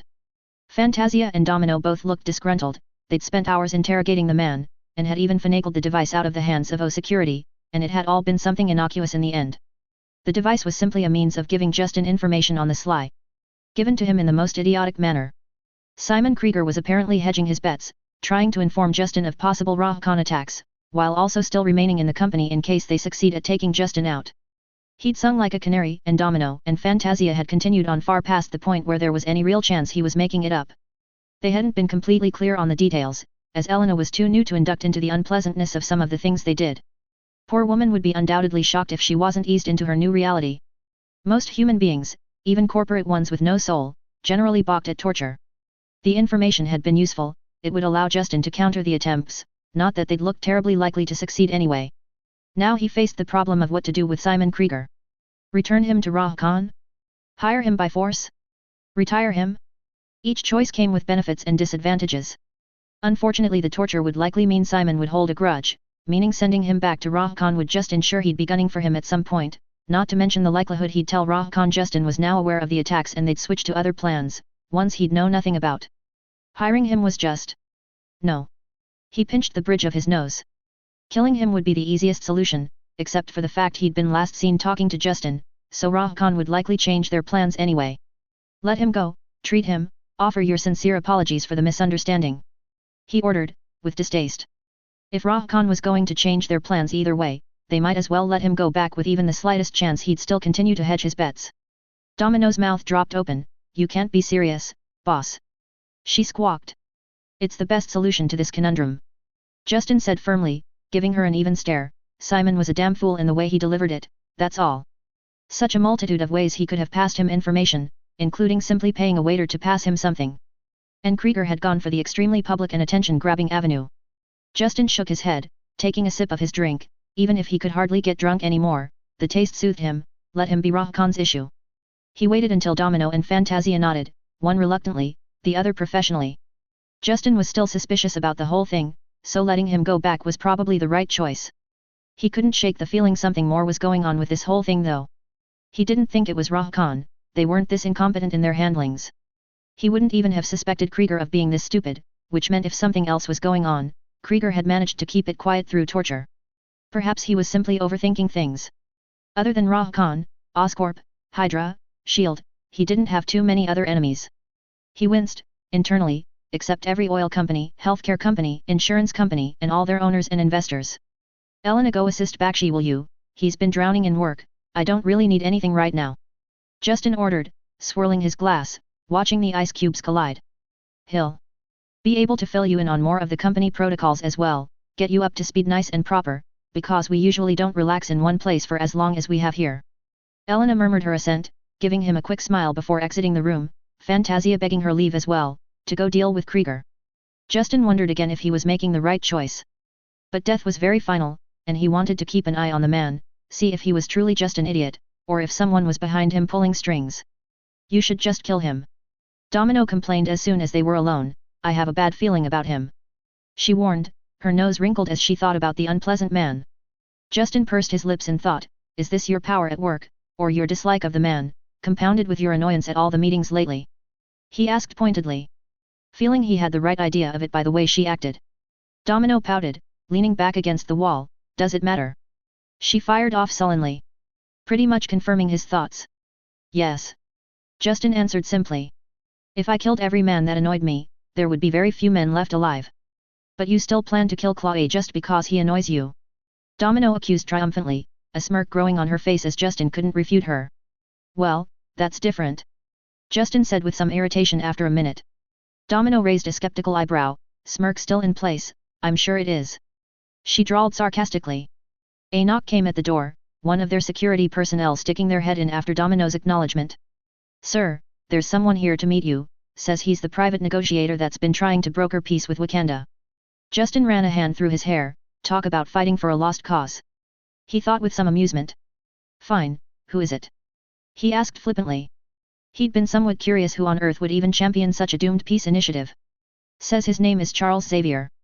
The guard responded, Domino immediately looking more aware, her eyes flickering to Justin's as he froze. Let him in. He said reluctantly, wetting his lips. This close he could probably read him easily anyway, so he might as well see what this is really about. And then he'd really need to prioritize the protection against telepaths immediately. Thank God he wasn't actually a proper supervillain or had any plans to use mutants for anything too dastardly. His plans all actually included normalizing mutants, so Xavier shouldn't be totally against him. If you're in my mind right now. Fuck you, You pervert. He grumbled mentally, while steeling himself for the meeting. Washington, D.C. Ross screamed himself hoarse as soldiers ran around in frantic activity around him. Those Wakandans had shown up from nowhere, half the Pentagon was just gone, and he was receiving reports in the half that still existed, showing that it hadn't been the only strike. The White House hadn't been hit, likely because the president wasn't in residence at the moment, but Congress had been in the middle of a marathon legislative session. Congress no longer existed. The Capitol building was gone, violent explosions tearing through it. They wanted to leave a mess this time. They were sending a message. No implosion bombs. The only good news had been that they'd managed to shoot down several Wakandan craft after they bombed the Pentagon, fighter jets and anti-aircraft weaponry able to locate their general vicinity when they'd dropped their loads and filling the sky with flak and missiles. This was the darkest day in American history, and it was all falling in Ross's lap while they tried to figure out if anyone with higher authority was even alive. At least the president had been on Air Force One and not attacked as of yet. Half the United States Air Force was covering him right now. When the report came in that the UN building in New York was crashing to the ground, reminiscent of 9/11s, Ross sank back into his seat, hissing between clenched teeth, his aides going pale as they got off the phone. What else? He barked, never having been angrier. Never felt defeat so keenly. They weren't supposed to be hit like this. This was unprecedented. They needed to fight back, to prevent another attack. It's the president. He's ordering full mobilization, Defcon 1, full nuclear readiness. The aide said, his voice breaking slightly, but managing. Ross nodded, agreeing with the move. Only regretting that they hadn't taken the threat more seriously. They'd never suspected the Wakandans would be so foolish, or so dangerous. We are in Defcon 1, pass it along, get every goddamn soldier with working eyes watching the sky, report any sightings of anything above a goddamn bird and shoot it out of the sky. Commercial flights, sir. Ross grimaced, normally they'd have a whole chain of command for these sorts of things, ground them all. He said firmly, it was more important to be decisive right now than to wonder about who could do what, pass it on to Air Force One for the president's approval. There won't be a spot of dirt left of your country once I'm done with you. Ross thought, swearing his vengeance on Wakanda. At sea. The Chinese fleet that had been on its way to Kenya to begin building a military base and start preparing for the coming war, disappeared suddenly, losing all communication with the homeland. At the same time word was reaching China of attacks worldwide. The Communist Party declared the fleet lost, and ordered their nuclear deterrent to mobilize fully. Anyone able to take out over 20 Navy vessels in a surprise attack needed nothing short of a full response in return. When a Wakandan ship attempted to drop bombs on the Forbidden City, it was cut to shreds as the first bomb fell out of its hold, the Chinese indiscriminately firing into the sky over Beijing, also taking down a commercial airliner who hadn't been able to get out of the no-fly zone soon enough. All around China the air lit up as the Chinese fired at the sky, not willing to take any chances. Unknown to them, the other three craft were all destroyed thanks to this effort, and no further strike hit China, at the cost of losing several commercial airliners and everyone aboard that couldn't get out of the fire quick enough. Kenya. The Kenyan government had been pressured heavily by China to allow for their presence on their soil for the coming war against Wakanda. They hadn't suspected this would come. The people were shell-shocked, stumbling down the dust-covered streets, dead and dying everywhere, the emergency services taxed to the max, the Kenyan Senate, the National Assembly, the office of the president. They were all gone. The entire government of Kenya decapitated in one strike. The rest of the world was, in a way, lucky. Wakanda striking naval bases in the Mediterranean, military bases in Europe and the Middle East, not going for civilian targets. America and Kenya were hit the hardest when counting civilian casualties. The EU by comparison suffered the least, none of their major cities hit at all. Russia was the only European country to be hit more than once, losing several military bases and taking damage to their Black Sea fleet. But Wakanda wasn't done. It wasn't enough to hit the militaries that would face them, not enough to strike out at the leadership that chose to fight against them. At the same time as the world froze in horror at the news spreading across the globe, Wakandan war dogs boarded freighters entering the Suez Canal. They were super freighters, filled to the max and gigantic in size. The Port Authority was completely unaware the ships had been hijacked, everyone on board held hostage and acting as normal as they could with Wakandan weapons pointed at them. At the same time as news hit the world of Wakanda's actions, several ships in the canal started blowing up, the massive super freighters beginning to sink, blocking both entrances, others just behind them, sinking as well, ensuring there would be no leeway to pass through. Every ship currently passing through the canal was sinking, creating an impossible mess. The Suez Canal was officially out of business. Author's note. I made the strikes more informative than writing out the horror and such of people experiencing them, because ultimately this story is about Hammer, not Wakanda, and partly because I get a lot of flack for making things too dark in some of my stories and didn't want to make this story too horror-filled, plus trigger reasons if I get too descriptive. The EU probably didn't have all these anti-monopoly laws and stuff in 2008 here, but with all these American evil corporations like Rahkan and the like, the EU introduced legislation earlier. One thing to realize about Wakandan stupidity, they wouldn't even have been revealed except Justin had meta-knowledge. The Wakandans destroyed all the evidence by planting bombs across the headquarters, imploding it all, including themselves and their aircraft, fully determined to not only vanquish Hammer, but to be sure to not leave traces. If no other teams had shown up that day, Wakanda likely would have planted bombs unseen and killed Hammer without ever being noticed. Wakanda couldn't count on whether the teams were there to kill Hammer, or capture him. So they acted. So while they haven't exactly acted like geniuses so far, the reveal also wasn't exactly them. They would have gotten away with it if not for Justin knowing who the spear-wielding assassins were. They also would have succeeded in killing Hammer if not for Domino. They've been doing this for decades if not more. It's why they were so quick to do this attack, and why they were so shocked when they were revealed. Now they know they're dead, basically, so now there's nothing limiting their response, a very misguided response. Pierce got a big ego there, but at least he isn't calling himself Alexander the Great or something. Chapter 9, Need more hammers for these nails. So yes, yet again I managed to get through this pretty quickly, although I also managed to update Dawn of an Era, so not completely focusing solely on one story. We'll see what happens going forward, but likely some focus on my other stories for a week or two. Time to see what happened with Xavier and the world going to nuclear readiness after the last chapter. Anyway, as usual, I don't own Marvel, the Avengers, X-Men, or anything from Disney and etc., etc. I make no money from this and it is entirely a free work from a fan. Don't sue, I is poor. Hope you enjoy. Johannesburg, Africa. Charles Xavier rolled into Justin's temporary office in a futuristic-looking wheelchair, the wheels displaying the necessary X of course. He wore a genial smile on his face, and just like Eric Lenscher had, he looked much younger than a man his age should. Someone tried to follow him in and was stopped by Elena suddenly interposing herself in the door. Excuse me, but I don't remember hearing Xavier and guest. Please step away from the door. All said in a cold polite tone that brokered no arguments. His pa had some fire in there, Justin thought with approval, although he was somewhat confused why his pa was still outside his door with his security team. She had been on her way out of the office after all. Who's the bodyguard? Justin asked Xavier, nodding towards the door, knowing his mind was likely being trawled through, but not able to do much about it. Least he could do was to find out which X-Men tag-along he had to contend with. Xavier raised a hand, looking completely at ease. It's all right my friend, I'm perfectly safe here, feel free to peruse the magazines, I've been curious to find out what new spring colors are in fashion this year. He called out, his voice slightly raised for the bodyguard's benefit, before he looked towards Justin, smiling affably. You'll have to excuse Mimic, he gets a tad overprotective when I'm so far abroad. Yep, definitely read my mind, otherwise why the superhero name, he'd just have called him John or something. Justin thought. The challenge of speaking with a telepath really made him wish he'd worked on a fix long before now. Vanko was about to get an improved budget and any helper he wanted. And a larger vodka budget. Justin scoffed lightly in response to Xavier, waving for Elena to close the door. He didn't recognize Mimic, the name didn't ring a bell, but Domino could undoubtedly handle him, not that it was needed, because Professor X could easily take them all down. I'm sure you're here for a reason, so we can skip the pleasantries. Justin said coldly, meeting Xavier's eyes. What exactly did you come to get out of my head?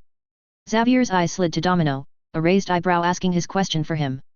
I trust Domino with my life, my secrets rank far lower on that list. Justin said, a kernel of anger burning in his core. He was not pleased to have been met with both leaders of the mutant faction without as much as a goddamn courtesy call. Dispense with the pleasantries, what do you want? Domino had looked briefly touched at Justin's words, but she was also fully attentive, her eyes never leaving Xavier's, probably wondering, exactly as Justin was, if her power could even do anything lucky against the kind of things Xavier could do. Justin had prepared a dossier on those few people he remembered after the Magneto ambush, so Domino was well acquainted with his skills, having only known him from reputation before. I understand your anger, Mr. Hammer, but it is necessary, I am not your enemy. Xavier said calmly, his hands folded in his lap. He nodded towards Domino, nor yours young lady, no need to be tense, your master will not be harmed today. He sighed slightly as Domino did not waver for an instant, ready to attack at the slightest warning. Do you usually read the minds of your friends? Justin asked coolly, not willing to be outright antagonistic, but neither was he willing to roll over and offer the red carpet. Depends on the friend. Xavier said with some humor, shaking his head slightly, lest I be diverted too much, let me get to the point then. Xavier met Justin's eyes, before sighing deeply, after a slight detour first. I must admit I came here on the advice of an old friend. Eric. Or Raven? Justin asked, feeling quite annoyed. What was the point of a mutant civil war if they're just going to go behind the barn and gossip at the annual hoedown? Xavier's lips twitched a little. Oh, you do know them both that well, I wasn't sure. Splendid. Eric actually was the one to ask me to double-check your intentions. It's annoying that I don't know if he didn't read that from my mind and is honestly surprised. Or whether he's fucking with me to make me think he didn't pluck everything he could. Justin thought, purposely thinking of some of his fun time with Raven, or Mystique as he called her, as she hadn't actually introduced herself otherwise yet, the thoughts as filthy as he could make them and all real, to see if he could make the old man flinch. And what about my intentions then? Justin asked sharply, a pleased smirk on his face, because he'd caught Xavier in a small lie, because he was in his mind. The slight flinch when he'd focused on Mystique's sexy time proved it, which meant he knew exactly how much Justin knew about Eric and Raven. Or he purposely flinched to make Justin feel more self-assured. Goddamn, he hated telepathy.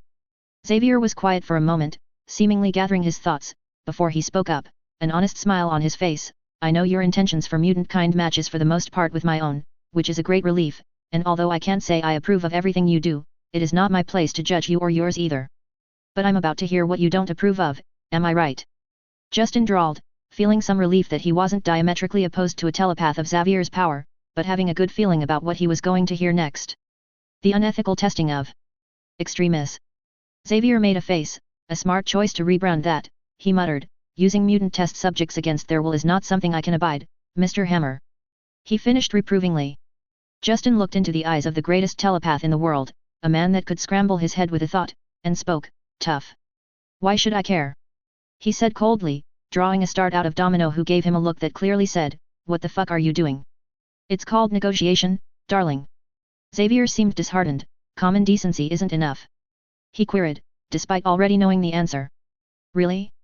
He truly lived in a world of rainbows and bubblegum. He came to meet a billionaire expecting compassion? Delusional. Justin snorted, giving him an askance look. Show me the market where I can buy something with common decency, and I'll think about it. He cricked his neck, staring Xavier down. I run a business. I'll save mutant kind.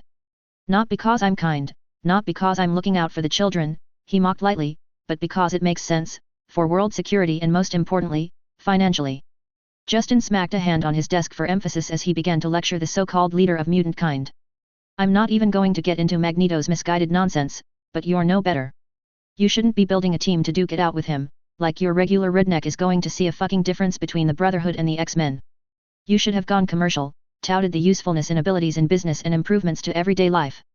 Yes, a lizard-looking mutant might not be much up top, but if they have even a simple night vision and tough enough system, every company digging below ground, every mining consortium, subway, sewer, and 100 other things I can't even think of right now, would be a perfect fit. They'd pay heavily for it, and no one would begrudge them the work, as no normal human could do it the same. Easier said than implemented, not many would take well to those of us of a more concerning outwards appearance. Xavier fired back, a slight grin on his face. Fucker was enjoying this. Justin thought with annoyance. Justin scoffed, you underestimate how much things change when money comes into it. People make money off mutants, their job becomes easier, maybe, less dangerous, maybe mutants can do something that can't be done outside their powers, perhaps making a process cheaper, fixing a natural hazard, cleaning up a landfill. The whole country or state benefits, which means more money again. And best of all, there's not enough mutants to take everyone's job. Justin gestured measuredly as he spoke, having been sitting on these thoughts for a while. Politicians will do what benefits them financially, so that's one hurdle cleared. People will see mutants working regularly, which makes them not so different, not like if they were, oh, let's say, flying around breaking buildings while wearing spandex. Justin paused for a moment, gathering his thoughts. Now a team of mutants to defend Earth as a whole, wouldn't be as much of an issue, as that again builds goodwill, have them fly around and help with natural disasters and relief efforts when there isn't any alien invasions to worry about. Quite right. Xavier agreed, which threw Justin enough to break off any further ranting, as he peered suspiciously at the man. You've known since you wheeled in here that I thought this way. Justin said resignedly, you're here to deal, now, aren't you? Again, dealing with telepathy takes all the fun out of a negotiation.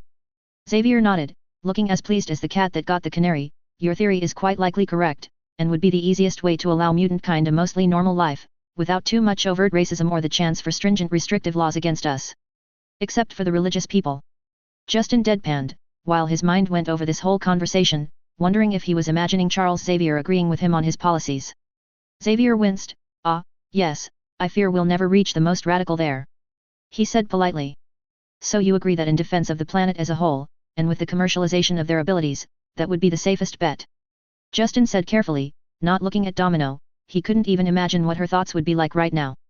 Two guys just affably discussing the fate of all mutant kind, based on how best to market them. Xavier nodded slowly, although it would face many pitfalls unless it was under the aegis of an entity hard to tear down. He said pointedly. Someone who could legally protect them all without facing the backlash of the government or the people. Justin chuckled darkly, spreading his arms out in a welcoming gesture. Me, that is my plan, that's true, but I'm surprised you are willing to play along. Xavier smiled wryly. That is why I've sought you out while I am here, Mr. Hammer, so I could get a feel for you myself. You're not a good man, in the normal definition of such, but you'll fiercely protect what is yours, and you're trying extremely hard to protect the world. I do not find umbrage with these things. But you do find umbrage with something. Justin said knowingly, circling back to the beginning. The mutant testing for Extremis. Yes, that is concerning to me. Xavier said, face firm. I cannot do anything for those already lost, and punishing you for that would just cause more suffering, so holding you to a better standard will be my cross to bear. How nice of you. Justin drawled, tapping his fingers on the desk. I still need to figure out how the X gene interacts with Extremis, he pointed out. It's not something I'm willing to leave on the table. Domino and Fantasia had been too loyal, working too many long hours, days, weeks, months, without days off. Regeneration was the least they deserved. Xavier breathed out slowly. So use volunteers for the testing after exhausting everything else, and use experts. I happen to know several mutants that have studied the X gene extensively. Xavier offered, lightly asking, if they could get a sample. No.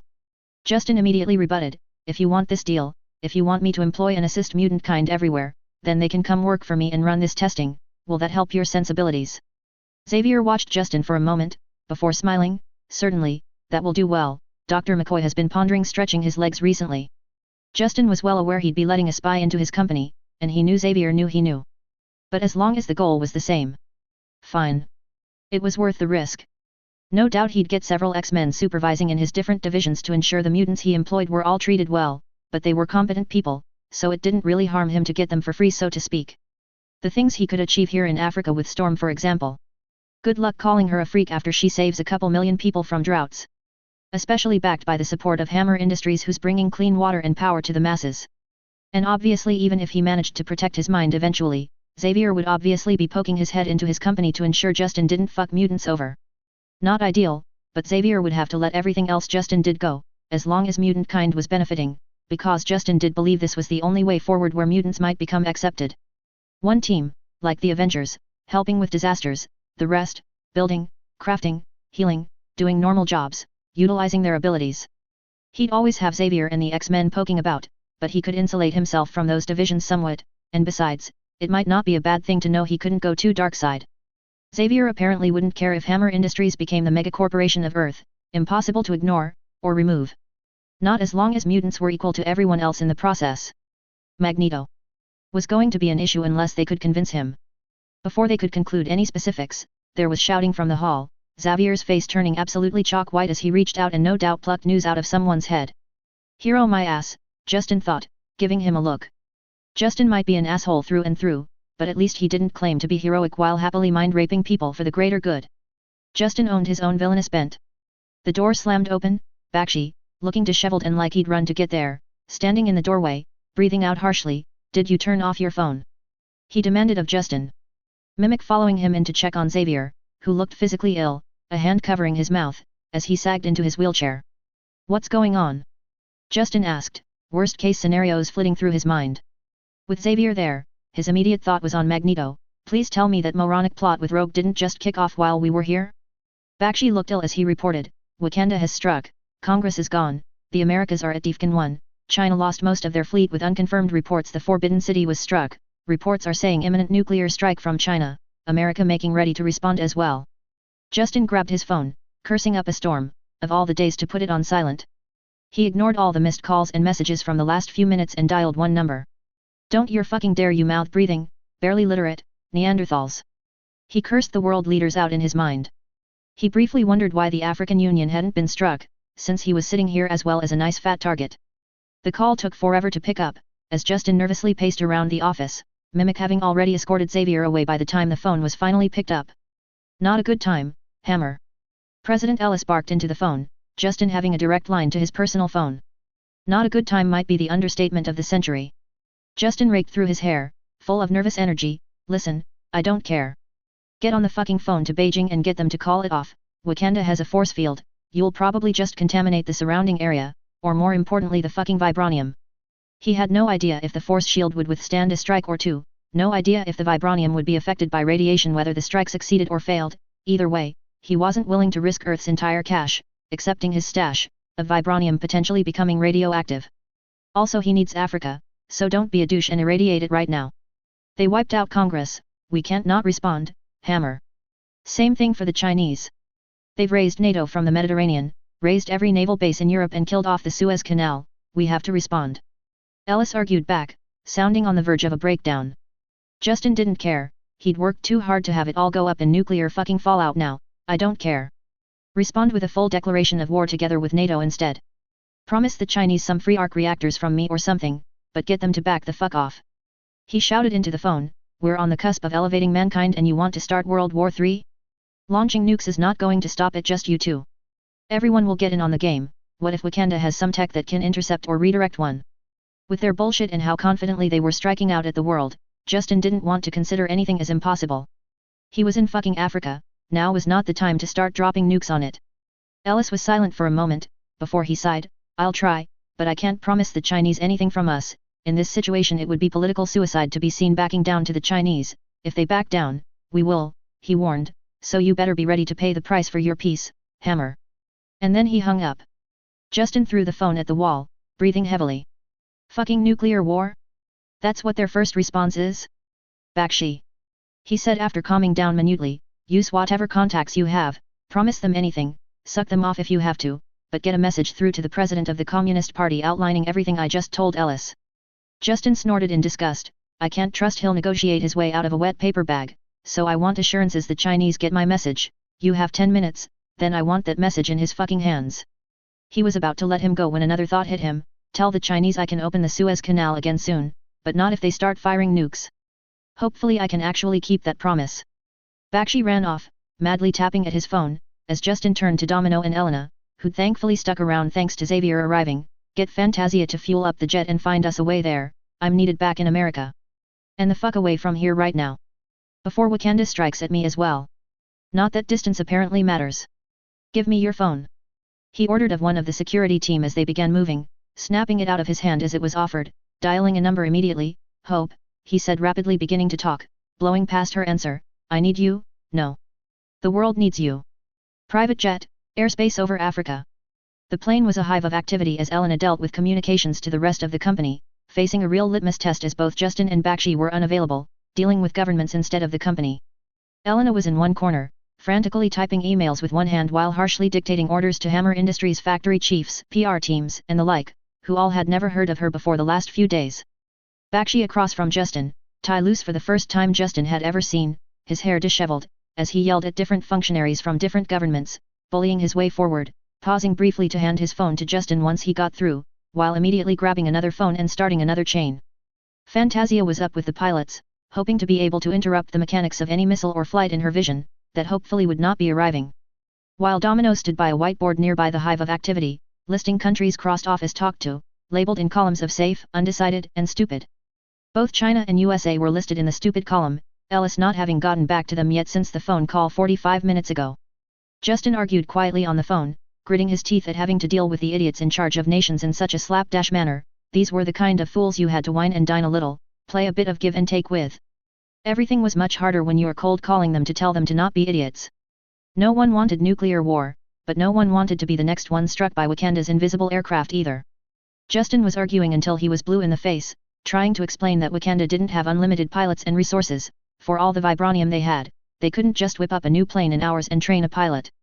They couldn't strike again to the same extent, he had enough connections to get the same estimate the Pentagon received right after they received it, and Wakanda had lost an estimated 18 aircraft today, and that was without any news of how many China might have gotten, but it was like pulling teeth to get world leaders to listen, they were all screaming about retaliation, which Justin was perfectly fine with, buy his weapons and retaliate, don't open Pandora's box of nuclear goodies. For God's sake, Wakanda might be isolated, but even they can't have missed World War II, if they didn't have a defense against nuclear strikes, Justin would kiss fucking Tony Stark. And the problem with an unknown like Wakanda? Was the shield the solution? Capable of holding back nuclear strikes? Or did they have a way of redirecting a nuclear missile? A way to detonate it early? A way to shoot it down? They didn't know, which to any logical person, apparently only Justin, meant don't fire nukes at them. Especially as they didn't want to escalate only to find out Wakanda also has nukes. With a sigh he finished his conversation on the phone, he dropped the phone on the couch, letting out a short scream, just letting everything out there, before straightening his tie as he leaned forward, letting out a breath he'd probably been holding in for the last 45 minutes, put China in safe, for now. And with that, put America on the safe list as well. China was furious, and refused to look weak, so Justin had been forced to do some very fast talking there. Ellis, it turned out, had not managed to convince them of shit. Really? Having the President of the United States in your pocket and Justin still had to do all the work. Ellis, how the fuck did you get elected? Oh, yeah, with my money. Bakshi murmured something into his phone, before putting it on mute, leaning over. Pentagon is moving to Defcon 2, my source is informing me. Justin felt like he'd lost half his body weight in sweat as he sunk back into the couch, a relieved smile on his face. Well, not ideal still, but no nukes. Can't complain about no nukes. Elena leaned out from behind her corner, only her head visible around the large comfortable luxury seats, a small smile on her face. If you want some good news, sir, I've received an email from a representative of the African Union, addressed to you. It seems in light of recent circumstances, they signed the agreement. All of them. Thank fuck. Justin said with emphasis, not at all wanting to go back to Johannesburg and continue arguing. In fact, he wanted a full vacation from arguing right now. Everyone take 5, just drink something, wrap your heads back around to normal, let's just take 5. Bakshi suddenly froze, while everyone else began moving to refresh themselves, his phone slowly lowering from his ear. Justin met his eyes, already dreading it. Missile launch detected by the Pentagon. He said numbly. Justin slowly sank his head into his hands. What a fucking shit show. Who? What fucking idiot did we miss? He'd called every nuclear-capable country and gotten assurances. He didn't think any of them would. What the ever-living foo? Shield helicarrier over the Atlantic. CK is going on here? Nick Fury watched the frenetic activity on the bridge as every alarm he hoped to never hear went blaring off. Who? He shouted, moving to the center of the bridge so he could look around at every screen. Who fired that damn missile, and can we stop it? Triangulating now, sir. Well, triangulate faster, see if we can't fire a good OL regular missile back at whatever motherfucker decided to try and kickstart World War III. Fury ordered, feeling tense as he stood and waited, Shield unable to do much more than wait. Find me the trajectory and any assets we have to intercept in case it's not going for Wakanda. Wakanda's strike was another black mark against them, putting aside the fact no one knew what their capabilities were. Shield had not been prepared, the world had not been prepared. Shield hadn't lost a single base, something Fury was sure was going to turn things quite sour once the nations of the world took stock, and started looking at Shield for their continued intelligence failure. Sir. I've got it. Sir, it's us. The radar tech stared at her screen in shock, Fury rushing over, one eye wide. What the ever-living foo? Washington, D.C., White House. CK is going on here? Alexander Pierce growled into the phone, outrage battling with bafflement. What the hell do you mean we launched a nuke? He yelled. He waved a hand to his security detail, stepping inside an empty room, some office belonging to White House staff, his detail waiting outside and ensuring his privacy. Tell me again, and this time in a way that I can understand. He bit out, Shield fired a nuke? Or. We did. If a fellow Hydra head had done this, he was going to boil them alive. For starters. The flustered voice on the other hand quibbled for a moment, other voices in the background, panicked voices, we do not know sir, it doesn't appear to be them, or us, but it came from us, that's clear. Alexander slammed a hand into the wall, leaning over with his phone pressed into his ear, what part of that is clear? Did we or didn't we? I mean. Sir. The launch came from the Iliad. Alexander Pierce scowled, the Iliad does not carry ICBMs, it's a Shield aircraft carrier. What the fuck is going on? There's a stutter on the line, the operator sounding as baffled as Alexander felt. We know sir. But that's what it's showing us as the starting point. It was said defensively, but Alexander knew these people didn't get their positions without knowing their stuff. If they say the Iliad fired a nuke, then it happened. How? Would be a very important thing to find out. Get me the Iliad. Alexander barked into the phone, he was meeting the vice president, he needed to know what happened before he was asked point blank if Shield had gone rogue. We're trying, there's no response. What the ever-living fuck? Private jet, in airspace over Atlantic Ocean. The jet was silent as they all waited for news. Elena and Bakshi silently continued their work as Justin and Domino just sat and waited, the bodyguard raking her hand through his hair as he leaned his head back, letting the soothing motion soothe his migraine. Sir. Got a report, preliminary, put into the classified eyes-only net in the Pentagon. Not everything is confirmed yet, do you want it? Bakshi asked quietly, well put together again, as he sat across from Justin and Domino. Justin scowled, enjoying Domino's ministrations. He waved a hand, not bothering to open his eyes. Go ahead, let's find out what the damage is. Bakshi cleared his throat. Wakanda intercepted the nuclear missile well before it even entered their airspace, a kinetic projectile destroying it, fired from within Wakanda. As far as we've been able to ascertain, we do not yet know if they needed to lower their shield to do so. Justin hummed in thought, well, not as bad as it could be. He acknowledged. He opened one eye to stare at Bakshi. So what's the bad news? Well, the nuclear missile did not detonate, so there is no fallout falling down onto African soil, so far. Also, seeing Wakandan capabilities for defending against nuclear strikes, the nations of the world has cooled down slightly. America has moved to Defcon 3 in response. You see? Justin said, closing his eyes again, just letting his body go lax. When I say tell me the bad news, and you give me more good news, it means the bad news is going to really suck. He finished with feeling. Bakshi sighed, as always, you are right, sir. He acknowledged. So, what fucked up? Domino asked Bakshi, before leaning up against Justin, tapping his forehead. This was a one-time favor, I'm not your masseuse. Justin opened an eye in her direction. 10 more minutes and I'll get you a Bahamas vacation with Eric Stevens as your bodyguard. Clothing optional beaches. He tempted. Domino opened her mouth for a rebuttal, before striking a thinking pose, eventually letting her hand fall back to raking her fingers through his scalp. You've got a deal, bossman. Bakshi smiled at their byplay, the expression quickly falling as he continued reporting. What went wrong? It appears that the Iliad, a shield aircraft carrier in the Atlantic Ocean, last reported somewhere off the northeast coast of South America, fired the ICBM. Bakshi read of his tablet, tapping the screen. What's more, the Iliad is not supposed to have that capability. Your old buddies tell you that?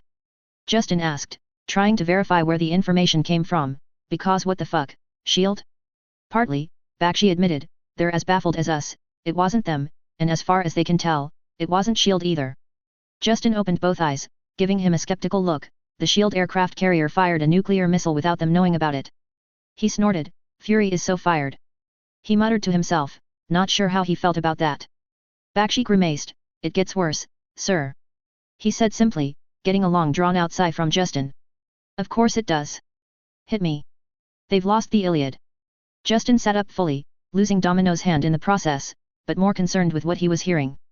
How do you lose an aircraft carrier? He demanded. Especially one firing nukes. Who would even put nuclear missile capabilities on an aircraft carrier anyway? It made no sense. Bakshi looked as baffled as Justin. I can't really say, sir. But according to reports, shortly after firing a missile they shouldn't be in possession of, or have the capability to fire, they disappeared completely off the grid. No satellite has been able to locate them, and according to my sources, everyone is looking. Justin took off his glasses, pinching the bridge of his nose. So you're telling me, that to go with the whole Wakandan issue, we have a rogue aircraft carrier capable of firing ICBMs, that can either turn invisible or something else horrible that we have absolutely no idea about whatsoever, just going around the world, able to pop up and nuke someone at any time and no one knows who's behind it. Essentially. Yes, sir. Bakshi said with an uncomfortable look on his face. Justin sank back into the couch. Just great. Maybe he should have just been happy with his fortune and being second best, spent his life on models and beach vacations until the universe got decimated. Because the butterflies in this universe were getting pretty big. Washington, D.C., several hours later. If Justin thought he was going to get any rest, he was swiftly dissuaded on landing in D.C., as he was met by a military escort upon landing, and immediately brought to the White House. Who needs sleep anyway? The president was still not in residence, having been moved to a secure location while the vice president remained at the White House to instill some sense of normalcy. As normal as things could be when dealing with the complete destruction of one branch of government, and the gutting of military leadership that occurred in halfway destroying the Pentagon. He was meeting neither though, marched as he was into the bowels of the White House, and brought through several checkpoints, eventually even having to divest himself of Domino, the security only allowing him onwards, no ifs and buts. Finally he was brought into a dark room which held nothing but a chair, several large screens, and Alexander Pierce, secret head of Hydra, but mostly known as the Secretary of the World Security Council to those in the know. A former Secretary of Defense to those less informed. Technically speaking, Justin should probably belong to the second category. At least he had Bakshi to use as a convenient excuse for any extra knowledge. Mr. Secretary. Justin said shortly, shaking the man's hand, curious and apprehensive at what could be going on. He'd been fine leaving Domino behind, as it was the White House, but hadn't expected a Hydra head. Mr. Hammer. Pierce said charmingly, shaking his hand firmly but vigorously, a pleasure to meet you, thank you for what you're doing for the world, your innovative accomplishments will bring a much-needed change to the world. I do what I can, Mr. Secretary, what can I do for the World Security Council today? Justin asked, glancing at the screens, because what else could they be for? Pierce smirked, seemingly very pleased about something, which put Justin's hackles up. To be cliché, Mr. Hammer, it's more what the Security Council can do for and with you. Justin glanced at the sole chair in the middle of the room, and the screens, his eyebrows raised high. Am I to take this to mean that I'm being invited to the World Security Council, just like that? He asked incredulously. And with this setup, someone in the White House is always on the council. Good to know. Pierce walked over to the chair, running his hand over the top of it, seemingly smug about something. That is exactly it. Normally there's a whole process, but with the way the world is at the moment, your obvious expertise in many areas, and usefulness to the security of the world, it made you a shoo-in to some counselors. From the way you're speaking, Mr. Secretary, did you advocate for me to get this position? Justin asked wryly, studying the setup further, some sort of hollow projector on the floor, likely to project whoever the council was meeting, if anyone, at any time. The screens would obviously be the rest of the council. Pierce chuckled with easy camaraderie, coming over and putting a hand on Justin's shoulder. Son, it was my absolute pleasure to argue for your inclusion.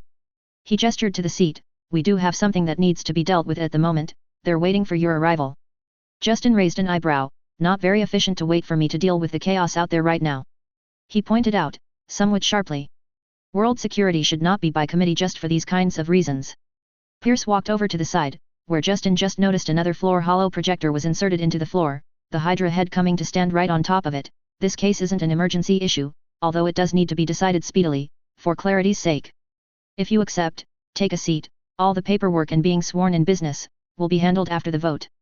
Pierce said, gesturing to the chair again, his eyes expectant. Justin sighed, eyeing the chair as if it was a live snake, but in the end, it was better to have a seat and get first-hand information, than to have someone else, less qualified, making decisions impacting him. He took the seat.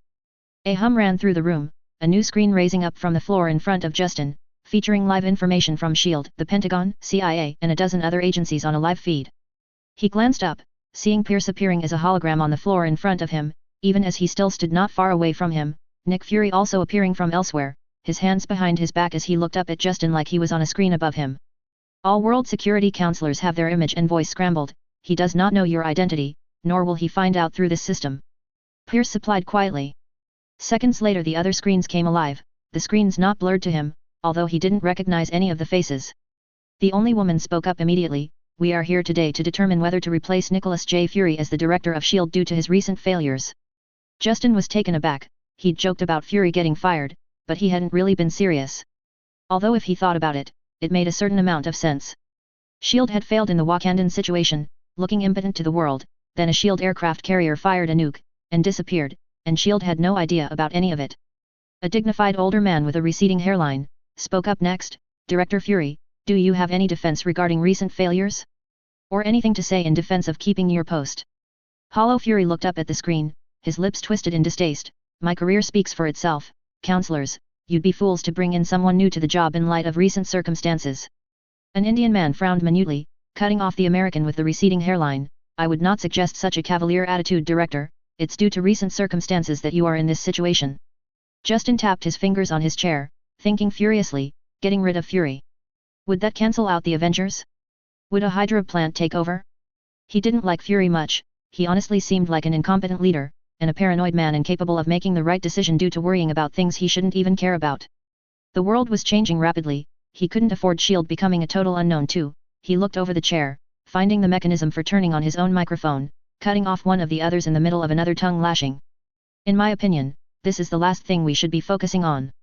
Pierce, who'd been standing silent, smiled at him, before speaking up himself, his hollow moving to stand next to Fury. Counselors, I agree with our newest member, you don't change your horse in the middle of the race.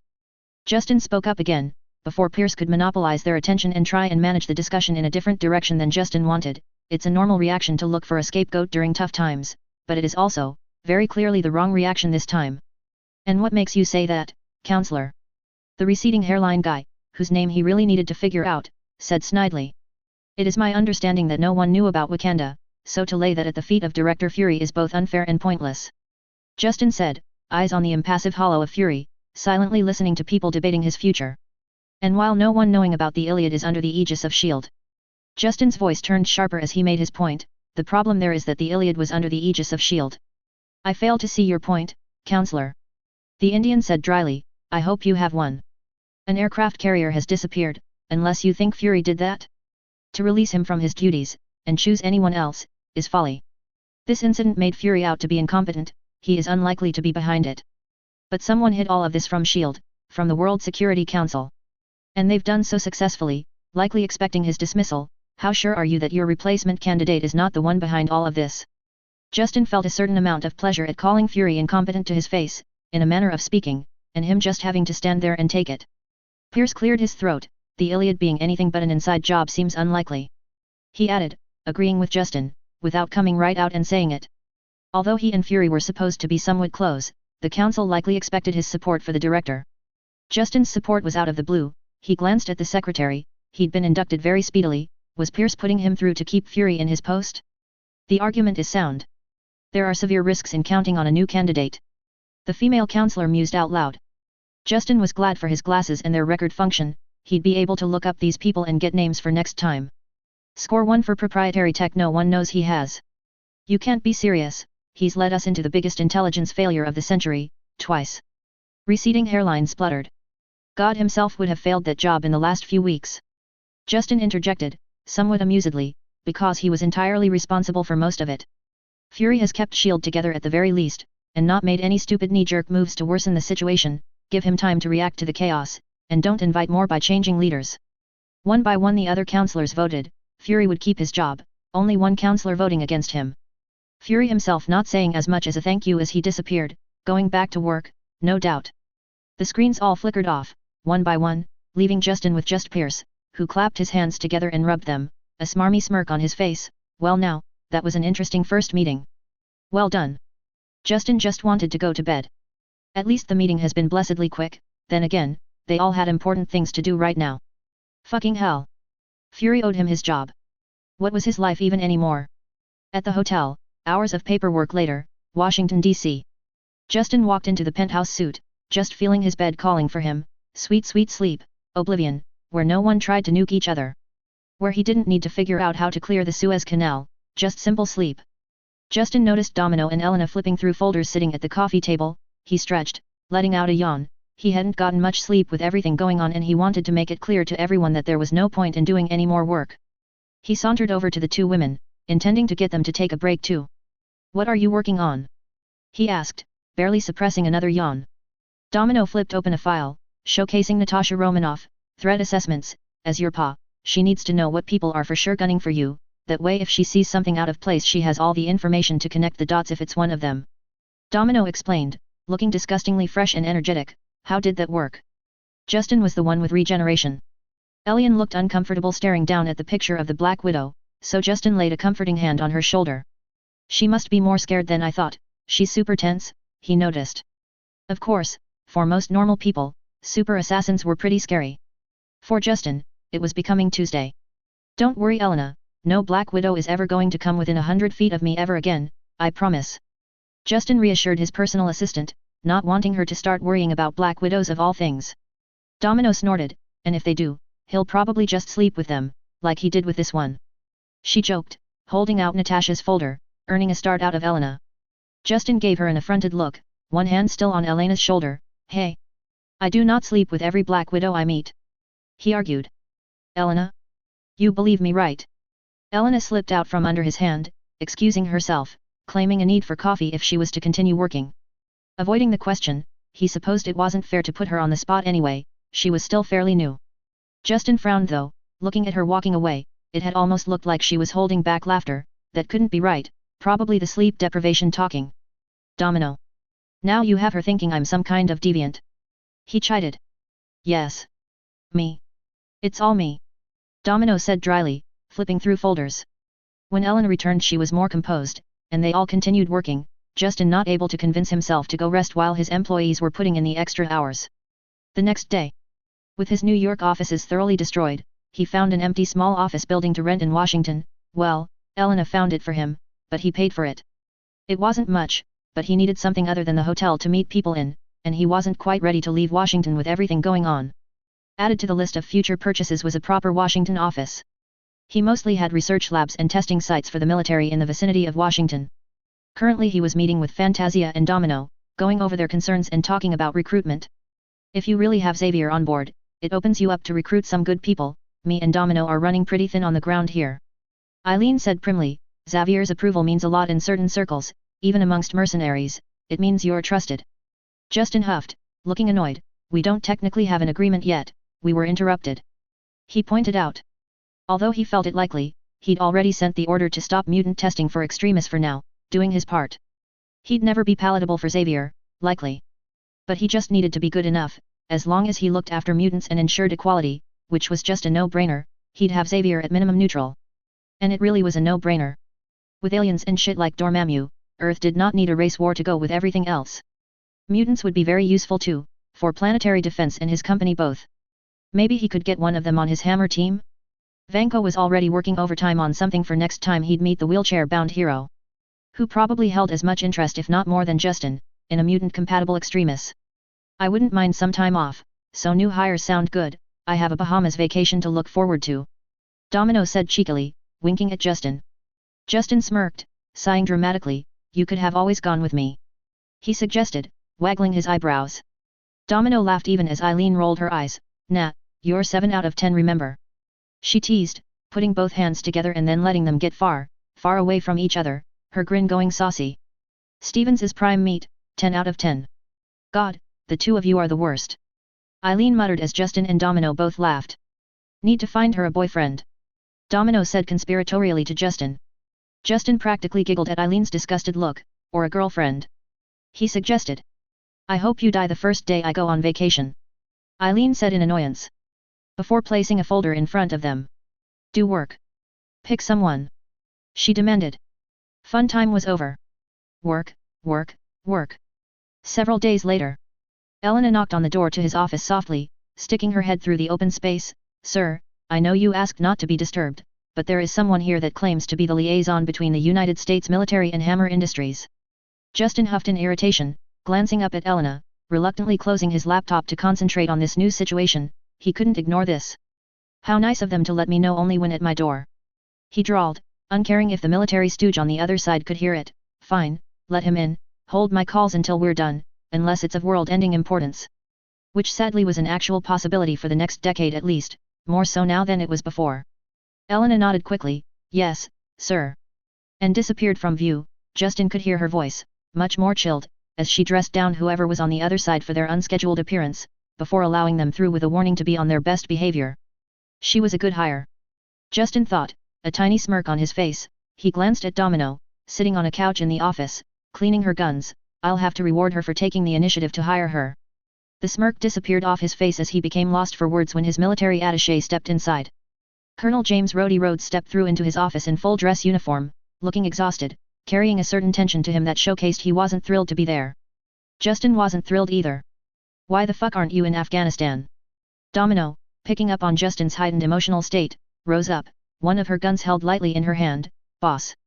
She queried, eyeing Rhodes suspiciously. Colonel Rhodes. What an unexpected surprise. Justin managed to get out, sounding slightly choked despite attempting to play it cool. He waved Domino down as he did, Rhodes eyeing their interaction with some wariness. A soldier recognizing his own ilk, and cataloguing the threat. Colonel Rhodes, future war machine, best friend and more importantly savior of Tony Stark. Why the fuck is he here? Justin wanted to yell out. But he already had a pretty good idea. God damn it. Even as Wakanda gave to Justin with one hand, they took from him with the other. Fucking prideful stubborn suicidal bastards. Domino sat back down, but she was much more attentive now, and her gun didn't leave her hand, even if she made sure to point it away from Rhodes at the moment. This wasn't my idea either. Rhodes stated bluntly, eyeing Justin with some rancor barely hidden under the professionalism. Apparently my experience in liaising with a similar company made me the ideal candidate. He managed to not sound sarcastic and still perfectly portray sarcasm at the same time. Justin figured he'd learned that after spending too much time talking to military brass. Justin needed to remember that for all that he was a dumb soldier, of all things to do with his life, this was a man that could keep up with Tony Stark to a certain extent. He was far from unintelligent. But they'd only do that if Justin wanted to smash his head on the desk as he clued in. This was just great. They've given up on Stark, haven't they? He said in a pained tone of voice, something which seemed to catch Colonel Rhodes off guard.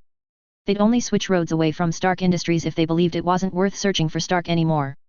And likely someone up top had the genius idea, that if he got along with one eccentric billionaire, why not send him to the next one, completely disregarding the issues with that. Top politicians or top military personnel, Justin had a hard time deciding which ones were more delusional in their worldview. Yes. Rhodes said carefully, looking slightly constipated as he eyed Justin oddly, my superiors have decided that in light of current circumstances, the effort and cost in searching empty desert was not in the best interest of the United States Armed Forces. Rhodes smiled mirthlessly, I had the choice between a discharge and coming here after I vigorously protested. Justin wanted to shake the man, and shout in his face, you should have taken the damn discharge, you disloyal piece of shit. We need Tony Stark alive. In case everything else failed, his plans failed, Earth's defense failed. Tony Stark still needed to sacrifice himself against Thanos, so Justin could go on with life. Rhodes straightened up, going into a full military stance as he looked Justin straight in the eyes. I'm not here to be your liaison, Hammer. He said harshly, I'm here to ask you to fund me going back and continuing the search for Tony, or I'll go do it by myself, if necessary. He has some balls on him. Justin thought, shaking his head in admiration of the audacity. I guess I jumped the gun on declaring him disloyal, should have figured even giving up his career was worth it for his best friend, if push came to shove. What to do, what to do? He couldn't risk Tony dying in the desert without removing a very valuable piece for humanity from the board, but things had already changed. What guarantee was there that Rhodes would arrive in the same spot, at the same time? None. It was a changed world. Yet he had to at least try. Domino's head was tilted as she gave the colonel a curious look. Hey, I would have pegged you for one of those perfect tin soldiers that would never betray their oath. She admitted. Rhodes glanced her way, showing his teeth in a rictus of a smile, his exhaustion shining through. They betrayed their oath. I am not betraying mine, I'm keeping it. Never give up, never leave someone behind. He snapped out, hurt and anger bleeding through his reply, as Rhodes turned back to Justin. Giving him a challenging look, your rivals, I get that, God knows Tony always bitched enough about you, but he'll never see your new innovations if he never makes it out of Afghanistan. Rhodes attempted to cajole him, unaware Justin had already made his decision. He must think Justin was a simpleton, even after all this time. Well, it suited his goals here for now. Justin thought. One last thing before then though. A lot of people think I'm behind his disappearance. Justin said, raising a challenging eyebrow to the colonel, purposefully looking smug, wanting to see his reaction. Rhodes growled lowly in his throat, his gaze intense as he stared straight at Justin. I've heard that theory too. He said seriously, letting the silence build as he stared at Justin. I don't think I've read you wrong though. You want to beat Tony, show him how much better you are. You can't do that if he's dead. No, this wasn't you. His lips thinned as he grimaced, doubt it was Wakanda either. The palpable disgust in his voice when he spoke of Wakanda surprised Justin. If I do this, Justin began slowly, taking note of how on edge the good colonel looked, there was an advantage to gain there. You'll owe me a favor. One time, no questions asked, coming to my aid, doing as I ask. Justin intended to fund his rescue operation either way, he wanted Tony to make it, but why not benefit on the side as well? You'll also be contractually obligated to never speak badly about Hammer Industries or its tech, or me personally, in public again. He tacked on, because why not? Such a small thing to add on, but Tony's best friend keeping politely quiet every time in the future that Tony would rant about his stuff in public? Pure gold. Probably wouldn't happen often, but Justin would enjoy the fact that his honor would force him to comply. And it would cheese Tony off something fierce that his roadie was forced into the circumstances in the first place. Rhodes looked like he'd tasted something foul, but a lot of the tension in his frame seemed to ease, as he realized he would be getting that assistance after all, as long as that favor does not go against the interest of the United States government, is for something illegal, or against Tony and his company. He stated firmly. Justin coughed lightly, fixing his glasses in place with one hand as he gave the colonel a dry look. Considering anything I do is against the best interests of Stark Industries or Stark, how about we change that to not asking you to work directly against his company or him personally? He suggested, not willing to let the colonel skate by on his commitments through technicalities. Besides, it would be delicious to call on the war machine and watch Rhodes fly away from Tony to go do Justin's bidding. Also, I won't have to pay him 100 million for finding Stark and rescuing him, since I'm basically paying for him to do it. Good for PR for me as well. He thought. He almost wanted to blow the favor by doing a promo with War Machine for the Super Bowl, Tony Stark's best friend shilling Hammer products. But it would be a waste of something so delicious. This could work out well for him. As long as Rhodes still found Tony. He might need to invest in some tech to look more closely at Afghanistan. Rhodes stepped forward, putting his hand out to shake on it. You've got a deal, Hammer. He said gruffly. If he was grateful, he sure hid it well under his absolute distaste to be striking a deal with Justin to begin with. Although maybe it was hard to tell because of the stink of desperation and exhaustion. Justin smiled, clasping his hands over Rhodes. I'm sure this is the start of a beautiful friendship, Colonel. He said brightly. His smile widening at the skeptical look he received from Tony Stark's best friend. Oh, I'm sure I can make something out of this. Just don't fuck up saving Tony, you second-rate hero. Although. War Machine being discharged. Gonna change things up. Now how to use that? Author's note. Say it ain't so roady. But yes, the military has bigger problems than Afghanistan, so Rhodes had to make the choice, Tony. Or the military. Ouch, Tony is going to feel like shit when he gets back. Wakanda not having some kind of defense for nuclear warheads would be odd, whether it's their shield or anything else. I refuse to believe they just twiddled their thumbs since 1945 and never bothered. And mystery afoot. Plus Hammer is now officially Fury's sugar daddy. Probably be a bit before the next chapter, been churning them out crazy quick so far. Chapter 10, Council of Dicks. Real life is doing its best to interrupt this week. No offense to all the people who read this, as you're all obviously people, but I really don't like people. Like real life people whose stupidity is unfortunately somehow my job to deal with. You can't negotiate with a stupid person. They just get dumber. Anyhow. Onwards with the chapter. Anyway, as usual, I don't own Marvel, the Avengers, X-Men, or anything from Disney and etc., etc. I make no money from this and it is entirely a free work from a fan. Don't sue, I is poor. Hope you enjoy. Wakanda. T'Challa grunted as he walked straight into someone, knocking them over. Nakia? What are you doing here? He asked suspiciously, before blinking, feeling sheepish, offering her his hand. Sorry, I wasn't watching where I was going. There really weren't many people near this hangar, he'd made sure. Being the prince had its privileges, even if he had to lie. So Nakia being here of all places. Nakia grumbled softly, but took his hand, the look in her eyes telling T'Challa he'd hear about this again at some point. He smiled wryly to himself, it didn't matter what he did after all. He'd always hear about it again at some point, usually in a situation where he could be embarrassed in front of his family. I was investigating, of course. She said, a tiny smirk on her face that made T'Challa look away with a light cough, feeling heat rushing to his face. Averting his gaze unfortunately brought his sight to Okoye, his current guard, who was smirking in a telling way at him. It's not like that, Okoye, T'Challa tried to tell her with his eyes, but her smirk just widened. The Dora were too impertinent really. Why did he even allow them around, he thought almost sulkily. He'd hear about this later too, the Dora worse gossips than the old ladies at the market. Vast. They were all probably retired Dora mileage now that he thought about it. T'Challa. Why were you coming here?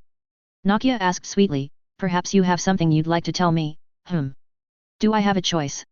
He replied evasively, trying to not meet her eyes. Nakia laid a hand against his cheek, tilting his head slightly, forcing him to meet her eyes, her own somehow soft, even through the harshness he saw, something prevalent in so many of their citizens in the last few weeks. T'Challa, you know I trust you. You can talk to me. She smirked playfully, or I'll just draw my own conclusions anyway. She said, tongue-in-cheek. T'Challa sighed, although a small smile played on his lips. You've already seen it, haven't you? What was the point of posting guards? He thought in fond exasperation. Seen, but still wondering about the how and why. T'Challa took her hand and led her forward, back the way she'd come, soon enough coming up on the hangar, giving Nakia a look upon seeing the two unconscious guards slumped against the wall. Nakia shrugged lightly, they weren't very good guards. A mischievous smile popped upon her face, some flirting, a flash of skin, and I got in close enough to take them down, no problem. T'Challa suddenly found that he had no issue with the two men being knocked unconscious, giving them an irritated look. This is why the Dora should be guarding this project, not men. Okoye helpfully added. A disgusted curl to her lips as she looked down at the failed guards with a look of derision. Nakia gave Okoye a playfully sultry look, I'm sure I could draw a kiss or two out of your people, Okoye. She teased, lips quirked. T'Challa rubbed his face, please stop that, both of you. I do not need that kind of mental image. Right now. Nakia made an amused noise from the back of her throat, crossing her arms under her breasts. Is the Great Prince getting flustered? She asked with a raised eyebrow, eyes glittering with mirth. Nakia. T'Challa. She replied with amusement. You wanted to know what it is I have the scientists and engineers working on. T'Challa changed the subject with grace. From the quiet giggle he got before Nakia looked forward into the hangar, some seriousness returning to her visage, he knew his quick change of the subject wouldn't be the end of it. Teasing him seemed to be one of Nakia's greatest skills. Simply put, I'm working on a future. T'Challa said seriously, staring ahead, conflicted feelings warring inside him. With this, he was technically diverting resources from the war, was technically moving against decrees from his father, although it was more the council than his father at this point. For Shuri. I must succeed. For any of Wakanda to survive. Mogadishu, Somalia. As far as shitholes go, this isn't too bad. Brock said, as their support team moved supplies into the warehouse at the edge of the city that they'd been instructed to hunker down in. At least it had some industrial-grade air conditioning to help with the fact Somalia was sweltering hot.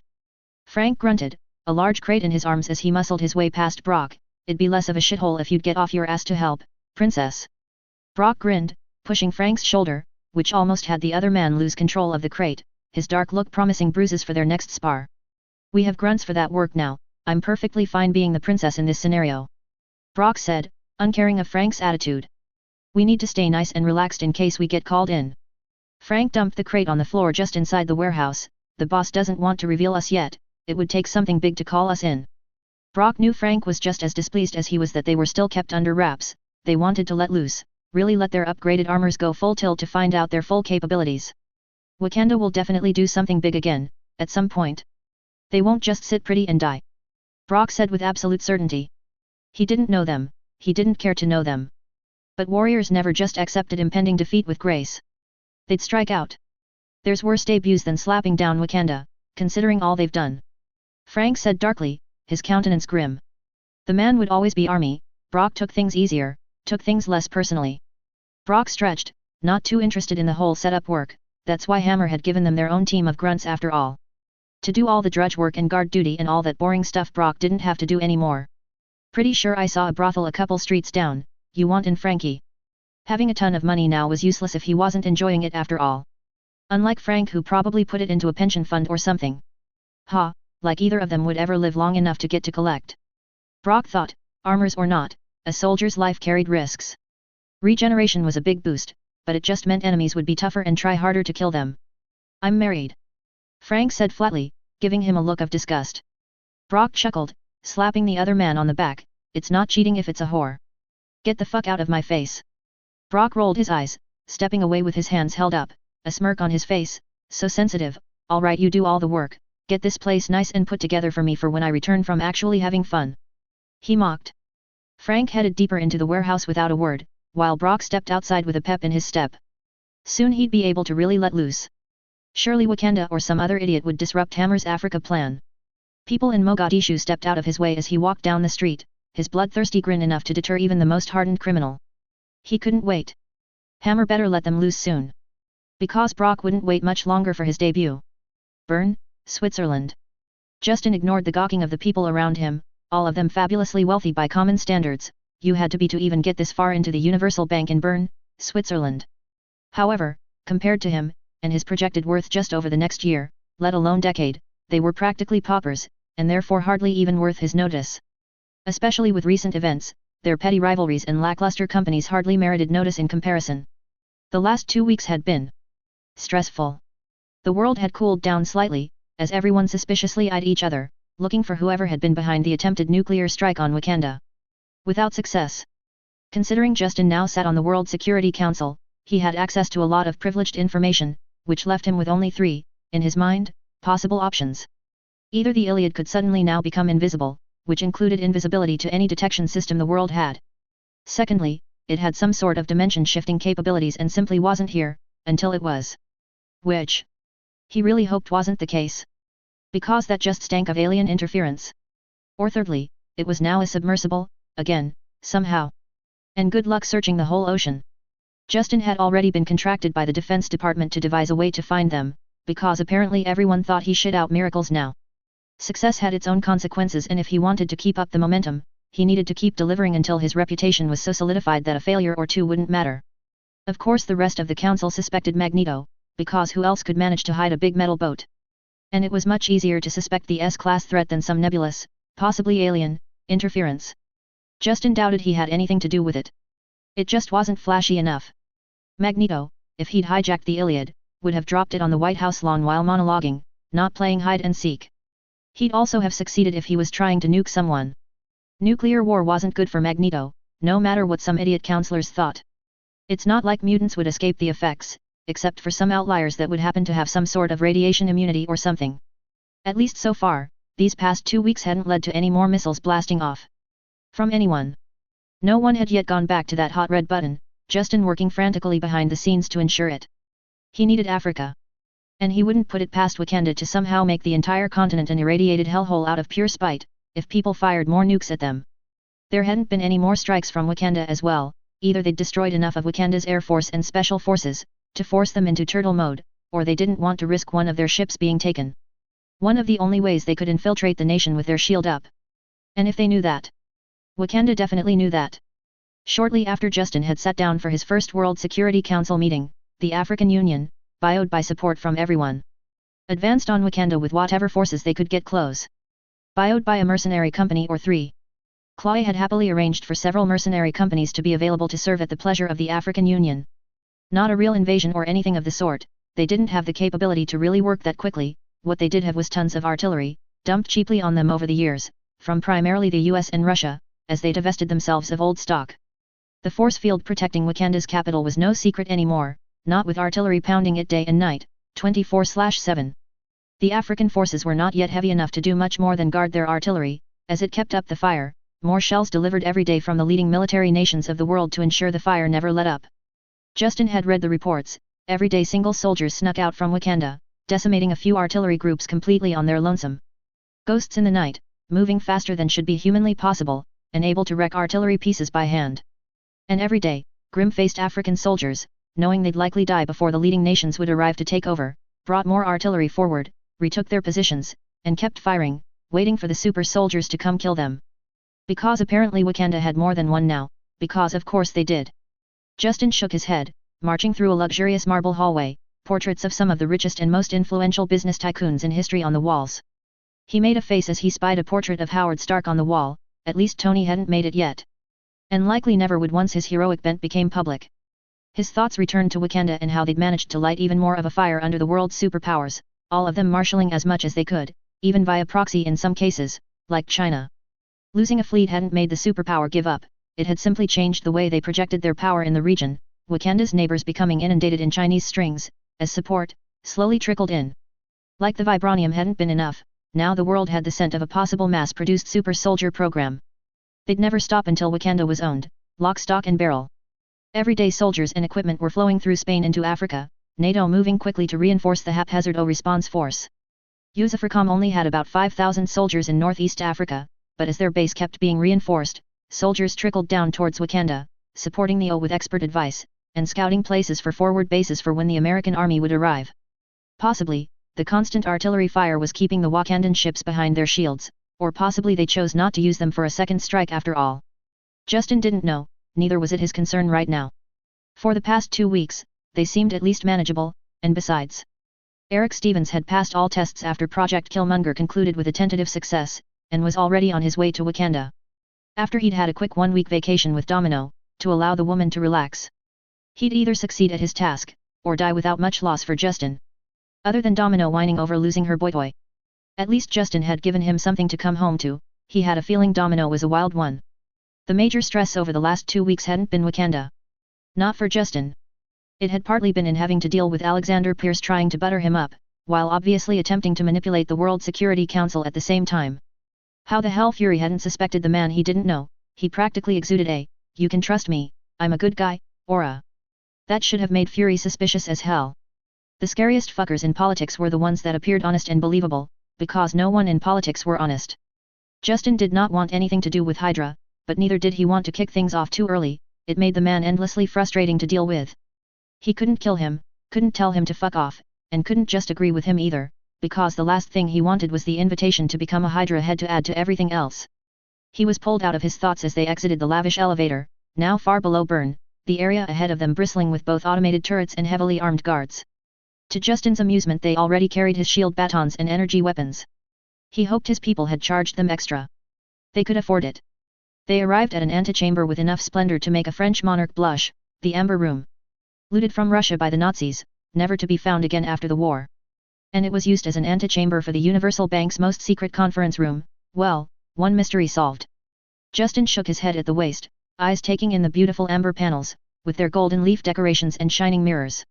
Idly he entertained the thought of stealing it for his own mansion, but what was the point? He hadn't actually stepped a foot in it for the past 2 years, always traveling. And this room, once called the 8th wonder of the world, was used as a waiting room for the bodyguards of the top 1% of the richest 1%ers. Or the ones with the most power and the will to use it, anyway. Someone like Tony Stark could never fit in here. Justin gave Domino and Fantasia a serious look, before he continued on through the gilded doors. Several of the bodyguards already lounging in the Amber Room were people he recognized, which said something about the firepower in that room alone. Albeit he only knew them from Domino and Fantasia's dossiers. Elektra sitting there. The Kingpin must be in attendance then, good, Fisk owed Justin $50 from way back when he'd been less. Also, Fantasia had seen Bullseye in the attack on him at this headquarters, so either the guy was moonlighting for Rahcon or Oscorp. Or Fisk had tried to kill him too. Justin was kind of offended that the Kingpin had thought Bullseye alone would have been enough. Perhaps he'd have the opportunity to rub it in his face today. As he strolled on through the ostentatious hallway leading to the secure bunker deep under the Universal Bank, his thoughts strayed to the other part of his great mountain of stress these past weeks. Fucking Hank fucking Pym. He'd earned both curses added to his name. Justin had hoped that going through Hope would give him an edge. Even if unfortunately he hadn't even had time for a dinner with her yet, to reconnect and work the slow route, circumstances had forced his hand. He hadn't wanted to deal with Hank until closer to the Ant-Man movie events. Now that was shot to hell.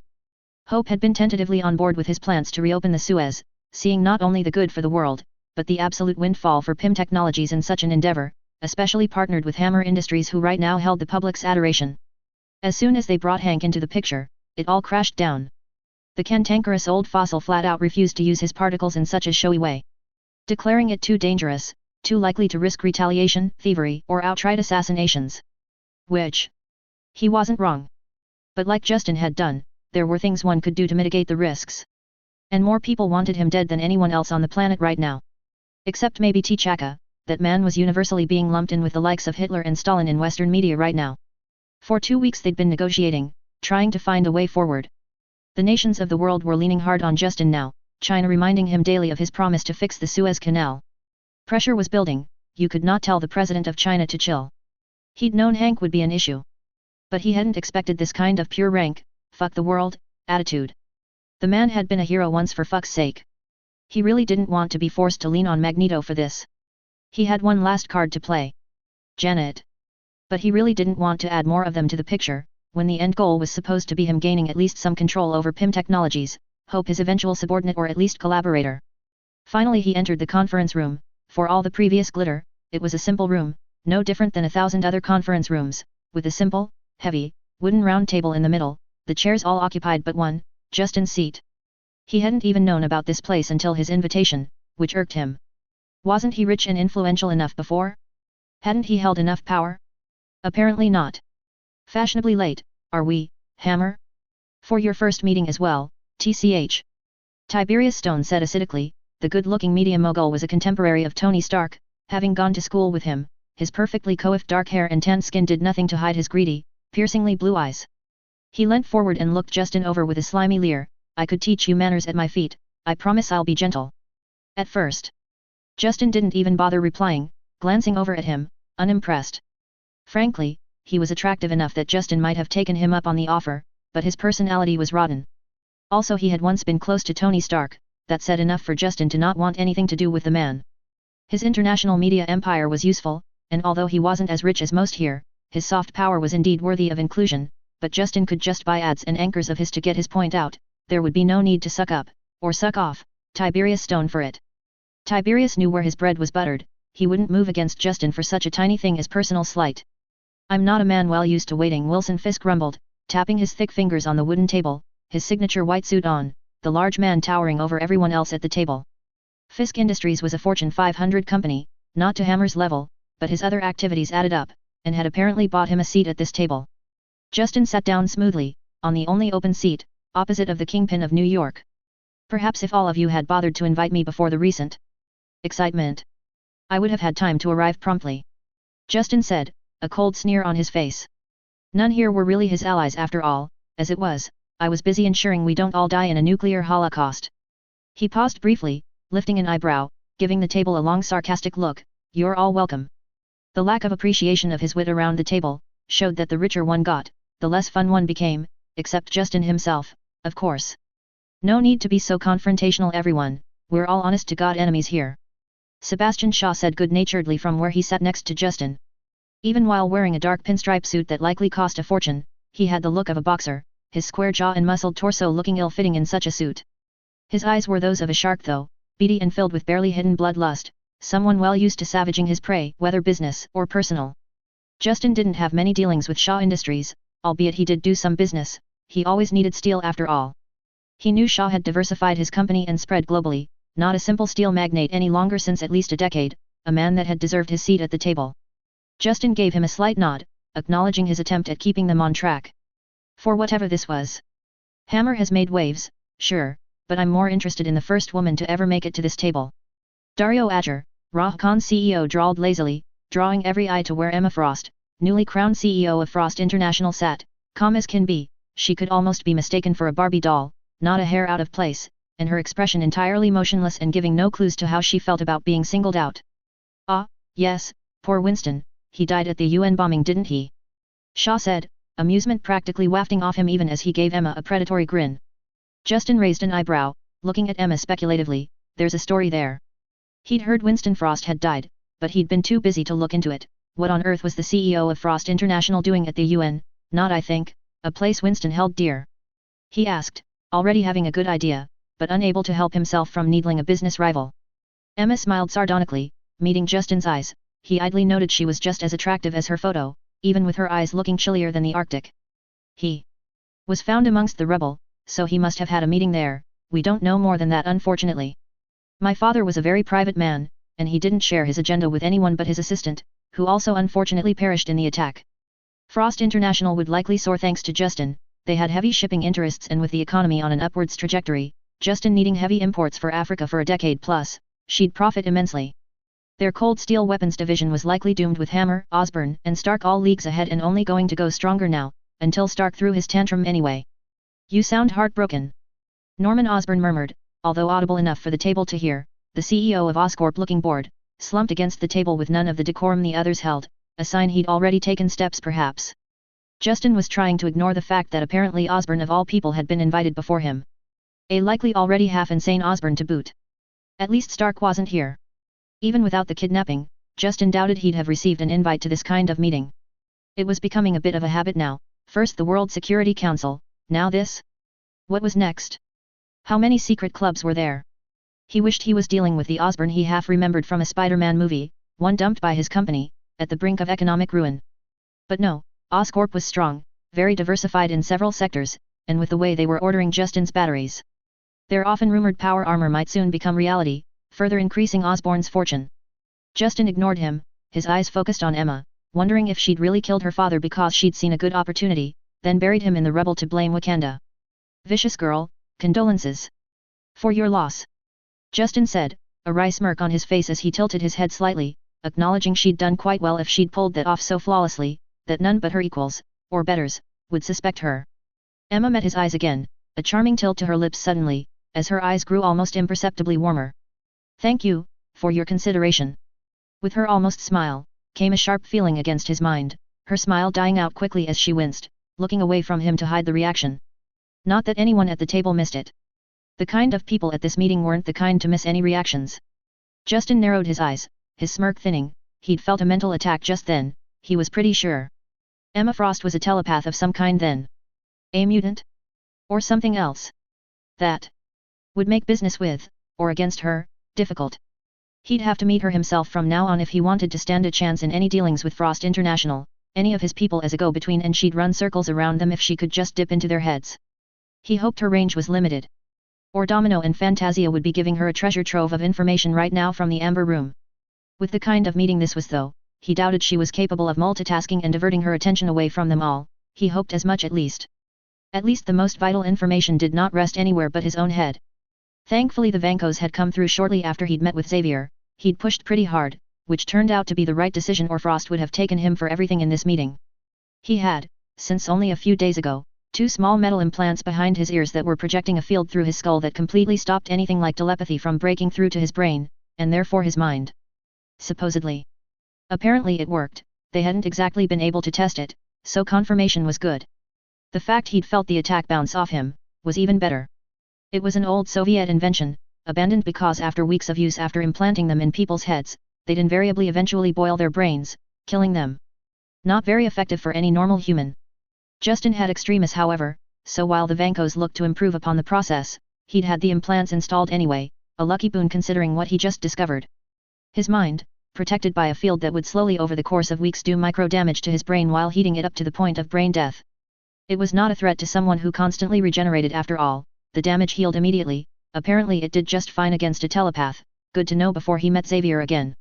Justin gave Emma a sharp smile, they'd have to talk, after this. He now had some leverage. A middle-aged Asian man in a dark leather tunic, coupled with fancy jewelry across his arms, slammed a hand down on the table, scowling, I did not call this meeting to socialize, are we done with pointless chattering? Yes? Can we get to the point? Justin leaned back in his chair, eyeing the man with his glasses, surreptitiously doing a facial search, finding nothing, which made him frown. At least his glasses were still overlooked in all security checks, but to find nothing, considering the kind of company he was in. It was odd. I don't even know who you are. Why should I listen to you? Was the meaning, and it was heard clearly between the lines. Su Wenwu. If you are unaware of me, then I shall not educate you, it holds no benefit to me. Wenwu said coldly in accented English, the rings spinning lazily across his arms, Shaw tensing next to Justin at the sight, the rest of the table looking more attentive as well.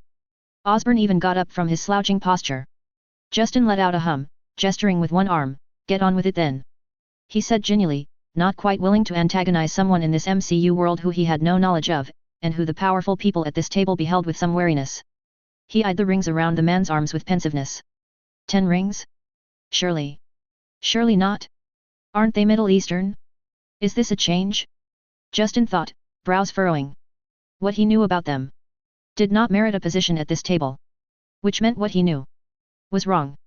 Wenwu kept the scowl as he looked around the table. I created this society hundreds of years ago, to meet and make use of those titans of the world who would most affect and use the tides of change across the world.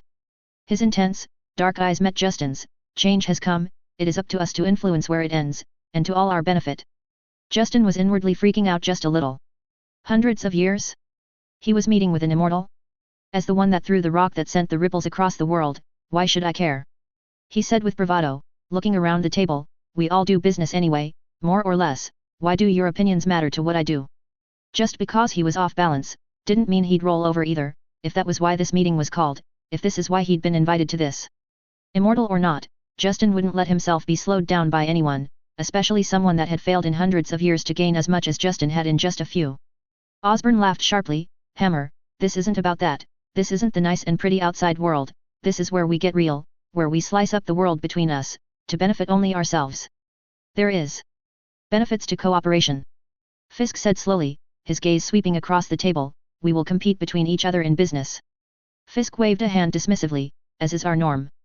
His size made it easy for the man to look over the table as he continued, yet we could still profit by clearing the table, all of us moving forward with an understanding.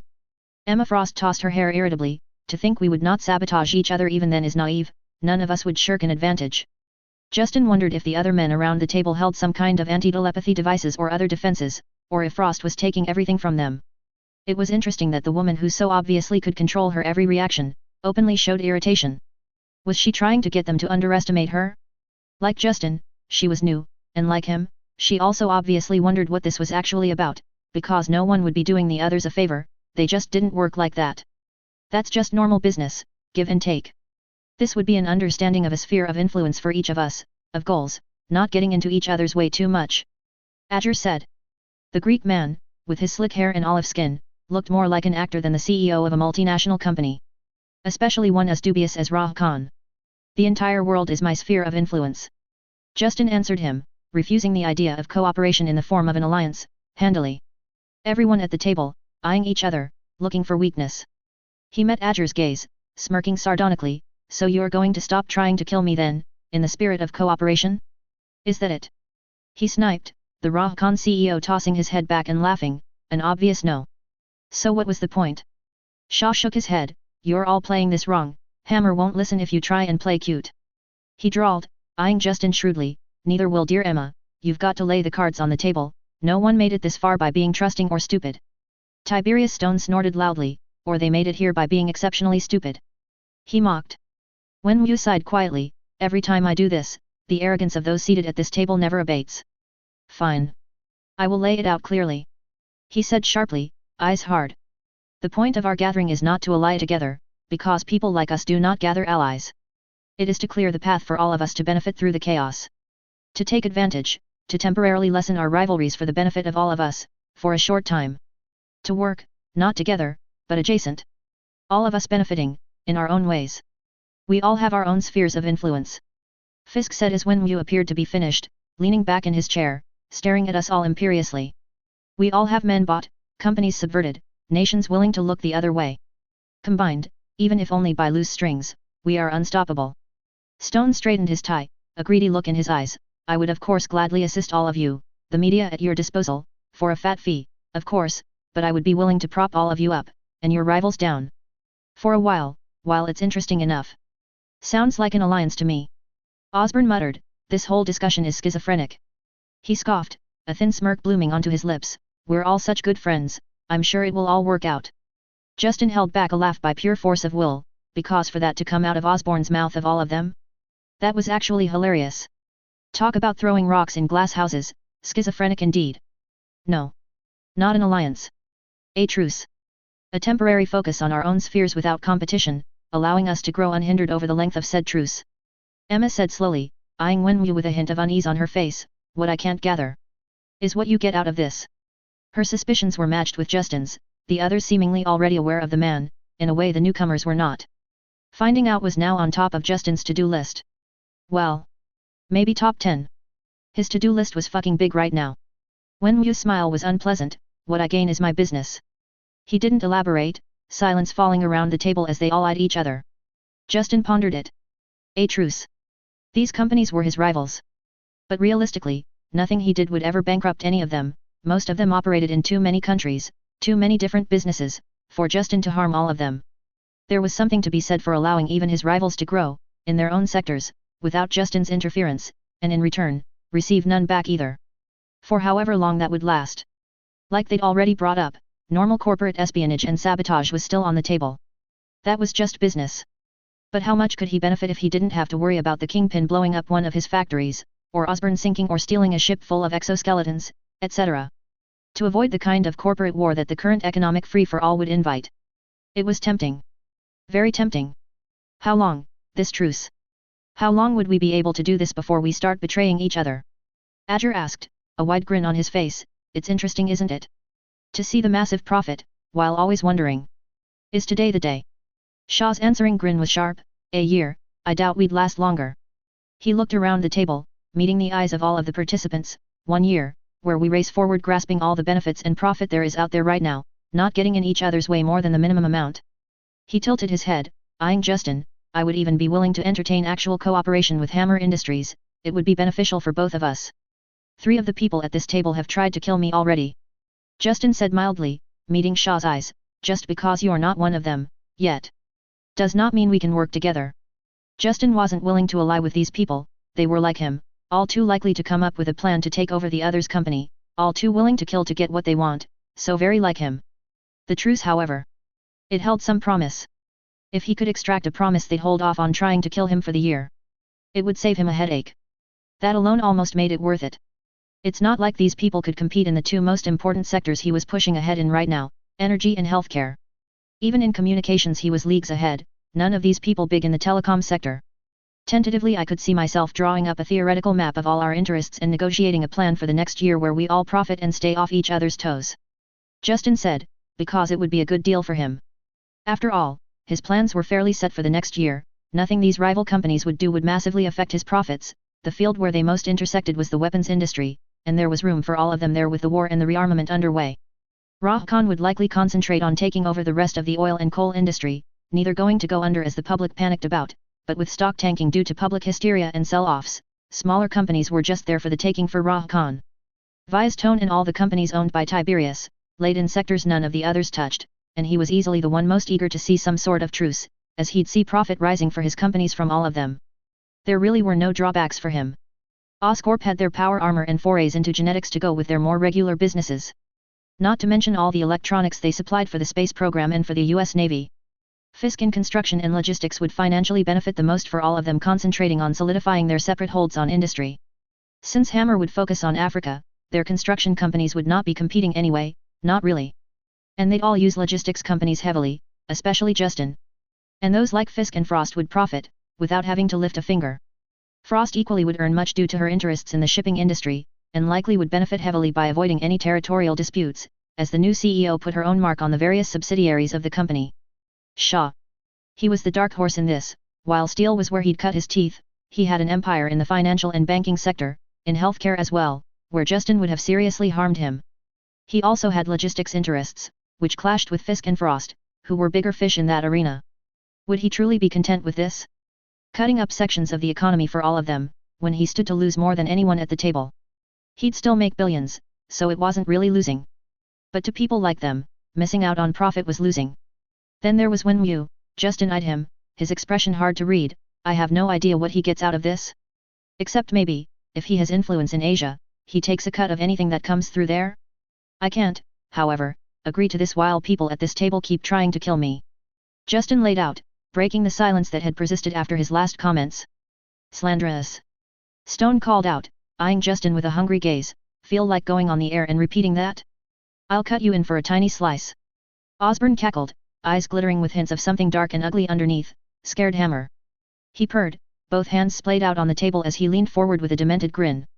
Wenwu cracked the table with one of the rings, the spinning and glowing ring flowing off his arm, a crack running through the heavy table, almost breaking it in half, silencing them all, his gaze heavy, a pressure pushing down against them. Hammer has a demand that is not unreasonable, will you comply, or shall we move on with 3 less in agreement? He said in a measured tone, slowly meeting the eyes of Osborn, Adger, and Fisk. Adger sighed, scratching his chin, I suppose for profit, I can lean on the people in my company that might have been a tad overzealous. He offered, even here, lying through his teeth. If he hadn't personally signed off on the assassination attempt, Justin would eat his glasses. He wondered briefly if Adger was aware of Simon Krieger and his idiocy. The Kingpin simply nodded slowly, giving Wenwu a measured look, Wenwu taking that as enough agreement as he turned to Osborn. His piercing gaze flashing with distaste, are you a part of this, Osborn? I require an answer now. Osborn muttered to himself, before grinning toothily, 1 year? Fine. I can do 1 year. Wenwu nodded sharply, then let's discuss how this truce shall work. Hours later. Private jet, Swiss airspace. Justin sat in silence, pondering the recent events. They'd ended up coming to an agreement in the end. Then, they'd all been forced to promise him even more, because they'd all figured out Justin could regenerate somehow, and they all wanted it. Knowing Emma at least was likely a mutant, he'd frankly told the table it was currently not safe for mutants, which had cooled some of the interest. Notably Shaw, Osborn, and Frost all ended up not making deals about meeting with him regarding Extremis. Justin wasn't eager to empower his rivals, but he also had the ability to cancel their regeneration, not that he advertised that. So to make his rivals harder to kill to anyone but him, wasn't as big of a loss as it first appeared.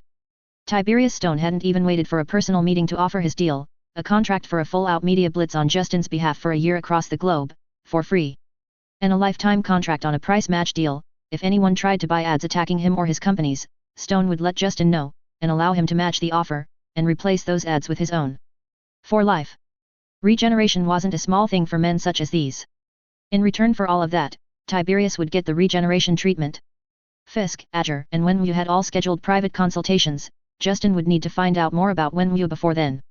To find out what he could achieve and if it was worth giving an unknown immortal any advantage at all. Osborn hadn't asked for anything, or requested a meeting. Justin pursed his lips and thought, of all of them, he'd seemed the most unstable. He was going to be a problem. Shaw and Frost both wanted meetings, albeit they hadn't pushed too hard for Extremis, just enough to appear to want the same thing as the rest of them. He was fairly sure now that Shaw must be a mutant as well. Either way, he'd make them all pay dearly for it, Shaw and Frost as well once they'd ensured Extremis and the X-gene played nice. Perhaps. Justin's mind was protected from Xavier now. Could Shaw or Frost produce mutants for testing? Justin had promised Xavier that he would not perform such unethical tests anymore. What the bald man didn't know couldn't hurt him. He'd have to think about it. Weigh the risks. It all depended on how slow the more ethical testing would proceed. His thoughts turned to Rahkon's CEO, the man wanted regeneration pretty badly. Justin grinned darkly to himself at the thought. He wouldn't like how high Justin would set the price. When you played in this league, money didn't buy anything, Azure would have to be creative. He looked forward to fleecing the bastard. Elena sat down next to him, offering him a plate of beautifully prepared lobster risotto. I doubt you had time to eat, you need to look after yourself better.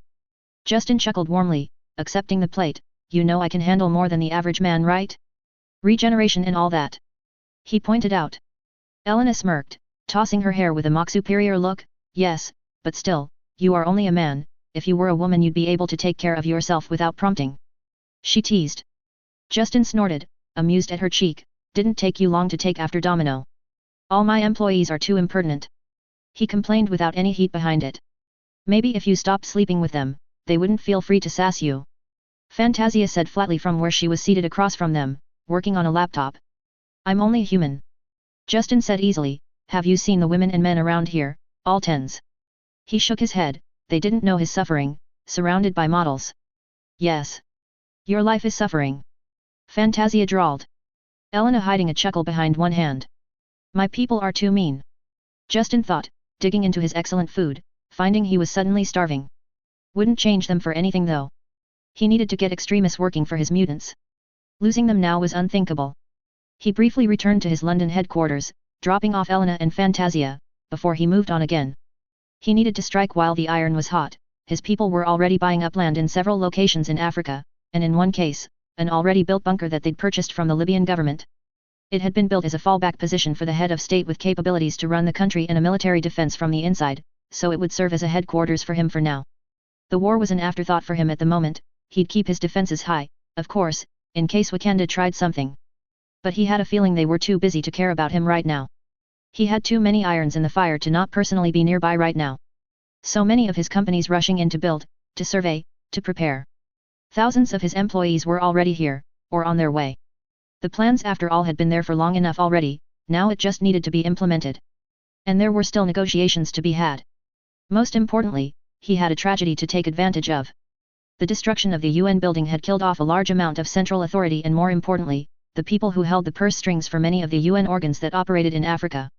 There were regional offices in Nairobi and Addis Ababa, but they all received funding through the Secretariat from the UN building in New York. Those bank accounts were not as simple to open up when the majority of the people with authority to touch them were dead. The UN needed to be put back together again from the chaos and ruin, and the world just wasn't interested right now. The focus was on Wakanda. So the UN was in limbo, most of its leadership destroyed, and almost the entirety of its central bureaucracy. UNESCO and UNIDO had already done plenty of good work in Africa, as had other less well-known UN organs. Justin intended to enact a gentle takeover, offering money and support, while slowly folding the Africa branches of the organs into Hammer Industries as its charity wing. Taking advantage of their reputation and adding it to his own, building his reputation in Africa even further. The UN would eventually pull together again, so he didn't have forever, but with the situation in Africa, he had faith. People did not join these kinds of organizations if they weren't interested in helping people, and they'd see him as someone capable of ensuring they could continue to help. He didn't foresee too many difficulties. Especially when he could use Tiberius Stone to spin the media angle to ensure he came off as a savior, not an industrial magnate taking advantage. He'd build up the infrastructure and business with one hand, while with the other, he'd build schools, distribute food and supplies, and look after the poor, who he'd eventually be able to turn into Hammer employees. While hammering down the view into the mind of everyone on the continent, that only he was behind all this help, only Justin, not the UN, not their governments, Justin Hammer. He would ensure no country here would ever turn on him, making sure his space industry would never risk destruction from foolish governments or the stupid press of the unwashed masses. They'd be his, heart, mind and soul. If everything went as he'd planned. First though. Another stop. Because Emma Frost had already reached out. Someone was eager. She'd barely waited hours to schedule a meeting. He'd hit Rome on his way to Africa. See what the telepath wanted. London headquarters. Eileen frowned, eyes following Mike Capinari on CCTV as he walked towards the security control center on the 10th floor. Eileen had made sure to become intimately aware of the security team that was responsible for her boss' personal security, in any location. And Mike walked with a slight hitch in his steps from an old injury he'd refused to have healed. Men were idiots, it was almost there, almost perfect, but Eileen knew Mike was used to his old injury to the point he was completely unaware of it anymore while moving. This Mike was too aware of his walk. A perfect replica, walking exactly like the original, but the walk was just too focused on being perfect.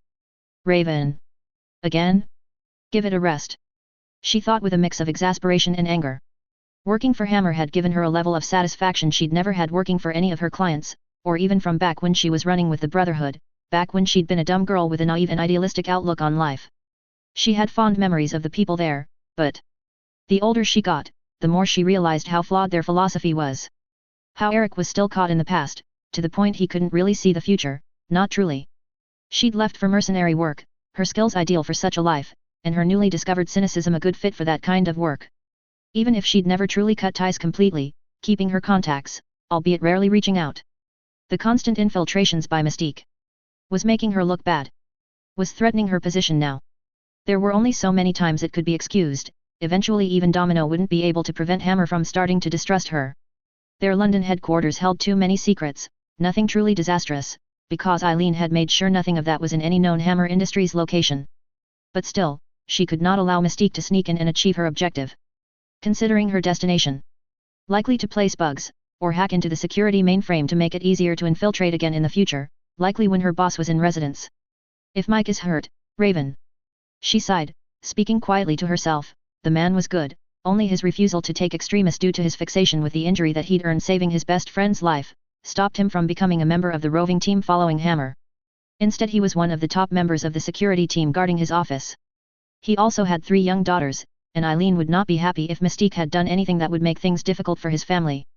The security team had become incredibly tight-knit, and even she, cold as she was, felt a kinship with the men and women serving in it. Most of them had been amputees, or suffering from other war injuries that had prevented a normal life. Mike, with his happy family and fairly good life, was an outlier, which just made Eileen more intent on allowing him to keep that normalcy. She played with the button in front of her, one of many in the security suite attached to Hammer's top-floor office, the suite the real security hub of the building. Mystique was playing things carefully, going for the secondary station rather than risk the higher amount of checks on the top floor. Eileen wouldn't kid herself and think that she didn't know where the real hub was. But there was still much one could do by compromising the secondary. I can't let you keep doing this, Raven. Sorry. This time. I like my life as it is now. And Hammer. He's a net positive for the world, the Brotherhood. Can't do as much for mutants as he can. She pressed the button. Watching on CCTV as nozzles popped out of the ceiling all over the hallway. Raven, to her credit, immediately reacted, realizing she had been caught, sprinting down the hallway trying to evade the nozzles, but she was not fast enough. And either way she wouldn't get away. Every hallway in the building, and most offices, had the nozzles. The retrofit had been insanely expensive. But as this showed, worth it. The nozzles sprayed their payload, liquid spraying across the hallway quickly solidifying into a yellowish foam. The material Hammer called Confa-Am quickly enveloping Mystique, covering her, and the hallway, in the foam. Hammer believed it would take more than a super soldier to tear themselves out, and it was breathable as well, so safe for a non-lethal takedown.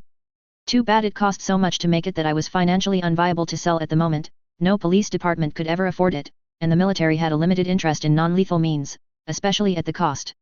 For their own defenses though? Hammer spared no expenses. Every member of the roving team that followed Hammer carried Confa-Am grenades now. To the cost of $50,000 a grenade. Luckily the foam did not expire as long as it was not exposed to air.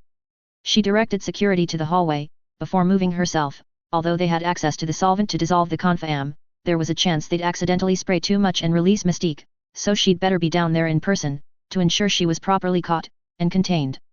Eric might get pissy, but they obviously wouldn't hold her, just a nice chat, then she could return and report her failure, and hopefully take the first steps to an actual détente instead of these constant needling acts.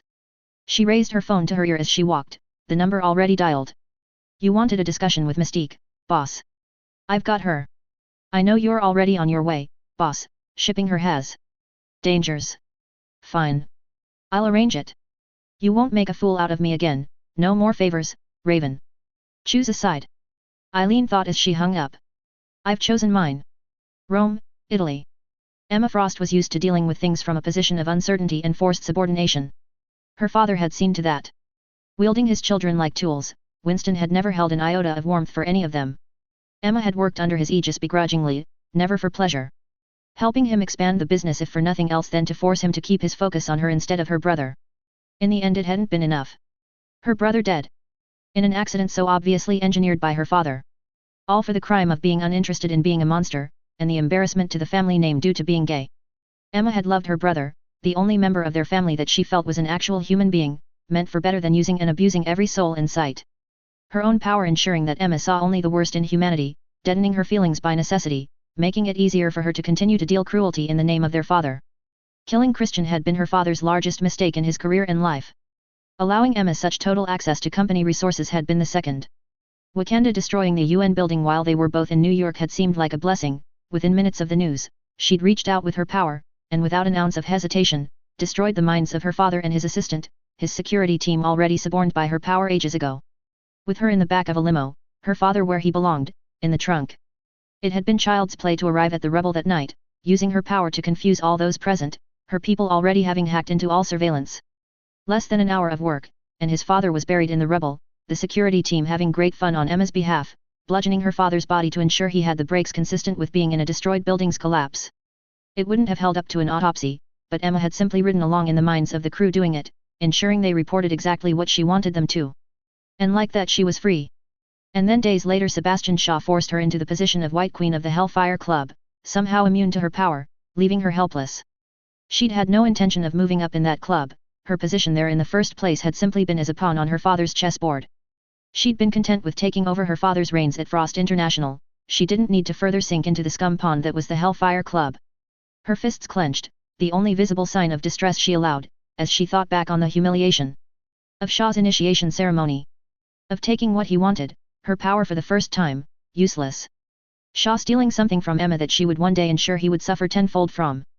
Now, to make matters worse, she needed to deal with Justin Hammer. The man obviously had noticed her mental probe at the meeting in Bern. She hadn't dared to even attempt the other men after that. With both Shaw and Hammer immune, she didn't need to out herself to even more enemies. She shouldn't have even tried Hammer, but she had been intensely curious, the man had thrown the world into chaos, she'd wanted to see who he was, really. As always when she made a choice out of anything but cold logic, that had failed her. Hammer was on his way, even now. For negotiations. Emma was tentatively interested in the regeneration treatment if he could get it to work for mutants. But that wasn't her main concern, neither was any rivalry with Hammer Industries, they did not intersect fields of business, except for Cold Steel, a subsidiary she would happily divest herself of anyway. Perhaps she could rid herself of that and appease Hammer at the same time. Food for her thought. She'd have to think on it, Hammer didn't need Cold Steel, so how could she entice him to take it as payment? Her fingers tapped the laptop in front of her, Hammer's intelligence profile pulled up. The man had changed markedly in 2 years, more than was reasonable really. It had piqued her interest. There was something going on there, she felt. She didn't dare poke around in the minds of his subordinates, not yet. She couldn't afford to be caught out if they also had defenses. She would already have to do enough to appease the man as it was. She hated this, being forced into subservient behavior. But she knew Hammer had the upper hand here, knowing that she had abilities. Like suspecting her to be a mutant. She was also aware Shaw intent to offer him a position in Hellfire as well. Again putting her underneath a man, although hopefully one better than Shaw, the man was nothing but a beast in human skin. She steeled herself, gaze cold. She was Emma Frost. She had lived through her father, she was a woman of immense power. Hammer would not humiliate her. She would match him, she would negotiate, and she would rise above all these fools. This was all a minor setback. She would persevere. New York, America. Norman Osborn picked up the helmet, admiring the craftsmanship on the beastly mask, the fear it would inspire, a wild grin on his face. Let them all play the game of industrialists, they'd never realize he was more, that personal power could achieve so much more than money could ever tease out.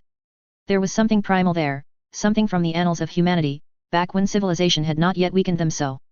He'd been inspired when seeing the batteries Hammer had put out, seeing the serum he was hawking to everyone. Surely if Hammer could do something like that, then Norman's serum was superior. He'd refused to believe otherwise, and it had shown promise, after all. And it had held true. He grinned at the mask, feeling it grin back.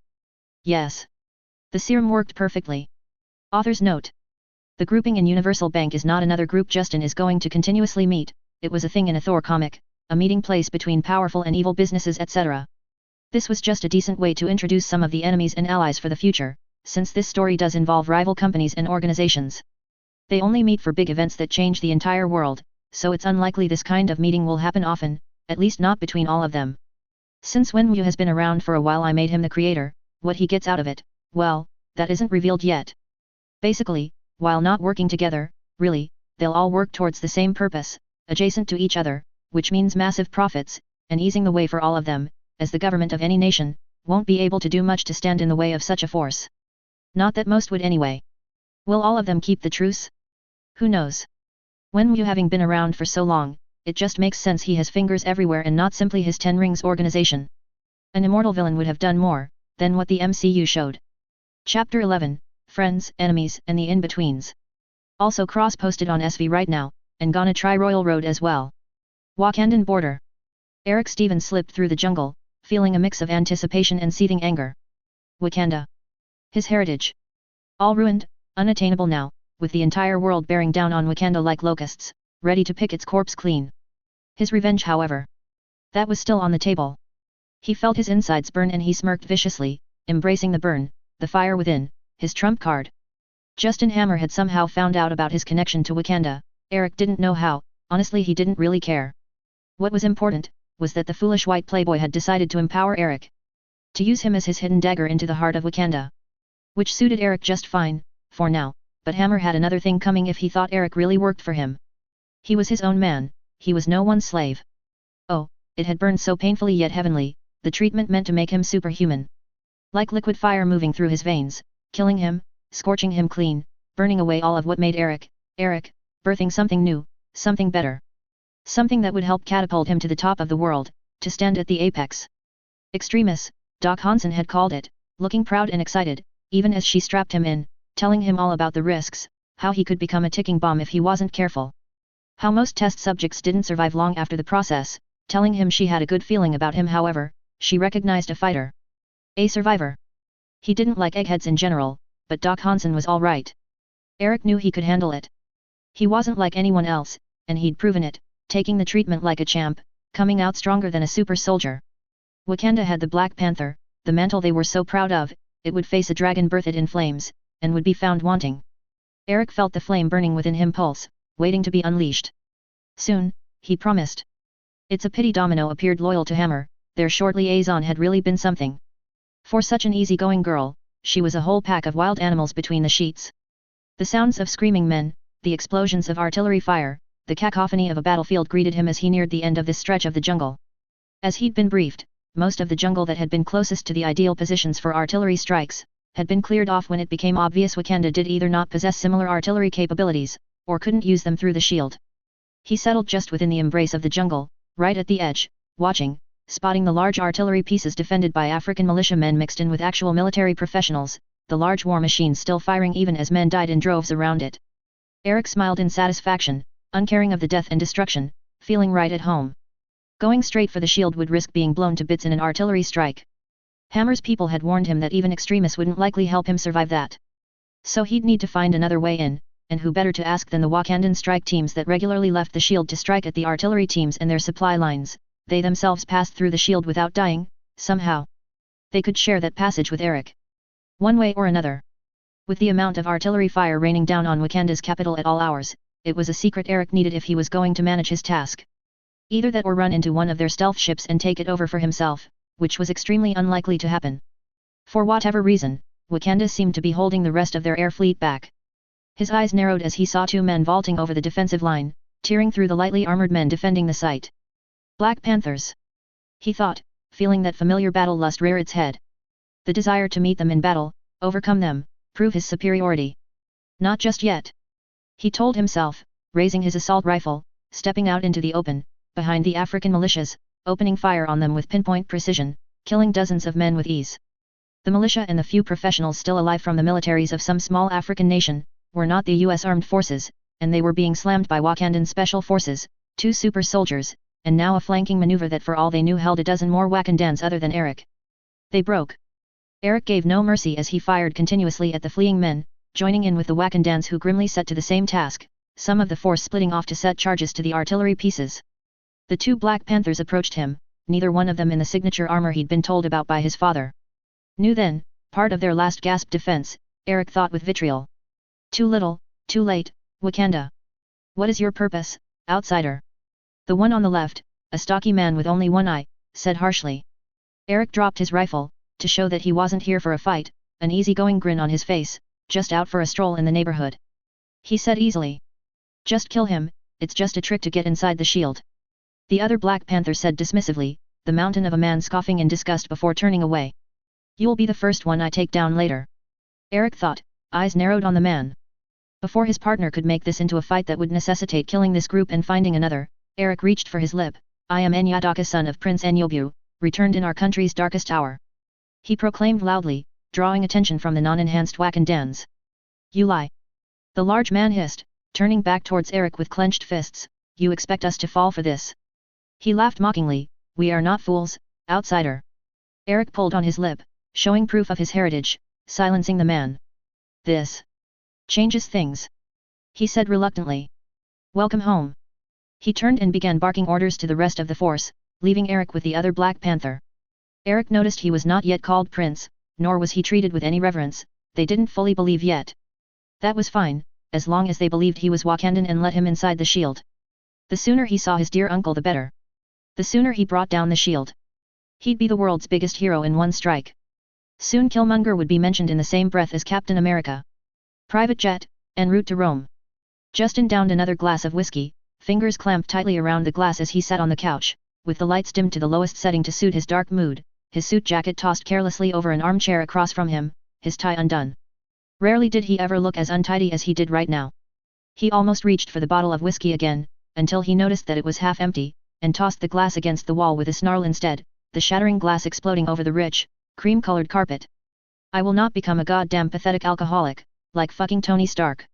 He would not drown his sorrows in a damn bottle. He was not that much of a fool, he couldn't afford to be. Now that he'd changed the world, its existence hinged on him.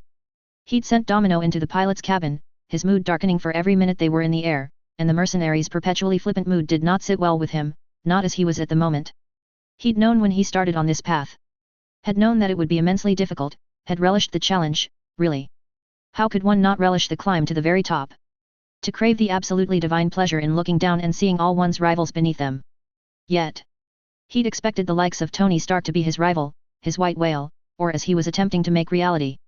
For Justin to be Tony's white whale. Not all these threats that just kept crawling out of the woodwork to impede his work.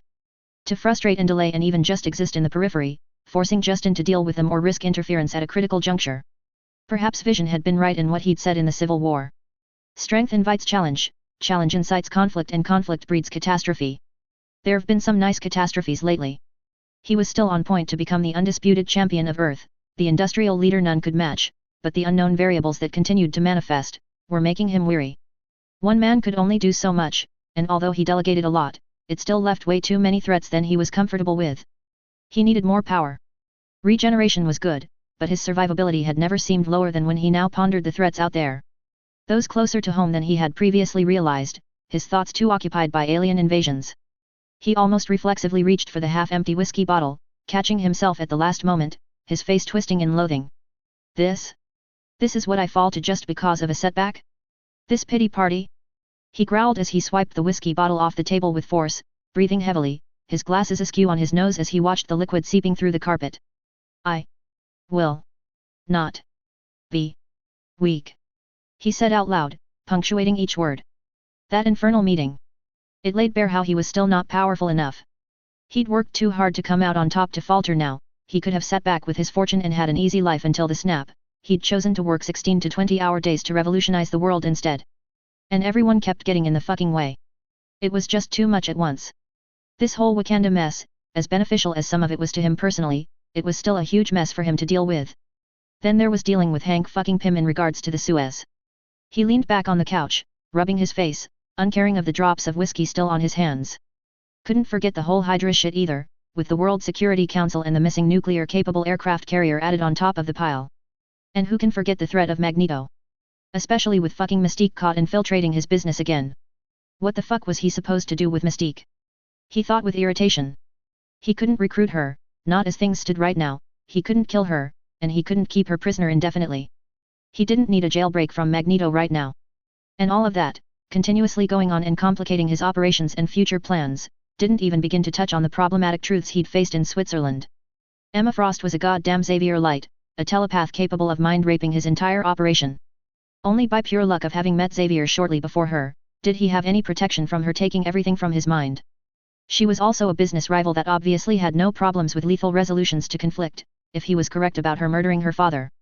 Then there was Osborn, who was obviously spiraling, the man obviously doing something ill-advised, if his dwindling sanity was that obvious to his fellow billionaires, and he would likely become a problem sooner rather than later. Like this world needed the Green Goblin to further make a mess in the current situation, he thought acerbically. And as much as all of those things added to the levels of his stress and would probably have given him blood pressure issues without Extremis, Su Wenwu was much more problematic. Because he was someone Justin couldn't, as of yet, touch. Not after what he'd found out.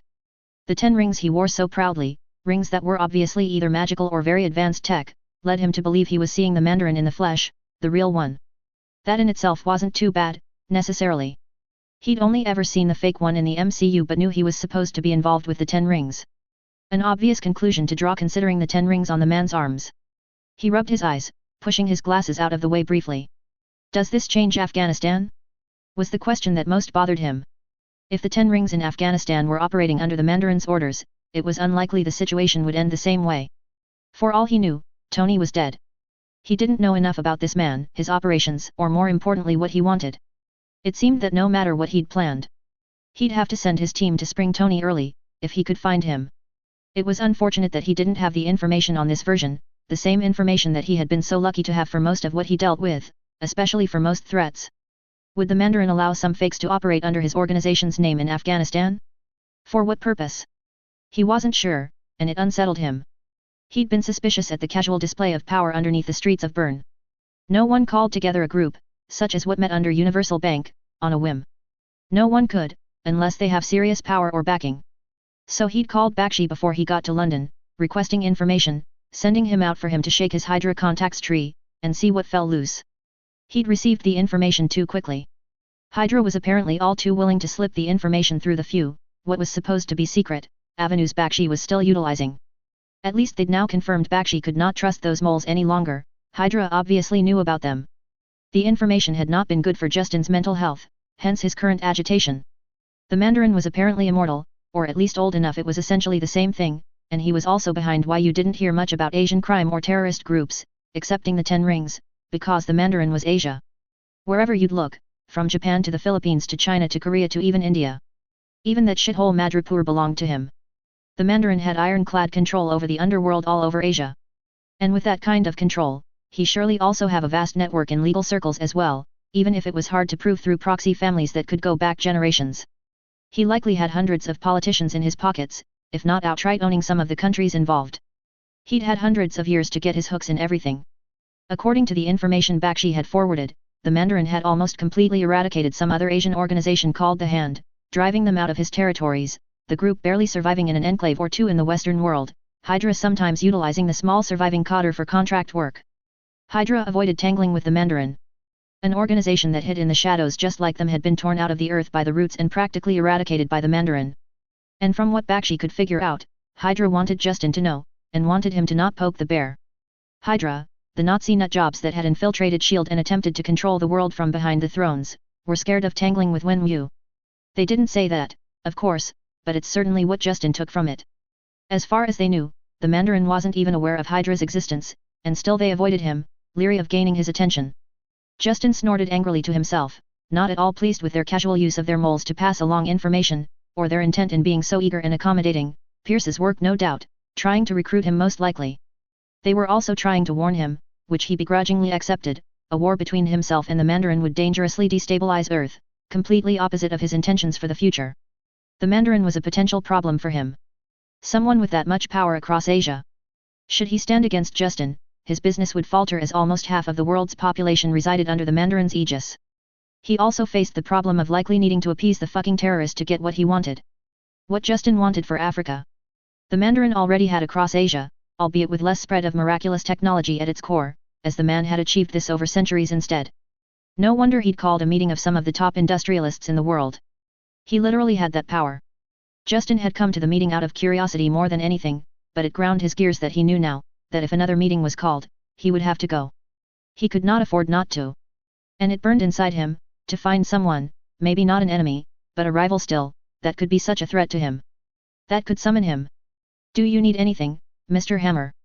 Elena said carefully, stepping around the shattered glass, her face showing not a hint of judgment nor compassion, just professionalism. Unlike Domino, she hadn't been sent away, he'd forgotten she was there, tucked into a corner at the front as she was, constantly working and familiarizing herself with her job and his company's. Justin slumped, feeling tired and aggrieved, waving at her without care. "No, just brooding, just go. Somewhere else, Elena," he said, dismissively. Elena cocked her head slightly, smoothing out her skirt as she leaned against the arm of the nearest armchair, signaling her intent to stay. "Venting out the poison might do you better, sir," she suggested calmly, "that or a few rounds, I could find some boxing gloves as soon as we land if you'd like." There was an impish quality to her lips, even as she kept an impassive face. Justin gave her a dark look. "I don't usually appreciate my employees ignoring my orders," he warned, some bite to his voice. He'd also seen her move, and felt her muscles very intimately. He didn't think a boxing match between them would end well for him. Elena smiled mirthlessly, raising a challenging eyebrow. "No, Mr. Hammer, but you do prefer them to have agency and to act on situations as they come up. Right now, you are in a situation. I am here to listen, to offer advice even, if you'd like." God, this woman was cool as a cucumber. Justin thought bitterly, nothing affects her. Justin scoffed at her words after a moment as he realized he'd been silent too long. He didn't feel like biting her head off, she hadn't done anything to deserve that, and he didn't want to go back to his former habits of losing personnel due to reverting to an acrimonious personality and taking out his stress on the wage slaves. So he explained the situation in vague terms to his personal assistant. She was a bit too new to drop a magical ring-wielding, immortal, terrorist organization leading asshole, into the mix of worries for her. How would one tell someone that at minimum 2 billion people, essentially served one man, even if they didn't know about it? The asshole was like Justin, like he meant to be, just slower at his work and with spiffy and stupid magic rings. He was not jealous, that is not what this was, he was just stressed, facing too many problems at once, that is all. Elena listened calmly as he explained himself, making a thoughtful noise now and then, but largely let Justin talk, and he felt himself grow slightly less tense, the longer he vented, getting it off his chest instead of stewing in his worries. Finally he was done, smiling sarcastically at her, hands splayed out. "Well?" he queried challengingly. Elena crossed her arms under her breasts, tapping a golden heel on the ruined carpet thoughtfully. "It seems the solution is clear for the moment, at least from my humble position," she said, a slight smirk popping up on her face momentarily, before being smothered. Justin sighed, leaning down onto his knees with his elbows. "Enlighten me then, oh wise one," he drawled out, feeling like he might just have a bit of an odd relationship with his closest employees, compared to most CEOs. Except for the fucking them part, that was par for the course for CEOs. Not that he was supposed to do that anymore, he thought, drinking Elena in. Elena shrugged slightly. "Just keep an eye on the situation and otherwise ignore it while you have more pressing matters," she said calmly, her smirk making an reappearance as Justin just looked at her, unimpressed. "Sir, as you've said, you have a lot on your plate. This man is not actively hindering you right now, nor do you believe he will. So prepare for the future, but don't worry about what you can't affect right now." Justin snorted, shaking his head. "Your advice boils down to don't worry, be happy," he mocked. Elena smiled. "So what if it does? Does that make it wrong?" she said lightly, stepping away from the armchair she had been leaning against. "You seem in a better mood already." Justin snorted again, but didn't gainsay her, because she was right, he did feel lighter, less encumbered. He'd been going in a spiral of worries and just needed to be knocked out of it, it seemed. He sighed, nodding his head once. "I suppose you weren't entirely wrong. I appreciate the assistance, Elena." The Mandarin would keep, if he had to make deals with the devil to ensure his tech prospered in Asia, so be it. One day they'd end up opposite each other, he could worry about it then, he had more pressing concerns right now. "Thank you, Elena," he added, giving her a fleeting smile. "Give yourself a 10% raise, will you?" He tacked on, mind already on the meeting ahead, worries temporarily put aside. Elena chuckled, giving him a small salute, walking off, Justin enjoying the sight briefly before starting to put his mind to the meeting with Emma Frost. As Elena came back just a minute later, to get on her hands and knees with a dustpan and a handheld vacuum to clear out the glass, he mentally upped the amount for her raise. And got down to help her. It was hard to concentrate on his dastardly plans when a beautiful woman in designer clothing was on all fours doing housework for him, because he couldn't control his temper. He was a debonair gentleman after all. He chuckled briefly to himself as he vacuumed up small pieces of glass. His mood had indeed changed for the better. Domino did well in hiring this one, he thought, eyeing Elena thoughtfully as she hummed a ditty he didn't quite recognize as she swept up after his tantrum. Not many personal assistants to the rich would ever lower themselves to this kind of work, instead ordering around cleaning staff.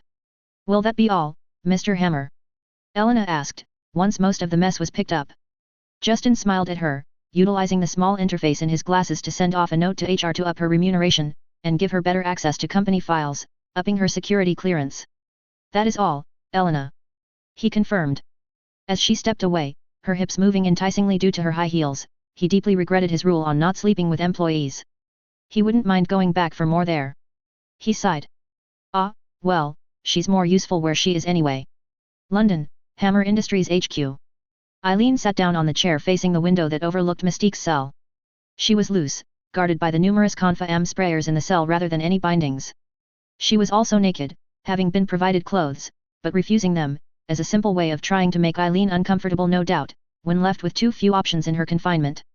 Or quite possibly hoping Justin would come, and get his interest to flow in other directions than an interrogation, which she inwardly admitted would likely have a shot at working. She idly wished she could actually cuff her to a table, just to dial down the smugness in the captive woman's body language. She already knew she'd be free eventually. Although if Mystique knew just how much illegal experimentation her boss did, she might not be so cocksure. She almost wanted to cuff her anyway and tell her, useless as it was. Most bindings were ineffective on her unfortunately, as she could simply switch into a child's body and slip out of them. They didn't yet have any mutant power inhibitors, although that was on Vanko's list, amongst hundreds of other things. At some point the rough Russian engineer was just going to tell their boss to go jump in a lake, the work never ending as he kept tacking on more and more. She wasn't sure she liked the idea of mutant inhibitors, although Hammer was a better guardian of them than the government in any case.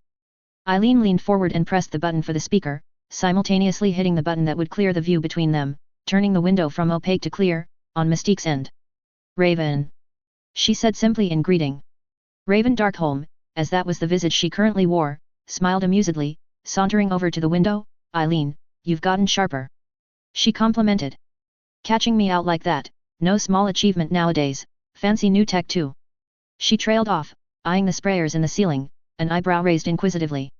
Eileen knew better than to fall for such a simple ploy. Raven could work for it to find out anything once she was undoubtedly released. Eileen would not share anything of note. Why are you here, Raven? She asked simply, sitting stiffly in her seat, keeping as full control of her body's reactions as she could. Raven tsked, snapping her fingers, a small smile on her face, sharper indeed. She said approvingly. She stretched unnecessarily, raising her arms high up, shoving her assets forward, only succeeding in gaining a slow blink from Eileen. Must you? She griped, masterfully keeping any other reaction down, refusing to let Raven amuse herself on her account. She hated this part of Raven, the constant provocateur, always looking for angles, for weakness, or something she could use. It used to be in the manner of a spy, a professional, not like this. Eileen did not hold interest in that, and Raven knew it, so the action was nothing but a deliberate attempt to annoy her and make her uncomfortable. And it worked, as it always did lately. Why are you here? She asked again, keeping her voice level. Raven made a mow of disappointment. You've gone all corporate on me, Eileen. She complained lightly, tapping the glass with one finger, before sighing, just keeping tabs on Hammer is all, nothing new. She answered flippantly, where is he by the by? Eileen allowed a small minuscule smile. I'm afraid Mr. Hammer didn't deem your capture as particularly important. He will not be coming. Thank God for that. Having to watch them fuck because she couldn't turn off the recordings for the cell would have been even more uncomfortable. Just you and me, hey. Raven mused out loud, a flirtatious smile on her lips, seemingly uncaring of Hammer's dismissal, but Eileen knew her well enough, could see the slight tensing in her hands. Eileen just met her eyes with a steady gaze, unamused at her flirtation. Sigh. I guess I'm stuck here for a bit then. How long do you think? Did you just say, sigh, out loud? Eileen complained, now absolutely sure the other woman was just out to annoy her, although parts of her were also beginning to feel uneasy. I might let you out early if you can convince me you're telling the truth of what you're really up to. She said abruptly, narrowing her eyes. What is going on with you, Raven? Really, I'm just keeping an eye on him, making sure he isn't going to be a threat to mutants everywhere. It's the naked truth. Raven said with a chuckle. Get it? She did a little hop to emphasize the effect. Eileen's lips thinned, as she stared seriously at Raven. What happened to you? The complete professional I knew. She asked, ignoring her statement, knowing it was part of the truth no doubt, but not the full one. She'd always been a consummate professional, that's what Eileen had admired about her in the beginning, yet, for the past 2-3 years, this Harley Quinn caricature of her old friend was in play instead. If she wasn't periodically within reach of Charles Xavier as Magneto's go-between, Eileen would have presumed she'd been mind-controlled or replaced. She still wondered. Raven shook her head, tsk-ing again, wagging a finger at her, I'm the same as always, just a little less stuck in a rut, the world is changing around us, Eileen. The shapeshifter looked serious for a moment, meeting Eileen's eyes, then that annoying smirk was in place again, the moment gone, Eileen facing a perfect copy of herself. Naked. This cell is monitored via the security system. Eileen told Raven darkly, breathing out her nose harshly, trying to not reach up through the building to force the security team watching the cameras to fall into a heap of limbs as their nerves misfired. It wouldn't solve anything, they would have still seen it. Raven. Cease this. She ordered tersely. She didn't want to shut off the cameras, didn't want to shut off any part of the security system for any reason, nor could she tell the security team to leave the room and stop watching, there were more cameras than the cell to watch out for. She could be doing this exactly to get her to shut off the security cameras or usher the security team out. No, I don't think I will. Raven said sensuously, running a hand up her body. Eileen's body. The effects of arousal becoming visible, giving Eileen a sick feeling to her stomach. Eileen watched on grimly, now absolutely sure something was wrong. Raven had been a tease before, even though she'd mostly remained professional, she'd changed for the worse a few years back, but had still been a friend. This refusal, while knowing how uncomfortable she was making her. This was not Raven. It couldn't be, Eileen refused to entertain the idea Raven would deliberately set out to hurt her this way. Knowing what her issues were. Not for something less than life and death. She hit a button, the cell exploding into foam, Raven enveloped in seconds, her eyes shocked in the momentary flash of them Eileen could catch, before everything was beneath foam. She closed her eyes, even as she fished out her phone, not needing eyes to dial one of the 2 numbers she'd always memorized, even as she never wrote them down or saved them in her phone. For all that they were on different sides most of the time, they all knew each other well enough and kept contact numbers just in case. Charles, it's Eileen, I know we don't see eye to eye, never have. But I need a favor. I know Dr. McCoy is supposed to enter into service with my employer soon, can we possibly speed that up? She looked into the cell, feeling a kernel of doubt, did she make a mistake? No. This was not Raven. Couldn't be. Something is wrong with Raven. She murmured into the receiver. Something is very wrong with her. She listened attentively for a few minutes, grimacing and shaking her head as Charles tried to gain custody for the testing. No, she is in my custody, either help or get out of the way, Charles. She snapped, her tightly held emotions for the last half hour, resting on a taut string after that experience. She hung up after extracting a promise of seeing Beast within the day, hesitating as she thought of dialing the second number she'd memorized yet kept off any records. She bit her lip, dialing a number. Boss, we have a potential issue with Mystique. Rome, Italy. The number one problem with meeting with Emma Frost lay in having to leave his bodyguards behind, in trusting Extremis to be enough. Domino knew too much to be allowed anywhere near Emma Frost. Even his security detail had too much knowledge about the inner workings of his company and its security protocols, to make it worth bringing them anywhere near a mind reader. Especially as he had no idea how powerful she really was. For all he knew she could control them on sight and he'd never know until one day one of them puts a bullet between his eyes. His security team would be monitoring him through the connection in his glasses, ready to come down with full prejudice if this was a trap. Justin had even surreptitiously contacted his contacts in the Italian armed forces, just as an extra precaution for backup should he be kidnapped or the like, because they would be able to shut down the airfields and airports, while Domino tracked him down. The meeting with Emma was arranged at one of the finest French restaurants in town, which felt somewhat like a snub against Italy, considering they were in Rome. Certainly there were Italian restaurants worthy of her patronage. Perhaps she simply felt like French cuisine today? Justin didn't know enough about her to tell, really. That was half the issue. He entered the restaurant, a fine dining experience no doubt, considering the finery around, the crystal and gold decorations and the fine wood paneling. Also any restaurant that had a small stage with a grand piano, was not what one could classify as low-brow. Justin approached the single table in the middle, where Emma was seated. She was wearing a white dress with inlaid gold patterns going down her arms and sides, the dress itself conservative, with a high neck, looking like something out of an older era, just more refined. Miss Frost. He said cordially, but coolly, not altogether impressed with this entire thing. Buying out a restaurant just for this, just so they could sit surrounded by silence at a single table perfectly in the middle, it just seemed unnecessary to him. The fact she didn't rise up to greet him, Trying to assert dominance in a typical business play, also aggravated him. He was doing her a favor even meeting with her with his busy schedule, she was the one that wanted something out of him, not the other way around. Well, he thought, giving her a once-over again, some things I could be talked into. Mr. Hammer, please take a seat, we have much to discuss. Emma said coldly, her face impassive. Justin raised an eyebrow in incredulity at her tone and welcome, taking a seat across from her, what a warm welcome. He drawled sarcastically once seated, is this how you normally do business, Miss Frost? The woman was treating him like an enemy, when he held knowledge she wanted suppressed. He had expected a warmer welcome and an attempt to create a working relationship, not this. It did not bode well for the rest of the evening. Emma studied him intently for a moment, before her lips turned minutely downward, no it is not, not normally. She said, her face firming up, however recent events have proven to me that strength will do me better than kindness in situations like this. There was the soft clinking of glasses out of sight, then two waitresses appeared, one carrying a tray with glasses and small aperitifs, the other carrying a wine bottle. Both were beautiful, dressed in fine clothing not belonging to a waitress, if anything they looked right out of high society.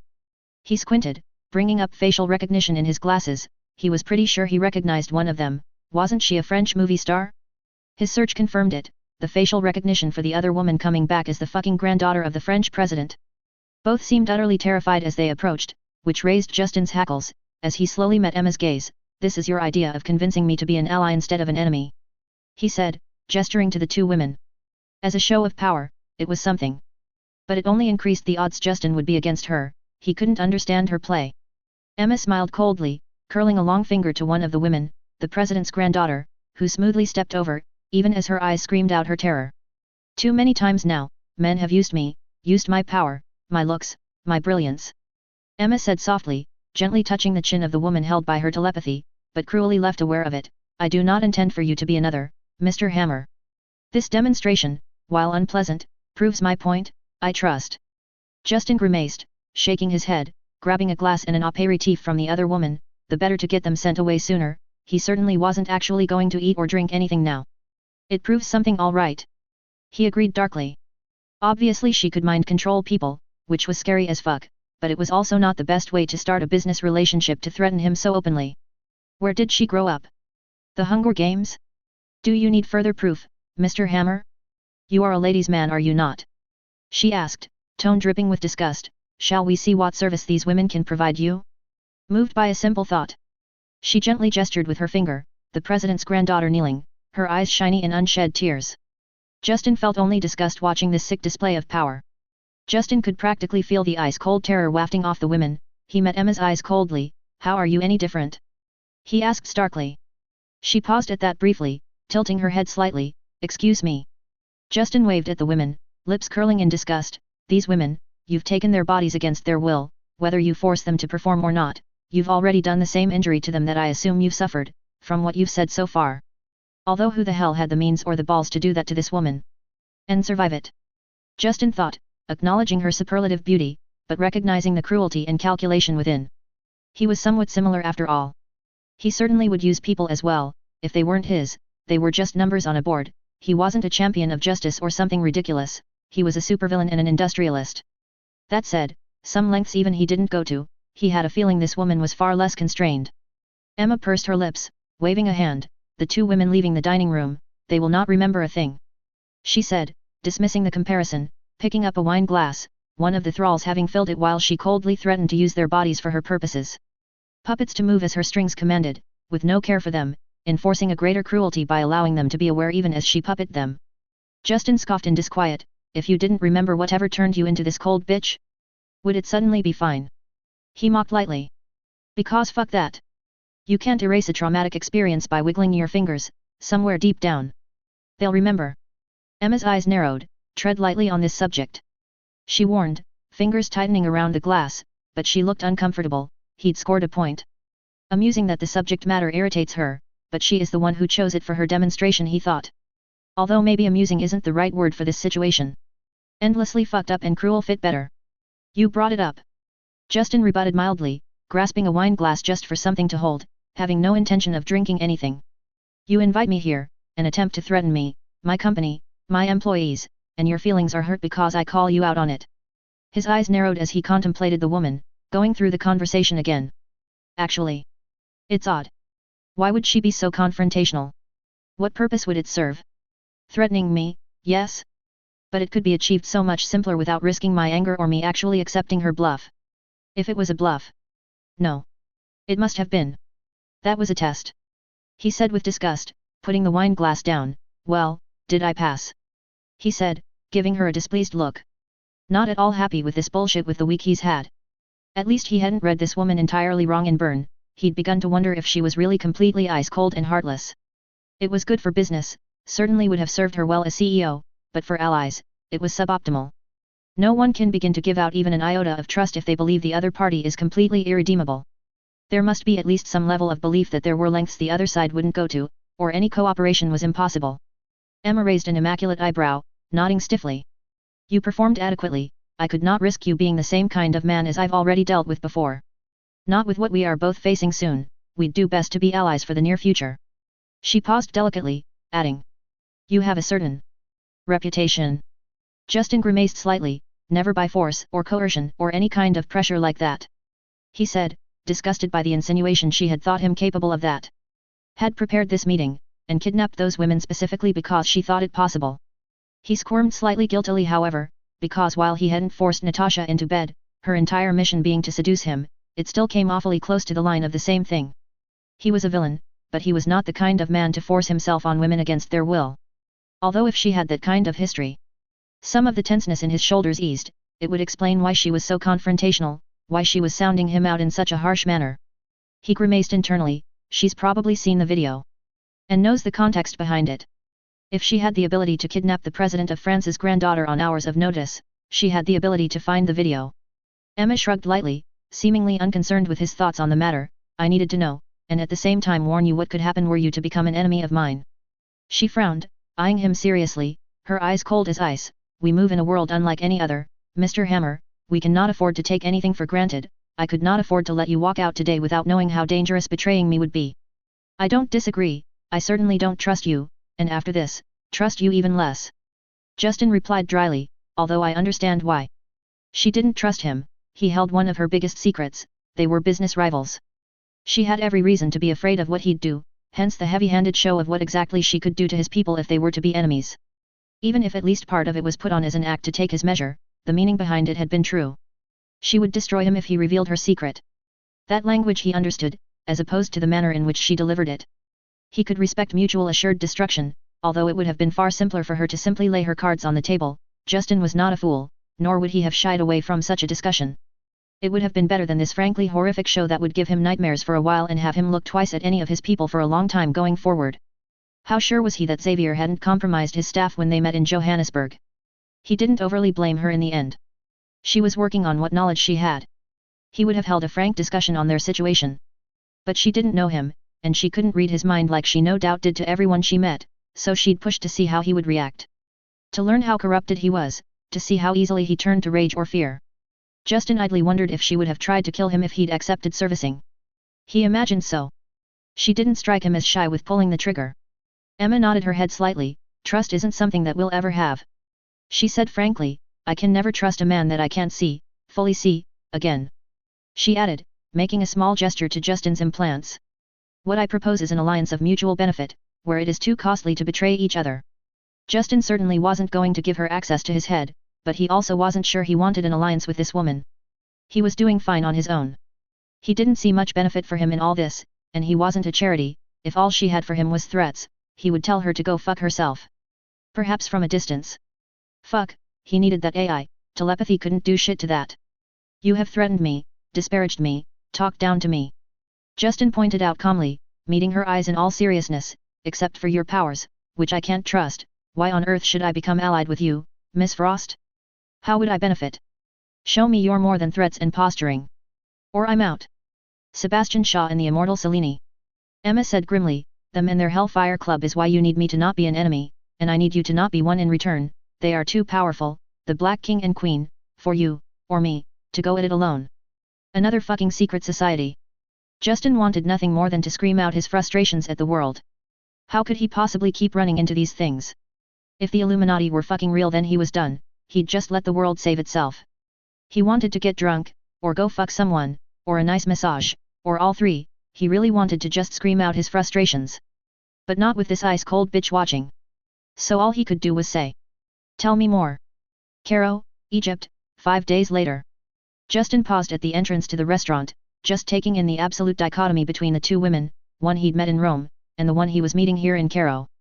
Emma had been cold, impersonal, and had arranged everything around her to just so, buying out an entire restaurant and getting rid of everyone but the minimum mind-controlled staff needed for one meal, all for the sole purpose of their meeting. Not that either of them had eaten a single damn thing, but that just furthered his point. There had been privacy, sure, but the entire meeting was all business with just the hint of underlying threat underneath it, not in any way meant to be a comfortable dining experience. Should he amend that to the meeting being all threat with a hint of business? It seemed that fit better. Now as a juxtaposition there was this. Due to their dinner being postponed due to the rapid escalation in world issues, he'd been invited to dinner as soon as they were on the same continent again. They'd been working close together over the last few days, albeit via FaceTime and phone calls, to set up a solution for the Suez Canal, so here he was, having been invited to dinner by Hope Van Dyne. He'd still promised her to return the favor in San Francisco one day soon, but he'd accepted the invite, even if he was wary of another murderous businesswoman situation. Luckily, it seemed Hope really was all that she seemed. Down to earth, intelligent, and without any airs. It was a small eatery, the weather-worn sign outside not even giving a name, simply a picture of some sort of bird, too faded to easily tell what kind. It didn't even have a door, simply a hole in the sandstone wall, thin, almost translucent curtains hanging in the entranceway in several layers, no doubt to help keep the sand out. He was mildly curious how they avoided being robbed at night, but charmed by the down-to-earth local vibe it held, not one he ever saw anymore. The circles he moved in didn't exactly come around to these kinds of places. When was the last time he did something so simple? When was the last time he even did something lazy and normal like swing by a burger place? Justin stood at the entrance taking the place in. It was loud, first of all, an incredible din of noise around the place. Nothing distinguishable as the noise just mixed together, as the working class supped and drank after their hard shifts, some of them playing board games as they drank or smoked. The noise came not only from all the people that absolutely filled the small eatery from wall to wall, but also from the sounds of the kitchen, pots and pans clanging, sizzling and searing audible as flashes of flame and steam could be seen through the viewing hole built into the separating wall between the kitchen and dining area. You could hear the loud, shouted Arabic of the chefs loudly swearing and ordering each other around. A radio was playing some sort of music in the background of the kitchen, but it was impossible to hear over the noise. The place looked clean and well put together all in all, something he hadn't expected with seeing so much smoke in the air, both from the kitchen and from the patrons. It looked rough and you might have an expectation of things being unclean at that, but no. The eatery was simply rugged in appearance, most of the furniture appeared handmade, as did the curtains and tablecloths. In essence it looked well loved and taken care of. A family-run business by all accounts, a charming little hole-in-the-wall kind of place. And the noise would in its own way provide plenty of privacy just as his meeting with Emma in an empty restaurant. Just in a very different manner. The two women showed just how dissimilar they were and gave Justin an invaluable insight into their minds just by these pics, Emma holding only facts, logic, and business, close to her heart, trusting no one, while Hope believed in people, trusted people, counted on people. They were as different as two women could get. Normally Justin wouldn't even see a place like this, not in this life. So he was oddly pleased at what he saw as he stopped holding up the entrance, and walked into the din, spotting Hope sitting by the wall right next to the kitchen, in a tiny booth, appropriately dressed for the local customs, sans the face veil. Hope got up as he got close, a small pleased smile on her face alerting Justin to her being aware of his silent pleasure at the locale. "Nice to finally see you in person, Justin," she said, raising her voice to be heard, though they were only feet away from each other. Justin smirked, stepping forward, kissing both her cheeks. "Pleasure to meet you again, my dear, it's been years, far too long, really." He escorted her for the few steps it took to get back to the booth, her arm loosely entwined with his. "And how did you hear about this location? It's utterly charming." They both slid into the booth, Hope waving down the waitress, smirking at Justin as she ordered everything for him, drinks and all. "Hope you don't mind, but I'm dying to see your reaction to some of the food here," she said, her hair hanging loose instead of her usual ponytail. She looked comfortable in her sand-colored robes and streetwear, looked at home, unlike Justin in his Armani suit. Before he could reassure her that he didn't honestly care, besides he was unlikely to understand the menu anyway, she continued speaking, "This little gem actually came to me from General Abubakar Farouk." At Justin's questioning look, she smirked playfully, "Aren't you reading my emails, Justin? He's the general in charge of protecting and cleaning up the Suez, we've been coordinating for days." Justin cleared his throat somewhat sheepishly, "I have a new personal assistant. Between her and Bakshi, I generally dictate most of anything important after a brief synopsis of a situation, I rarely personally read most of my emails anymore. He could not remember the general at all, but with as many people mentioned in a day to him, that's not too surprising, it's why he had people for that. Hope laughed, leaning back against the backrest, one hand idly playing with the homemade clay mug she'd been drinking from before his arrival. Way to make a woman feel special. She mocked lightly, before smiling slightly, showing him she held no hard feelings. Hope continuing on with her story, anyway, the good general is the typical military hard-ass cut from rock and about as emotional as one, but he does have a granddaughter he absolutely gushes about. Justin nodded, looking around with a more discerning eye, noting several items that did lend itself to a more nationalist or militaristic influence. And she owns this place, I assume then. Hope nodded as they were interrupted by the waitress bringing their drinks, also in clay mugs, and a plate of appetizers, both of them giving the woman brief smiles and thanks. Hope picked up a piece of naan bread and dipped it in the hummus, taking a dainty bite, humming in appreciation. Sometimes you get tired of the gold plates and the snobby maitre d' and just want a more homespun place, you know. She said, looking contemplative. Justin tried the hummus, finding it delightful, and less garlicky than what he's experienced in North America. He preferred this, he found. I can't say how long it's been since I've been to a place anywhere similar to this. He gave Hope a thankful smile. I understand where you're coming from, even though I enjoy the finer things in life, there is definitely something to be said for a homemade meal as well. All in all, he felt more relaxed than in days. The hustle and bustle of business, threats and world-altering events just melting away, lost in the din and cacophony of people simply enjoying a good time, with good food and company. Plain and simple, but uncomplicated, and he could do with that once in a while. Hope nodded, a glint in her eyes as she grew slightly more serious. I admit I had ulterior motives as well. We're taking a big chance here, involving Pym Industries with you. Justin smirked, adjusting his tie smugly. I see, and I suppose I pass with flying colors then. Similar meeting purposes, very different approach, he thought in amusement. Hope smirked slightly, hiding a chortle, a solid C. She taunted him, taking a sip of her newly arrived drink, steam wafting out of it. Justin shook his head, affecting a wounded look. That's a shot straight to the ego. He complained lightly, understanding where she was coming from, and pleased he'd lived up to her expectations. I do look out for the little guy, you know, the wage and health benefits in my companies outshine every other industry and government in the world. Hope tilted her head slightly, narrowing her eyes. What one does for one's business and what one does when interacting with people with no use, are two separate things. She pointed out dryly, her expression easing as Justin helped himself to another piece of naan. That said, you're right, and it does ease my mind somewhat to see that my father's opinion of you is inherently flawed. Justin smiled sardonically. Ah, you never did tell me how you convinced the great Hank Pym to do this, after my every argument failed spectacularly. Honestly. Justin could have offered the man the moon and he would have sniffed and claimed it was too small, and why wasn't he offering Jupiter? Fucking Hank Pym. Hope smirked somewhat viciously, and Justin had to say that vicious looked good on her. Very good. Some women were like flowers, soft, pretty and delicate, and some were more like a tiger or other predatory animal, vicious, indomitable, unbending. Hope definitely belonged in the second category. Emma had a category of her own. Probably a basilisk, beautiful in a way, kills you with its gaze, undoubtedly venomous, it fits the dangerous woman to a T. I'll keep the details as family secrets. Hope said, eyes glittering with some hidden pleasure, lips quirked wryly. But he came around to my point of view. Eventually. Justin raised his clay mug for a toast, laughing lightly, to stubborn old men and their children, showing them how to do things better. Hope snorted, but picked up her own mug, knocking it against his, to a fruitful relationship. Justin raised an eyebrow. On the first date? Miss Van Dyne, what kind of man do you think I am? He teased, smirk widening, the stressors of the past week just sliding off his shoulders. Hope blushed slightly, but she met his eyes without shame, giving as good as she got, an incomparable man slut. She matched Justin's smirk, rolling her eyes slightly. I meant a business relationship, you hedonist. Justin said skeptically, smirking behind the mug, taking a sip of the very strong coffee, almost holding a nutty flavor to it. Hope laughed, looking exasperated, even as she hid her mouth with one hand, eyes warm.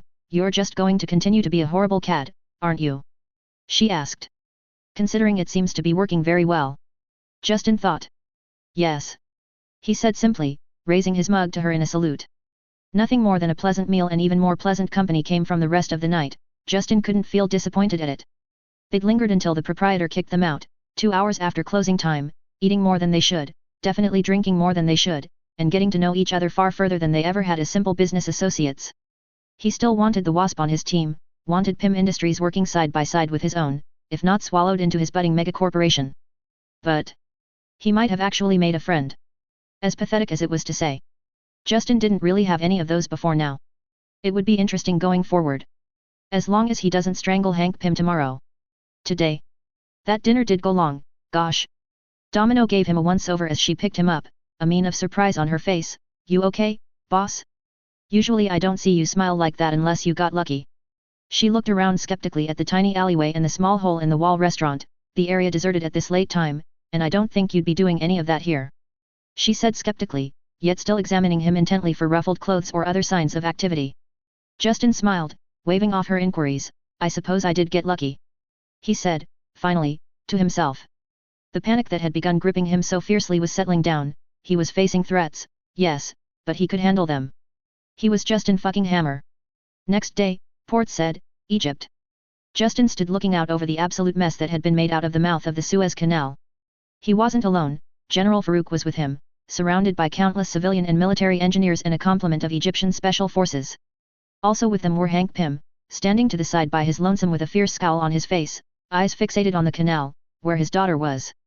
Of course, there were also a mass of reporters just out of range, held back by Egyptian soldiers, but well in range to continue snapping pictures. It's certainly a job well done.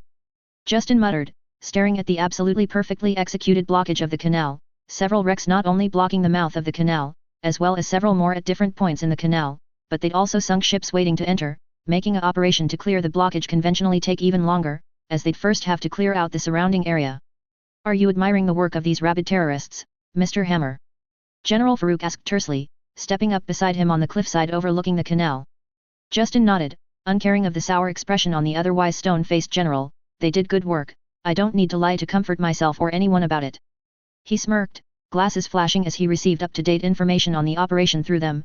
Besides, I'm about to upstage those savages anyway.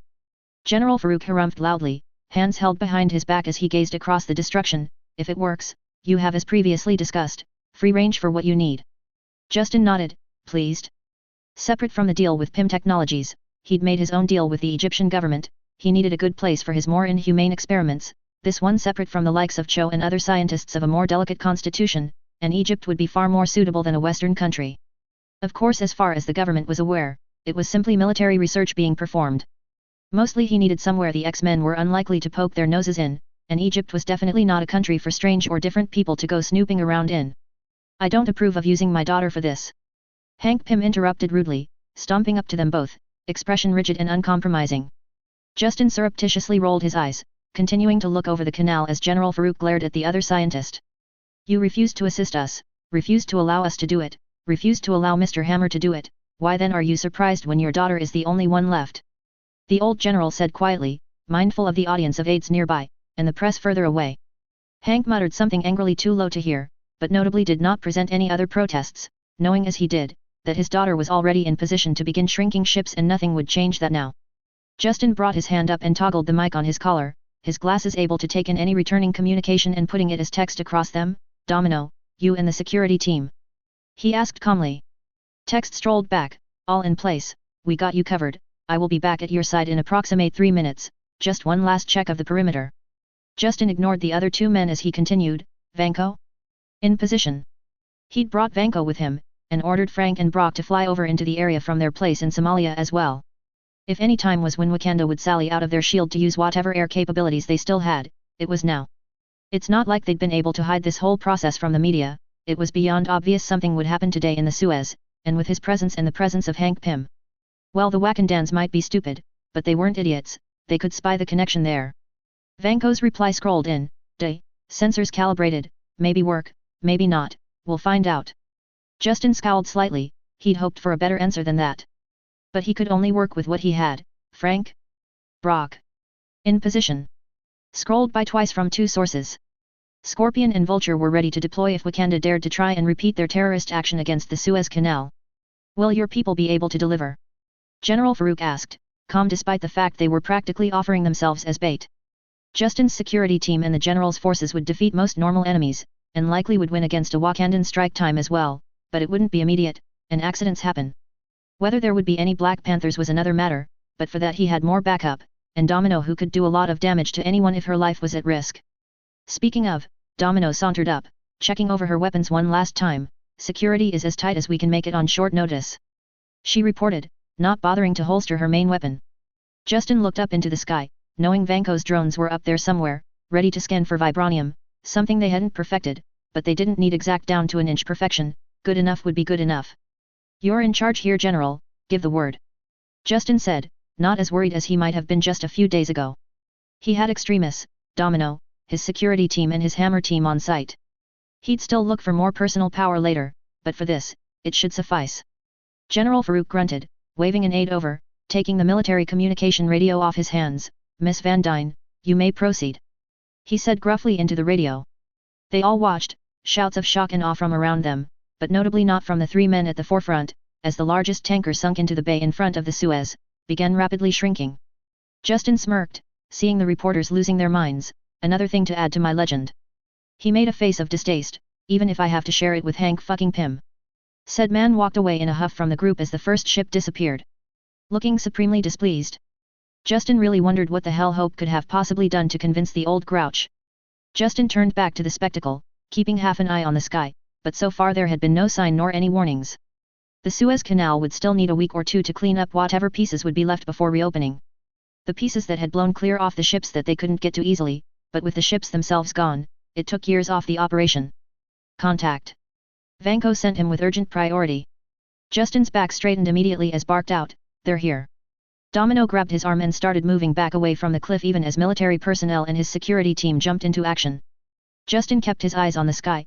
Come in," he said to himself, his heart skipping a beat when a holographic bullseye appeared, shimmering in the sky, then a second one, then a third.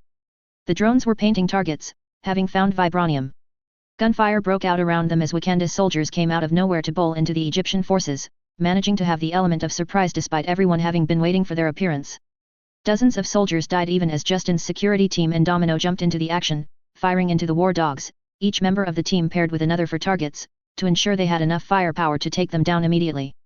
Energy weapons discharged, moving down an entire line of war dogs, as the rest spread out, seeking out their targets and presenting less of a target for Justin's men. Justin held a gun loosely in one hand, hanging back behind Domino, keeping one eye on the fight, and one on the sky. Explosions were occurring all across the sky above the Suez Canal, Vulture gleaming in the sun as he tore through the sky, missiles and energy blasts knocking out the Wakandans' camouflage fully, opening them up to artillery fire and the Egyptian Air Force. On the other end of the cliff facade, Scorpion had appeared, moving like an agile artillery piece, his weapons honing in on any target the Vulture softened up for him and punctured right through, destroying the vessel. The Wakandans moved erratically and seemed surprised at their situation, taking a long minute to start responding, in which they lost 3 aircraft. As 2 of them sped down towards Justin's position, no doubt to bombard the Egyptian leadership and himself, as a last fuck you before they died, Whiplash rose up from where he'd been hiding at the bottom of the canal, his silver armor gleaming as water sloughed off it, the multitude of arc reactors shining intensely as he flew up to interject himself between Justin and the Wakandan aircrafts. Justin knew it would look brilliant on camera, the reporters for once having a good use. The aircraft fired, and Whiplash swiped his arms out, his arc reactors flaring up even stronger, a barely discernible corona of power surrounding him in a large bubble, the Wakandan attack destroyed when it came into contact. "My turn," Vanko called out with a humorous tone of voice, using his external speakers cranked up to the max, holding both his arms out in front of him, 2 charged beams of pure arc reactor power flashing forward, punching straight through the Wakandan airships. At the same time, Vulture landed on another, shooting a beam from the arc reactor on his chest, holding onto the ship with his claws as they desperately rolled to throw him off, the beam burning through the ship until everyone inside were cooked alive, jumping off to hunt another ship, the Wakandan aircraft plummeting into the Suez, mostly intact. With Scorpion running around the edge of the canal and firing into the sky limiting the Wakandans' movements, with Vanko protecting Justin's side, with the Vulture hunting them down, the remaining few Wakandan aircraft fled suddenly, to the astonishment of those watching, no one expecting them to flee. Not with how suicidal they'd been so far in this short war. Justin looked around, noticing he had moved away from Domino slightly as he'd been focused on the fight in the air. Despite the fighting he could see that half the press corps was still in place, not even imminent death enough to move them. Good, it would make for some amazing press for him, defeating Wakanda and cleaning up the Suez Canal at the same time. He smiled smugly. Hammer got a good debut here. If Hope was doing as planned. She was still shrinking ships, working even as Wakanda was repelled, showing the world that life moved on, that Hammer Industries and its allies could defend them. It was a very good day.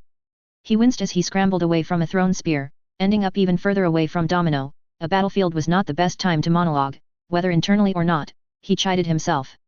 Out of the corner of his eye, even as the battle was winding down, the Wakandans on the ground having no avenue to escape, so they were fighting to the death, Justin saw something moving inside the guard perimeter. Justin saw a Wakandan heading for Hank Pym, having somehow gotten past the defensive circle of guards, and Justin almost slowed himself down to keep himself out of it even as he was already right by them. It would have been perfect, Hank Pym dead by Wakandan hands, no ties to Justin at all, hope brought closer into his circle in grief, Pym technologies within his grasp.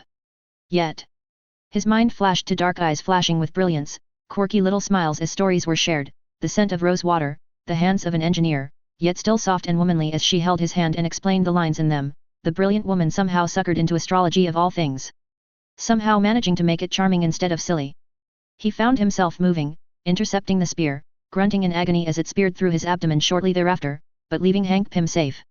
The old man better appreciate it.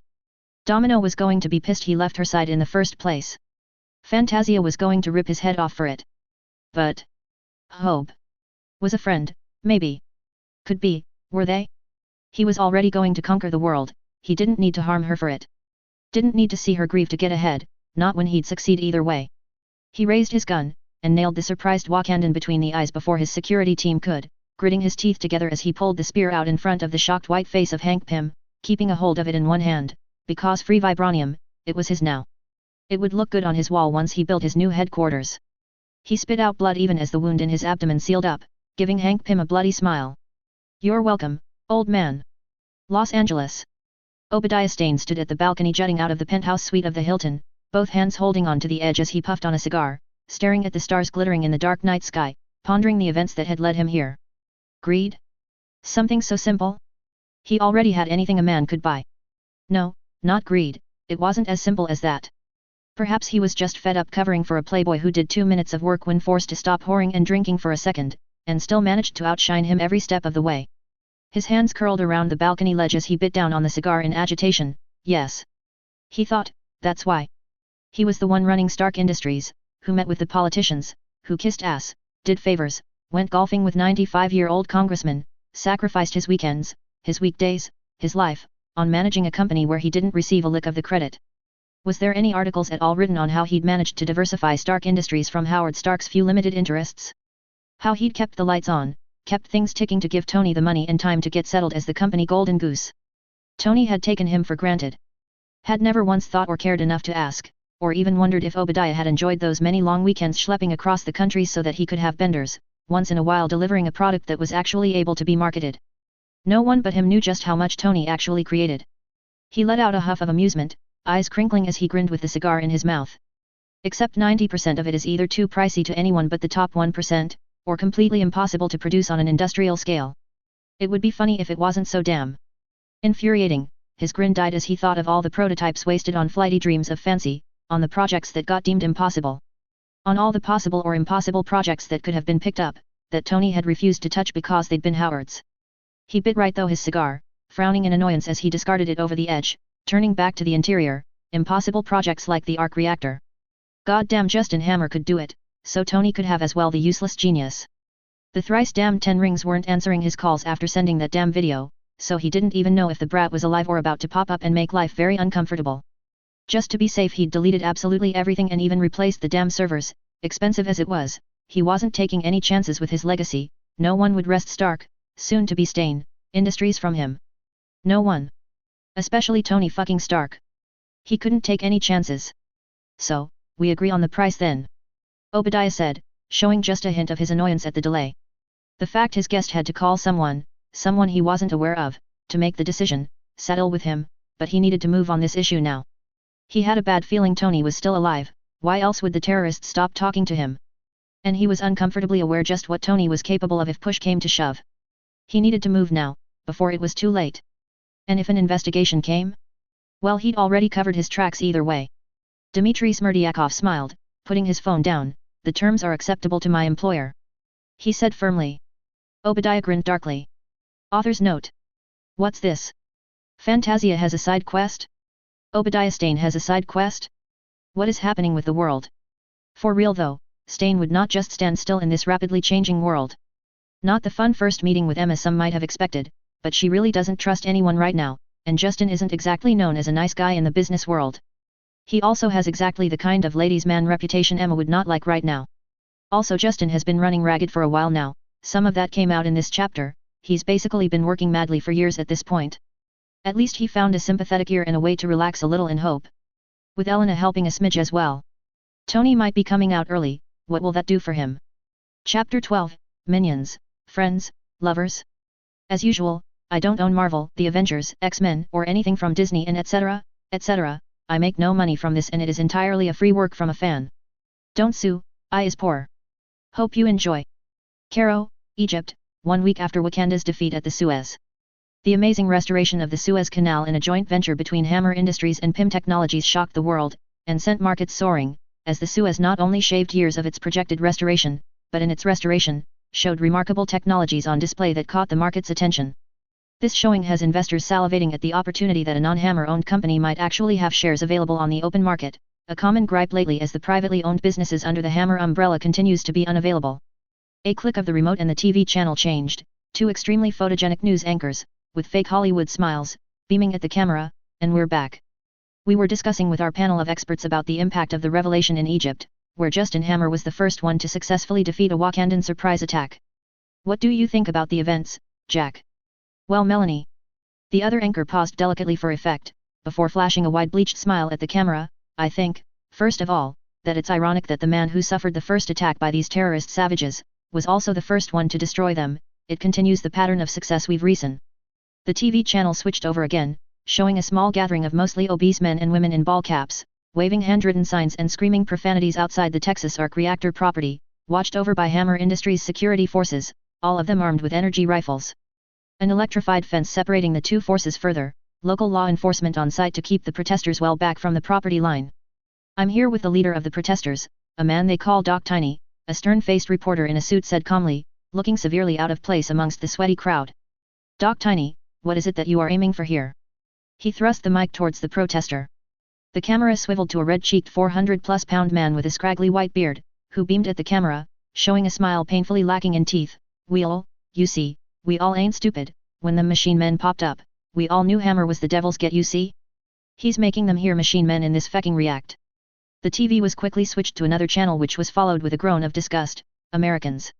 Bakshi said with a sneer from where he was sitting on the couch, working on a laptop, only half paying attention to the nonsense.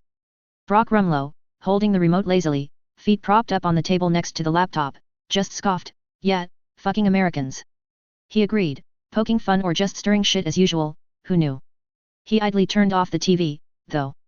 With how Frank was suddenly glaring at the two, his campaign of being as annoying as possible was working.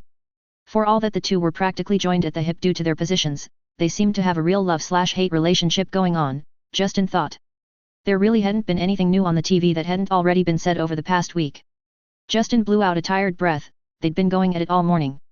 Minions, behave, he warned, fingers flying over the keyboard as he worked, surrounded by most of his team. They'd taken over Cairo's finest hotel, Justin just straight up buying it to prevent any hassles from the staff about storing the suits of armor with them. It also made it so no pesky neighbors were around to ask questions if they overheard something they shouldn't.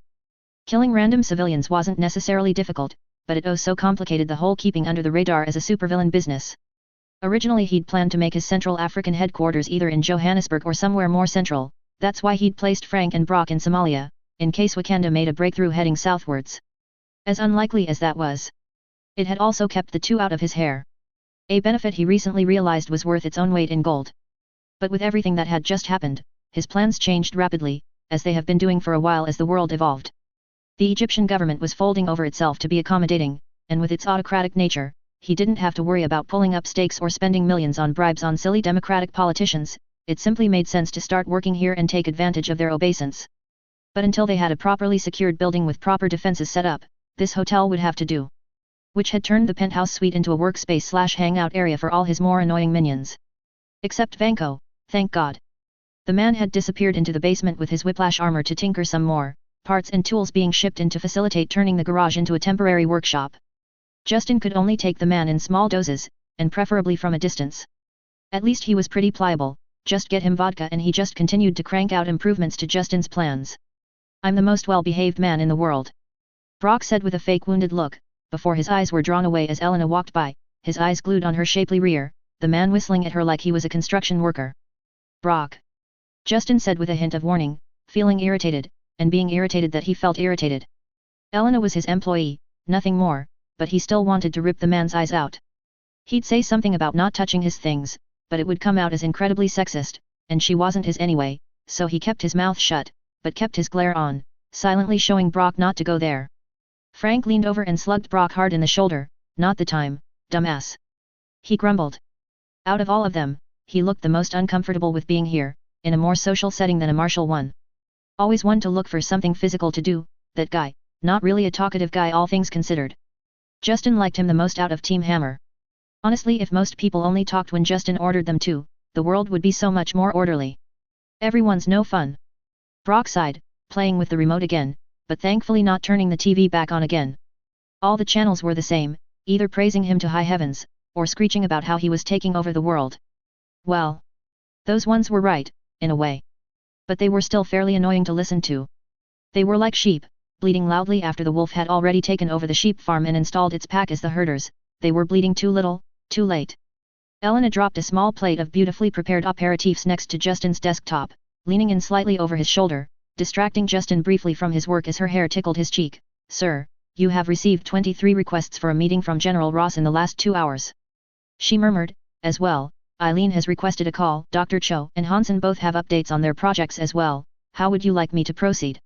Justin appreciated her application of subtlety, as Frank and Brock didn't really need to know too much about any of his projects to be effective at their jobs, but he didn't really have anywhere else to put them right now either. He pursed his lips, staring with unseeing eyes at the computer screen as he pondered what he had time for and what he didn't, and admittedly, enjoying the closeness of his personal assistant. He noticed the rose water scent, a change from her usual shampoo, reminding him of Hope. It was a funny little coincidence, and a scent he found he enjoyed. What were the odds his personal assistant would switch shampoo to Hope's favored brand anyway? Funny how coincidences worked like that. Tell Ross, he'll have to come to me, or wait until I'm back in the States, face to face only. I'm not doing any negotiations on this over the phone. Justin said slowly, quietly, before ticking off each task one by one.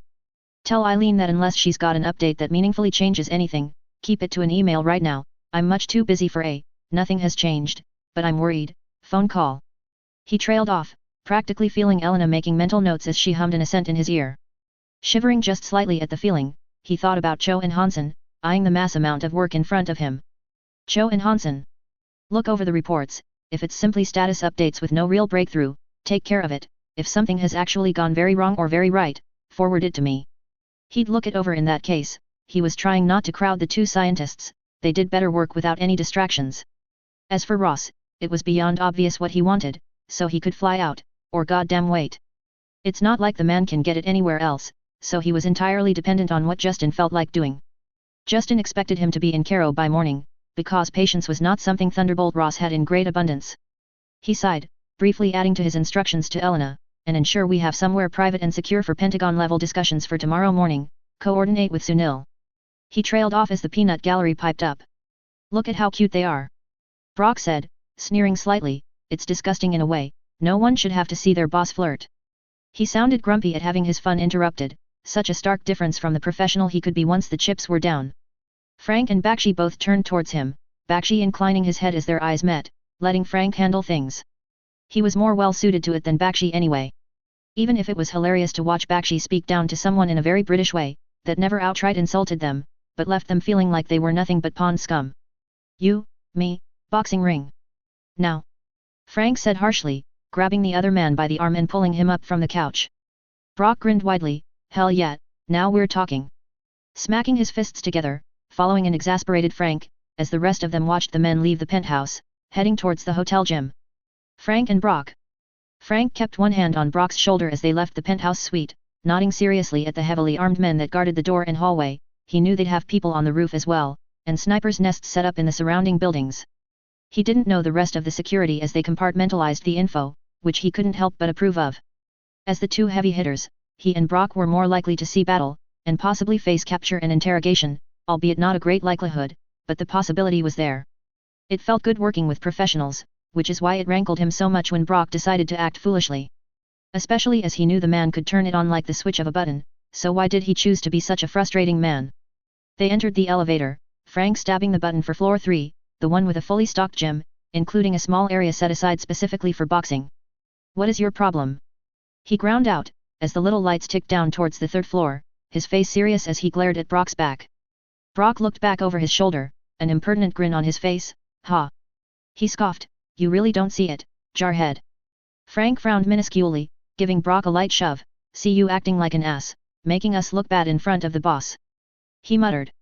Brock shook his head, laughing under his breath as the elevator dinged, the doors opening to the 3rd floor. Man, I don't do anything without a reason, Frank, you should have more faith. Brock said as they both stepped out of the elevator, walking down the hallway, shoulder to shoulder. Frank eyed him out of the corner of his eye, Brock's casual expression and easy gait showing a man completely at peace with himself. He scowled, faith is for God and family, got no faith in anyone else. Brock clapped a strong hand on his shoulder, stopping him just before they'd reach the gym. Sure you do, bud, you got faith in yourself, and you got faith in me, right? Seeing Frank's serious face, Brock chuckled, releasing his hold on his shoulder, clapping it lightly a few times. Silence can be hurtful, jarhead. What is your problem, why are you causing issues? Frank persisted. This job had given his family surety, not only in money, but in protecting Frank from dying, protecting his family from dying. He refused to screw it up, ever. The life of a soldier was always hazardous, and if he died and failed to come back, a veteran's pension wasn't the future he'd envisioned for his family. His boss had changed that future. If Frank died now, it didn't matter much, because anything killing him was probably blowing up the planet anyway. Brock eyed him seriously, wearing a half grin. Ah, you really don't see it, do you? He sighed, leaning against the wall, next to the entrance to the gym. All right, here is how it is, jarhead. He pointed to the ceiling. Those people up there, they take life way too seriously, they're well-functioning sociopaths, and you can't let those kinds of people get too used to life. Gotta shake them up a bit, annoy them, tease them. Frank snorted, giving Brock a look filled with skepticism. So what? You're just doing them a favor is all. Brock grinned slightly savagely. Nah, I'm also a right bastard, and I enjoy it. He sobered up, rubbing his chin with one hand, the other crossed under his elbow. That said, it doesn't invalidate what I said. You can't let those people get too stuck in with just their regular circle. People like us need to shake 'em up once in a while. Is that so? Frank muttered, still not entirely buying it, but it also didn't sound entirely like bullshit either. Trust me.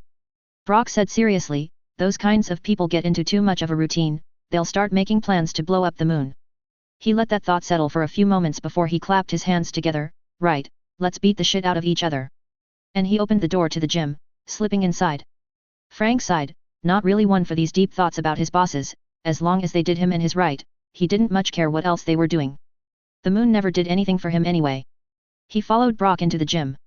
Now, beating that smart ass up, was something he could get behind any day. It was pure catharsis. With the others, as Frank and Brock left the suite, Domino snorted, sauntering over to sink down on the couch, taking the spot the men vacated, putting her feet in Bakshi's lap. The man simply sighed and returned to work, all too used to Domino's house cat behavior. Justin sometimes wondered if a spray bottle would work on the woman, but with her luck powers, he'd probably only end up dumping the bottle on himself, so he'd never tried. You need to find those two some work, boss. Rumlow is practically worthless without some action to throw him in.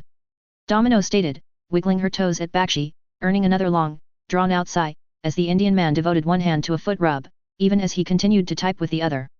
Justin probably wasn't paying the man enough considering he was basically doing several CEOs worth of work at a time, and giving foot rubs apparently.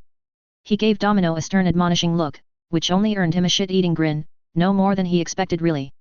Well, the man was hardly a wallflower, if he had any problems with it, he wouldn't be doing it, so Justin left it alone. Elena stepped away from Justin, already typing away replies to the requests Justin had given, but as the superior multitasking machine she was, she also took in what Domino said, parsed it, came up with a solution and presented it to Justin, all within a minute. Sir, you were investigating the potential of a rescue operation in Afghanistan. It's a high-profile event that could do well in giving the Scorpion and Vulture armor both exposure and more experience, she suggested. Justin grimaced at the thought of adding the two of them to Rhodes' efforts, and even more at just the idea of personally rescuing Tony Stark, ahead of schedule even. However, it looked like it might be necessary. The Mandarin reveal made him suspicious of the 10 rings in Afghanistan. Make it so, Elena, just them though. Vanko has more important things to do than traipse through the desert. He really needed to find the man some competent helpers. Justin snorted wryly to himself, there's a lot that needs to be done. Sir. Elena bobbed her head in acquiescence, turning to go back to her own laptop, to begin arranging things, as well as finish off the tasks he'd already set for her.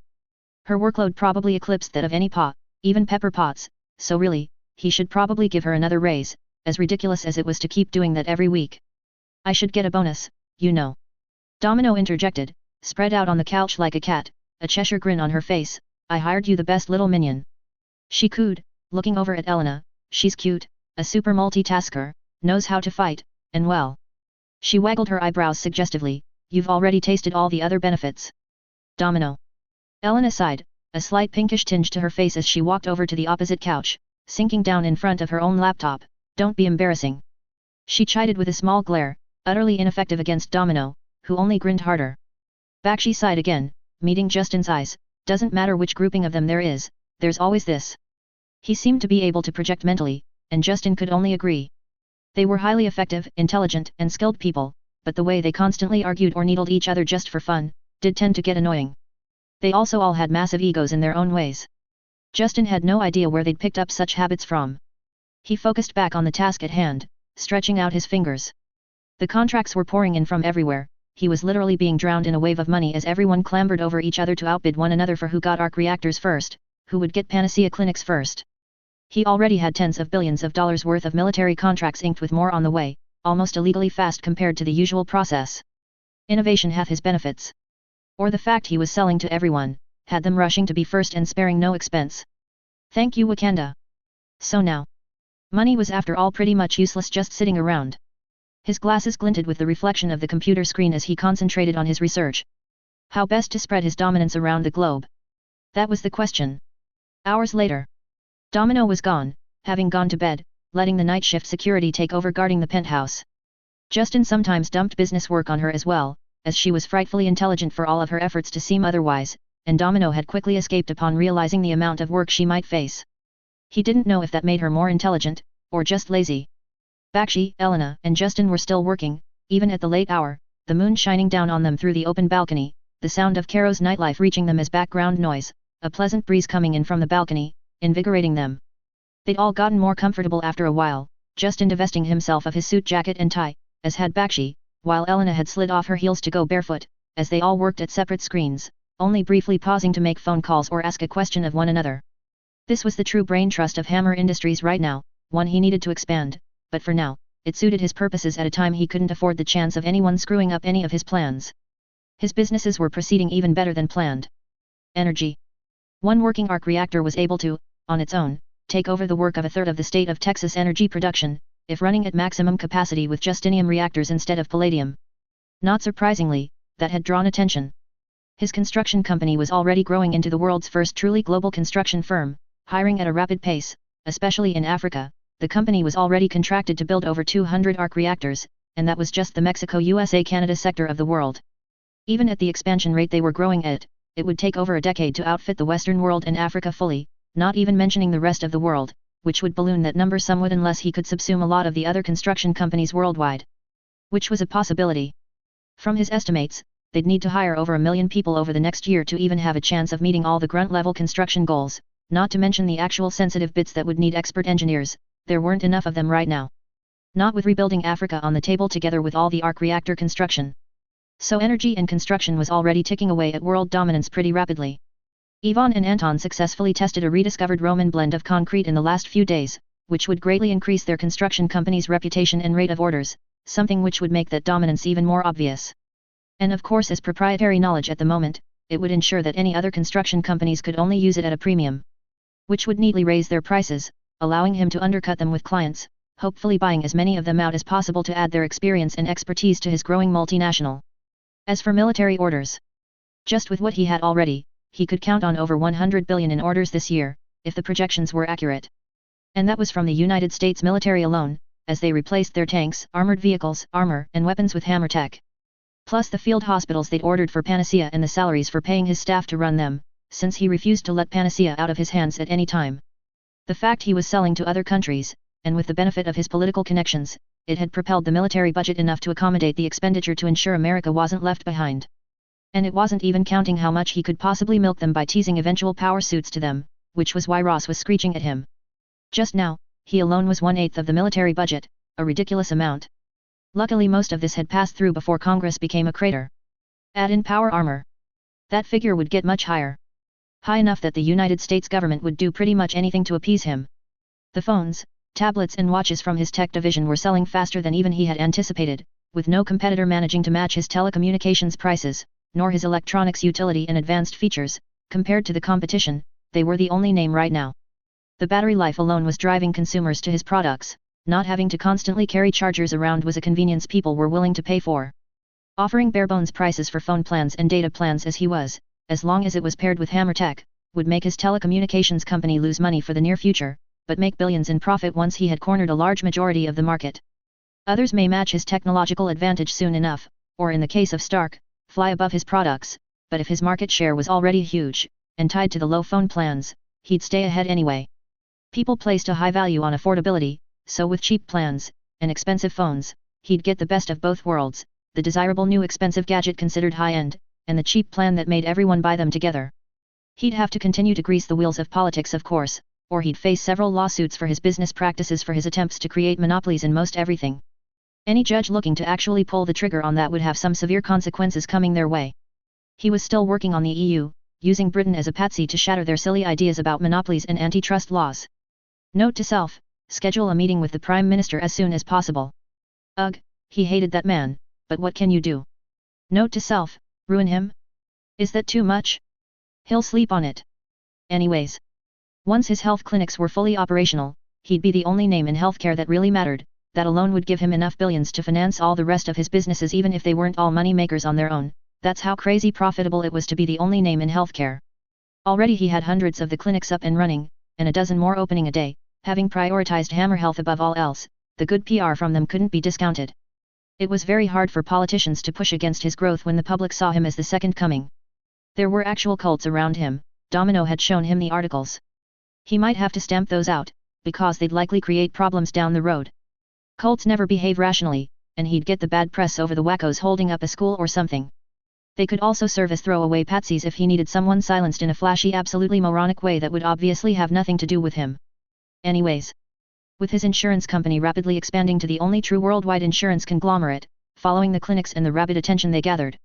And with him in the process of poaching the best and brightest from all over the entire industry while he was at it, he was truly on his way to becoming a megacorporation. But there was no need to rest on his laurels. There was still much to do, and he'd spent the last few hours researching his next targets. He wanted world domination, where he literally could not be removed, or the world would shatter. Forcing the heroes to accept him even if he did the cackling supervillain thing, because the cost of his removal would be too much. The first one on the list was Amazon. They weren't nearly the giant yet that they'd become, and had only something around 20,000 employees, only turning a profit over the last couple years. He'd give a generous offer, and if that got refused, well, he had other means. The Hammer Marketplace or H-Market would be the one-stop shopping place for the world after he rebranded. He already knew exactly how to grow the company after all, and intended to move ahead with their grocery delivery plans long before they would have even thought of it.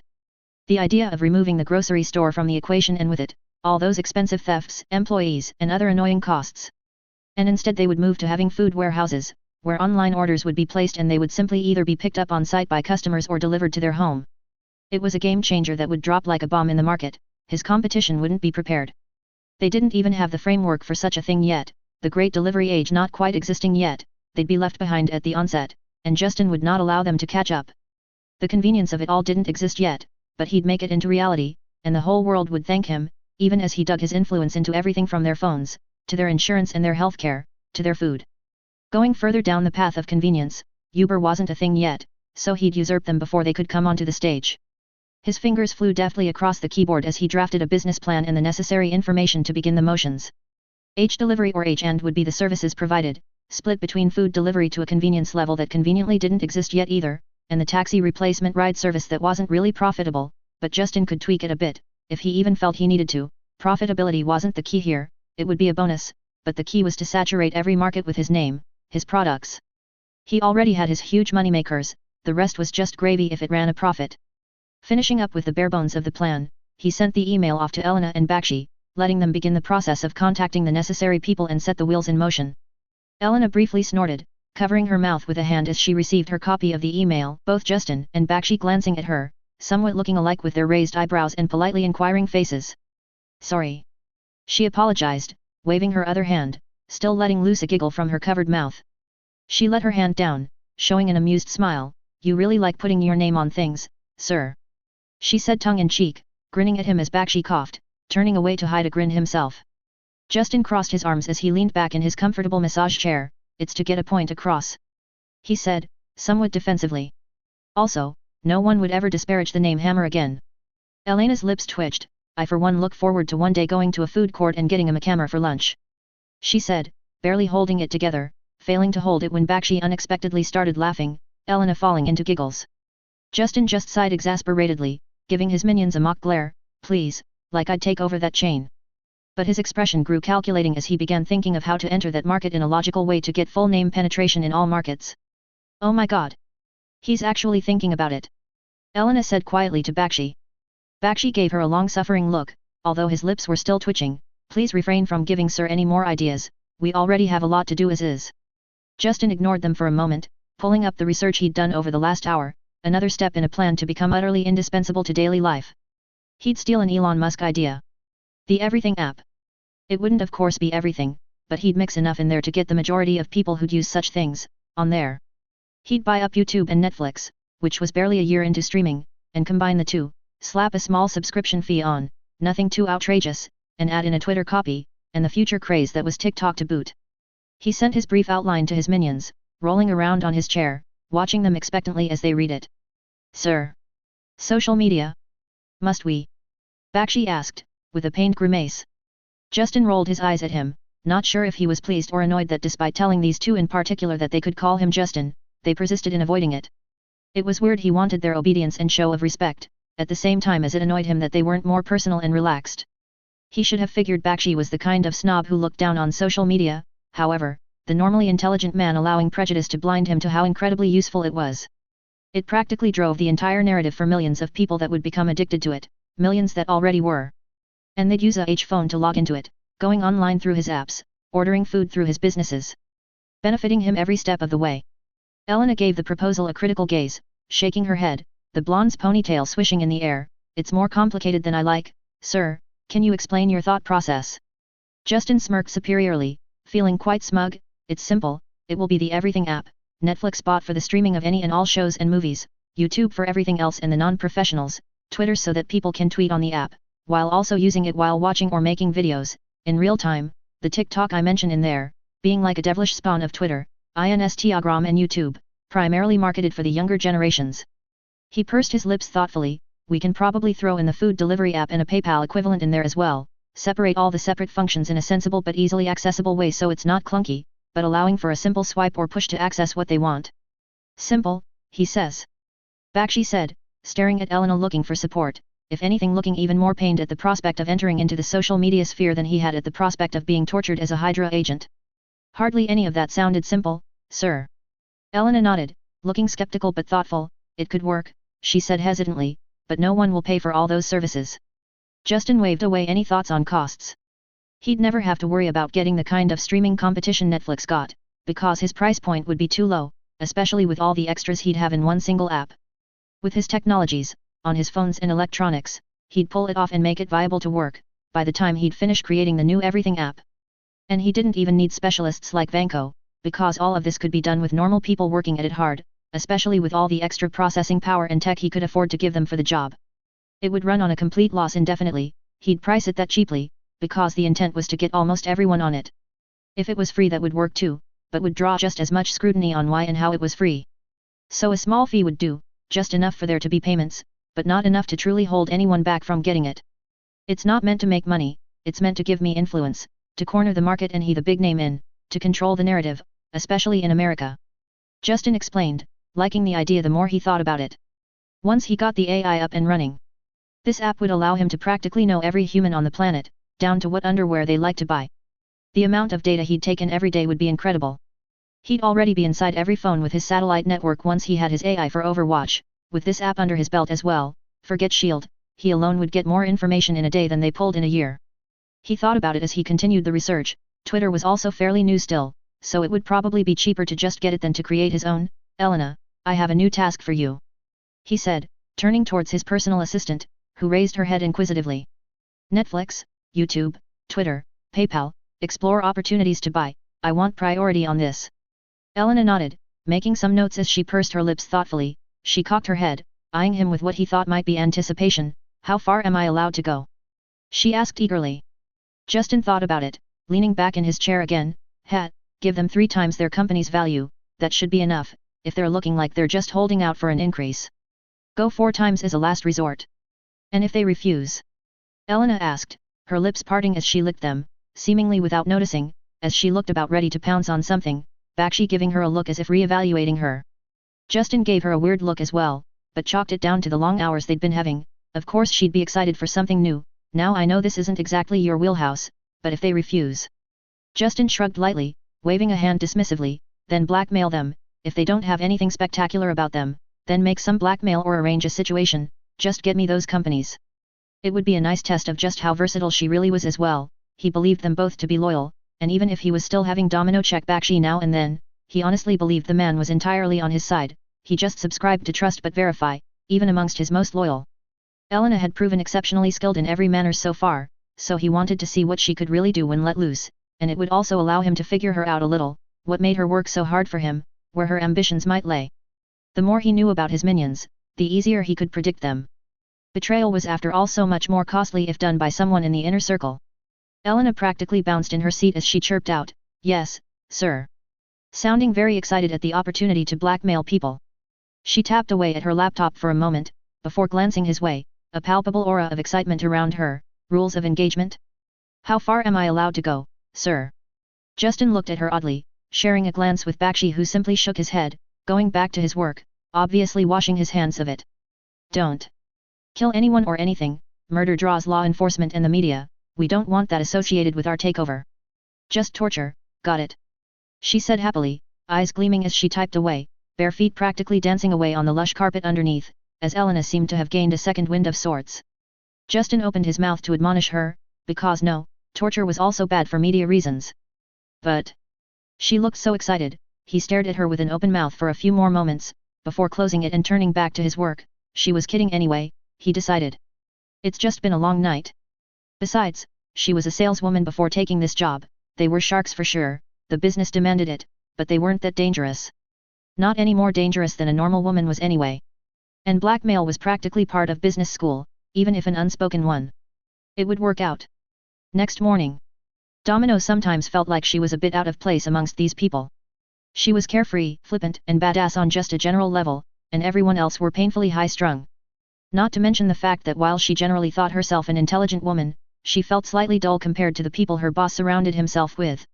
Even Eileen just screamed competence and intelligence, while rocking the "I'm too cool for you kids" look.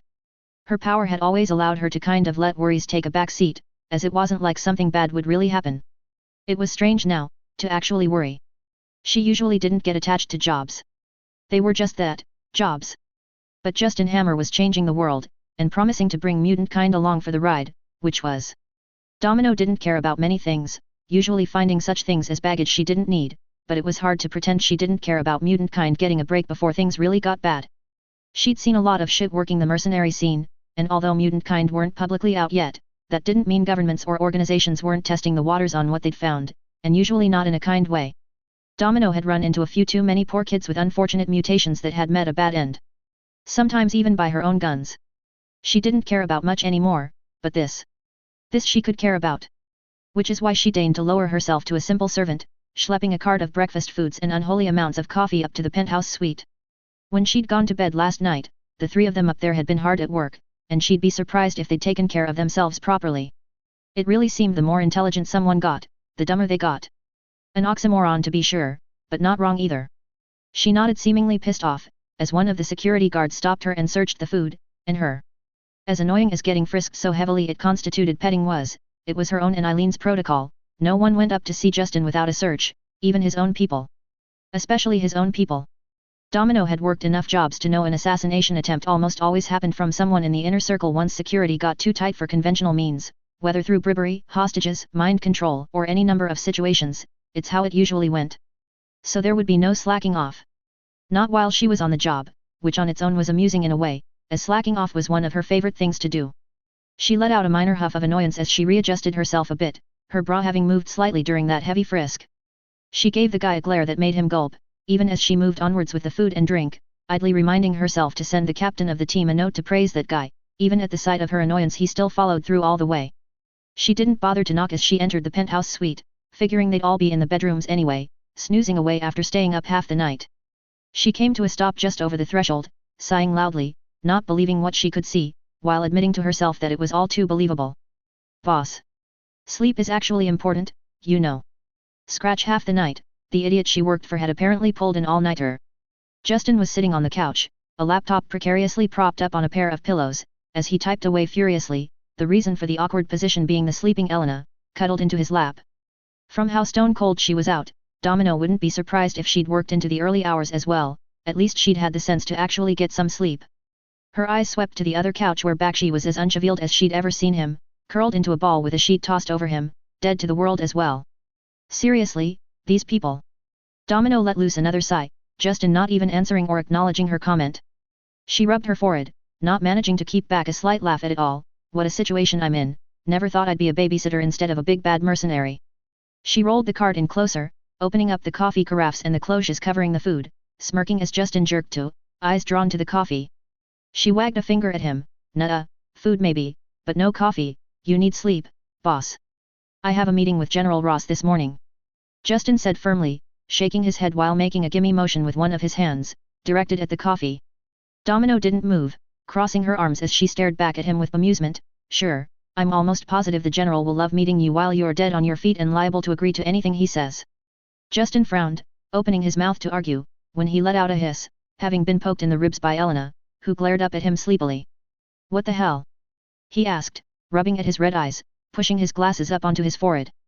No meetings. Elena tried to act stern, but the massive yawn in the middle of the sentence just made her look like a cute little animal burrowed into its nest.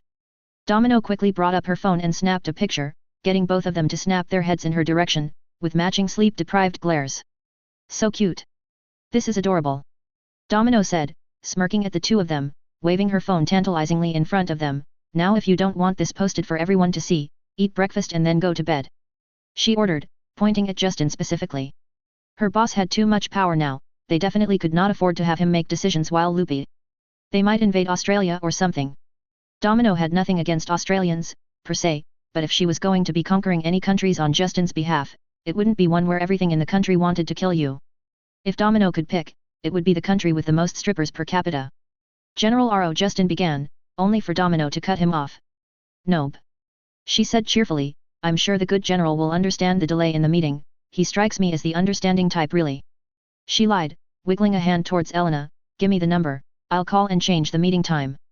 Do not. Bakshi moaned from within his sheet, still curled up, but obviously awoken by all the noise. I can call, give me a minute. He groaned, sounding almost hungover. Domino eyed the plates and glasses all around with hidden glee. Had they gotten drunk? While on the job. She did another once-over of Elena and Justin and pouted in disappointment. There weren't nearly enough signs to suggest they did the nasty. And here she was rooting for her Hyrie. Give me your phone, and then go to bed, she called out to Elena. Elena seemed to hesitate for one moment, looking at Justin, then the disgruntled Bakshi peeking out of his sheet, before she folded, reaching for her phone and tossing it Domino's way with a low throw.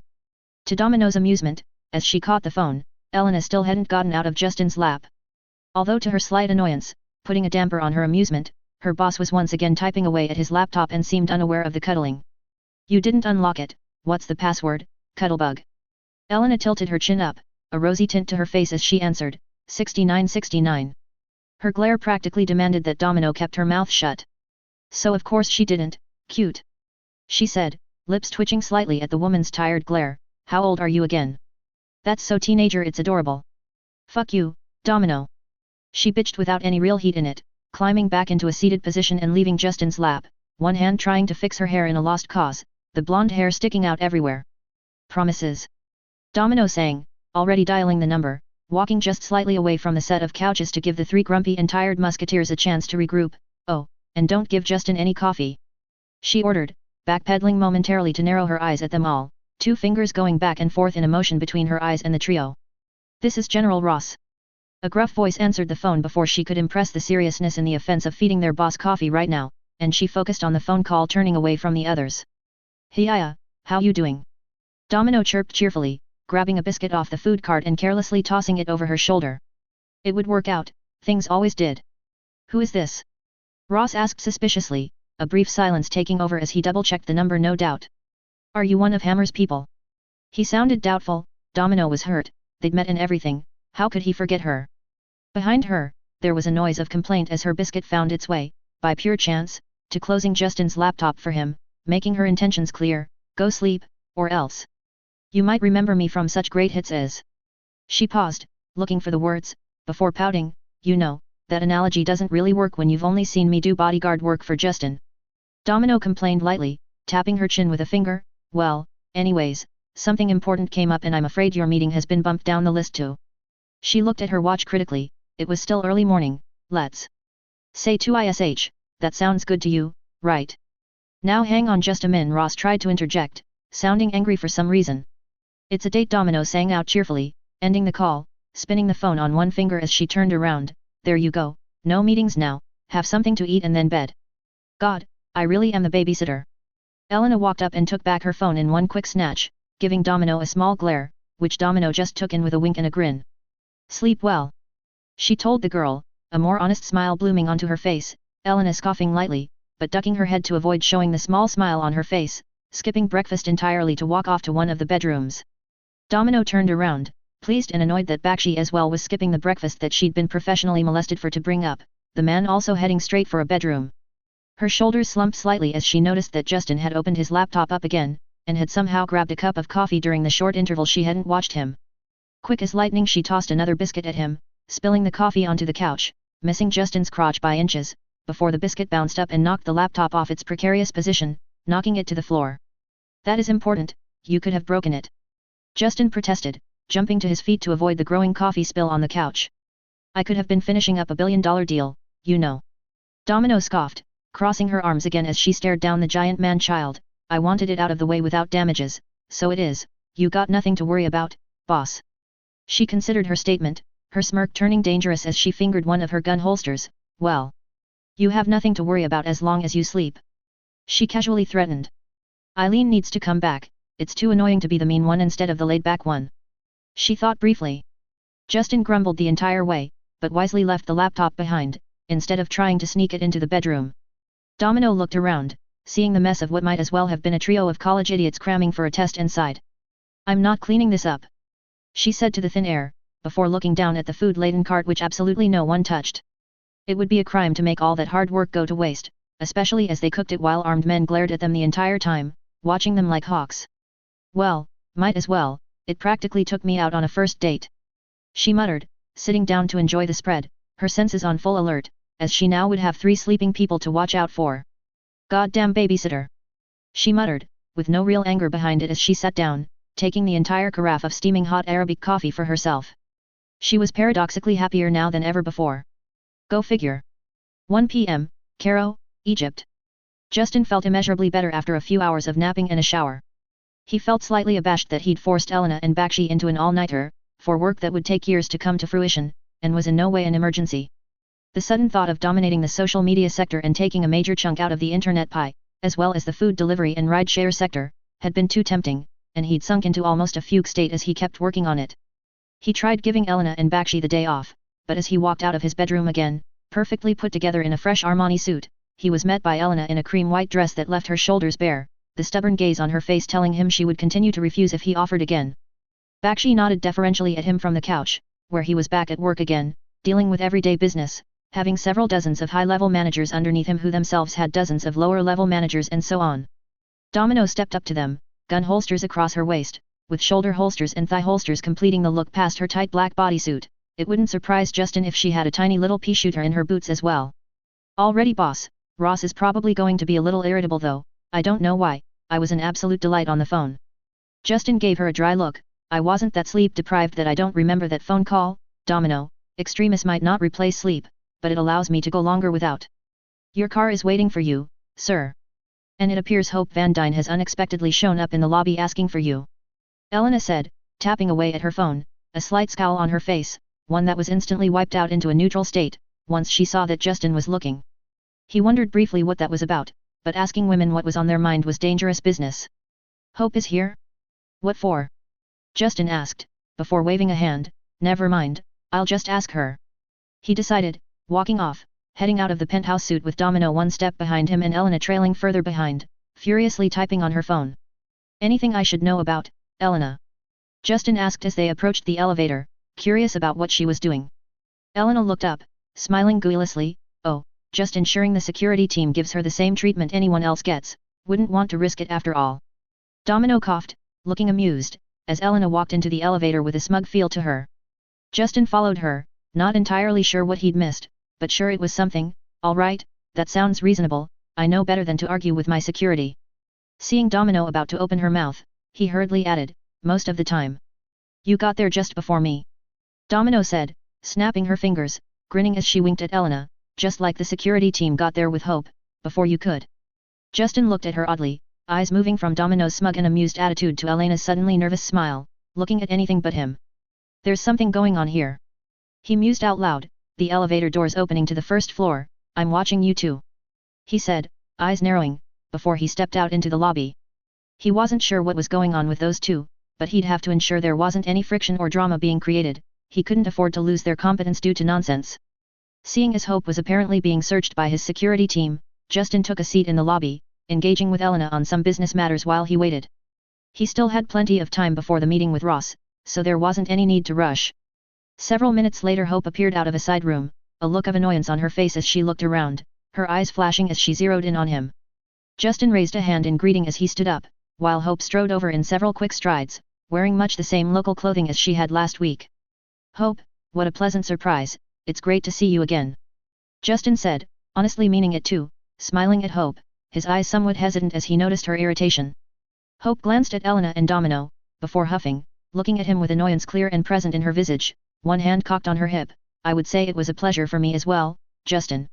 She began dryly, but considering your security protocol practically goes further than some dates I've had, I'm not sure I can say it and mean it. Justin snapped his head around to glare at the security team. Did they now? I am sorry, Hope, I will deal with them. He promised darkly. Domino cleared her throat. Sorry, sir, but that's simply protocol. I have to go through the same every time I go up to your suite, so does Elena and Bakshi. Justin looked at her in askance, turning to look at Elena who nodded as well. He sighed, straightening his tie, as he turned back towards Hope. Either way, I apologize, Hope. I'm sure we can make an exception in the future. This was directed towards his minions pointedly, who both nodded quickly. Hope's body language eased up as she straightened slightly. Ah, well, no real harm done, this time. She narrowed her eyes at Domino and Elena, focusing especially on Elena who seemed particularly closed off, not showing any expression all of a sudden. Although I wasn't actually coming up to your suite, so it seemed a little excessive. Justin narrowed his eyes in thought, eyeing Elena and Domino out of the corner of his eyes, lips thinning as he noted mentally that the two had likely played a bit of a mean prank on Hope. He'd have to keep an eye out for that stuff. He didn't want an ally driven off through sheer pettiness. What brings you around today, Hope? Not that you're not welcome, he hurried to assure her. You can always call upon me, but surely you didn't stop by just to catch up? Justin asked, slightly curious at her sudden arrival. Wondering if it meant good things for his goals with PIM Technologies. Hope smirked. I had a meeting cancel on me suddenly, and I figured it couldn't hurt to come ask you out for lunch. She raised an inquisitive eyebrow. I mean if you are available and I'm not interrupting anything. Justin chuckled, grasping her hand and lifting it up to press a quick kiss to it. I'm charmed, my lady, although at some point I will have to invite you out, because it is simply unbearable that you keep beating me to the punch. Sir. General Ross. Elena cut in, looking alarmed, and slightly constipated from something, eyes flicking from Hope to him. Justin eyed her briefly, push him back to 4, it's not like he's going to leave, he needs me. Justin said dismissively, taking Hope's hand, now that this little misunderstanding has been cleared up, did you have anywhere in mind or do I get to surprise you this time? Justin asked suavely. Elena stepped aside pulling out her phone, her face flushed as she stared at the two of them for a moment, before she began dialing, preparing to make excuses to General Ross. Hope laughed, seemingly amused about something, like she'd just caught onto something funny, eyeing Elena. I'll let you pick this time, Justin, I'm interested in seeing what you have in store. She said playfully, her phone ringing, interrupting them as she stepped away, holding a finger up. Just 1 minute, probably just my father, it won't take me long. Justin waved Domino over as Hope took a few steps away, raising her phone to her ear. Domino, find me a nice local little spot that only the locals know and eat at. Nice rustic little family-owned place.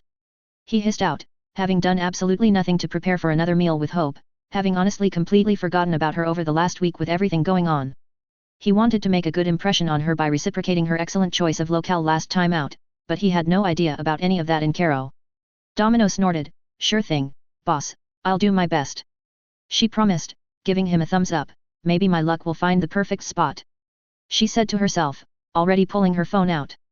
Justin turned to Elena, but found her holding the phone away from her ear, grimacing as someone, likely Ross, yelled at her from the other end of the line.